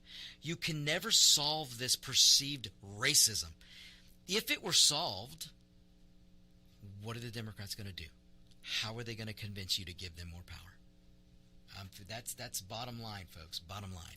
All right, folks. This is the end of the first hour. Stay tuned. We will be right back. We're going to take a break, and we're going to come back for a second hour of On Point with Victor. So don't go anywhere. You come right back. This is America's Web Radio. The Docs for Patient Care Foundation is your way to join the fight and become a member of an organization created by doctors for patients, dedicated to fighting for your health care freedom and preserving the doctor-patient relationship. Get a pen and paper. Write down docs4patientcarefoundation.org. That's DOCS, the number 4, patientcarefoundation.org. Go to our site and please make a generous, tax-deductible donation and join the fight today. Thank you. The Docs for Patient Care Foundation is your way to join the fight and become a member of an organization created by doctors for patients, dedicated to fighting for your healthcare freedom and preserving the doctor-patient relationship. Get a pen and paper. Write down www.docs4patientcarefoundation.org. That's www.docs4patientcarefoundation.org. Go to our site and please make a generous tax-deductible donation and join the fight today. Thank you. Hi, this is Rocky Blair, former 4-time Super Bowl champion with the Pittsburgh Steelers and Vietnam veteran. As a board member, I'd like to talk to you about Warriors to Citizen, a nonprofit organization that helps American heroes, soldiers, police, fire, EMT, and their families recover from the psychological harm caused by career and been a major causal factor for the highest documented divorce rate and resulting suicides in this population. This program, From Warriors to Citizen, is delivered free to families by professionals, all whom served in uniform and understand the needs to be addressed. I ask for your support, so please go to our website, warriorstocitizen.org, and find out how you can help, either by making a donation or sharing this information with an American hero that you may know. And thank you. You're listening to America's Web Radio on the AmericasBroadcastNetwork.com. Thank you for listening.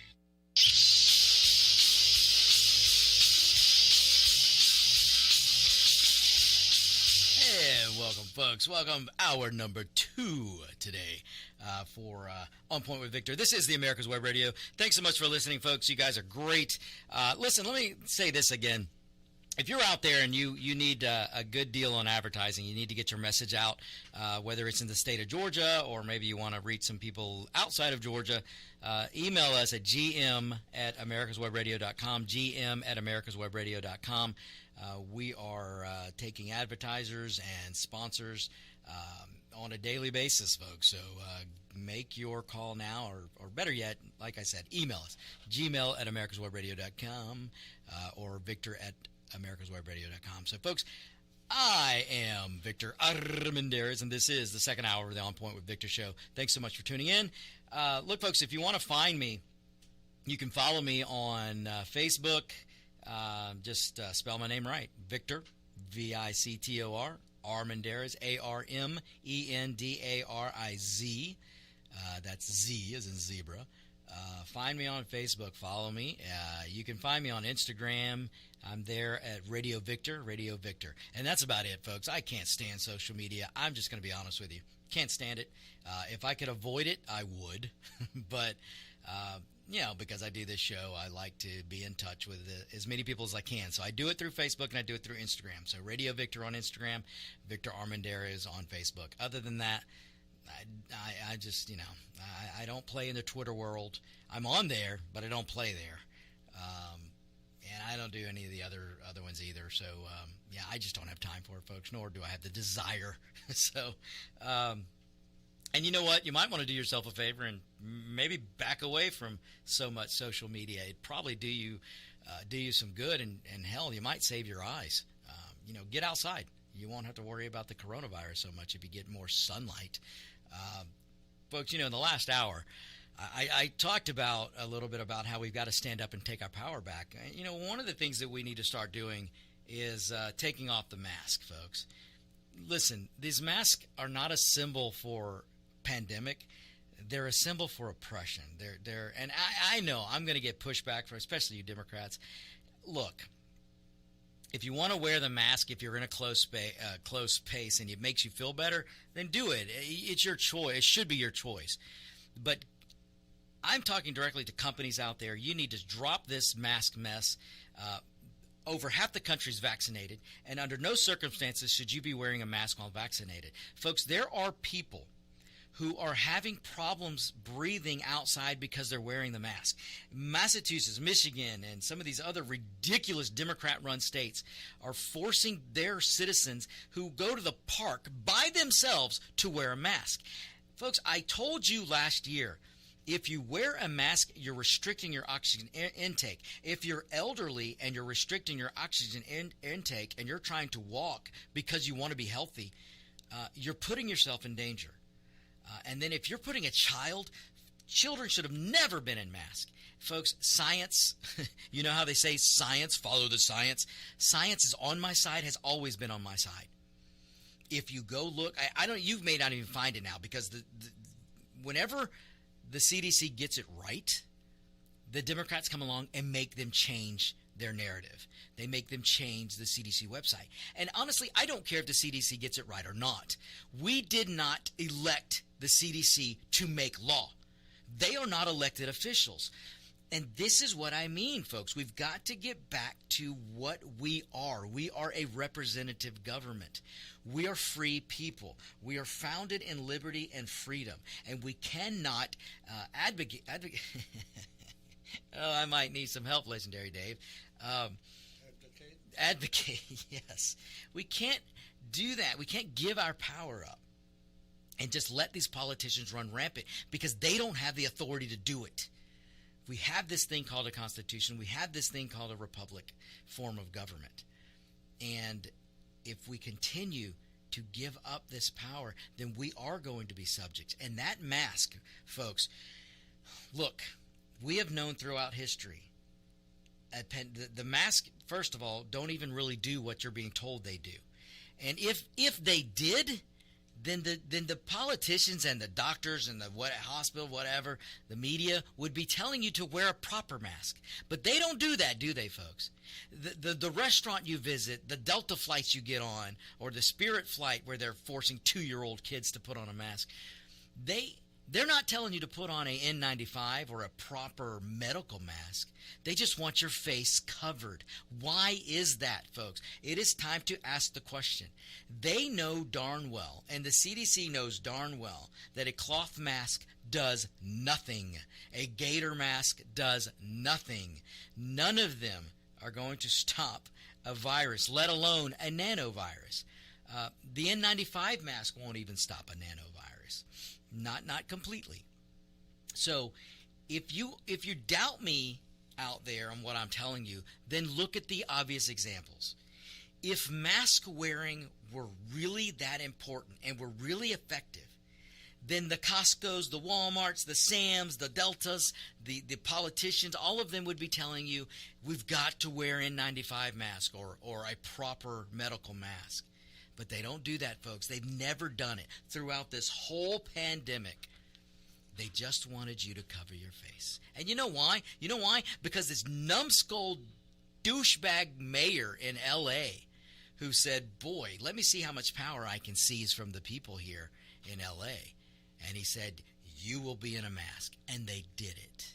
And then the Democrats across the nation, they put their people in masks, their states in masks.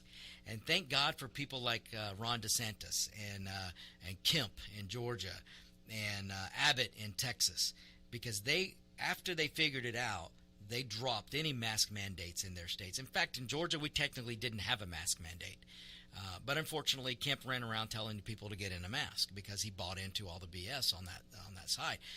But again, look, maybe there was a time last year where the masks were making people feel better. Maybe it did maybe it slowed transmission in closed areas. Maybe it did. Maybe so. You know what? Fine. But we're at the point now where over half the country's vaccinated. And if you are vaccinated, you should be back to living normal. Everyone should be back to living normal. And whether you're vaccinated or not, because enough of the population is getting vaccinated to where we have herd immunity. And the masks need to come off. And you were told last year, folks, if we could just get a vaccine, we could go back to normal. And the reason why Fauci and the Democrats were saying that is because they never dreamed that we would get not one, not two, not three, but 3 vaccines, 3 workable vaccines. I don't count AstraZeneca because that hasn't been approved in this country, and it hasn't been approved for a reason. But J&J is fine. Pfizer is fine. Moderna is fine. These are good vaccines. And the Democrats didn't believe we would get them. That's why they were telling you if we just got the vaccine, we could go back to normal. Because, folks, listen, go back and look at what the Democrats were telling you all of last year. If we get the vaccine, we could be free. Oh, but we won't get a vaccine. It's not possible. Trump's an idiot. That's what the Democrats were telling you. And then when Trump, being a businessman, President Trump being a CEO, President Trump was probably the only guy who could have made it happen, and he did make it happen. And we got 3 vaccines. So then what did the Democrats do? They shift their messaging. They said, well, we don't trust Trump, so we don't trust the vaccine. As if Donald J. Trump was in the labs telling these scientists and these doctors and these clinicians, well, you got to do this to the virus. You got to do this. You got to do that. To the vaccine. You got to make it this way. As if what Donald Trump did was he was basically a perfect CEO. He delegated and he told government, you get the red tape out of the way. You get me emergency powers, and he used those emergency powers to remove the red tape so that the Pfizer and Moderna and J&J could get to work and fast line and come up with a vaccine. And then, luckily, there were thousands and thousands and thousands and thousands of people who participated in the vaccine studies. Because, folks, what slows down vaccine making are the trials. Once there is a vaccine, there have to be a certain number of people to try it before it can be released and approved, or approved and released. And because there was such fear on the COVID-19, thousands and thousands and thousands of people volunteered, and they all participated in the J&J study trials. They participated in the Moderna trials, and they participated in the Pfizer trials. That's why that vaccine was able to get out when it did. And then what happened? Oh, the Democrats changed their messaging. Oh, we can't trust it. We can't trust it. It's Trump. But then when Biden got elected and Democrats took power, then they switched again. Oh, you got to take the vaccine. You got to take it. And then when people did take it, and folks, all the data on the ground is showing unbelievable effectiveness from the vaccine, folks. If you've been vaccinated, you're not going to catch this virus. And if you do, if you're in the small 5% that catch it, it's going to be a small case. You're 100% guarded against a rough case of the corona. And the data showing that as a vaccinated person, you aren't carrying this disease and you're not transmitting it. That was from the CDC. For you sycophants out there who want to, the CDC has to tell me first. Well, the CDC said until they were told by the Biden and the White House and the Democrat administration, when they were told, oh, you got to walk that back. So now they got to change that message. And now the Democrats are wondering, why are people not getting vaccinated anymore? Why are so many people not getting their second shot? Well, let me tell you something, you morons, and I'm speaking to the politicians and mostly the Democrats. You can't have it both ways. You can't tell the American people get vaccinated so you can go back to normal and then tell them, well, just because you got vaccinated, oh, no, there's no normalcy. You put your mask on. In fact, you put on 2 and 3 masks. You see the messaging, folks? The messaging coming from this White House, this administration, these Democrat, Marxist, socialist representatives The messaging they're giving you is conflicted.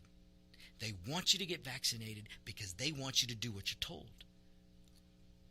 And they won't let you go back to normal because they want you to do as you're told. You put on your mask, 2 of them, and you sit down and you shut up and you obey. Because the Democrats fear losing the power that you, the American citizen, gave them. So, folks, it's all out there for you to see.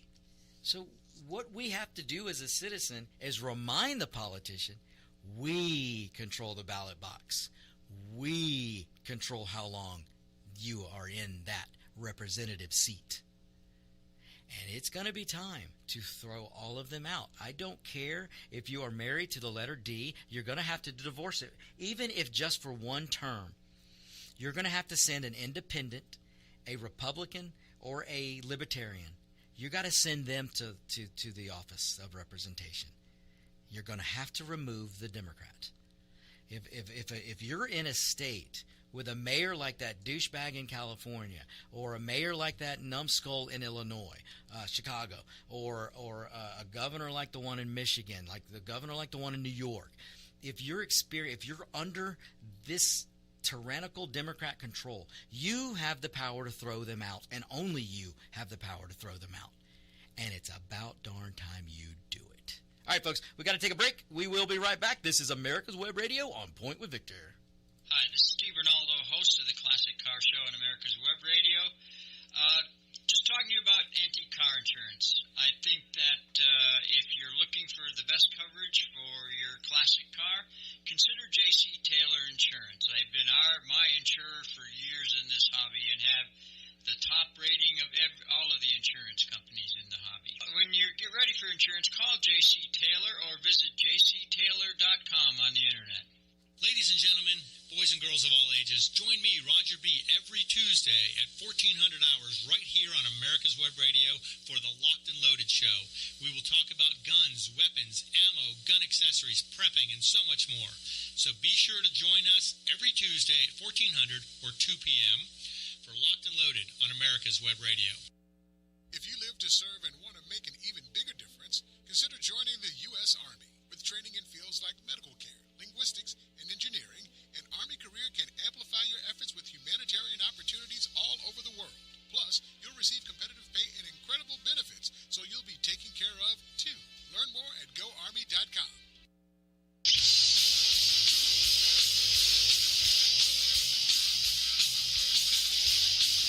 Hey, we're back, folks. I am Victor Armender. Ooh, I lost the R there. I'm going to have to get David to do the R's for me.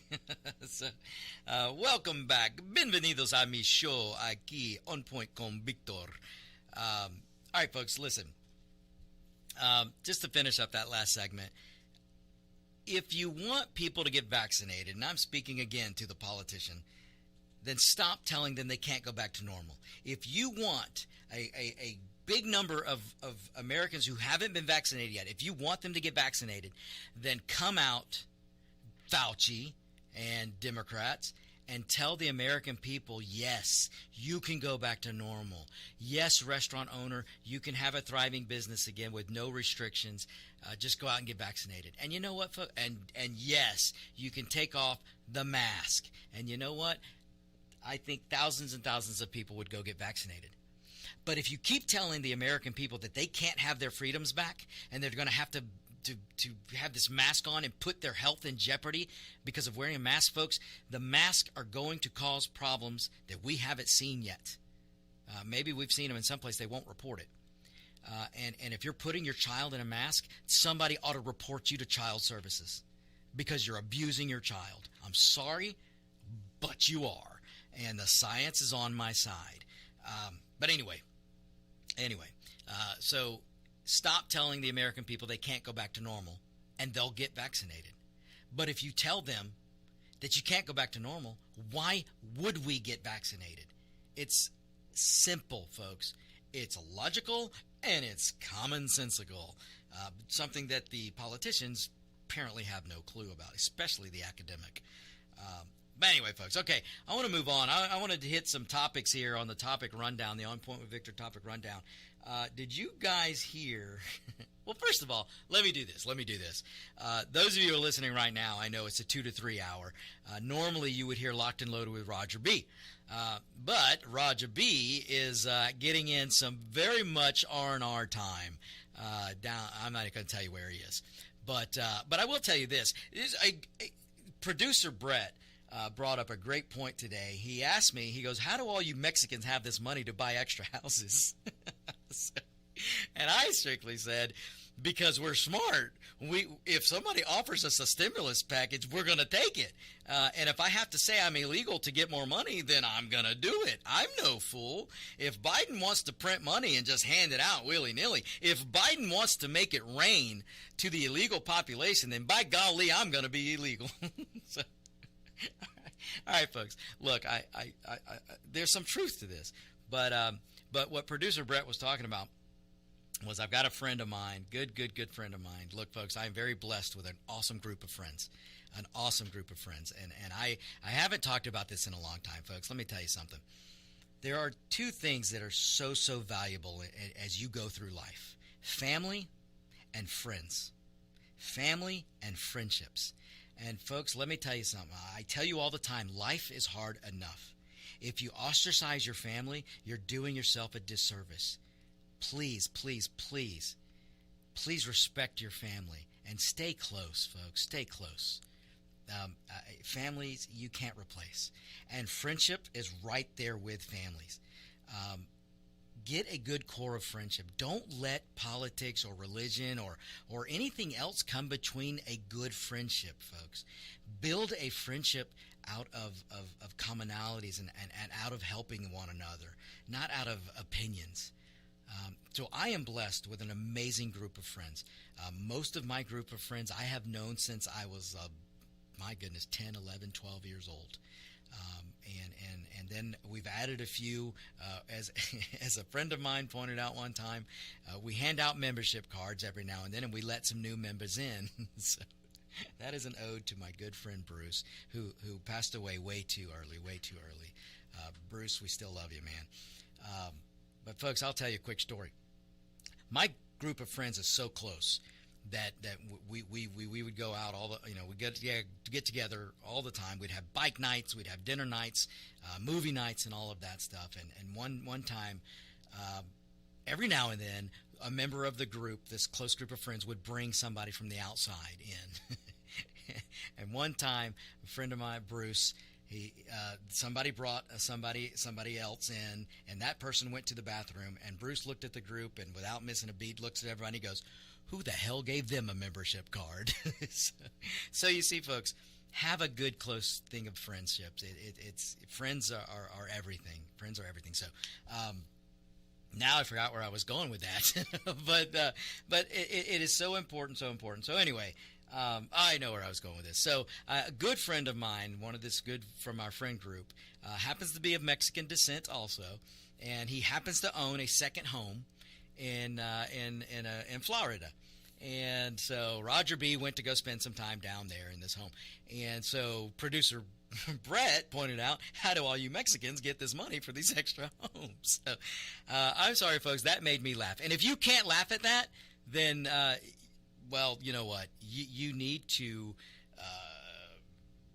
you just got to let your anger go.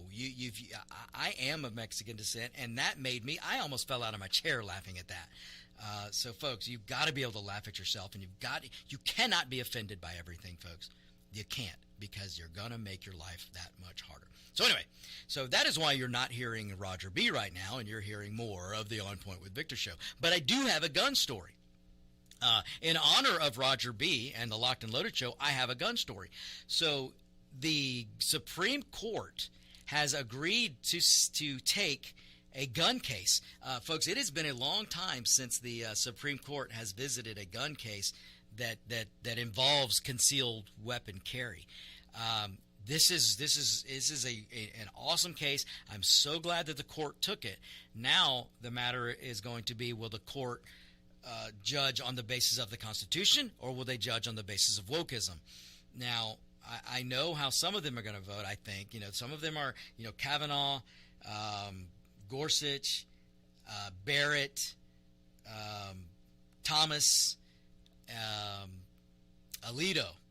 Those are constitutional judges, and I feel confident they're going to vote in honor of the Second Amendment. John Roberts, man, I don't know. That dude is might as well have been appointed by Obama. So I don't know which way he's going to go. I wouldn't be surprised if he goes with the left again. This man has got some problems, but whatever. I think the other 5 will definitely rule for the Second Amendment. But this is a gun case that's before the Supreme Court. They're going to hear it, and it involves concealed weapons carry. There is a case in New York where the government of New York has told a citizen, you cannot protect yourself. You cannot obtain a carry permit. You have to prove. Listen to this, folks. Listen to this. Put this in perspective. The government of New York State is telling the citizen, the American citizen, that screw the Second Amendment. You don't have a Second Amendment right to own a gun. You must prove to the all-powerful government in New York why you need to carry a gun. Folks, we have a Second Amendment that allows you to carry a gun, should allow you to carry a gun, no matter what any state government or federal government person tells you. I don't care what the Democrat says. I don't care how many people go to their cry closet. I don't care how many people have to go to a safe space. You have a God-given right in the Second Amendment to protect yourself, and part of that means you have the right to bear arms. It is very clear and explicitly written out. One of the most concise and shortest amendments in the Bill of Rights happens to be number 2, and it happens to be the reason we have number 1. But it is there. It is there. It is in the Bill of Rights, folks. This is not something that we want to have. It's not an implied right, like health care is a right or driving is a right. Voting is a right. Folks, let me go ahead. I'm on a roll. Let me go ahead and send all the Democrats that are listening to me right now to their safe space and their cry closet. We don't have a right to vote. There is no constitutional right in the federal Constitution that gives you the right to vote. You have the privilege to vote. You have the duty to vote, but you do not have a constitutional right to vote. You have a right not to be discriminated against, but you do not have a constitutional right to vote. What you do have is a constitutional right to protect yourself by bearing arms. That is 100% a constitutional right. But the state of New York and others like Illinois and Connecticut and some others, they think that they have the power. The politician in New York thinks they have the power to tell the citizen, the American citizen, you must prove to us why you need a gun. Folks, that is ridiculous. That's like them saying, you must prove to us why you have a right to free speech. That's basically what these government officials are saying. They're telling the American citizen that they must have a proof and show proof why they need a gun. Then I guess that you need proof why you need the First Amendment. You need proof why not to be unlawfully searched or seized. I mean, folks, this is what I'm talking about. The first hour I talked about giving the government too much power. Well, so the Democrats have this, they think, implied power in New York. But now the Supreme Court has agreed to hear this case. So this person, this citizen in New York who's being told by the New York government that they must prove a reason why they should have a gun, he filed a lawsuit saying, I don't need to give you a reason. I have the Second Amendment. And so now the Supreme Court is going to hear this case. And folks, this is going to be great because this hopefully the Supreme Court will do the right thing, and they're going to rule on the side of the Second Amendment. They're going to rule on the side of the American citizen, and they're going to put government back in its place. Now this, I think I'm right in feeling that this court case is going to go the way of the Second Amendment, the way of the Constitution, because the liberals, the Democrats, the Marxist Socialist Democrats are losing their ever-loving minds right now at the fact that the Supreme Court took the case. They're not even upset yet of how it's going to rule, because we don't know how they're going to rule. They're upset because the court took the case. What does that tell you about the Democrat politician? Folks, the Supreme Court is there to adjudicate. They're there as the third branch of our government, our system of government. They're there as the third branch so that the other two branches don't exceed their power. And you've got Democrat politicians who are mad because the third branch is accepting the case, and they're saying, we are the third branch. We are the branch that adjudicates. We are the branch that keeps the other two in check. And the Democrats are mad. Folks, any Democrat that tells you that they're mad at the court taking the case should be thrown out of office. They should be thrown out of office anyway, but that's another reason to throw them out of office. So that's the gun update for today. This case before the Supreme Court on concealed weapons carry. Okay, folks, we've got to take another break. I know it's going by fast. Don't you go anywhere. We will be right back. This is America's Web Radio. Hello, my name is Rick White, and I'm the director of the Georgia Military Veterans Hall of Fame. I want to encourage all Georgia veterans to consider being nominated to the Georgia Military Veterans Hall of Fame. And if you are a Georgia veteran, and the definition of a Georgia veteran is either you were born in the state of Georgia, or you've lived here 10 years, or you were raised your right hand, joined the military in this state, you are considered a Georgia veteran. For further information, go to www.gmbhof.org, or you can contact me at 678-427-0915. We'd love to have your nomination for the Georgia Military Veterans Hall of Fame. Thank you so much. If you live to serve and want to make an even bigger difference, consider joining the U.S. Army. With training in fields like medical care, linguistics, and engineering, an Army career can amplify your efforts with humanitarian opportunities all over the world. Plus, you'll receive competitive pay and incredible benefits, so you'll be taken care of, too. Learn more at GoArmy.com.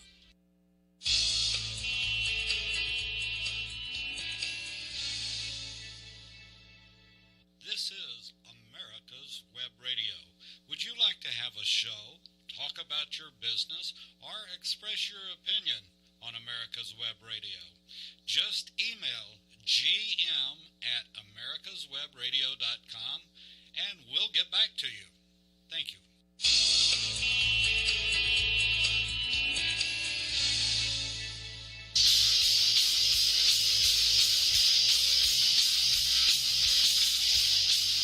And we're back, folks. We are back. This is the On Point with Victor show. I am Victor Armendariz. Okay, I'm going to move on to some more topics. But it is interesting that the Supreme Court is going to hear the gun case. So that's I think it's great news, because if they rule in favor of the Second Amendment, that will hopefully start a wave. And while I'm on the gun news, let me speak directly to the state of Georgia. The state of Georgia, you guys, your legislature in the state of Georgia needs to get to work on dropping the concealed weapons permit requirement. We should have open carry. I think we do, but we should have carry and concealment without needing to be permitted in Georgia. You want to attract conservative voters to Georgia? Then get off your derrieres, legislators, and start doing some conservative freedom and liberty legislation. And you can start by dropping the permit requirement to conceal and carry. We should have concealed carry with no permit in Georgia. That's what we need them to do. And then the second thing the state of Georgia needs to do, if you want to attract conservative voters and keep Georgia red, then you've got to start doing more conservative legislation. So the next thing you should do is drop the Georgia income tax. I've got numbers I'm going to get to in a minute on the census, what's coming out of the last census, and states that lost seats and states that gained seats. And the state of Texas gained some seats. Florida gained a seat. Big reasons, folks. Conservatives are moving to those states because they have no income tax and they have very good Second Amendment laws. So I'm just telling you, state of Georgia, you got a big fight coming up. And if you want to get conservative voters here, then you better start legislating conservatively. And that means the establishment Republicans we got to kick them out anyway, but they need to let go of this ridiculous old school establishment power. It is time to get rid of the income tax in Georgia, and it is time to get rid of the permit required to carry and conceal. So, all right, that's my local Georgia news or request. Okay, the next thing I want to get to here on the topic rundown is: have you guys heard? Did you guys hear what this moron LeBron James? I didn't even know who LeBron James was until somebody not too long ago pointed out, because I'm just not an NBA fan. Look, folks, I'm all of 5'3". I have no business playing basketball, so therefore I don't watch it. But no, really, no, I'm just not a fan.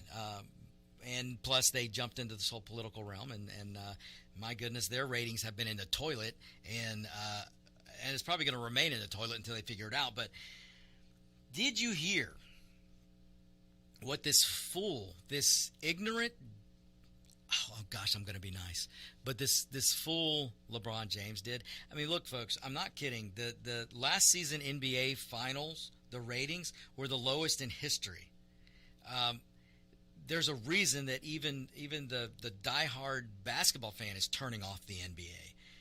And then you've got LeBron James, who came out last week and threatened a cop. He didn't know this cop. He didn't know all the facts of the case, but he came out and tweeted, "You're next."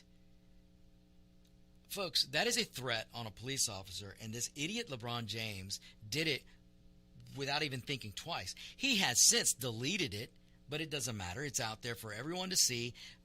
Plenty of people took a screenshot of it. He can't erase it and make it go away. We all know what he said. I mean, imagine if President Trump or somebody in President Trump's realm or a supporter of President Trump that's a celebrity, if they had to come out and said something like that, "You're next," if they had to said it to a Democrat or even to an officer, so, you know, if it had been the other way around, the Democrats would suddenly love police officers and because they would go after whoever said anything like what LeBron James said. But yet nothing will happen to LeBron, folks. The only thing that's going to happen is more people are going to turn off the NBA. More people are going to stop watching it. And folks, if you've got LeBron merchandise, get rid of it. Get rid of it. Don't buy anymore. And that goes for the MLS too. You guys know I'm a diehard soccer fan. I am sick and tired of the MLS.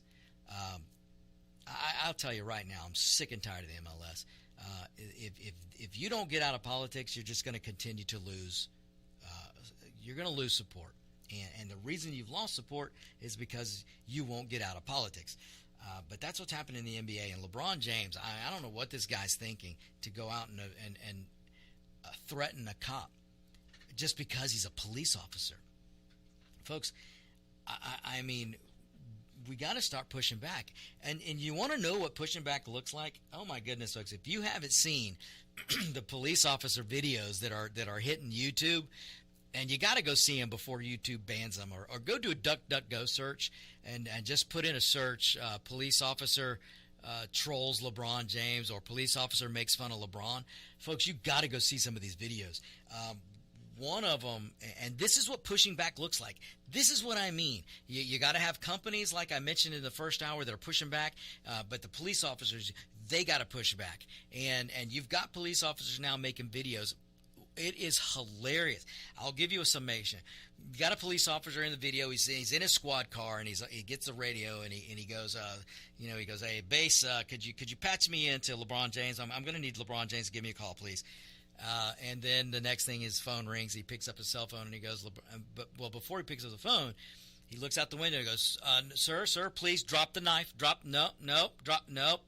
Sir, please stop stabbing that person. Stop stabbing the person. Then the phone rings, and the officer picks up. "Oh, LeBron, man, I'm glad you called me. I got a situation here. I got a man that's stabbing another person. What do you want me to do?" And LeBron, and then you hear the officer go, "Well, what difference does it make what color they are?" And then another pause, and the officer goes, "Well, I don't think it makes a difference, LeBron, but they're both black. The guy with the knife is black, and he's stabbing a black person. So what do you want me to do, LeBron?" Well, LeBron, that doesn't make any sense. LeBron, I can't just let him go. That doesn't make any sense, LeBron. The victim's going to die. LeBron, well, okay, LeBron. Okay, well, you're a really good basketball player, so I guess you know. And then he hangs up the phone. And, folks, I mean, it is hilarious. And that's what we need. We need these police officers to keep making these videos and show the idiocy that's coming out of people like LeBron James.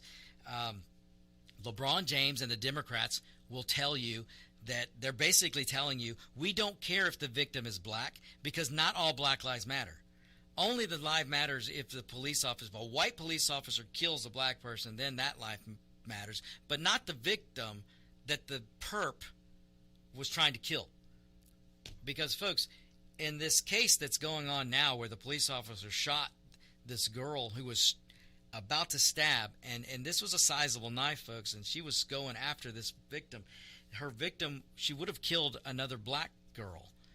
So the officer did what he's trained to do. He's trained to serve and protect. He is trained to take the threat out and save the person who was about to be killed, and that's what he did. But not according to LeBron. According to LeBron, hey, you got to let that victim die because you're white and you can't be a police officer. I mean, folks, it's ridiculous. But this is the kind of stuff that's out there that is just it's unbelievable, folks, unbelievable. But this is what we're seeing. But thank goodness this is what pushback looks like, and this is what we need more of. We need more people to get out there, make fun of LeBron James. Don't be afraid to do it. Call him out. Turn off the NBA if you want to. Let them feel the pain. I'm not a fan of boycotts. I'm really not. Too many innocent people get caught up in boycotts and they get hurt. Maybe, and what I suggest, maybe we do boycotts. We do a boycott. Let's go out and support the companies that are pushing back.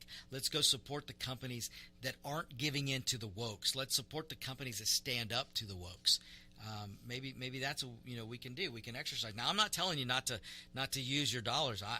There are certain things that I don't do, companies that I won't visit because I vote with my dollars. I just don't call for boycotts. I'm just not. I don't usually do that. But I will call for boycotts. So if you find a company that's pushing back, if you find a company that's standing up to the wokes, then by golly, you go out of your way to spend money there. Go help them out. So. Look, folks, you had Kaepernick. Kaperdouche last year when he started the kneeling crap, 34% of the fans said they were less likely to follow the NFL, all because the NFL allowed a whiny elitist Kaperdouche. They let him have his temper tantrum. Instead of nipping it in the bud and stopping it, they let him do it. And so the NFL lost millions, and they lost viewers. I mean, it's amazing to me that these so-called men of industry and women of industry who know darn well they're going to lose money are willing to lose it because they're afraid of the wokes. I mean, it's crazy, folks, but it's got to change, and maybe it is starting to change. Let's hope. So there was also this thing called the Oscars last night. Now, look, it was the Oscars. And nobody cares.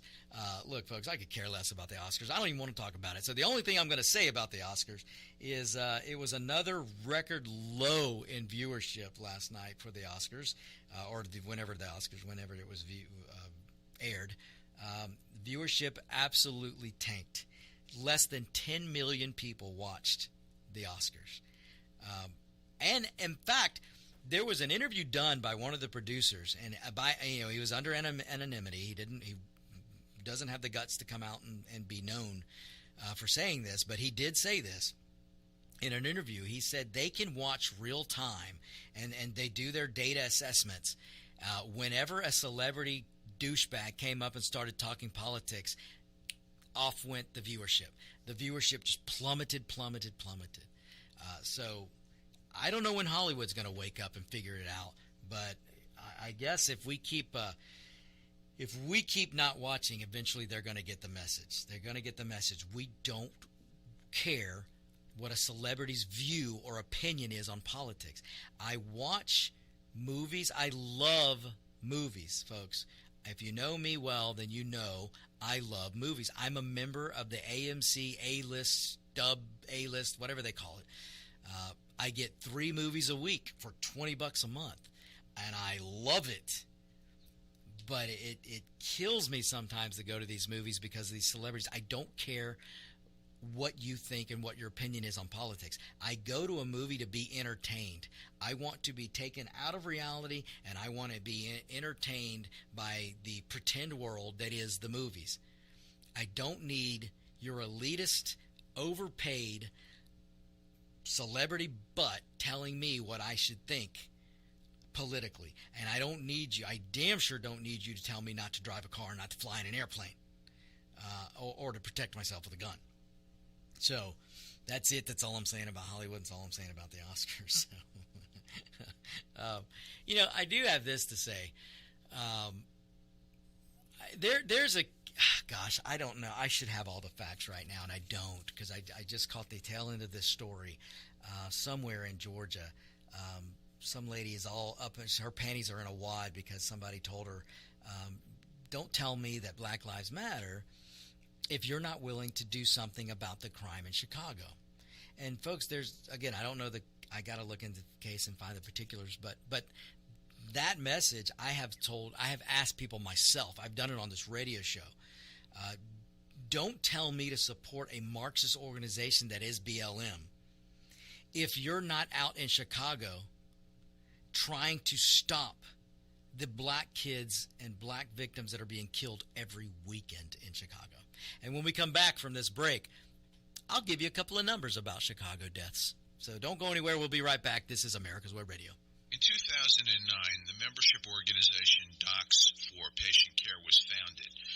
People all around the country wanted to participate in the efforts of this group, and they wanted to join, but they were unable to do so unless they were physicians. It's for this reason that the Docs for Patient Care Foundation was created. Now, everyone can join the fight and become a member of an organization created by doctors for patients, dedicated to fighting for your healthcare freedom and preserving the doctor-patient relationship. While you're at your computer, please go to www.docs4patientcarefoundation.org. That's www.docs4patientcarefoundation.org and make a tax-deductible donation and join the fight along with us. Thank you. Whether cruising the strip in a 57 Chevy or taking the family on a vacation in a 71 Oldsmobile Vista Cruiser, you need to tune in to Classic Cars with Steve Ronaldo and Jim Weber every Saturday from 8 to 9 a.m. on americaswebradio.com. You're listening to America's Web Radio on the americasbroadcastnetwork.com. Thank you for listening.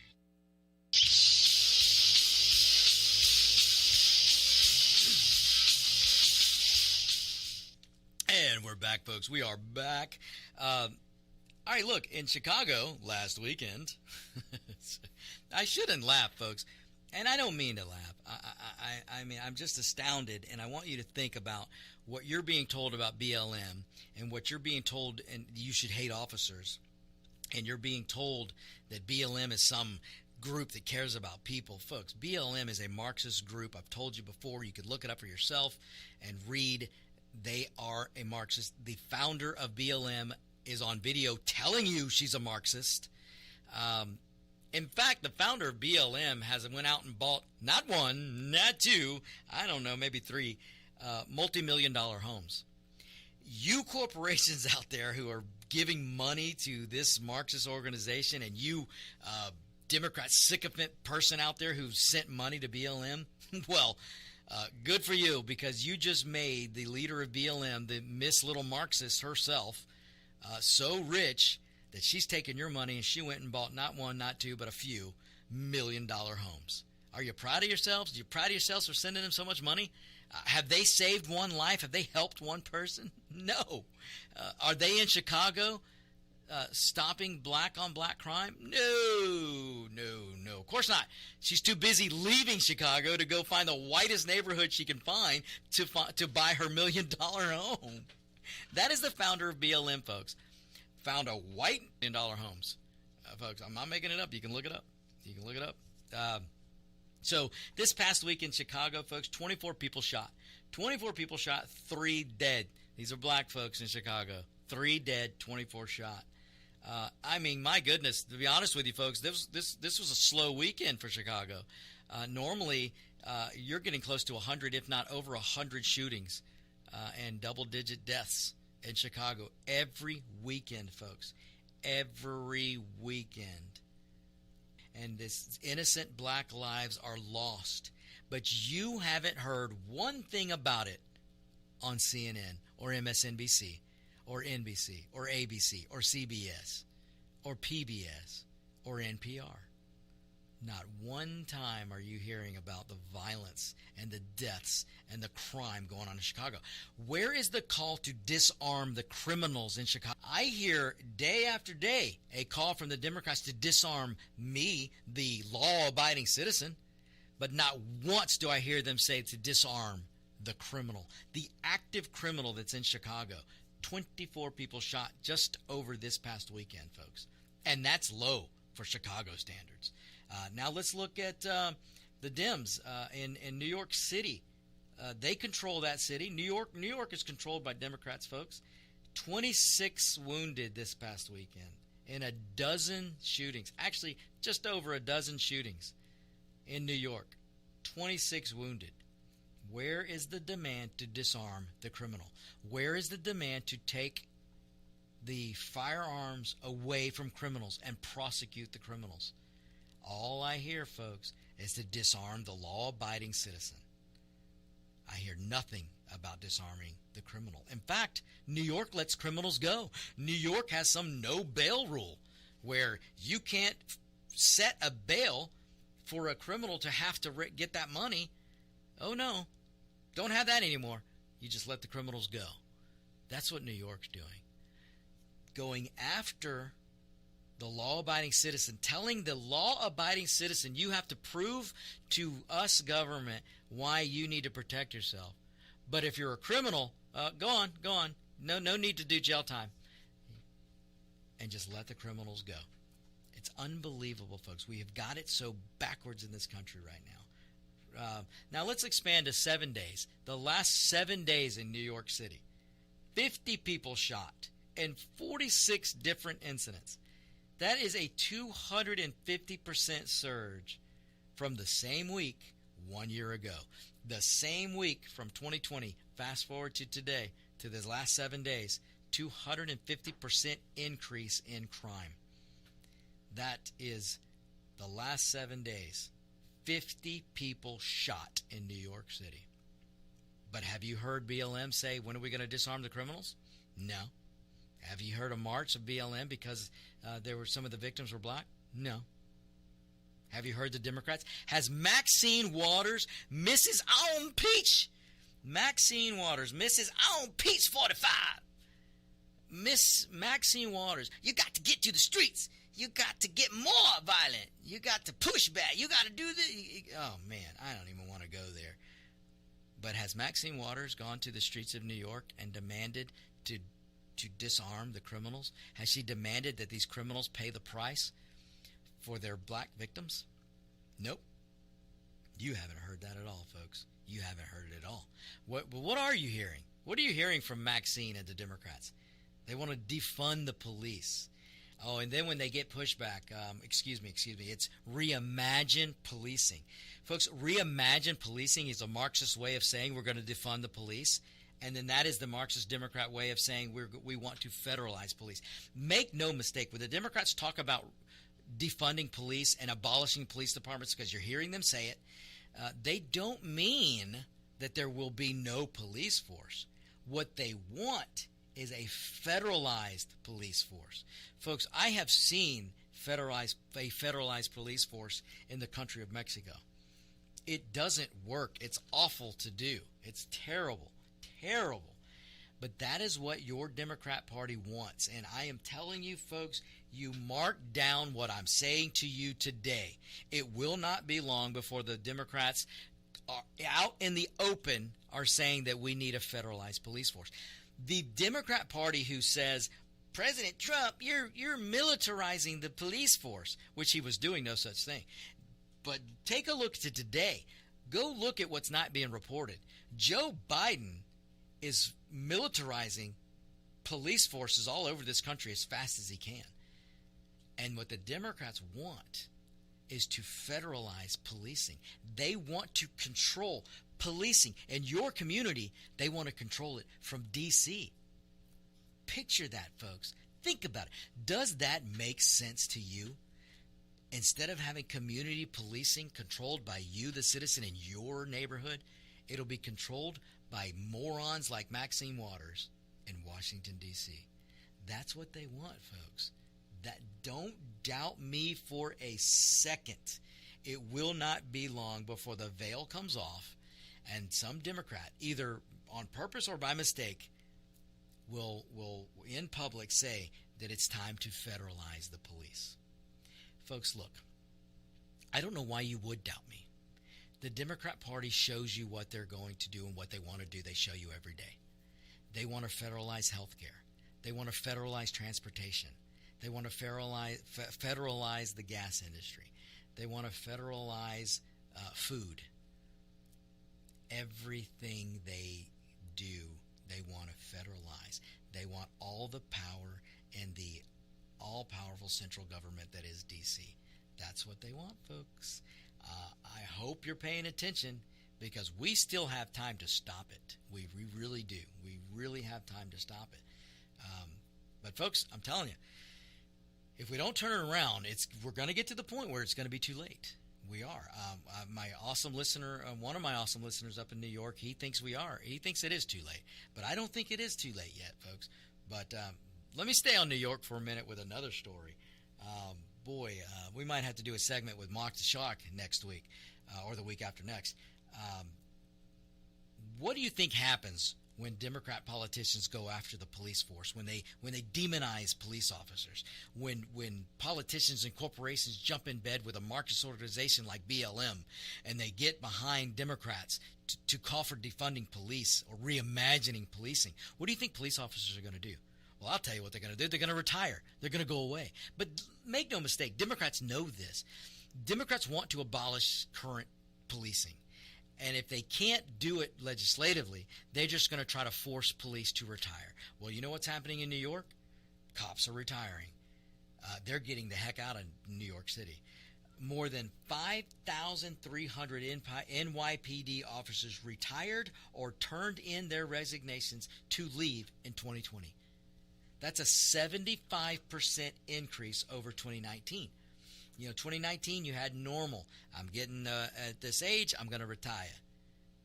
But in 2020, you had a 75% increase. You had over 5,300 NYPD officers who retired or turned in their resignations.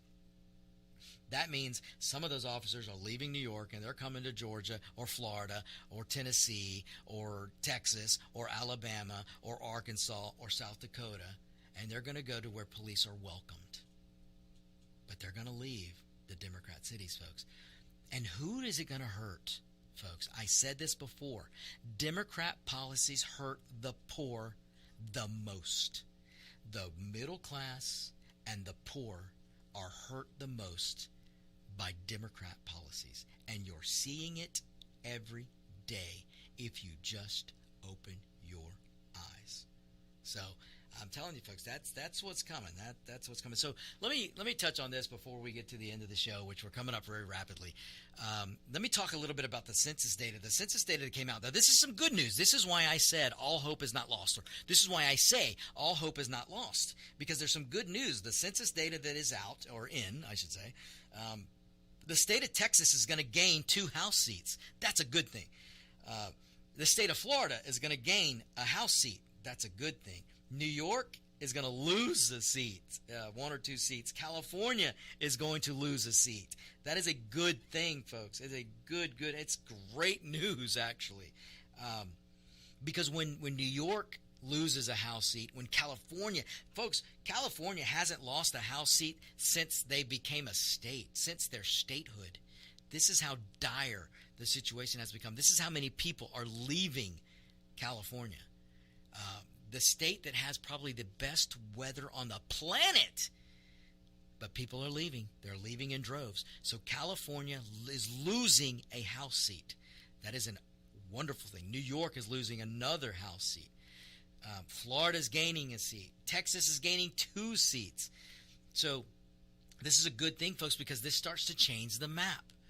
So the House of Representatives are going to get more than likely, they're going to get more conservative members. They're going to flip the House in 2022. And not only when you start changing seats, when California loses a seat, New York loses a seat, and Texas gains a seat, this starts to change the Electoral College, folks. So you're going to have California's going to lose an Electoral College vote. New York's going to lose an Electoral College vote. You got to pay attention to this stuff, folks. The Founding Fathers were absolutely brilliant when they created the Electoral College. I mean, it's amazing, folks. So now things are changing. So that is good news going into 2022, going into 2024. This is great news, folks. Great news. And the Democrats, boy, they've got their panties in a wad because they are freaking out because people are moving to free states. And it's a shame that we've referred to certain states in the United States as a free state. But that's what's happening, folks. That's what's happening. So, all right, folks, I'll do a little bit more on this census data and the seats that people are gaining. Colorado's gaining a seat. Montana's gaining a seat. We'll get into that a little bit more of that later. So, okay, folks, thanks so much for listening. That's all I've got for today. Make sure you tune in next week for the On Point with Victor show. All right, folks, goodbye. Want to give your family or loved one the perfect gift? Then go online and check out the TornadoBodyDryer.com. I love mine and the warm heat air massage it gives me after my shower. The Tornado Body Dryer is super. You'll love it, and you'll love having one in your shower. Perhaps you are struggling to cope with the disease of addiction.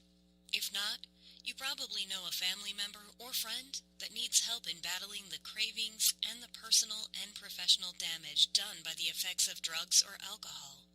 Get a pen and paper and be ready to write down the following. These are the issues that the trained staff at the Atlanta Healing Center address and treat every day. Their doctors and counselors with over 40 years of practice in the field of addiction can treat the suffering individual in a thoughtful, compassionate, and experienced manner and guide him or her along the path to recovery. So call 770-696-9862 and speak to a knowledgeable staff member about how you or your loved one can be helped to enjoy a better and healthier life. More information is also available on the website at www.atlantahealingcenter.com. You're listening to America's Web Radio on the AmericasBroadcastNetwork.com. If you live to serve and want to make an even bigger difference, consider joining the U.S. Army. With training in fields like medical care, linguistics, and engineering, an Army career can amplify your efforts with humanitarian opportunities. Plus, you'll receive competitive pay and incredible benefits, so you'll be taken care of, too. Learn more at GoArmy.com. Hello, my name is Rick White, and I'm the director of the Georgia Military Veterans Hall of Fame. I want to encourage all Georgia veterans to consider being nominated to the Georgia Military Veterans Hall of Fame. And if you are a Georgia veteran, and the definition of a Georgia veteran is either you were born in the state of Georgia, or you've lived here 10 years, or you were raised your right hand and joined the military in this state, you are considered a Georgia veteran. For further information, go to www.gmvhof.org, or you can contact me at 678-427-0915. We'd love to have your nomination for the Georgia Military Veterans Hall of Fame. Thank you so much. You're listening to America's Web Radio on the AmericasBroadcastNetwork.com. Thank you for listening. Good morning, America. I'm Pete Macker, your host for A Veteran Story on AmericasWebRadio.com. My very special guest today is Deborah Lindsay. An avid student of military history, Miss Lindsay attended the University of Georgia, graduating summa cum laude. She has served on numerous boards, including the Board of Trustees of the National World War II Museum in New Orleans, both the Cobb County and the Atlanta Civil War Roundtables, the Atlanta World War II Roundtable, and the National World War I Museum Advisory Board in Kansas City. She also serves on the boards of boards of the Kennesaw State University Museum of History and the Holocaust. A lifetime resident of Marietta, Georgia, Miss Lindsay participates in many local organizations, such as the Cobb Marietta Junior League, Cobb Landmarks, the Atlanta Churchill Society, and the Atlanta History Center, and the 8th Air Force Museum in Savannah, Georgia. She has traveled extensively, both for pleasure and research, visiting the 19 official Nazi concentration camps, Civil War and World War I battlefields, as well as several of the most important World War II sites, such as Pearl Harbor, Kasserine Pass, Sicily, the battlefields on the Italian campaign, the Eastern Front, including the former Stalingrad, the beaches of Normandy, the Battle of the Bulge, the Philippines, Guam, and yes, even Iwo Jima. Deborah, welcome to the show. Thank you, Pete. I'm happy to be here. Well, thank you so much for attending. What attracted you to military history? Well, Pete, I grew up at the foot of Stall Mountain, and my father and I would find mini balls when he would dig for his gardens. And of course, when I was 12, I read the proverbial Gone with the Wind and loved taking out-of-town company to the Cyclorama. So my passion for military history started with the Civil War and just reliving the antebellum South and thinking that I had been born 100 years too late. and that just kind of morphed into my interest in World War II. And most people don't know this, but my real passion is World War I. I feel like that is really the saddest and most unnecessary war that we've had the displeasure of participating in. I agree. I agree on World War I. It was unnecessary, and it fell to a thing called mobilization that really caused the war. How did you become interested in World War II history? Well, there again with my father, we used to watch every World War II movie that came on TV, and he'd take me to the theater, and we discussed at length the social and economic ramifications of the war, but he never discussed his participation. As most baby boomers, we really didn't push our parents to tell us about their experiences, but my father was in the Air Force, and so was his brother, who was stationed in Italy with the 15th Army Air Force. So, I got started that way, and then I started going to Europe at an early age. My parents gave me the option at 16 to either get in a car or go into Europe. And I figured I'd get a car at some point in my life, but I might not get to go to Europe. And that was life-changing. And so every time I've been to Europe, I've walked battlefields and studied the different sites, whether it's World War II, World War I, or Anzian Court, or even Gallipoli. I've been to Gallipoli, which was pretty exciting. Yeah. Wow. From World War I. What a battle that was, if you want to call it a battle. Absolutely. Wow. Yeah. And I love Go ahead. I love to travel, but I love to learn. So, that's a great way to combine it. There we go. Okay, why a book on Behind Barbed Wire? Well, on all my European trips, I've tried to visit some of the Holocaust and concentration camps, memorials, and then I discovered that there's quite a connection between the camps and military, and how the camps are almost always under the cover of armed conflict. In fact, you can make the argument that you can't have concentration camps. They can only be implemented under the guise of war, and that was one of Hitler's twofold objectives: is to cause a world war in order to achieve world dominance and eliminate what he considered were worthless people, because he felt like that no one would be able to stop him if it were under armed conflict. And he pretty much got real close to, as we know, achieving both goals. So, yeah, that was kind of. But because I'm so interested in the military history, I was interested in seeing the connection between youth concentration camps and having the Army be culpable for it. In fact, that's one of the objectives, that is the definition of concentration camps. And if you would indulge me, I'd like to just quote from my book, the definition, so that we're all on the same page about that. Because all concentration camps contain the following elements. They're civilians targeted as inferior or worthless in the society or political dissenters who pose as a threat, whether it's real or perceived. Military personnel perpetuate and continually control the camp and employ defensive measures such as barbed wire fences, watchtowers, guard dogs, etc., to prevent escape from the prisoners. Finally, prisoners always suffer without any conventional due process of law.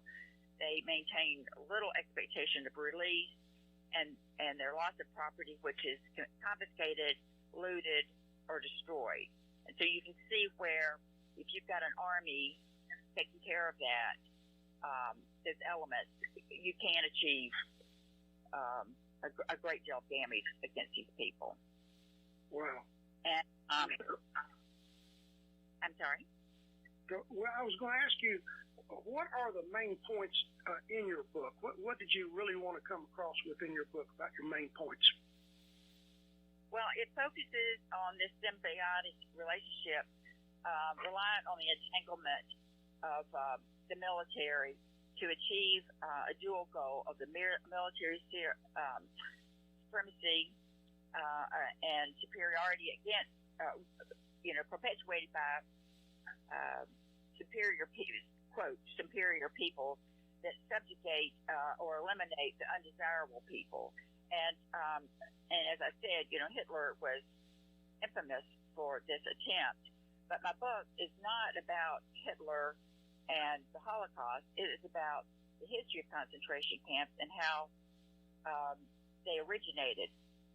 Most people think that the system was first implemented against the Boers during the Boer War in Africa, but actually the first incident was during the Cuban Rebellion, when the Spanish traditional army was fighting against the guerrillas in Cuba, and they implemented concentration camps so they could move the civilian population out of the way, and they could implement the scorched earth policy that Sherman notoriously used throughout Georgia and South Carolina during the American Civil War.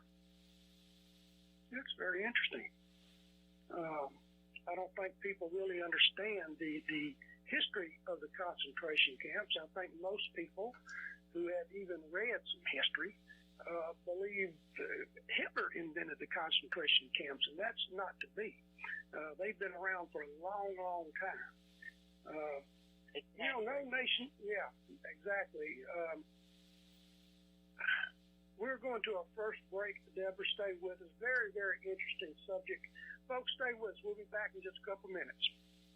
Ladies and gentlemen, boys and girls of all ages, join me, Roger B., every Tuesday at 1400 hours right here on America's Web Radio for the Locked and Loaded Show. We will talk about guns, weapons, ammo, gun accessories, prepping, and so much more. So be sure to join us every Tuesday at 1400 or 2 p.m. for Locked and Loaded on America's Web Radio. Hi, this is Rocky Blair, former four-time Super Bowl champion with the Pittsburgh Steelers and Vietnam veteran. As a board member, I'd like to talk to you about Warriors to Citizen, a nonprofit organization that helps American heroes, soldiers, police, fire, EMT, and their families recover from the psychological harm caused by career-induced stress. Over the last 20 years, broken relationships have been a major causal factor for the highest documented divorce rate and resulting suicides in this population. This program, From Warriors to Citizen, is delivered free to families by professionals, all whom served in uniform and understand the needs to be addressed. I ask for your support, so please go to our website, warriorstocitizen.org, and find out how you can help, either by making a donation or sharing this information with an American hero that you may know. and thank you. Ladies and gentlemen, boys and girls of all ages, join me, Roger B., every Tuesday at 1400 hours right here on America's Web Radio for the Locked and Loaded Show. We will talk about guns, weapons, ammo, gun accessories, prepping, and so much more. So be sure to join us every Tuesday at 1400 or 2 p.m. for Locked and Loaded on America's Web Radio. You're listening to America's Web Radio on the AmericasBroadcastNetwork.com. Thank you for listening. Okay. All right, folks, we're back with Deborah Lindsay talking about her new book, Behind Barbed Wire. She certainly is an expert on the subject. Deborah, you visited the 19 official Nazi concentration camps, and we know there were subcamps and things like that. Give us your personal evaluations and feelings about visiting those concentration camps. I get that question a lot, Pete, in various forms. And particularly being a woman, aren't you depressed and upset? And yes, of course, it's depressing and it's heartbreaking. But I liken it kind of like a surgeon. I could never be a surgeon because I just couldn't look at the human body as a machine with all the blood and guts. And I think because I've been concentration camps for so long, I wouldn't say that I'm immune to the horror of it, but I can look at it more analytically. I've been on a lot of trips with other students of the Holocaust and concentration camps, and the museum historians really don't like Auschwitz and the way the signage is. I was real impressed with it because nothing has changed since the early 50s when they opened it up as a memorial site.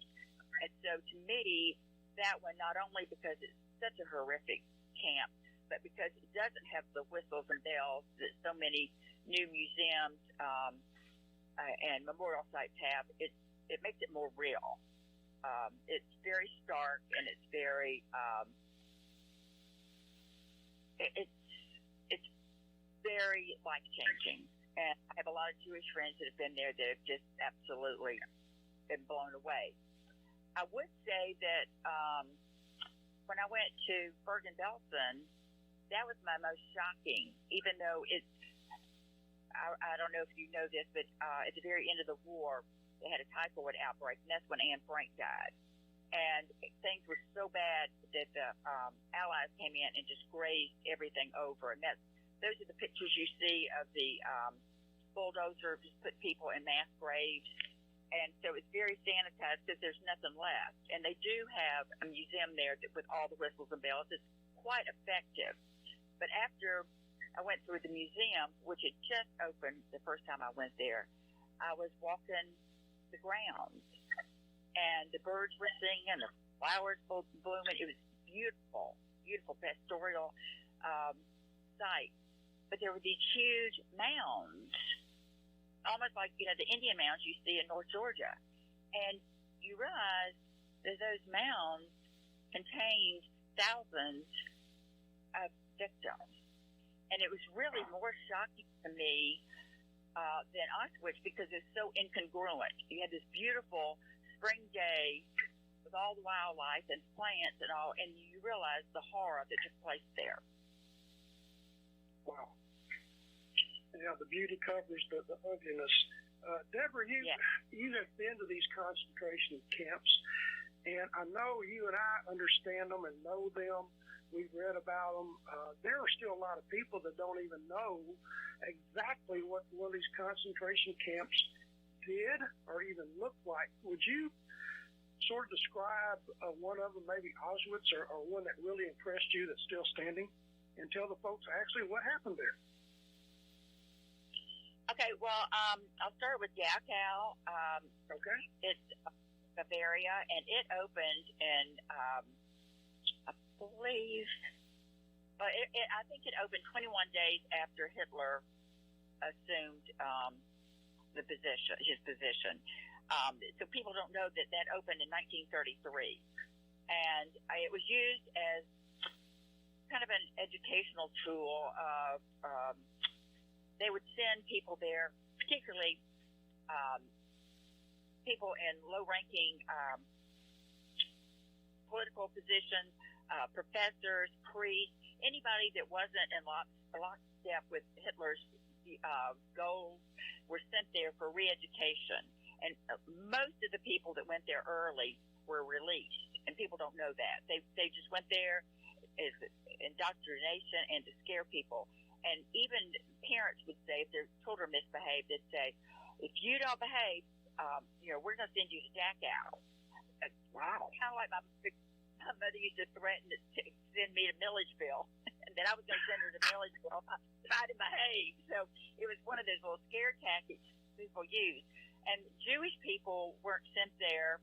The only Jewish people who were sent there the first couple of years were those that were dissenters and were in positions of political or social power. They weren't sent there because they were Jewish.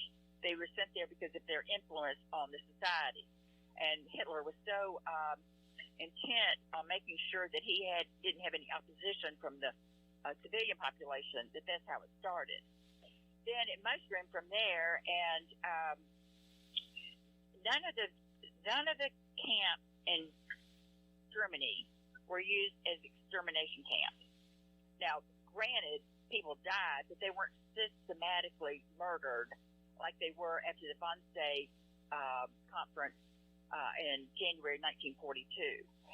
The four main extermination camps were all located in Poland. And the Polish people are very uncomfortable if you call them the Polish camps. They were the Nazi camps that were located in Poland. And, those camps had the highest death rate because those are the ones that came in by rail. You were immediately sent to the showers and you were immediately killed. They did not have permanent buildings. They didn't have dormitories. They didn't have barracks. You were there simply to be murdered. Wow. And interestingly enough, you had the best chance of living through the ordeal if you were in Auschwitz, if you were selected to live. If you could manage to physically stay alive with your hard work, you had that was one of the best camps to be in.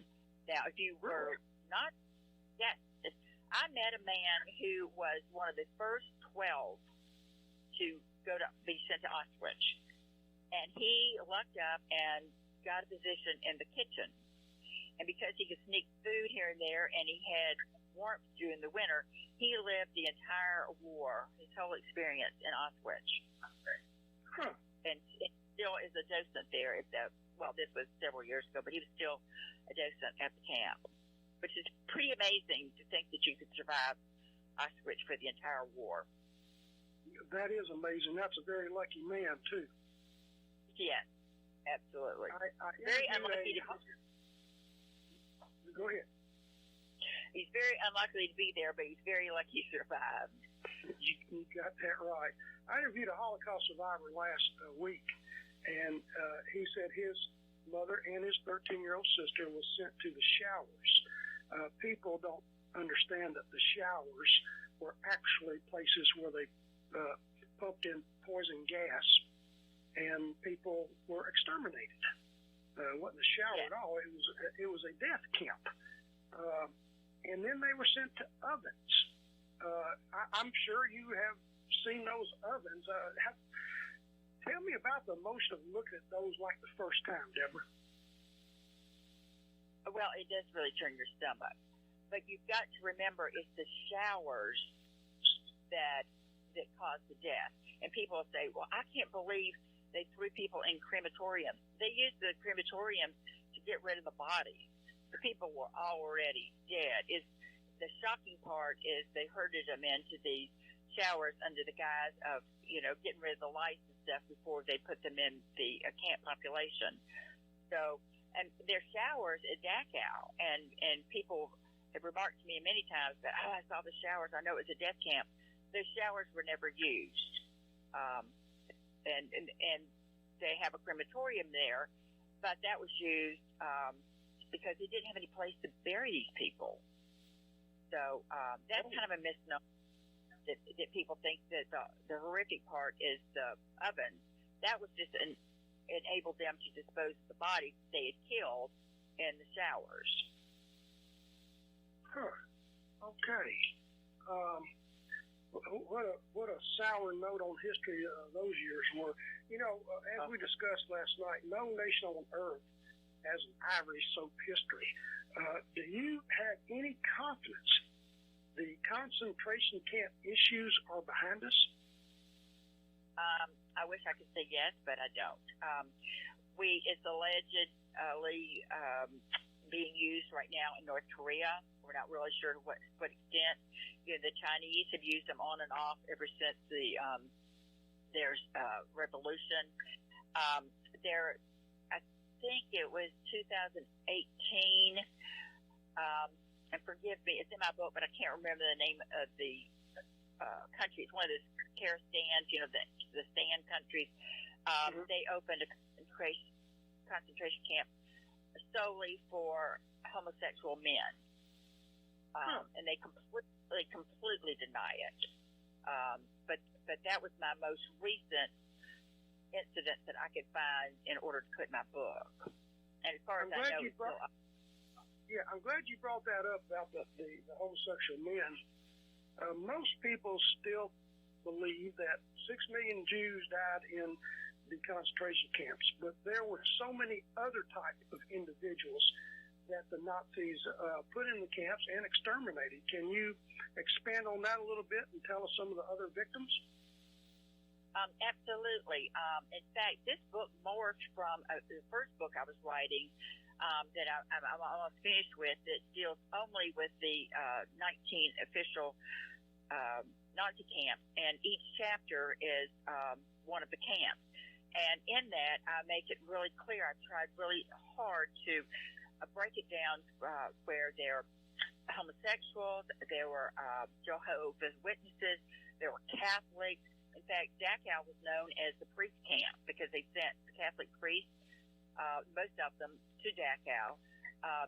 Anybody that was physically or mentally impaired, anybody that didn't live up to the quote Aryan standard was at risk. I have a friend whose aunts lived in Poland, and they were sent to a concentration and killed, and they were legally blind.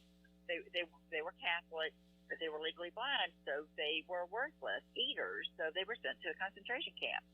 And just a note: 6 million Jews died in the Holocaust. 11 million people died during the war, directly from the purge that Hitler implemented. And so that means 5 million people died that weren't Jewish, that were killed. So that's a lot of people to forget.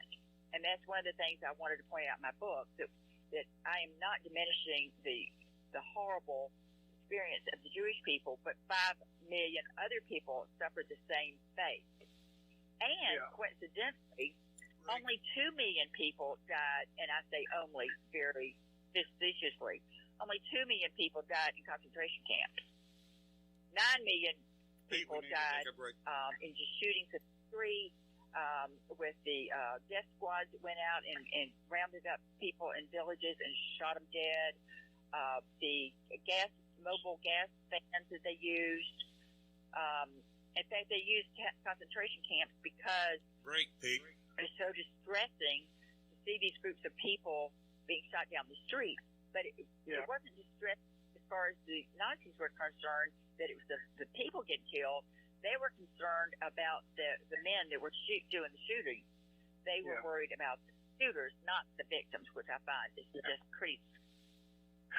All right, we're going to our second break, folks. Stay with us. Very, very interesting subject. We'll be back in just a couple of minutes. Hello, my name is Rick White, and I'm the director of the Georgia Military Veterans Hall of Fame. I want to encourage all Georgia veterans to consider being nominated to the Georgia Military Veterans Hall of Fame. And if you are a Georgia veteran, then the definition of a Georgia veteran is either you were born in the state of Georgia, or you've lived here 10 years, or you were raised to right and joined the military in this state. You are considered a Georgia veteran. For further information, go to www.gmbhos.org, or you can contact contact me at 678-427-0915. We'd love to have your nomination for the Georgia Military Veterans Hall of Fame. Thank you so much. If you live to serve and want to make an even bigger difference, consider joining the U.S. Army. With training in fields like medical care, linguistics, and engineering, an Army career can amplify your efforts with humanitarian opportunities all over the world. Plus, you'll receive competitive pay and incredible benefits, so you'll be taken care of, too. Learn more at GoArmy.com. Hello, I'm Dr. Mike Karuchak. Have you ever wondered what doctors talk about amongst themselves? If you do, join us on the Doctor's Lounge and hear the doctors' conversations amongst themselves. Join me and my co-host, Dr. Hal Schertz, every Thursday morning, 8 to 9 a.m. You're listening to America's Web Radio on the AmericasBroadcastNetwork.com. Thank you for listening. All right, folks, we're back with Deborah Lindsay, an author and military historian. Fascinating information about the concentration camps, especially the ones during World War II. Deborah, let me ask you this. As a historian and student of military history, would you like to give us a few comments on what we have witnessed in our own country in the last few years? Are you concerned about that? Can you rephrase that? What are you specifically asking me? Well, there's been some talks about re-education camps here. I know it's kind of like a farce and everything, but do you really think that could happen in this country? Oh, Pete, that is a loaded question. I have to say I'm pretty discouraged. I'm hopeful that things will work out, but I'm not real pleased about some of the things that are happening in our country. I wish that we would all pull together and appreciate that we do live in the best country in the world. And even if it's not perfect, can you think of one that's better, that handles things better? But however, as a child during Vietnam, I am pretty cynical about the government. So I really don't know where to go on that question. I think that I am with you, and I'm sure a lot of folks listening are with you about what they say. I love. Oh yeah, Mark Twain said it best. He said, "Loyalty to country always, loyalty to government when it deserves it." Yeah, and I haven't noticed it a whole lot recently. That's true too. I'll tell you what, we fascinating history on the Holocaust and life behind barbed wire. Deborah, where can folks get a copy of your book? Amazon carries it, and so does Barnes & Noble. Okay, very good. Now, you have traveled extensively. I think the people may be interested in some of your research and travels to the World War II sites. What was stuck out most of your mind when you went to Pearl Harbor, where World War II started for America? Well, I had been there years ago pretty much as a tourist, and I decided that is not the way to go, particularly when you're as passionate about military history as I am. So I've been fortunate to go back with a couple of groups. I went back for the 70th anniversary of the bombing with the National World War II Museum in New Orleans, which was quite an experience, and it was a lovely ceremony. And of course, the 75th is coming up this December, and I urge your listeners to consider going. It's very, very memorable. It's just heartwarming to think about what those kids did that day, and under such, at first, sudden tragedy of seeing those planes. I have a friend that's her mother was cooking breakfast, and her father's getting ready to go to the base when he saw the planes go over, and he ran out with a towel wiping his face off, getting the shaving cream off, and she didn't see him for several weeks, and they came by in a Jeep to pick her up a couple hours later, and she was still in her house dress with her apron, and luckily she had some quarters in the pocket of her apron. So when she had the opportunity to use a payphone, she finally got in touch with her husband. But when you go out to Pearl Harbor and you hear those stories of what people were actually doing, it makes it so real. And even though I said it was a cynic, I feel like if something happened like that, our young men today would rise to the occasion, just like those fellas did then. You think so? Very good. Very good. I do. I do. Very good. All right. You also visited the Eastern Front, which was Russia, and you visited the former Stalingrad. Is that correct? Yes. It's what is it? Petrograd now, I think. Yeah. I did a train trip. We did St. Petersburg, Moscow, and the former Stalingrad, and it's quite moving. And I know that I do not know as much as I should about the Eastern Front and how important it was, and I'm not diminishing the efforts that the Allies made on those Normandy beaches and what a fantastic operation that was. Stalingrad, in my opinion, was the turn for the Germans because they lost so many people. And had we not had the Soviets as our allies, the war would have gone on longer. Certainly we would have won it. But and I think because of the Cold War, people have kind of ignored that portion of the war, and I think that the Eastern Front is very, very important. And it kind of holds your nose as to our allies on that front, but you know they did help us win the war. Yeah, Stalingrad is called the turning point of World War II. What a battle that was! How did they commemorate the battle in Stalingrad? Is there a museum or what? Oh, there's multiple museums. I mean, they're like filling stations. There's one on every corner, and they call it what is the Russians called? They don't call it World War II. They call it the Glorious War, or I'm sorry, I can't remember that right now. But they have a different name. And to hear them talk, they won the war single-handedly. But what's the shame is the city itself is very neglected, and our guide would have to pull back weeds and stuff to show us markers and stuff. It's not kept well at all. It's a very sad city. Nothing like St. Petersburg and Moscow. Wow, that's amazing. Yeah. All right, and you mentioned the beaches of Normandy. I know you've been there several times. Tell me about your experiences at the Normandy beaches. Well, the first time I went, I took my trusty guidebook and did it on my own, and the signage is really, really good. If anybody's considering doing that, just getting in the car with their guidebook, they'll have a very memorable experience.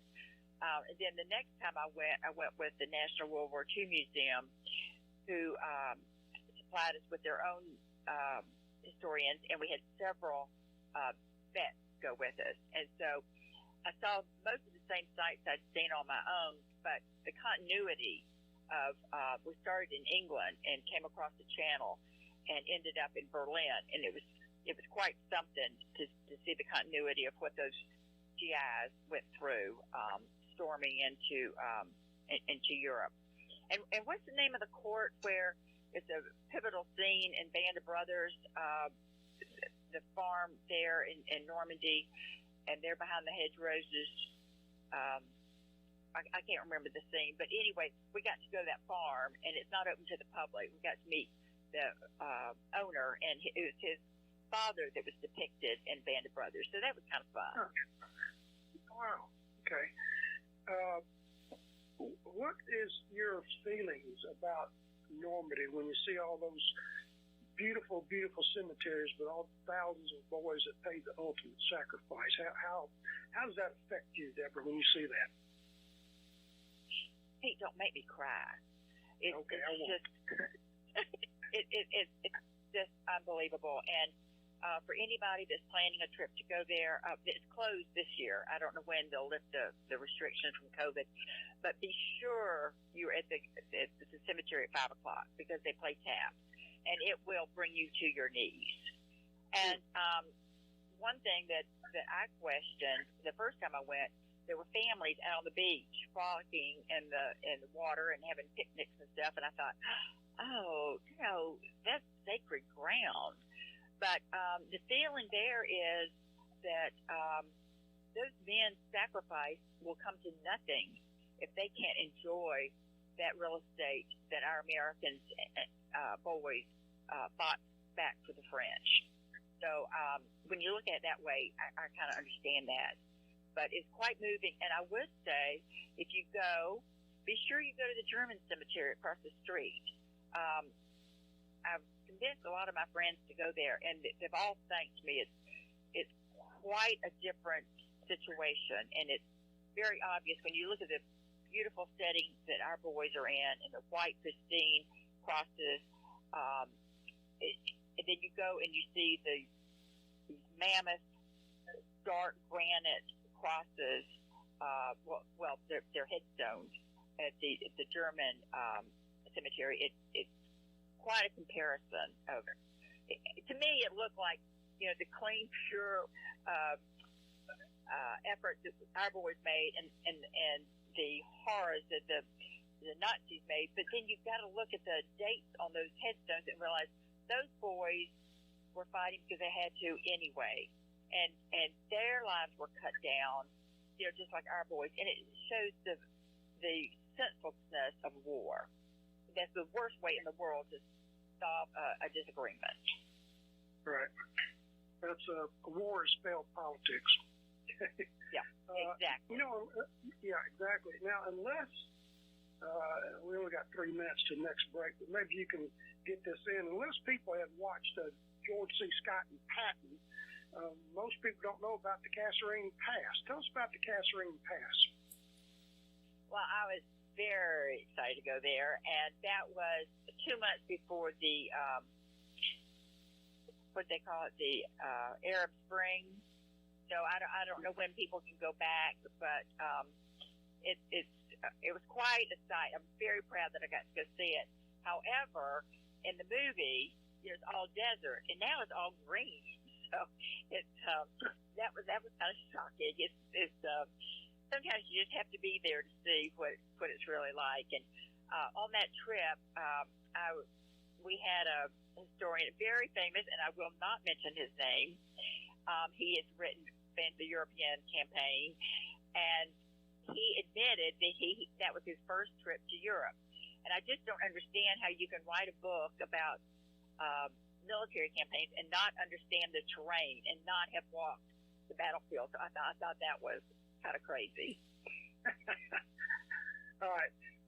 The Kasserine Pass, that was our first engagement in the African campaign against the Nazis, and our boys did not fare well at the Kasserine Pass. No. Tell that story? Well, I think anybody that's watched Patton as many times as I have kind of knows that story, and it really set Patton up for success. And I have to add that movie really contributed to my interest in military history, and I'm certain a George Patton fan, and I've had the pleasure of meeting a couple of his grandchildren. So, yeah, but we were very green. We didn't know what we were getting into, and it showed. And I think, regardless of the things you have to say about some of George Patton's tactics, he was the right man for that moment, because he shaped those boys in line and made them wear their helmets and keep the chin straps on, and we needed the discipline. Yeah, it showed. It really showed. Deborah, we're going to our final break, and we'll be back. We're going to talk about maybe the Battle of Bulge and Guam, and I think the readers would really like to hear about your trip to Iwo Jima. That's a rarity. Yeah. Okay, so folks, we'll be right back after our last break. Please stay with us. Hi, this is Rocky Blair, former 4-time Super Bowl champion with the Pittsburgh Steelers and Vietnam veteran. As a board member, I'd like to talk to you about Warriors to Citizen, a nonprofit organization that helps American heroes, soldiers, police, fire, EMT, and their families recover from the psychological harm caused by career-induced stress. Over the last 20 years, broken relationships have been a major causal factor for the highest documented divorce rate and resulting suicides in this population. This program, From Warriors to Citizen, is delivered free to families by professionals, all whom served in uniform and understand the needs to be addressed. I ask for your support. So please go to our website, warriorstocitizen.org, and find out how you can help, either by making a donation or sharing this information with an American hero that you may know. And thank you. Whether cruising the strip in a 57 Chevy or taking the family on a vacation in a 71 Oldsmobile Vista Cruiser, you need to tune in to Classic Cars with Steve Ronaldo and Jim Weber every Saturday from 8 to 9 a.m. on americaswebradio.com. If you live to serve and want to make an even bigger difference, consider joining the U.S. Army. With training in fields like medical care, linguistics, and engineering, an Army career can amplify your efforts with humanitarian opportunities all over the world. Plus, you'll receive competitive pay and incredible benefits, so you'll be taken care of, too. Learn more at GoArmy.com. Ladies and gentlemen, boys and girls of all ages, join me, Roger B., every Tuesday at 1400 hours right here on America's Web Radio for the Locked and Loaded Show. We will talk about guns, weapons, ammo, gun accessories, prepping, and so much more. So be sure to join us every Tuesday at 1400 or 2 p.m. for Locked and Loaded on America's Web Radio. You're listening to America's Web Radio on the AmericasBroadcastNetwork.com. Thank you for listening. Okay, we're back with military historian Deborah Lindsay. Very, very well-traveled young lady. Tell us about your visit to the Battle of the Bulge battlefield. Well, actually, I've been there a number of times, and I've gotten down some of the foxholes that are still there, and got some great small museums there. I concluded my trip with a trip to Luxembourg and went to the U.S. cemetery there where George Patton is buried. And one interesting thing about that is when you look at the cemeteries in Normandy, all the officers, all the generals are buried among the men. And that's the way it is in all the U.S. Military cemeteries, except for the one in Luxembourg. And there was such a pilgrimage to go see George Patton's grave that the families that had loved ones on either side of his grave complained because they were trampling the grass and all. So he is at the head of the cemetery in his own special site, which I think he would be thrilled to death to know. But knowing George, that's true. I mean, he did have the ego. The first time I went, I just found a little B&B to stay in, and I found out that way had been headquarters for some Nazi officers during the battle. So that was kind of interesting. But, there's so much that's still preserved there that I highly recommend going and getting out of your car and walking, getting back in the woods. And it's quite eerie. And it's quite moving. So, yeah. But I would advocate anybody that's interested in military history going to all the sites they possibly can and get out of the museums and walk the turf. So, yeah.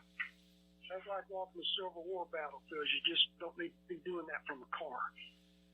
No. All right. Let's switch the campaigns. Let's go over to the Pacific Theater.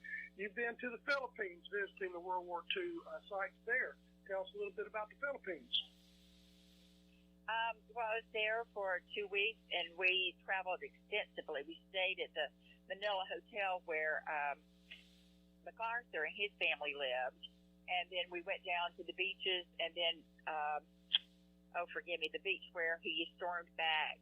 When he returned, there's some huge bronze statues of him coming on with his aide-de-camp and the other men that were with him. So we got to see just about everything. But I have a quick story about him, if you'd allow me to say. Sure, go ahead. I did a tour of his apartment at the Manila Hotel, and the guy was saying,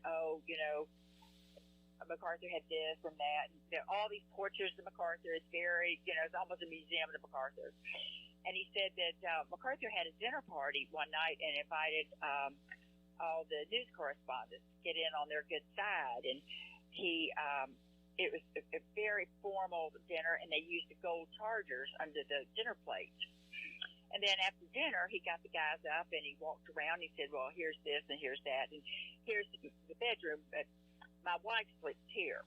And went on through the kitchen, and there was a little servant's quarters behind the kitchen with an army cot in it. He said, this is where I sleep because, you know, I'm a military man. So after the dinner party, the butler realized that one of those gold chargers was missing. So it was obvious that one of those news correspondents had taken it. So he was very irritated. So a couple months later, he had them all back, and in the course of the conversation, he said, I just want to tell y'all, one of my gold chargers is missing, and I really would appreciate you giving it back.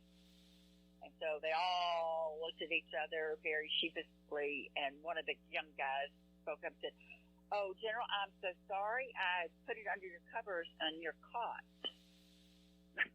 So he pretty much busted General MacArthur. That's a great, great story. I think a lot of folks don't know about how the Filipinos suffered during World War II. And Manila was pretty near wiped off the map to get the Japanese out of there. Yeah. Now, I want to, there's so many, I thought about writing a book called In the Middle of Nowhere, about the battles in the Pacific that nobody knows about. We lost Marines, Army guys on little islands that you've never heard of, and most of the boys are still there. It was quite a war out there in the Pacific. Now, you also say you went to Guam. You know, we flew the B-52s out of there during the Vietnam War, and I've been on the stage with Representative Hank Johnson many times, and Hank and I get along fine, but Guam has not sunk yet due to our military presence, as he made the statement. Yeah, he did say that. But tell us a little bit about Guam. Well, I really enjoyed that, and I was with a friend of mine who's a military historian, and he knew somebody on the base.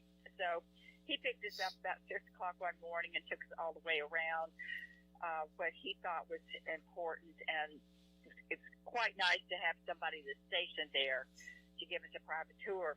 But I hate to say this, but the most exciting moment on Guam was when he took us to see the memorial to military dogs.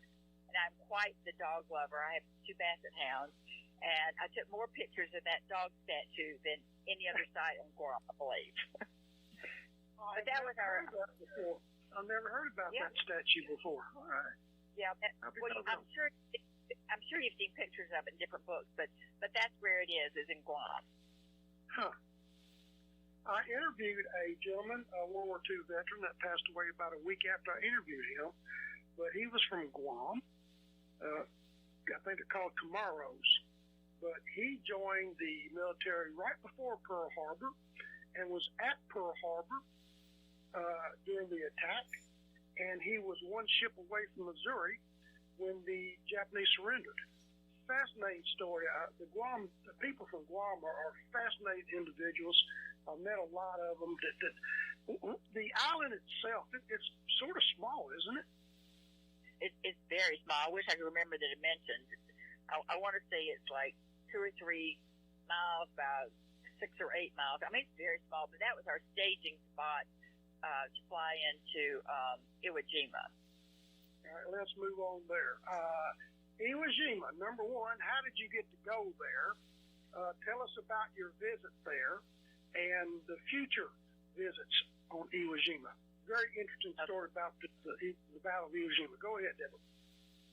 Okay, well, do not dismiss Facebook, because a friend of mine had posted on Facebook he was going to Iwo Jima.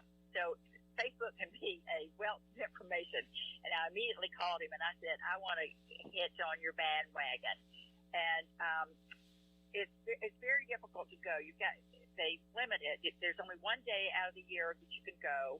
and there is only a day trip. There are no facilities there. It's actually a Japanese air and naval station. There's, no restaurant. There's no hotel. There's nothing. It's a working military station. So they flew us in, and what was really exciting is I've never seen so much brass in my life. And they were standing there as we deplaned, and all these generals and admirals and all were shaking our hands. It was just really thrilling. But they had two great big tents set up, and the Americans sat in one, and the Japanese sat in the other. And what impressed me most about that is we had maybe 5 or 6 veterans with us, and they were on the front and center of our tent, so they had the best seats that we had. The Japanese only had one veteran that attended. They put him on the back row, so there's no way he could see what was going on. And I thought that was very telling that they did that. But they had our Marine band come in and play. It was quite something. And who was the Japanese admiral that we shot down? Yokomoto, or what was his name? Yamamoto. Yeah, his son, his grandson gave the keynote speech, which was kind of interesting. Yeah. And then I can say that I hiked up Suribachi. And now I was on an asphalt road, but and I wasn't carrying probably 60 pounds of gear, but I did climb it, and I did get to the summit, and that was probably my aha moment of my military travels. And I found out, and I didn't believe this until I fact checked when I got home, more people have been to the top of Mount Everest than have been to Iwo Jima. Really? Yes. And I am never going to Mount Everest, so that's going to be my claim to fame. I've been to the top of Iwo Jima. Yeah. And they, as I said, you can only go one day a year, and they fly you in early in the morning. They bring in your lunch and your drinks. There's nothing there for you except what you bring in. The women had to wait to use the facilities because there's no bathrooms for women, and then you fly out late that afternoon. But they're not going to allow the Americans to come anymore after there are no more American veterans to come. So, and I would imagine that could be maybe next year at the rate we're losing our World War II veterans. So when that happens, no more Americans can go. Wow. I think a lot of people don't know the famous flag raising on Iwo Jima. Of the 6 flag raisers, only 3 of them didn't get off the island. 3 of them were killed in action. I interviewed Deborah, 3 veterans at Iwo Jima. I could not believe this, but one was in a tank, one was a captain, and one was a grunt. He landed on Iwo Jima with 240 members of Easy Company, U.S. Marines, and he was one of 7 that walked off the island. But interviewing these guys, I found out that they all knew each other. They had met. Oh, really? Yeah, at some point. I don't know what the odds are of that, but the flag raise at Iwo Jima is so well remembered. It's the most famous photograph of World War II. How did you feel about being there when it really happened? Where it really happened? Well, I mean, it does send tingles down your back. What disappointed me was when we raised the American flag, there was a child, probably 10 or 12 little boy, that they let him help hoist the flag up. And by the time I got my camera up to take a picture, they were already lowering it. The Japanese do not want that American flag flying. Oh. So, I mean, it went straight up and it went straight back down. So I didn't get a picture of it when it was very top. It That's happened that interesting. quickly. I thought the American flag flew 24 hours at that site. Oh Oh, no, sir, it does not. That is Japanese territory. That is very interesting. Can't believe all the propaganda you see or read. Deborah, we got a couple minutes left. Give me some final thoughts on your book. Okay, well, I just wanted the listeners to know that it covers as many concentration camp examples as I could find, including the ones from the in Cuba, the Boer War, the Southwest Africa, the Germans' first concentration camp, and then the last chapter focuses on a few of the camp systems since World War II. And one of them is the Civil War. I don't know if your listeners know this, but the Union Army used concentration camps against the South. And one of the most famous people that was incarcerated was Harry S. Truman's grandmother. She and her 6 children were rounded up and put in a concentration camp out in Missouri. Okay, Pete, we got to wrap it up. Pretty interesting. That is something else, Deb. Such a fascinating interview. Miss Deborah Lindsay, thank you so much for joining us today. You are absolutely wealth of knowledge. Congratulations on your new book, and best of luck to you, young lady. Thank you very much, Pete. It's been a pleasure.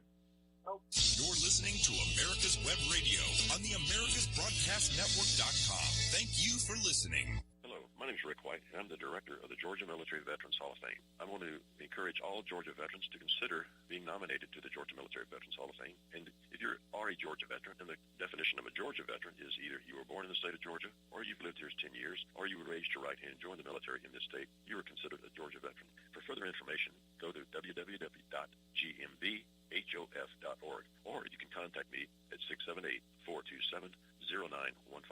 We'd love to have your nomination for the Georgia Military Veterans Hall of Fame. Thank you so much. If you live to serve and want to make an even bigger difference, consider joining the U.S. Army. With training in fields like medical care, linguistics, and engineering, an Army career can amplify your efforts with humanitarian opportunities all over the world. Plus, you'll receive competitive pay and incredible benefits, so you'll be taken care of, too. Learn more at GoArmy.com. Ladies and gentlemen, boys and girls of all ages, join me, Roger B., every Tuesday at 1400 hours right here on America's Web Radio for the Locked and Loaded Show. We will talk about guns, weapons, ammo, gun accessories, prepping, and so much more. So be sure to join us every Tuesday at 1400 or 2 p.m. for Locked and Loaded on America's Web Radio. You're listening to America's Web Radio on the AmericasBroadcastNetwork.com. Thank you for listening.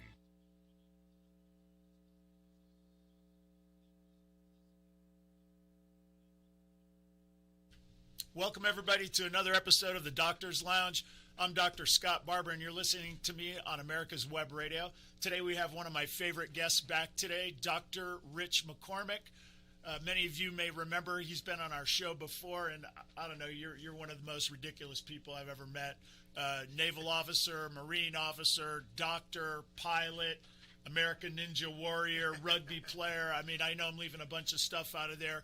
He's also running for Congress. And he's going to be with us today. We're going to talk a little bit about the state of healthcare and what's going on with his campaign run. Rich, welcome to the show. Thanks. Great to be on. Always a pleasure.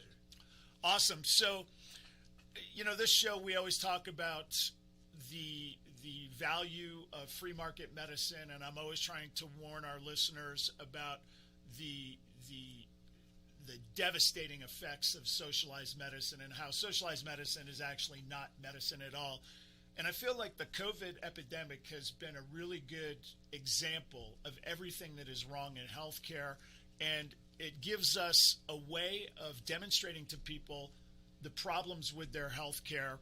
And also, I want to give people a little bit of a warning that our healthcare is more far gone than most people think. You know, you got that card in your pocket, you're not sick, so you're not accessing the system, and you still are under this belief that you have free market private medicine. But in reality, Medicare and Medicaid, which are government entities, have completely taken over our hospital systems, and doctors really have very little power. And just by way of example, in the last couple of weeks, I've had a lot of personal issues. Number one, my roommate from college, he had prostate cancer last year. He had his prostate removed and has been doing well, but he's been getting his checkups, and his PSA level is going up. PSA is a way of measuring the function of your prostate, and presumably, if you have your prostate removed, your PSA ought to be 0.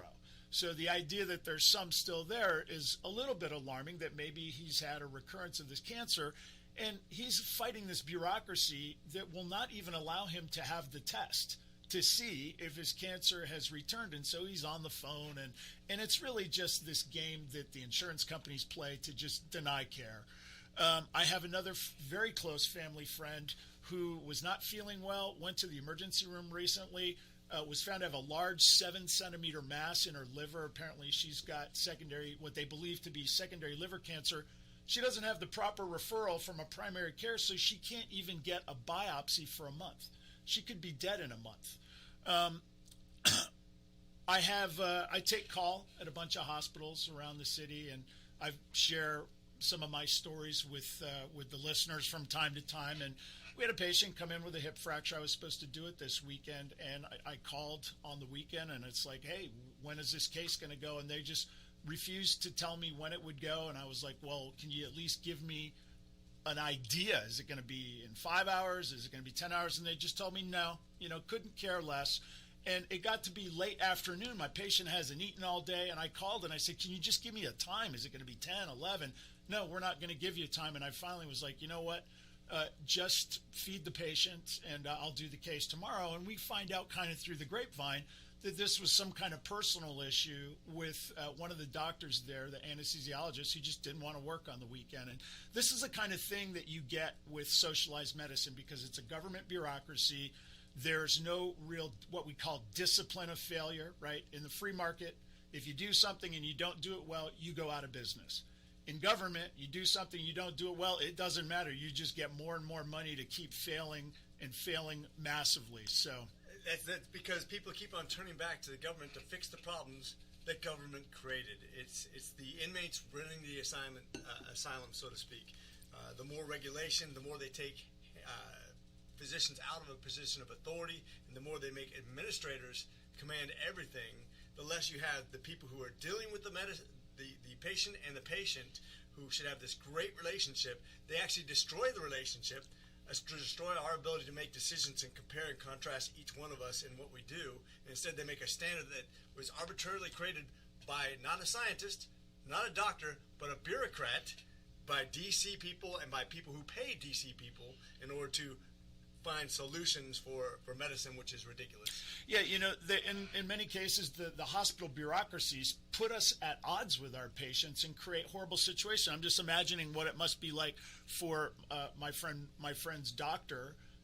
He's saying, hey, listen, I'm worried for my life and I want to get this test, and the doctor's completely powerless to make it happen. My friend who's got the liver cancer, same situation. Her doctor wants to help, completely powerless to fix the situation. There's nobody to talk to. I'm here trying to get a hip done on the weekend. I'm ready to go all day long. It's just not happening, and I'm completely powerless to make this happen. And it's just so frustrating. It makes you want to pull your hair out. And when I was coming up, I've been in medicine probably 20 years now. It's 30 if you count all my training. And I remember when I was coming in, the doctors who were older and retiring at that time told me, man, I would never become a doctor today. This profession has just gone down the toilet. And I'm thinking the deterioration of medicine since I've been it has been so monumental. It's barely comprehensible. And one of the things we talk about with the bureaucracy is the sort of the punitive nature of the bureaucracy. So rather than solve problems, the bureaucracy works to grow the bureaucracy and protect the bureaucracy. And by way of example, when I first started in medicine, you have a call schedule. So we have a bunch of orthopedic surgeons. We take turns. We had relationships with our patients. And so if a patient came in with an injury and I saw that they had a relationship with another doctor, it was common courtesy for me to pick up the phone and call that other doctor and say, hey, listen, I have your patient, Mrs. Jones, here. Would you like to see her? And most of the time he'd be like, I'll be right there. hey, thanks a lot. And they would do the same for me. Now, we don't ever call the other doctors because there's so much, you can't get into the OR. There's so much negative incentive that doctors don't want any part of it. And then you get into this sort of what we call the punishment. So, I go in and I see a patient.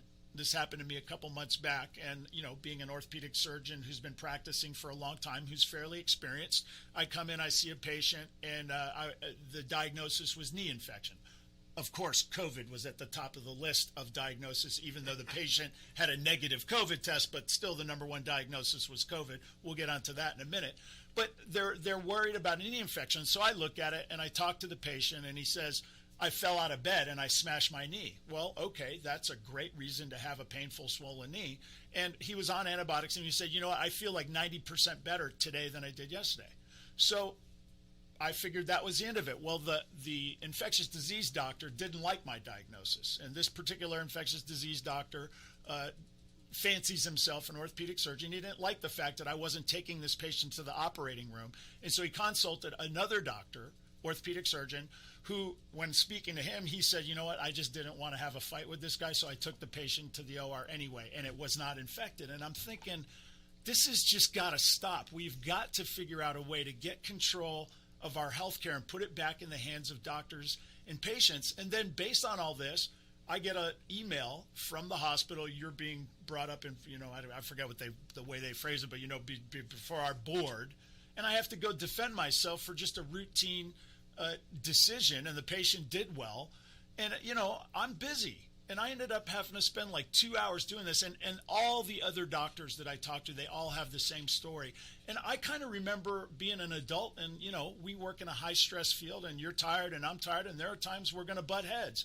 But you know what? We used to be grown-ups, and we could just say, hey, listen, Rich, I'm really sorry. I was tired. And you'd be like, yeah, me too, no worries. And we'd move on from it. Everything didn't have to go to the board, Oh, my gosh. So the Verge system, which was supposed to make things safer for people, or the training that we do in the Navy, for example, where we had to, we spent 4 lectures just on learning how to talk well to a transgender person, which we didn't even have in the Navy at the time. The bureaucratic over-regulation has turned us against each other. The Verge system, which is basically, for anybody who doesn't know, me writing up something that was a dangerous situation in the ER, for example. Well, a nurse just wrote me up the other day because I ordered a pregnancy test on a woman who had abdominal pain and was vomiting. And I'm like, she comes to me, she complains, she won't let me draw labs. I said, well, she'll take a urine test, just get the lab, I just add a urine pregnancy. She's like, well, that's going to hold us up in the ER. I'm like, that's okay. I mean, that's what we're here for. And she's deathly afraid of needles, and I've talked her into getting those labs if those come back without any sort of explanation. So she literally writes me up because the administration has made it that way. So since we had a disagreement, she can complain about me to somebody, even though it doesn't make any difference. She wrote me up saying, how dare he order a pregnancy test, and because that's not what I wanted. Well, come on. Yeah. And my wife, who's an oncologist, by the way, who suffers from everything you've ever said, she's an oncologist. If she wants to treat she's one of the best oncologists around. Doctor of the year for all of the county in North Carolina before this. And she literally went to Vanderbilt trained, creme de la creme, 4.0 and everything she's ever done, and yet she cannot get a pre-approval to order what she wants to save somebody's life because of what you just said. Because some bureaucrat says, no, the doctor shouldn't be in control. It should be a politician or an administrator that decides what test you order. Ridiculous. Yeah, it really is out of control. There's this thing called a wound vac. I know you know what it is, but it's kind of this. You have a wound that's open. You put a sponge kind of in the wound. You put this cellophane kind of material over the top of it, cut a little hole, and you put a little suction device on it, and it creates negative pressure on the wound, which promotes wound healing. And we usually go to the operating room to put these wound vacs on, not every time, but a lot, just for the comfort of the patient, so we can kind of dig in there and get all the tissues clean without hurting the patient. And they usually have wound vacs that are designed to be in the hospital, and then other wound vacs that are designed to go home. And I'm the doctor, so I put the actual apparatus on, the sponge and the attachment, but I don't have anything to do with the machine. I mean, I write the order. I never even see it. I leave, and somebody goes to the patient's room when I'm not even there and hooks the actual machine up. So I write to discharge the patient home, and the person who puts that machine on puts the inpatient machine and sends it home with the patient. So I get a call on Saturday from that person saying, "Oh my God, I made this mistake. I sent the patient home with the inpatient machine. We got to switch it out." And I'm like, "No big deal. I'll just, when they come in on Monday, I'll just switch it out," which I did. So a month later, I get reported for sending home the inpatient machine, and I'm sitting here. I had to spend, half an hour writing a defense and going before the board, and it's like, I literally have nothing to do with this. And and even if I did, so what? Somebody made a mistake and sent the wrong machine home. So what? We got it back. It's not a big deal. But this is kind of the way socialism works, right? The bureaucracy gets in there, and then everybody becomes defensive. It's taking care of the patient is really not even on the radar anymore, is it? It's about getting through your shift. It's about not getting in trouble. It's not creating waves. So the one thing I thought was the most frustrating thing about military medicine when I ended my career in military just a few years ago was that the administrators were basically, you could make rank, not by being a great surgeon. You could be the greatest surgeon and never make rank because you're too busy to do all the other issues to become an administrator and carry around a board to make sure everybody else wasn't making mistakes. And I thought it was this horrible idea of a zero defects mentality that you could be the best in the business. You could be the best trigger puller, for example. But if you weren't good at paperwork, you're not going to make rank. So you end up with a bunch of paper pushers making rank and watching over everybody else. And so they end up basically sitting around and telling everybody else what they're doing wrong while everybody else is doing all the work. And it created this horrible inverse relationship to the people that should be promoted versus the people who are actually in charge, making sure that nobody made mistakes, because it's so easy to get a good night's sleep while you're working extra hours in the OR and in the ER, and yet I can go home, get family time, make sure I get a good night's sleep, and come back and make sure everybody else didn't make a mistake. And that's my job, and I get paid more to do that, by the way. Yeah, my father was a career military officer, and one of the greatest things he taught me a lot of great things, but he taught me about bureaucracy. He was being in the military, of course, there's lots of bureaucracy, and he used to teach me a couple things. Number one, the rule of no blanks, meaning whenever you have a form, it doesn't matter what you put down there, you just can't leave anything blank. And he also taught me about incentives. People do what they're incentivized to do, and they don't do what they're incentivized not to do. And so when you get all of this paperwork and stuff like that, it actually influences our behavior, because you think to yourself, there may be some tack out there, some decision, some procedure, some action I might take that might be in the best interest of the patient, but it's going to create a whole lot of paperwork for me. Should I even bother doing it? And we see a lot of that where people just, I'm not even going to play that game because I don't want to do all the paperwork that comes with it. It's really kind of gross. Yeah, especially if you're in a socialized medicine, VA, perfect example, right? There's no motivation to actually have a bunch of OR cases, because why would I do that? I don't get paid more for it. And by the way, I might get sued for something. So why don't I do as few possible cases? And then I'm not going to have any trouble. I can work. I can go home quicker. I'm not going to have to worry about my pay. I'm never going to get sued. Everybody, and if they don't like what I'm doing, they can send it to somebody else in the civilian world who's going to fix what I screwed up, because I'm not going to be proficient. They have a hospital in South Dakota that was protected by certain senators. A VA hospital would think a census of like 5 per week. I mean, something ridiculous. And that's not counting. I mean, that's everything. Great allocation of resources. And so you have the administration, you have the electricians, everything in one hospital that wasn't.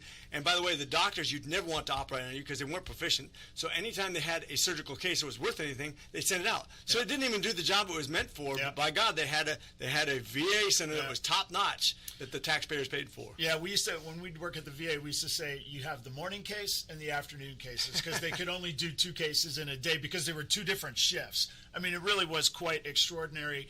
And it also helped me understand and learn the difference between the work-driven employee and the clock-driven employee, and the tension between the two. For guys like us, we don't go to bed till the work's done.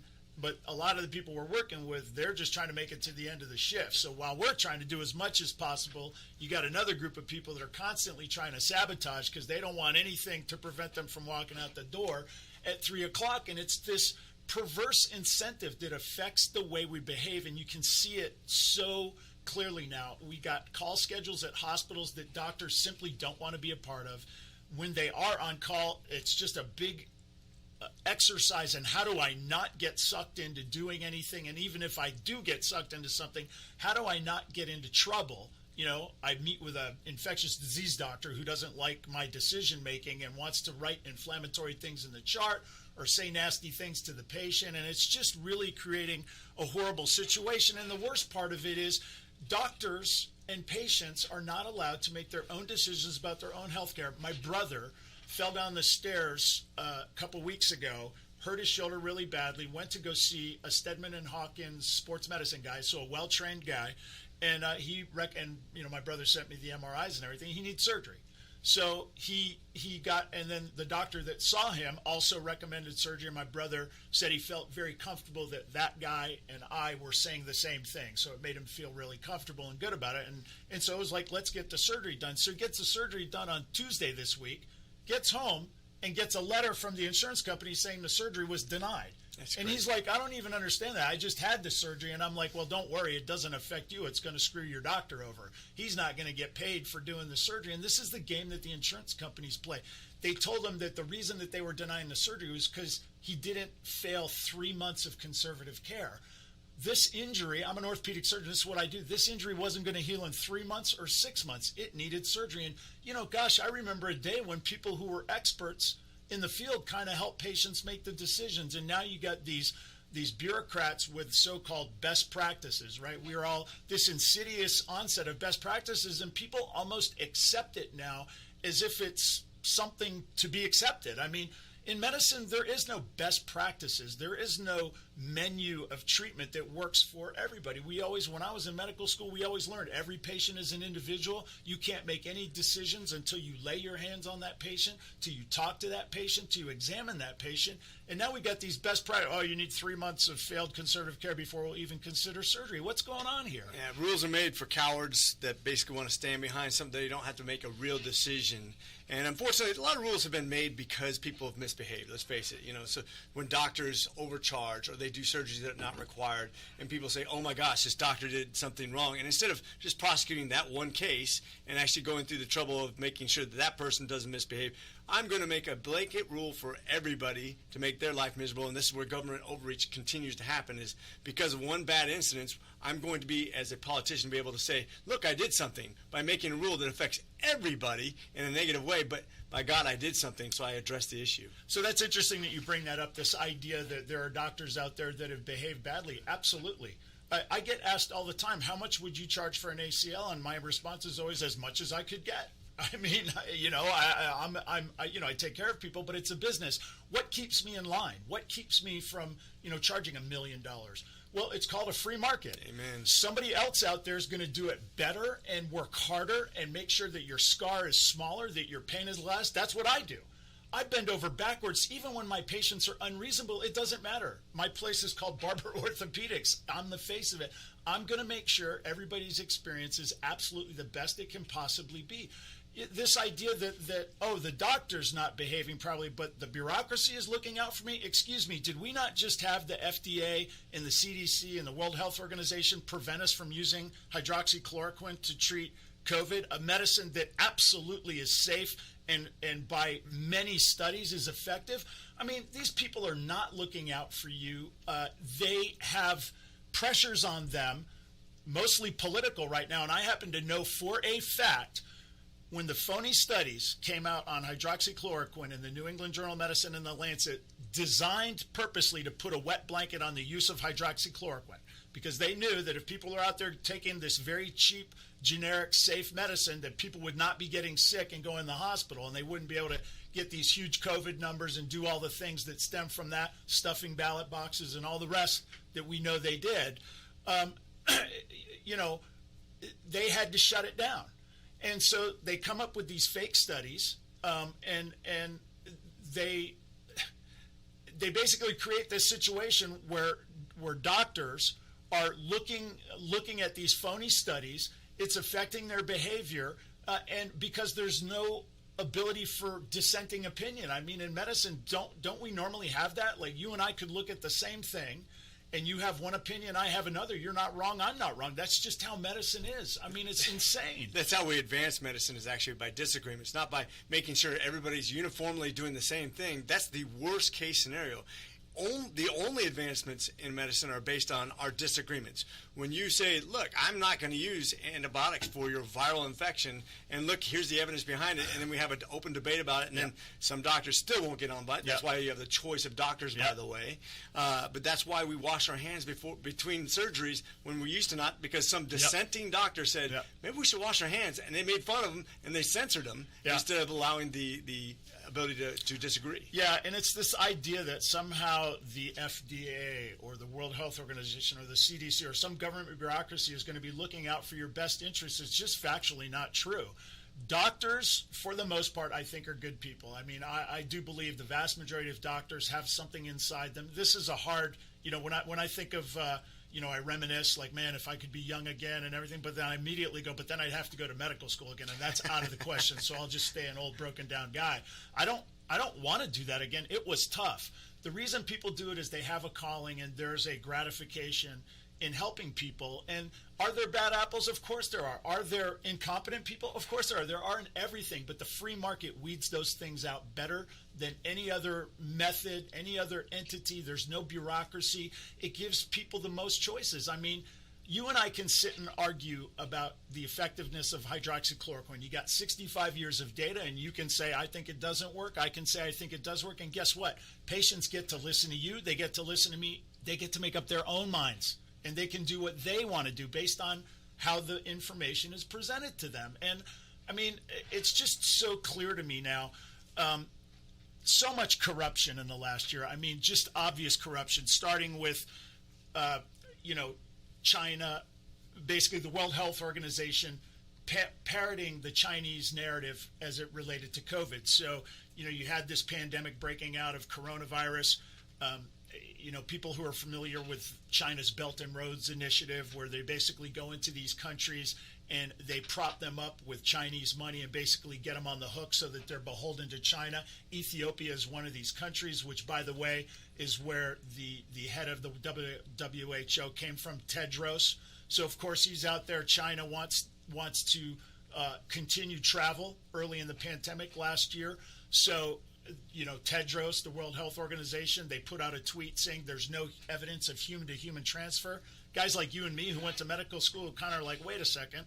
Coronaviruses commonly have human-to-human transfer, and if it's the novel coronavirus like you guys keep emphasizing, why would you make a statement like that when we don't supposedly know everything right now, when there's a very good chance it is transmitted human-to-human, which, of course, we now know it was? Well, at a time when China was banning travel within China, the World Health Organization, everybody else was letting travel go to every other corner of the world from China. So we basically spread this virus around the world.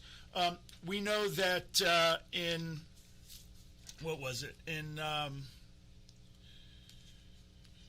they had a conference of world leaders, healthcare leaders, in Geneva, Switzerland, and bureaucrats from the WHO went to this meeting, and they discussed maybe we should ban travel from China. And basically these bureaucrats from the WHO got these people to say, okay, no, we won't ban China travel from China to the rest of the world. And of course the rest is history. You got the Royal College of London coming out saying it looks like the mortality rate for COVID is 3.4%. I mean, when I heard that, I was like, what are you guys doing? You're only counting the number of people in the hospital. Clearly, there are tons of people out in the community who have COVID and are not at the hospital, which is going to bring that number down. Why would you freak people out? In my opinion, it was designed to freak people out on purpose.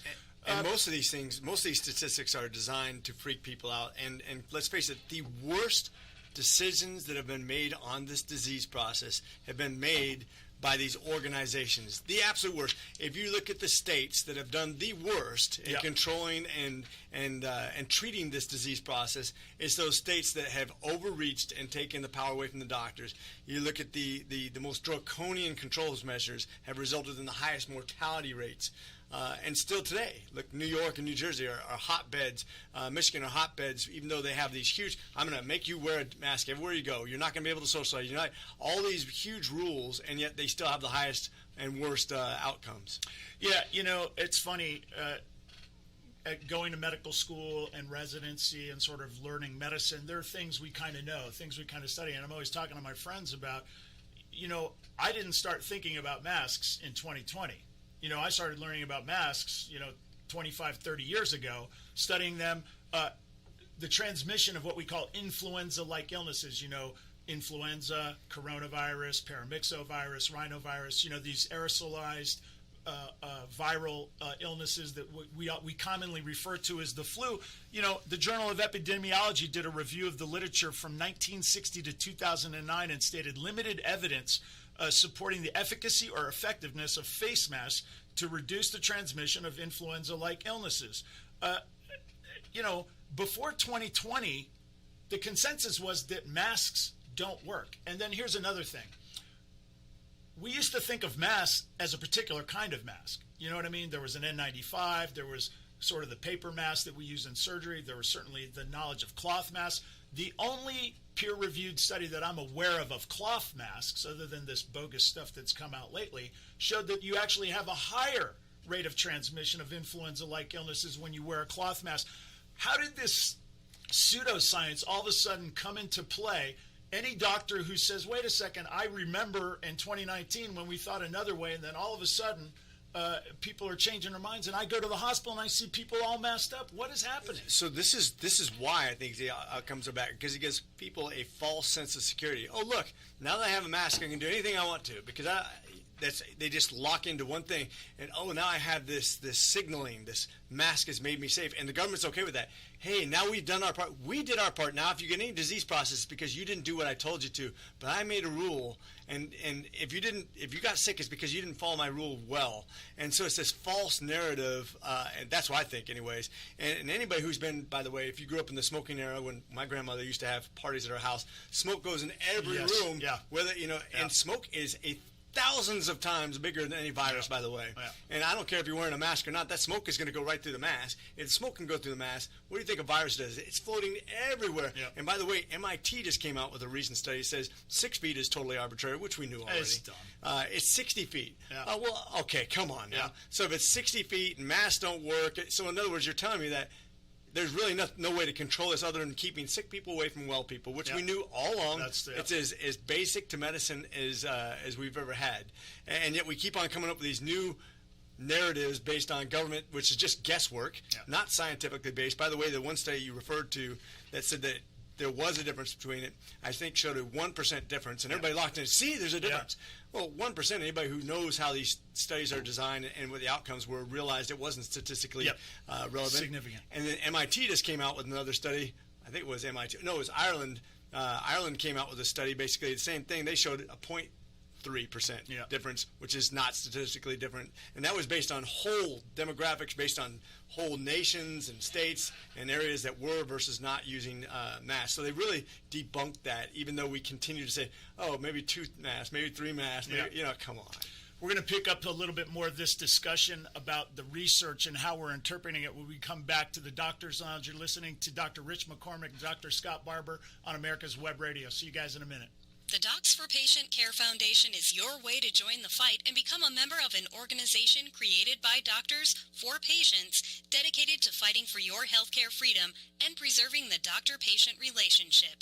Get a pen and paper. Write down www.docsforpatientcarefoundation.org. That's www.docsforpatientcarefoundation.org. Go to our site and please make a generous tax-deductible donation and join the fight today. Thank you.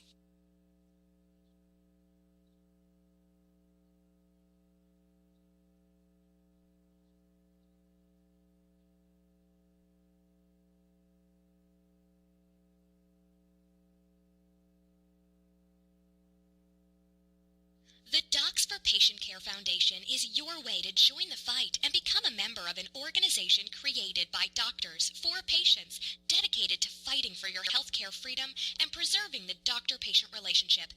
Get a pen and paper. Write down docs4patientcarefoundation.org. That's DOCS, the number 4, patientcarefoundation.org.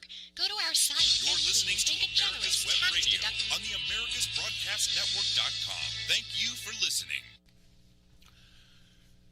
Good afternoon, everybody. Welcome to America's Web Radio and the Doctor's Lounge. I'm Dr. Scott Barber, and I'm here with Dr. Rich McCormick, and we are talking about COVID and how it has demonstrated the failures of American healthcare in 2021.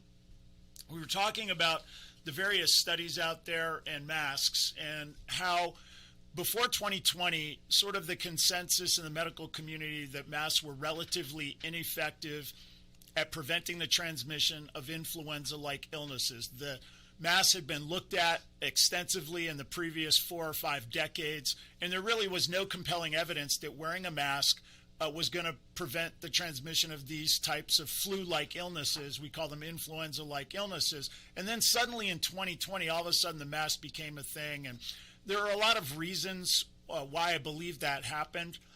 I know when it first happened, I was frustrated because being versed in the mask, having studied the mask for 30 years, having been thinking about masks for 30 years, I knew the masks were not effective, but my wife told me, don't say anything. The mask gives people a sense of control, and even though it doesn't work, that we shouldn't say anything so that people would feel comfortable, and I sort of went along with this, and I regret it. And I regret it because the proponents of masks have taken this thing to an absolute extreme. Both my daughters were in a school play a couple of weeks ago, and it broke my heart to see all the kids up there singing and dancing, all wearing masks. And I'm sorry if I hurt your feelings. I'm sorry if you disagree with me, but watching March Madness with these basketball coaches with the mask around their chin, and anytime they need to yell at a player, they pull the mask down and then put it back up over their face for a second. A lot of times they got the nose hanging out. You go to a restaurant, you wear your mask to the table, but then you take it off to eat. I'm sorry. If there's anybody out there who wants to debate me on the efficacy of masks, then please let me know. Email me at scottbarber@gmail.com. I would love to talk to you. I'm sorry these masks don't work. The way that we're using them, they're completely ineffective. Things have been happening this year that have made me more and more cynical and more skeptical about what's being presented to me. And it all started with you have this medication, hydroxychloroquine, that FDA approved for 65 years. I knew it was a safe drug, but it really took me reviewing the literature intensely in 2020 to realize that it's literally like the safest drug we've ever had. 65 years in use, billions and billions of doses of hydroxychloroquine, and not one documented death from cardiac disease at the doses that we would use to treat COVID. So, it doesn't get to be any safer than that. Chances are, if you have a young kid who went on a mission trip in a malaria zone, they probably took this medication as prophylaxis, not even treatment for something, just as prophylaxis. And so all of a sudden, you have the New England Journal of Medicine and the Lancet, the number 1 and 2 medical journals on the earth, things that doctors used to think of like the Bible. If it was in the New England Journal of Medicine, you could take it to the bank. It doesn't get any more peer-reviewed than that. And they come out and tell me that hydroxychloroquine is not only ineffective against COVID, but it's cardiotoxic and it's unsafe. I knew as soon as I read it, the study was ridiculous, the way that it was set up. There was no way it was true. And I remember thinking to myself, this is not true. I don't know how they did it, but it's a lie. And certainly 2 weeks later, they came back and they had to retract these stories. And I'm sitting here thinking to myself, okay, so you lied to me about that, but I'm supposed to believe you about everything else? Is it me or am I the crazy one? It's been the most politicized disease of all time. Yeah. They've used to control every facet of our behavior, where we go, what we do, how we dress. They had a girl running an 800-meter run, which that was my race in high school, so very near and dear to my heart. Running 800 is a hard race to run anyway. They had a teenage girl running 800 in a mask. She ran at 2:07, by the way. It's pretty smoking fast. Yeah. But she ran in a mask. First of all, she's not in a demographic that's at risk. Teenagers just don't have problems with this disease. It's just like the military. You had 17 people total in the military die of this disease. That includes the old National Guard guys who are grossly overweight. School-age children have a 5-fold more chance of dying of influenza than of COVID. That's Exactly. just to put it in perspective. And this is on the CDC's website. So why are they not telling us this? But at the same time, we're going to make this poor girl run a track. By the way, she's outside, so there's another one we know that mitigates the risk. I think 0.1% of all cases have been transmittable by tracing outside, and yet we're going to make her wear a mask. You're going to have the President of the United States address his august body, which was sparse because they're worried about transmission of the disease. They're all wearing masks. They're all vaccinated. So one point, once again, signaling. This has nothing to do with science. This has nothing to do with anything but other than politics, because all these people in this room had been vaccinated. They're all asymptomatic. So where is the end point? If it's not about vaccination and having an immunity to this disease that's not really that deadly to this demographic once they're vaccinated, why are we doing it? In other words, they're just basically saying, I'm going to make a rule and control you no matter what, because I'm the government and because I can. Not because it's scientifically based, not because it means anything, but just because the signal is government should be in control of your life. Yep.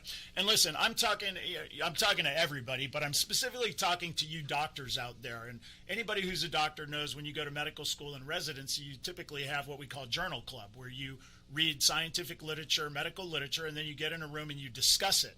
And a lot of what we discuss is what the quality of the study is. Not all studies are equal. And, people are kind of becoming familiarized now with the phrases, randomized, blinded, controlled, placebo-controlled, crossover studies, where one group is the studied subject and one group's the control. Then you redo it and you switch, making the other group the control, and then the previous group, the studied group. All of these things add to the power and the quality of studies, and we know this.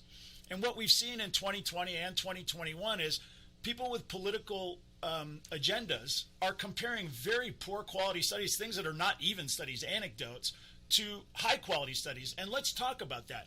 The high quality studies like the Ireland study, the Iceland study, showing that our kids are not just low risk. They're like as bulletproof as you can get. Oh, that's a lie. There are kids who get it. Yet there are kids who get everything. There are kids who die of bee stings. But by and large, kids are as bulletproof as you can get. And I think there's also the Brazil study where they actually study the haplotypes of these viruses, so they can tell that even if a kid goes to school and they come home and then their parents get sick, they can tell that the parent did not get it from the child, even if the child is positive. And that's another thing. Being positive for COVID is not a case.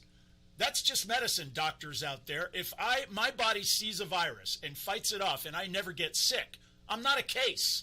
That's just my immune system behaving normally. And suddenly we're out there, by hook and by crook, trying to find every single person that could possibly be exposed to a coronavirus. And they've been busted over and over again.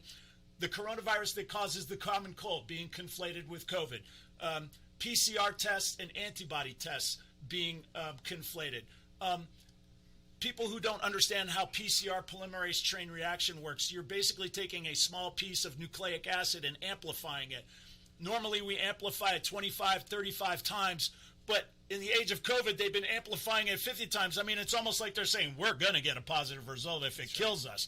I mean, there's so much ridiculous fraud going on, and it's obvious to medical doctors, and that's why I'm speaking to you medical doctors out there. Stop it with these masks. Stop it with the hydroxychloroquine. Let's stop acting like this disease is what it is not. Now, I'm talking to my wife about this weekend, and I get really frustrated and fired up here. I have done my absolute best to follow these numbers myself because I'm old enough and experienced enough to be cynical enough to know that I don't trust anything I can't verify myself. And I do not trust anybody based on their education or their position or their title or anything like that. People are people. We're all sinners. We're all capable of we're all capable of fraud. We're all capable of dishonesty, and we're also capable of being duped. And so I'm very strict about that stuff. And when the disease first hit, I would go on Worldometer. I'd get all the data on the patients in Italy and South Korea and go them myself, look at the age and other information, like that they had comorbid conditions. And it was obvious to me, not somebody telling me, but it was obvious to me, okay, this is getting old people who are sick, 70s and 80s with comorbid conditions. It was obvious. It was screaming at me. And the reason I did this is because I'm a doctor, meaning I know how to look at this stuff. So, I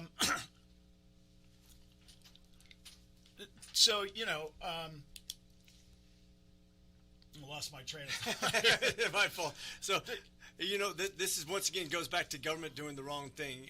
And ironically, when the government decided to put a bunch of old people who were sick in with healthy people who were sick, it killed the most people of all. So it's the fraud.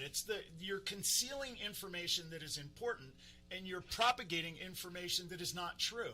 And I'll give you a perfect example. I was on Fox News. They wanted to talk to me about masks and lockdown and things like that. And it was pre-taped.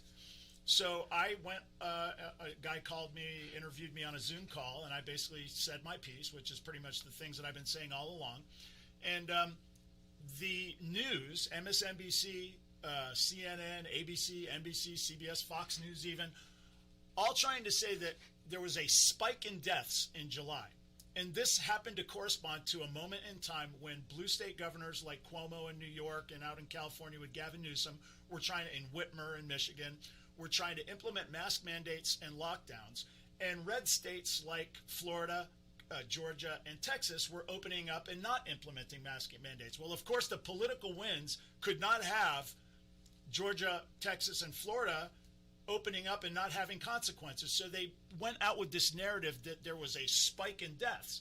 Well, they got busted. John Solomon caught them and published it in Just the News. They were taking deaths of people who died in April and adding it to the numbers in July to make it appear as if there was a spike in deaths. And I'm sitting here, okay, another lie, but yet I'm supposed to trust you on everything else. And the point I'm trying to make is now we sit here and people tell me, I was just talking to my buddy from California who was asking me some things about it. We have 400,000 deaths, right? That's what they're saying right now, is that we have 400,000 people in the United States who died of COVID. And what do I have to say to that? And what I have to say is it's not 400,000. I don't know what the number is because they won't let me see, but it is definitely not 400,000. Now, they had a study published in Just the News, or a look at if you looked at the CDC websites, only, I can't remember if it was 6% or 9% of total COVID deaths had just COVID. And we have seen with my own eyes people with gunshot wounds to the head diagnosed as COVID. People who had appendicitis, they go to the hospital, they get a COVID test, turns out it was positive, they go get surgery for appendicitis and die, that's listed as a COVID Correct. test. I got a knee infection, I'm consulted, the COVID test is negative, but the number one diagnosis is COVID. The Johns Hopkins University came out in their newsletter. Somebody happened to notice that if you look at the CDC's numbers, that they looked at the deaths year to year from like 2014 to 2020 and noted that you had pretty much the same number of deaths in 2020 as 2019, 2018, 2017, 2016, and so on. What they also noticed was that, you had a bunch of people that supposedly died of COVID. But what you also had was the normal number of, heart attacks, deaths, gone. The number of other kinds of deaths, influenza deaths, gone. And it's, to any rational person, it almost looks like, it looks like you're taking people that died of something else and you're calling it a COVID death. That study got retracted. Right. It didn't get retracted because it was inaccurate. It got retracted, their argument was, because people, like Scott Barber, are using the data irresponsibly. What is happening here? I mean, at what point are we going to, wake up? Now, I will say there is somewhat of an uptick in a novel virus that affects your respiratory system. That we did have some people that maybe wouldn't have died normally, and I get that, including some young people, but they were outliers. Yep. And the really good thing about statistics that you mentioned, and of course we talked about this before, Mark Twain always said there's lies, damn lies, and statistics. Yep. Now, if we tested everybody for strep, yeah, that came into the hospital, and I'm talking about strep on their body, because strep is all over you and I right now. As a matter of fact, I think 1 out of every 4 kids in daycare has strep. Yep. And yet most of them aren't, symptomatic. That's why we don't give every little kid antibiotics all the time. So we don't treat asymptomatic patients, even though we're treating asymptomatic COVID patients all the time and acting like they're different. Like when we found out when the Navy ship was infected and every single person was exposed to COVID. And the vast majority of these young, healthy people had zero symptoms. Just like and they have a lot of studies about that. These cohorts, like nursing homes, prisons, ships, and what they found is the super majority of people are asymptomatic or so minimally symptomatic they don't even know they're sick. And yet, if you die of anything and you have COVID, it's a COVID-related death. And that's why you're right. I can't even do the science because we don't have legitimate reporting. You can't look at the numbers. They won't let you. And anytime you show them what you're looking at, the powers that be, they go out of their way to, well, we can't let them look at that anymore. That's right. Because they'll figure it out. I mean, it's so ridiculous and so obvious, you know. And so I'm just asking people to just look in your own life, you know. We got this pandemic, and listen, you always got to be worried about people are trying to put words in your mouth. I'm not saying there's nothing. I'm saying it's a lot less than what they're saying it is, and I don't know what it is because you won't let me see it. And the fact that you're lying to me about it and that you won't let me see the numbers makes me think that it's probably a lot lower than what you're suggesting it is, and that's all I'm saying. And here's the thing. What can I do with my own eyes?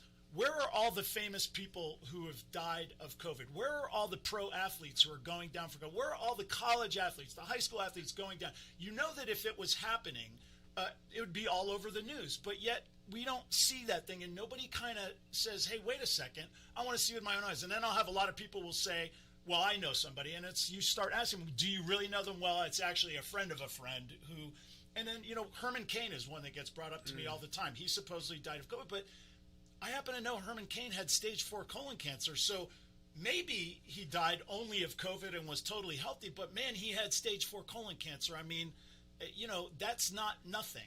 So I'm just really frustrated. There are things that we do know. Our kids should be in school without masks. Why are we doing contact tracing for a disease that is already out, that the supermajority of people don't know they're sick, that we have an effective treatment for? I mean, I've been using hydroxychloroquine for a year now. I've had people in my office get sick, patients and employees alike. Every single person has gotten better. We haven't had one hospital admission or one death. I mean, the things that I'm seeing with my own eyes tell me to not be afraid of this. And then when I go to the CDC, who, by the way, I don't trust them, when I look at their own website, their mortality rates are similar to flus that we've seen. And here's another thing I would tell you. You were telling me that we did see something. You know, you're an emergency room doctor, so you have a feel for flu season is always rough. And you have told me in your estimation and your feel, again, not science, but it's worth talking about. It felt more than what we're used to seeing, right? Well, the irony, too, and this is not worth avoiding this topic, too, is how many people died because they didn't come to the ER or didn't get to go to see their regular. So those numbers are also going to be, oh, look at the spikes. Here's a spike in number of deaths. Well, that's because they weren't getting their chemotherapy. They weren't coming and being diagnosed with cancer. And now you're confounding the ability to discern what actually caused death out there, because you're saying, oh, these people died of COVID, but look, the overall numbers are up. Well, the overall numbers up, in my estimate, is because our ER was empty for months and months and months, and now we're just now getting back to pre-COVID numbers in the ER. Why is during the pandemic? Why do we have fewer patients? Because people with heart conditions aren't coming in to see us. People with cancer are avoiding the ER visits because they don't want to get exposed. Yeah, and that further complicates our ability to really see what the effect of this virus is on our communities and on our health as a world and as a nation. The other thing, too, is what is it that you're used to seeing? There are things that are right in front of you all the time that you don't notice. Like, for example, I'm an orthopedic surgeon. Flu is not my thing. I mean, I know about it from medical school and stuff like that, but it's not on my mind all the time. So I was stunned to find out that 80,000 Americans died of influenza in 2018. I mean, that blew my mind. I was like, wow, that's a lot of people that die of it. And it turns out that happens from time to time, that we actually do have a lot of things happening. I know that in Italy, the news was trying to tell us, oh my God, these hospitals are being overrun, and it's like, my God, this virus, it's amazing, or it's devastating. And then you go do a little more digging, and it's like those hospitals are always overrun. That's their normal state of being. But then you have the media highlighting it and showing you and creating this narrative, which again makes me more cynical and more untrusting. Why are you going out of your way to freak us out and tell us things that are not true? Well, And I'll be fair. We did reach some critical mass a couple times in the hospital I was working at because of COVID, in my opinion. But once again, we knew this was coming. We knew we were going to suffer, but we wanted to make sure we flattened the curve. Remember, flatten the curve was the original goal because we knew we had a new novel virus that people hadn't been. Not like influenza when it first came out in the 1918. When they called it Spanish flu, by the way, that's a misnomer. We'll talk about that another time. But 25 million people died within a year. 25 million people worldwide when you had a much smaller population. And yet that's not – now they're considering this the worst pandemic of all time. No, it's not. Well, and that's the other thing too, right? We've seen this before, right? We've seen things like this before. And no, not 400,000 deaths. And I'll just – okay, it's not 400,000. We know that's not true. I mean, I know that it's not popular, and people who don't like me are going to out there and say that I'm an animal for even suggesting it and irreverent and all that. But the fact of the matter is, the people that give us these numbers have been caught lying over and over again, and we have had significant outbreaks of influenza-like illnesses, whether it be coronaviruses or influenza viruses or others, in the past many times. And so we're not facing something that we haven't seen before, but we're behaving in I don't even know what to say. It's just a draconian Orwellian nightmare way of handling it, and it's just mostly self-inflicted wounds at this point. Well, let's say there is, and I think there is some risk for certain people, obviously. We've shown that when you send people to old age homes who are not healthy. But when in American history we said, there's a risk, therefore we're going to mitigate the risk by not allowing anybody to take risk. Anybody, right? Whether it be a 4-year-old who doesn't have any risk factors, we're going to basically lock down the entire nation. I mean, this nation was formed off of people taking chances, whether it be in business or going out to the frontier and carving their way out of a freaking forest and actually hunting for their food and maybe starving. That's how this country was literally formed, and yet we allow people to climb mountains. I've climbed a couple mountains. I know you've been out there. We play rugby. We jump off of cliffs, and we have parachutes that only work sometimes, and yet we allow that because that's American. And yet all of a sudden I'm going to make sure that I'm going to control your life and make sure you never take another risk. And whether you've been vaccinated or not, I still get to control your life. And the Navy's going to put a mask on my Eagle, which just drives me crazy. Imagine it. I guess it's signaling again, once again. So why don't you put a seatbelt on the Eagle and a safety vest, because we run on those things, and put hardtail shoes because we work on aircraft all the time. Pretty soon you don't have a recognizable emblem of America, and that's the problem. I saw a meme the other day. There was a guy riding a motorcycle with no helmet, but he had his mask on. And, the caption was something like, "This guy needs to get his priorities straight." And the thing is, they did another thing with this risk thing, right? There's in politics, right? My life, my body, that kind of stuff, or my body, my choice, whatever it is. There's always like this kind of like heads I win, tails you lose, usually coming from the left, and the mask being, it's not about you, it's about somebody else. That bothers me more than anything. Since when did the mask become a one-way valve where I have to wear it to protect you? That's what they're trying to create, this narrative. It's not about you, it's about the people around you. No, it isn't. If the person is concerned about getting the virus, you put a mask on. That's freedom. I don't need to put a mask on. Now, if I thought there was even a scintilla of evidence supporting that the masks were efficacious and weren't causing more harm than good, I would be making my own decision to do it. But that is not the case. And I'm just afraid. We've done so many things to allow ourselves to lose freedom, to lose control. People are afraid to say there are two genders. You go in a room and I'll joke with people, how many genders are there? And sometimes they'll say two, and I'm like, all right, yell it out. Say it out loud. And people are like, I'm not saying that out loud. I mean, we've gotten afraid to talk about the most basic things, and that's kind of what's happening with the mask. I mean, people in my own family, don't talk about it. You'll make people mad, and you'll make people feel unsafe and everything. Folks, we got to get back to talking about the truth. There are consequences to wearing the mask. And watching my daughters up there doing their play, singing and dancing, every kid wearing a mask, it's evil. Well, there's a viral video that just came out on that with a young lady that I thought made a great point of how we communicate as children and what safety measures aren't really being maintained by wearing masks. In other words, you're not making them any safer, so why are we doing this? Just once again, telling our children that it's okay to be controlled too, by the way. I just think we've gone way overboard. By the way, I love how they say science matters, except for chromosomes. That stuff is BS, right? Yeah, exactly. Science matters when it works. When it works for you, but if the pediatricians say that you should be treating the kids a certain way, oh, that's BS unless it matches my political agenda. Yeah. So they basically sample science. It's kind of like a person who reads the Bible and says, I believe in this one passage. Yeah. So therefore, I believe in the Bible, except for the other 70% I don't agree with. You can't sample science. Yeah. You can't sample the Bible. You either believe or you don't believe. Yeah. Yeah, you know, the other thing that really bothers me is, you know, it's so obvious that school-age children are about as safe from this disease as you could be. You know, nothing is 100%, but nothing was 100% before, but it's pretty close. I mean, in this very political world, I feel like, wow, it couldn't be any better than it is. You know what I mean?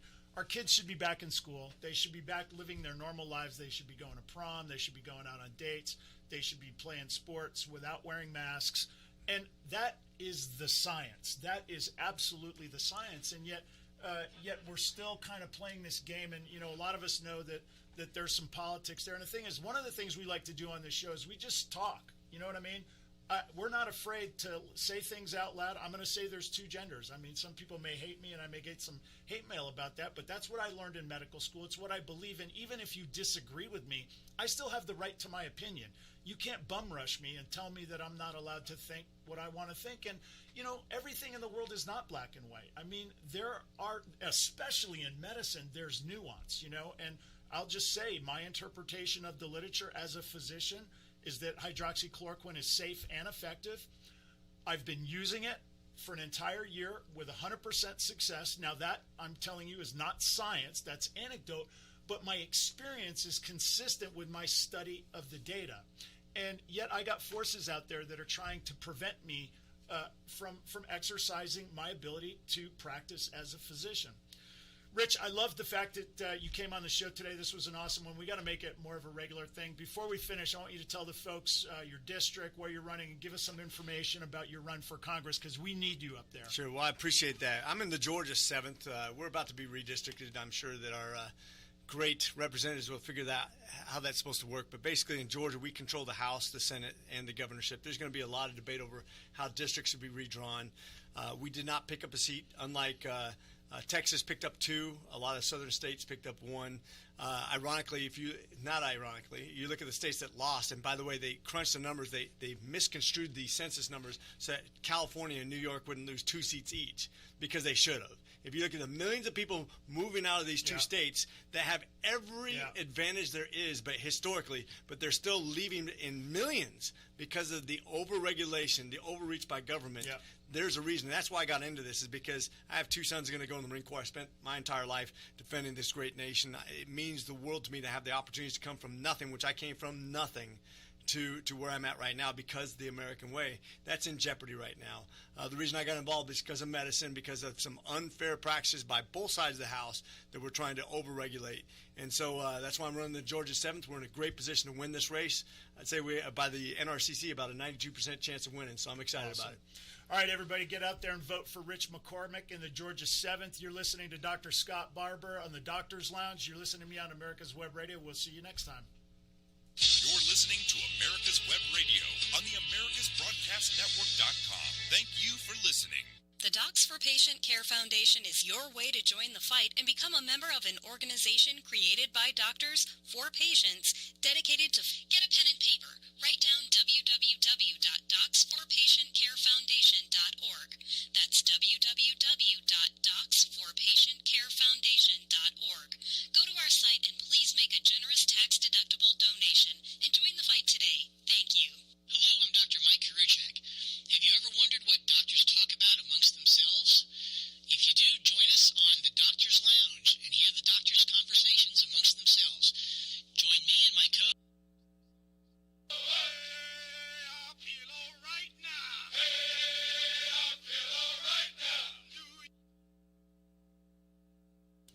And good morning and welcome to America's Web Radio and David's pick for this Thursday. So we're going to start, as we always do, with just a moment of silence. And this is my dedication, my way of honoring a very close friend of mine, J. Roy Ritchie. And we'll be talking about what J. Roy died of in a little while, which he died from the effects of Agent Orange that he was sprayed in Vietnam, and so we'll talk about that later. But right now we're going to take just a moment, 1 minute of silence to think about our brothers and sisters that paid the ultimate price, and to bless those that are on active duty now and those that are veterans retired from the military. So we'll be back right after this.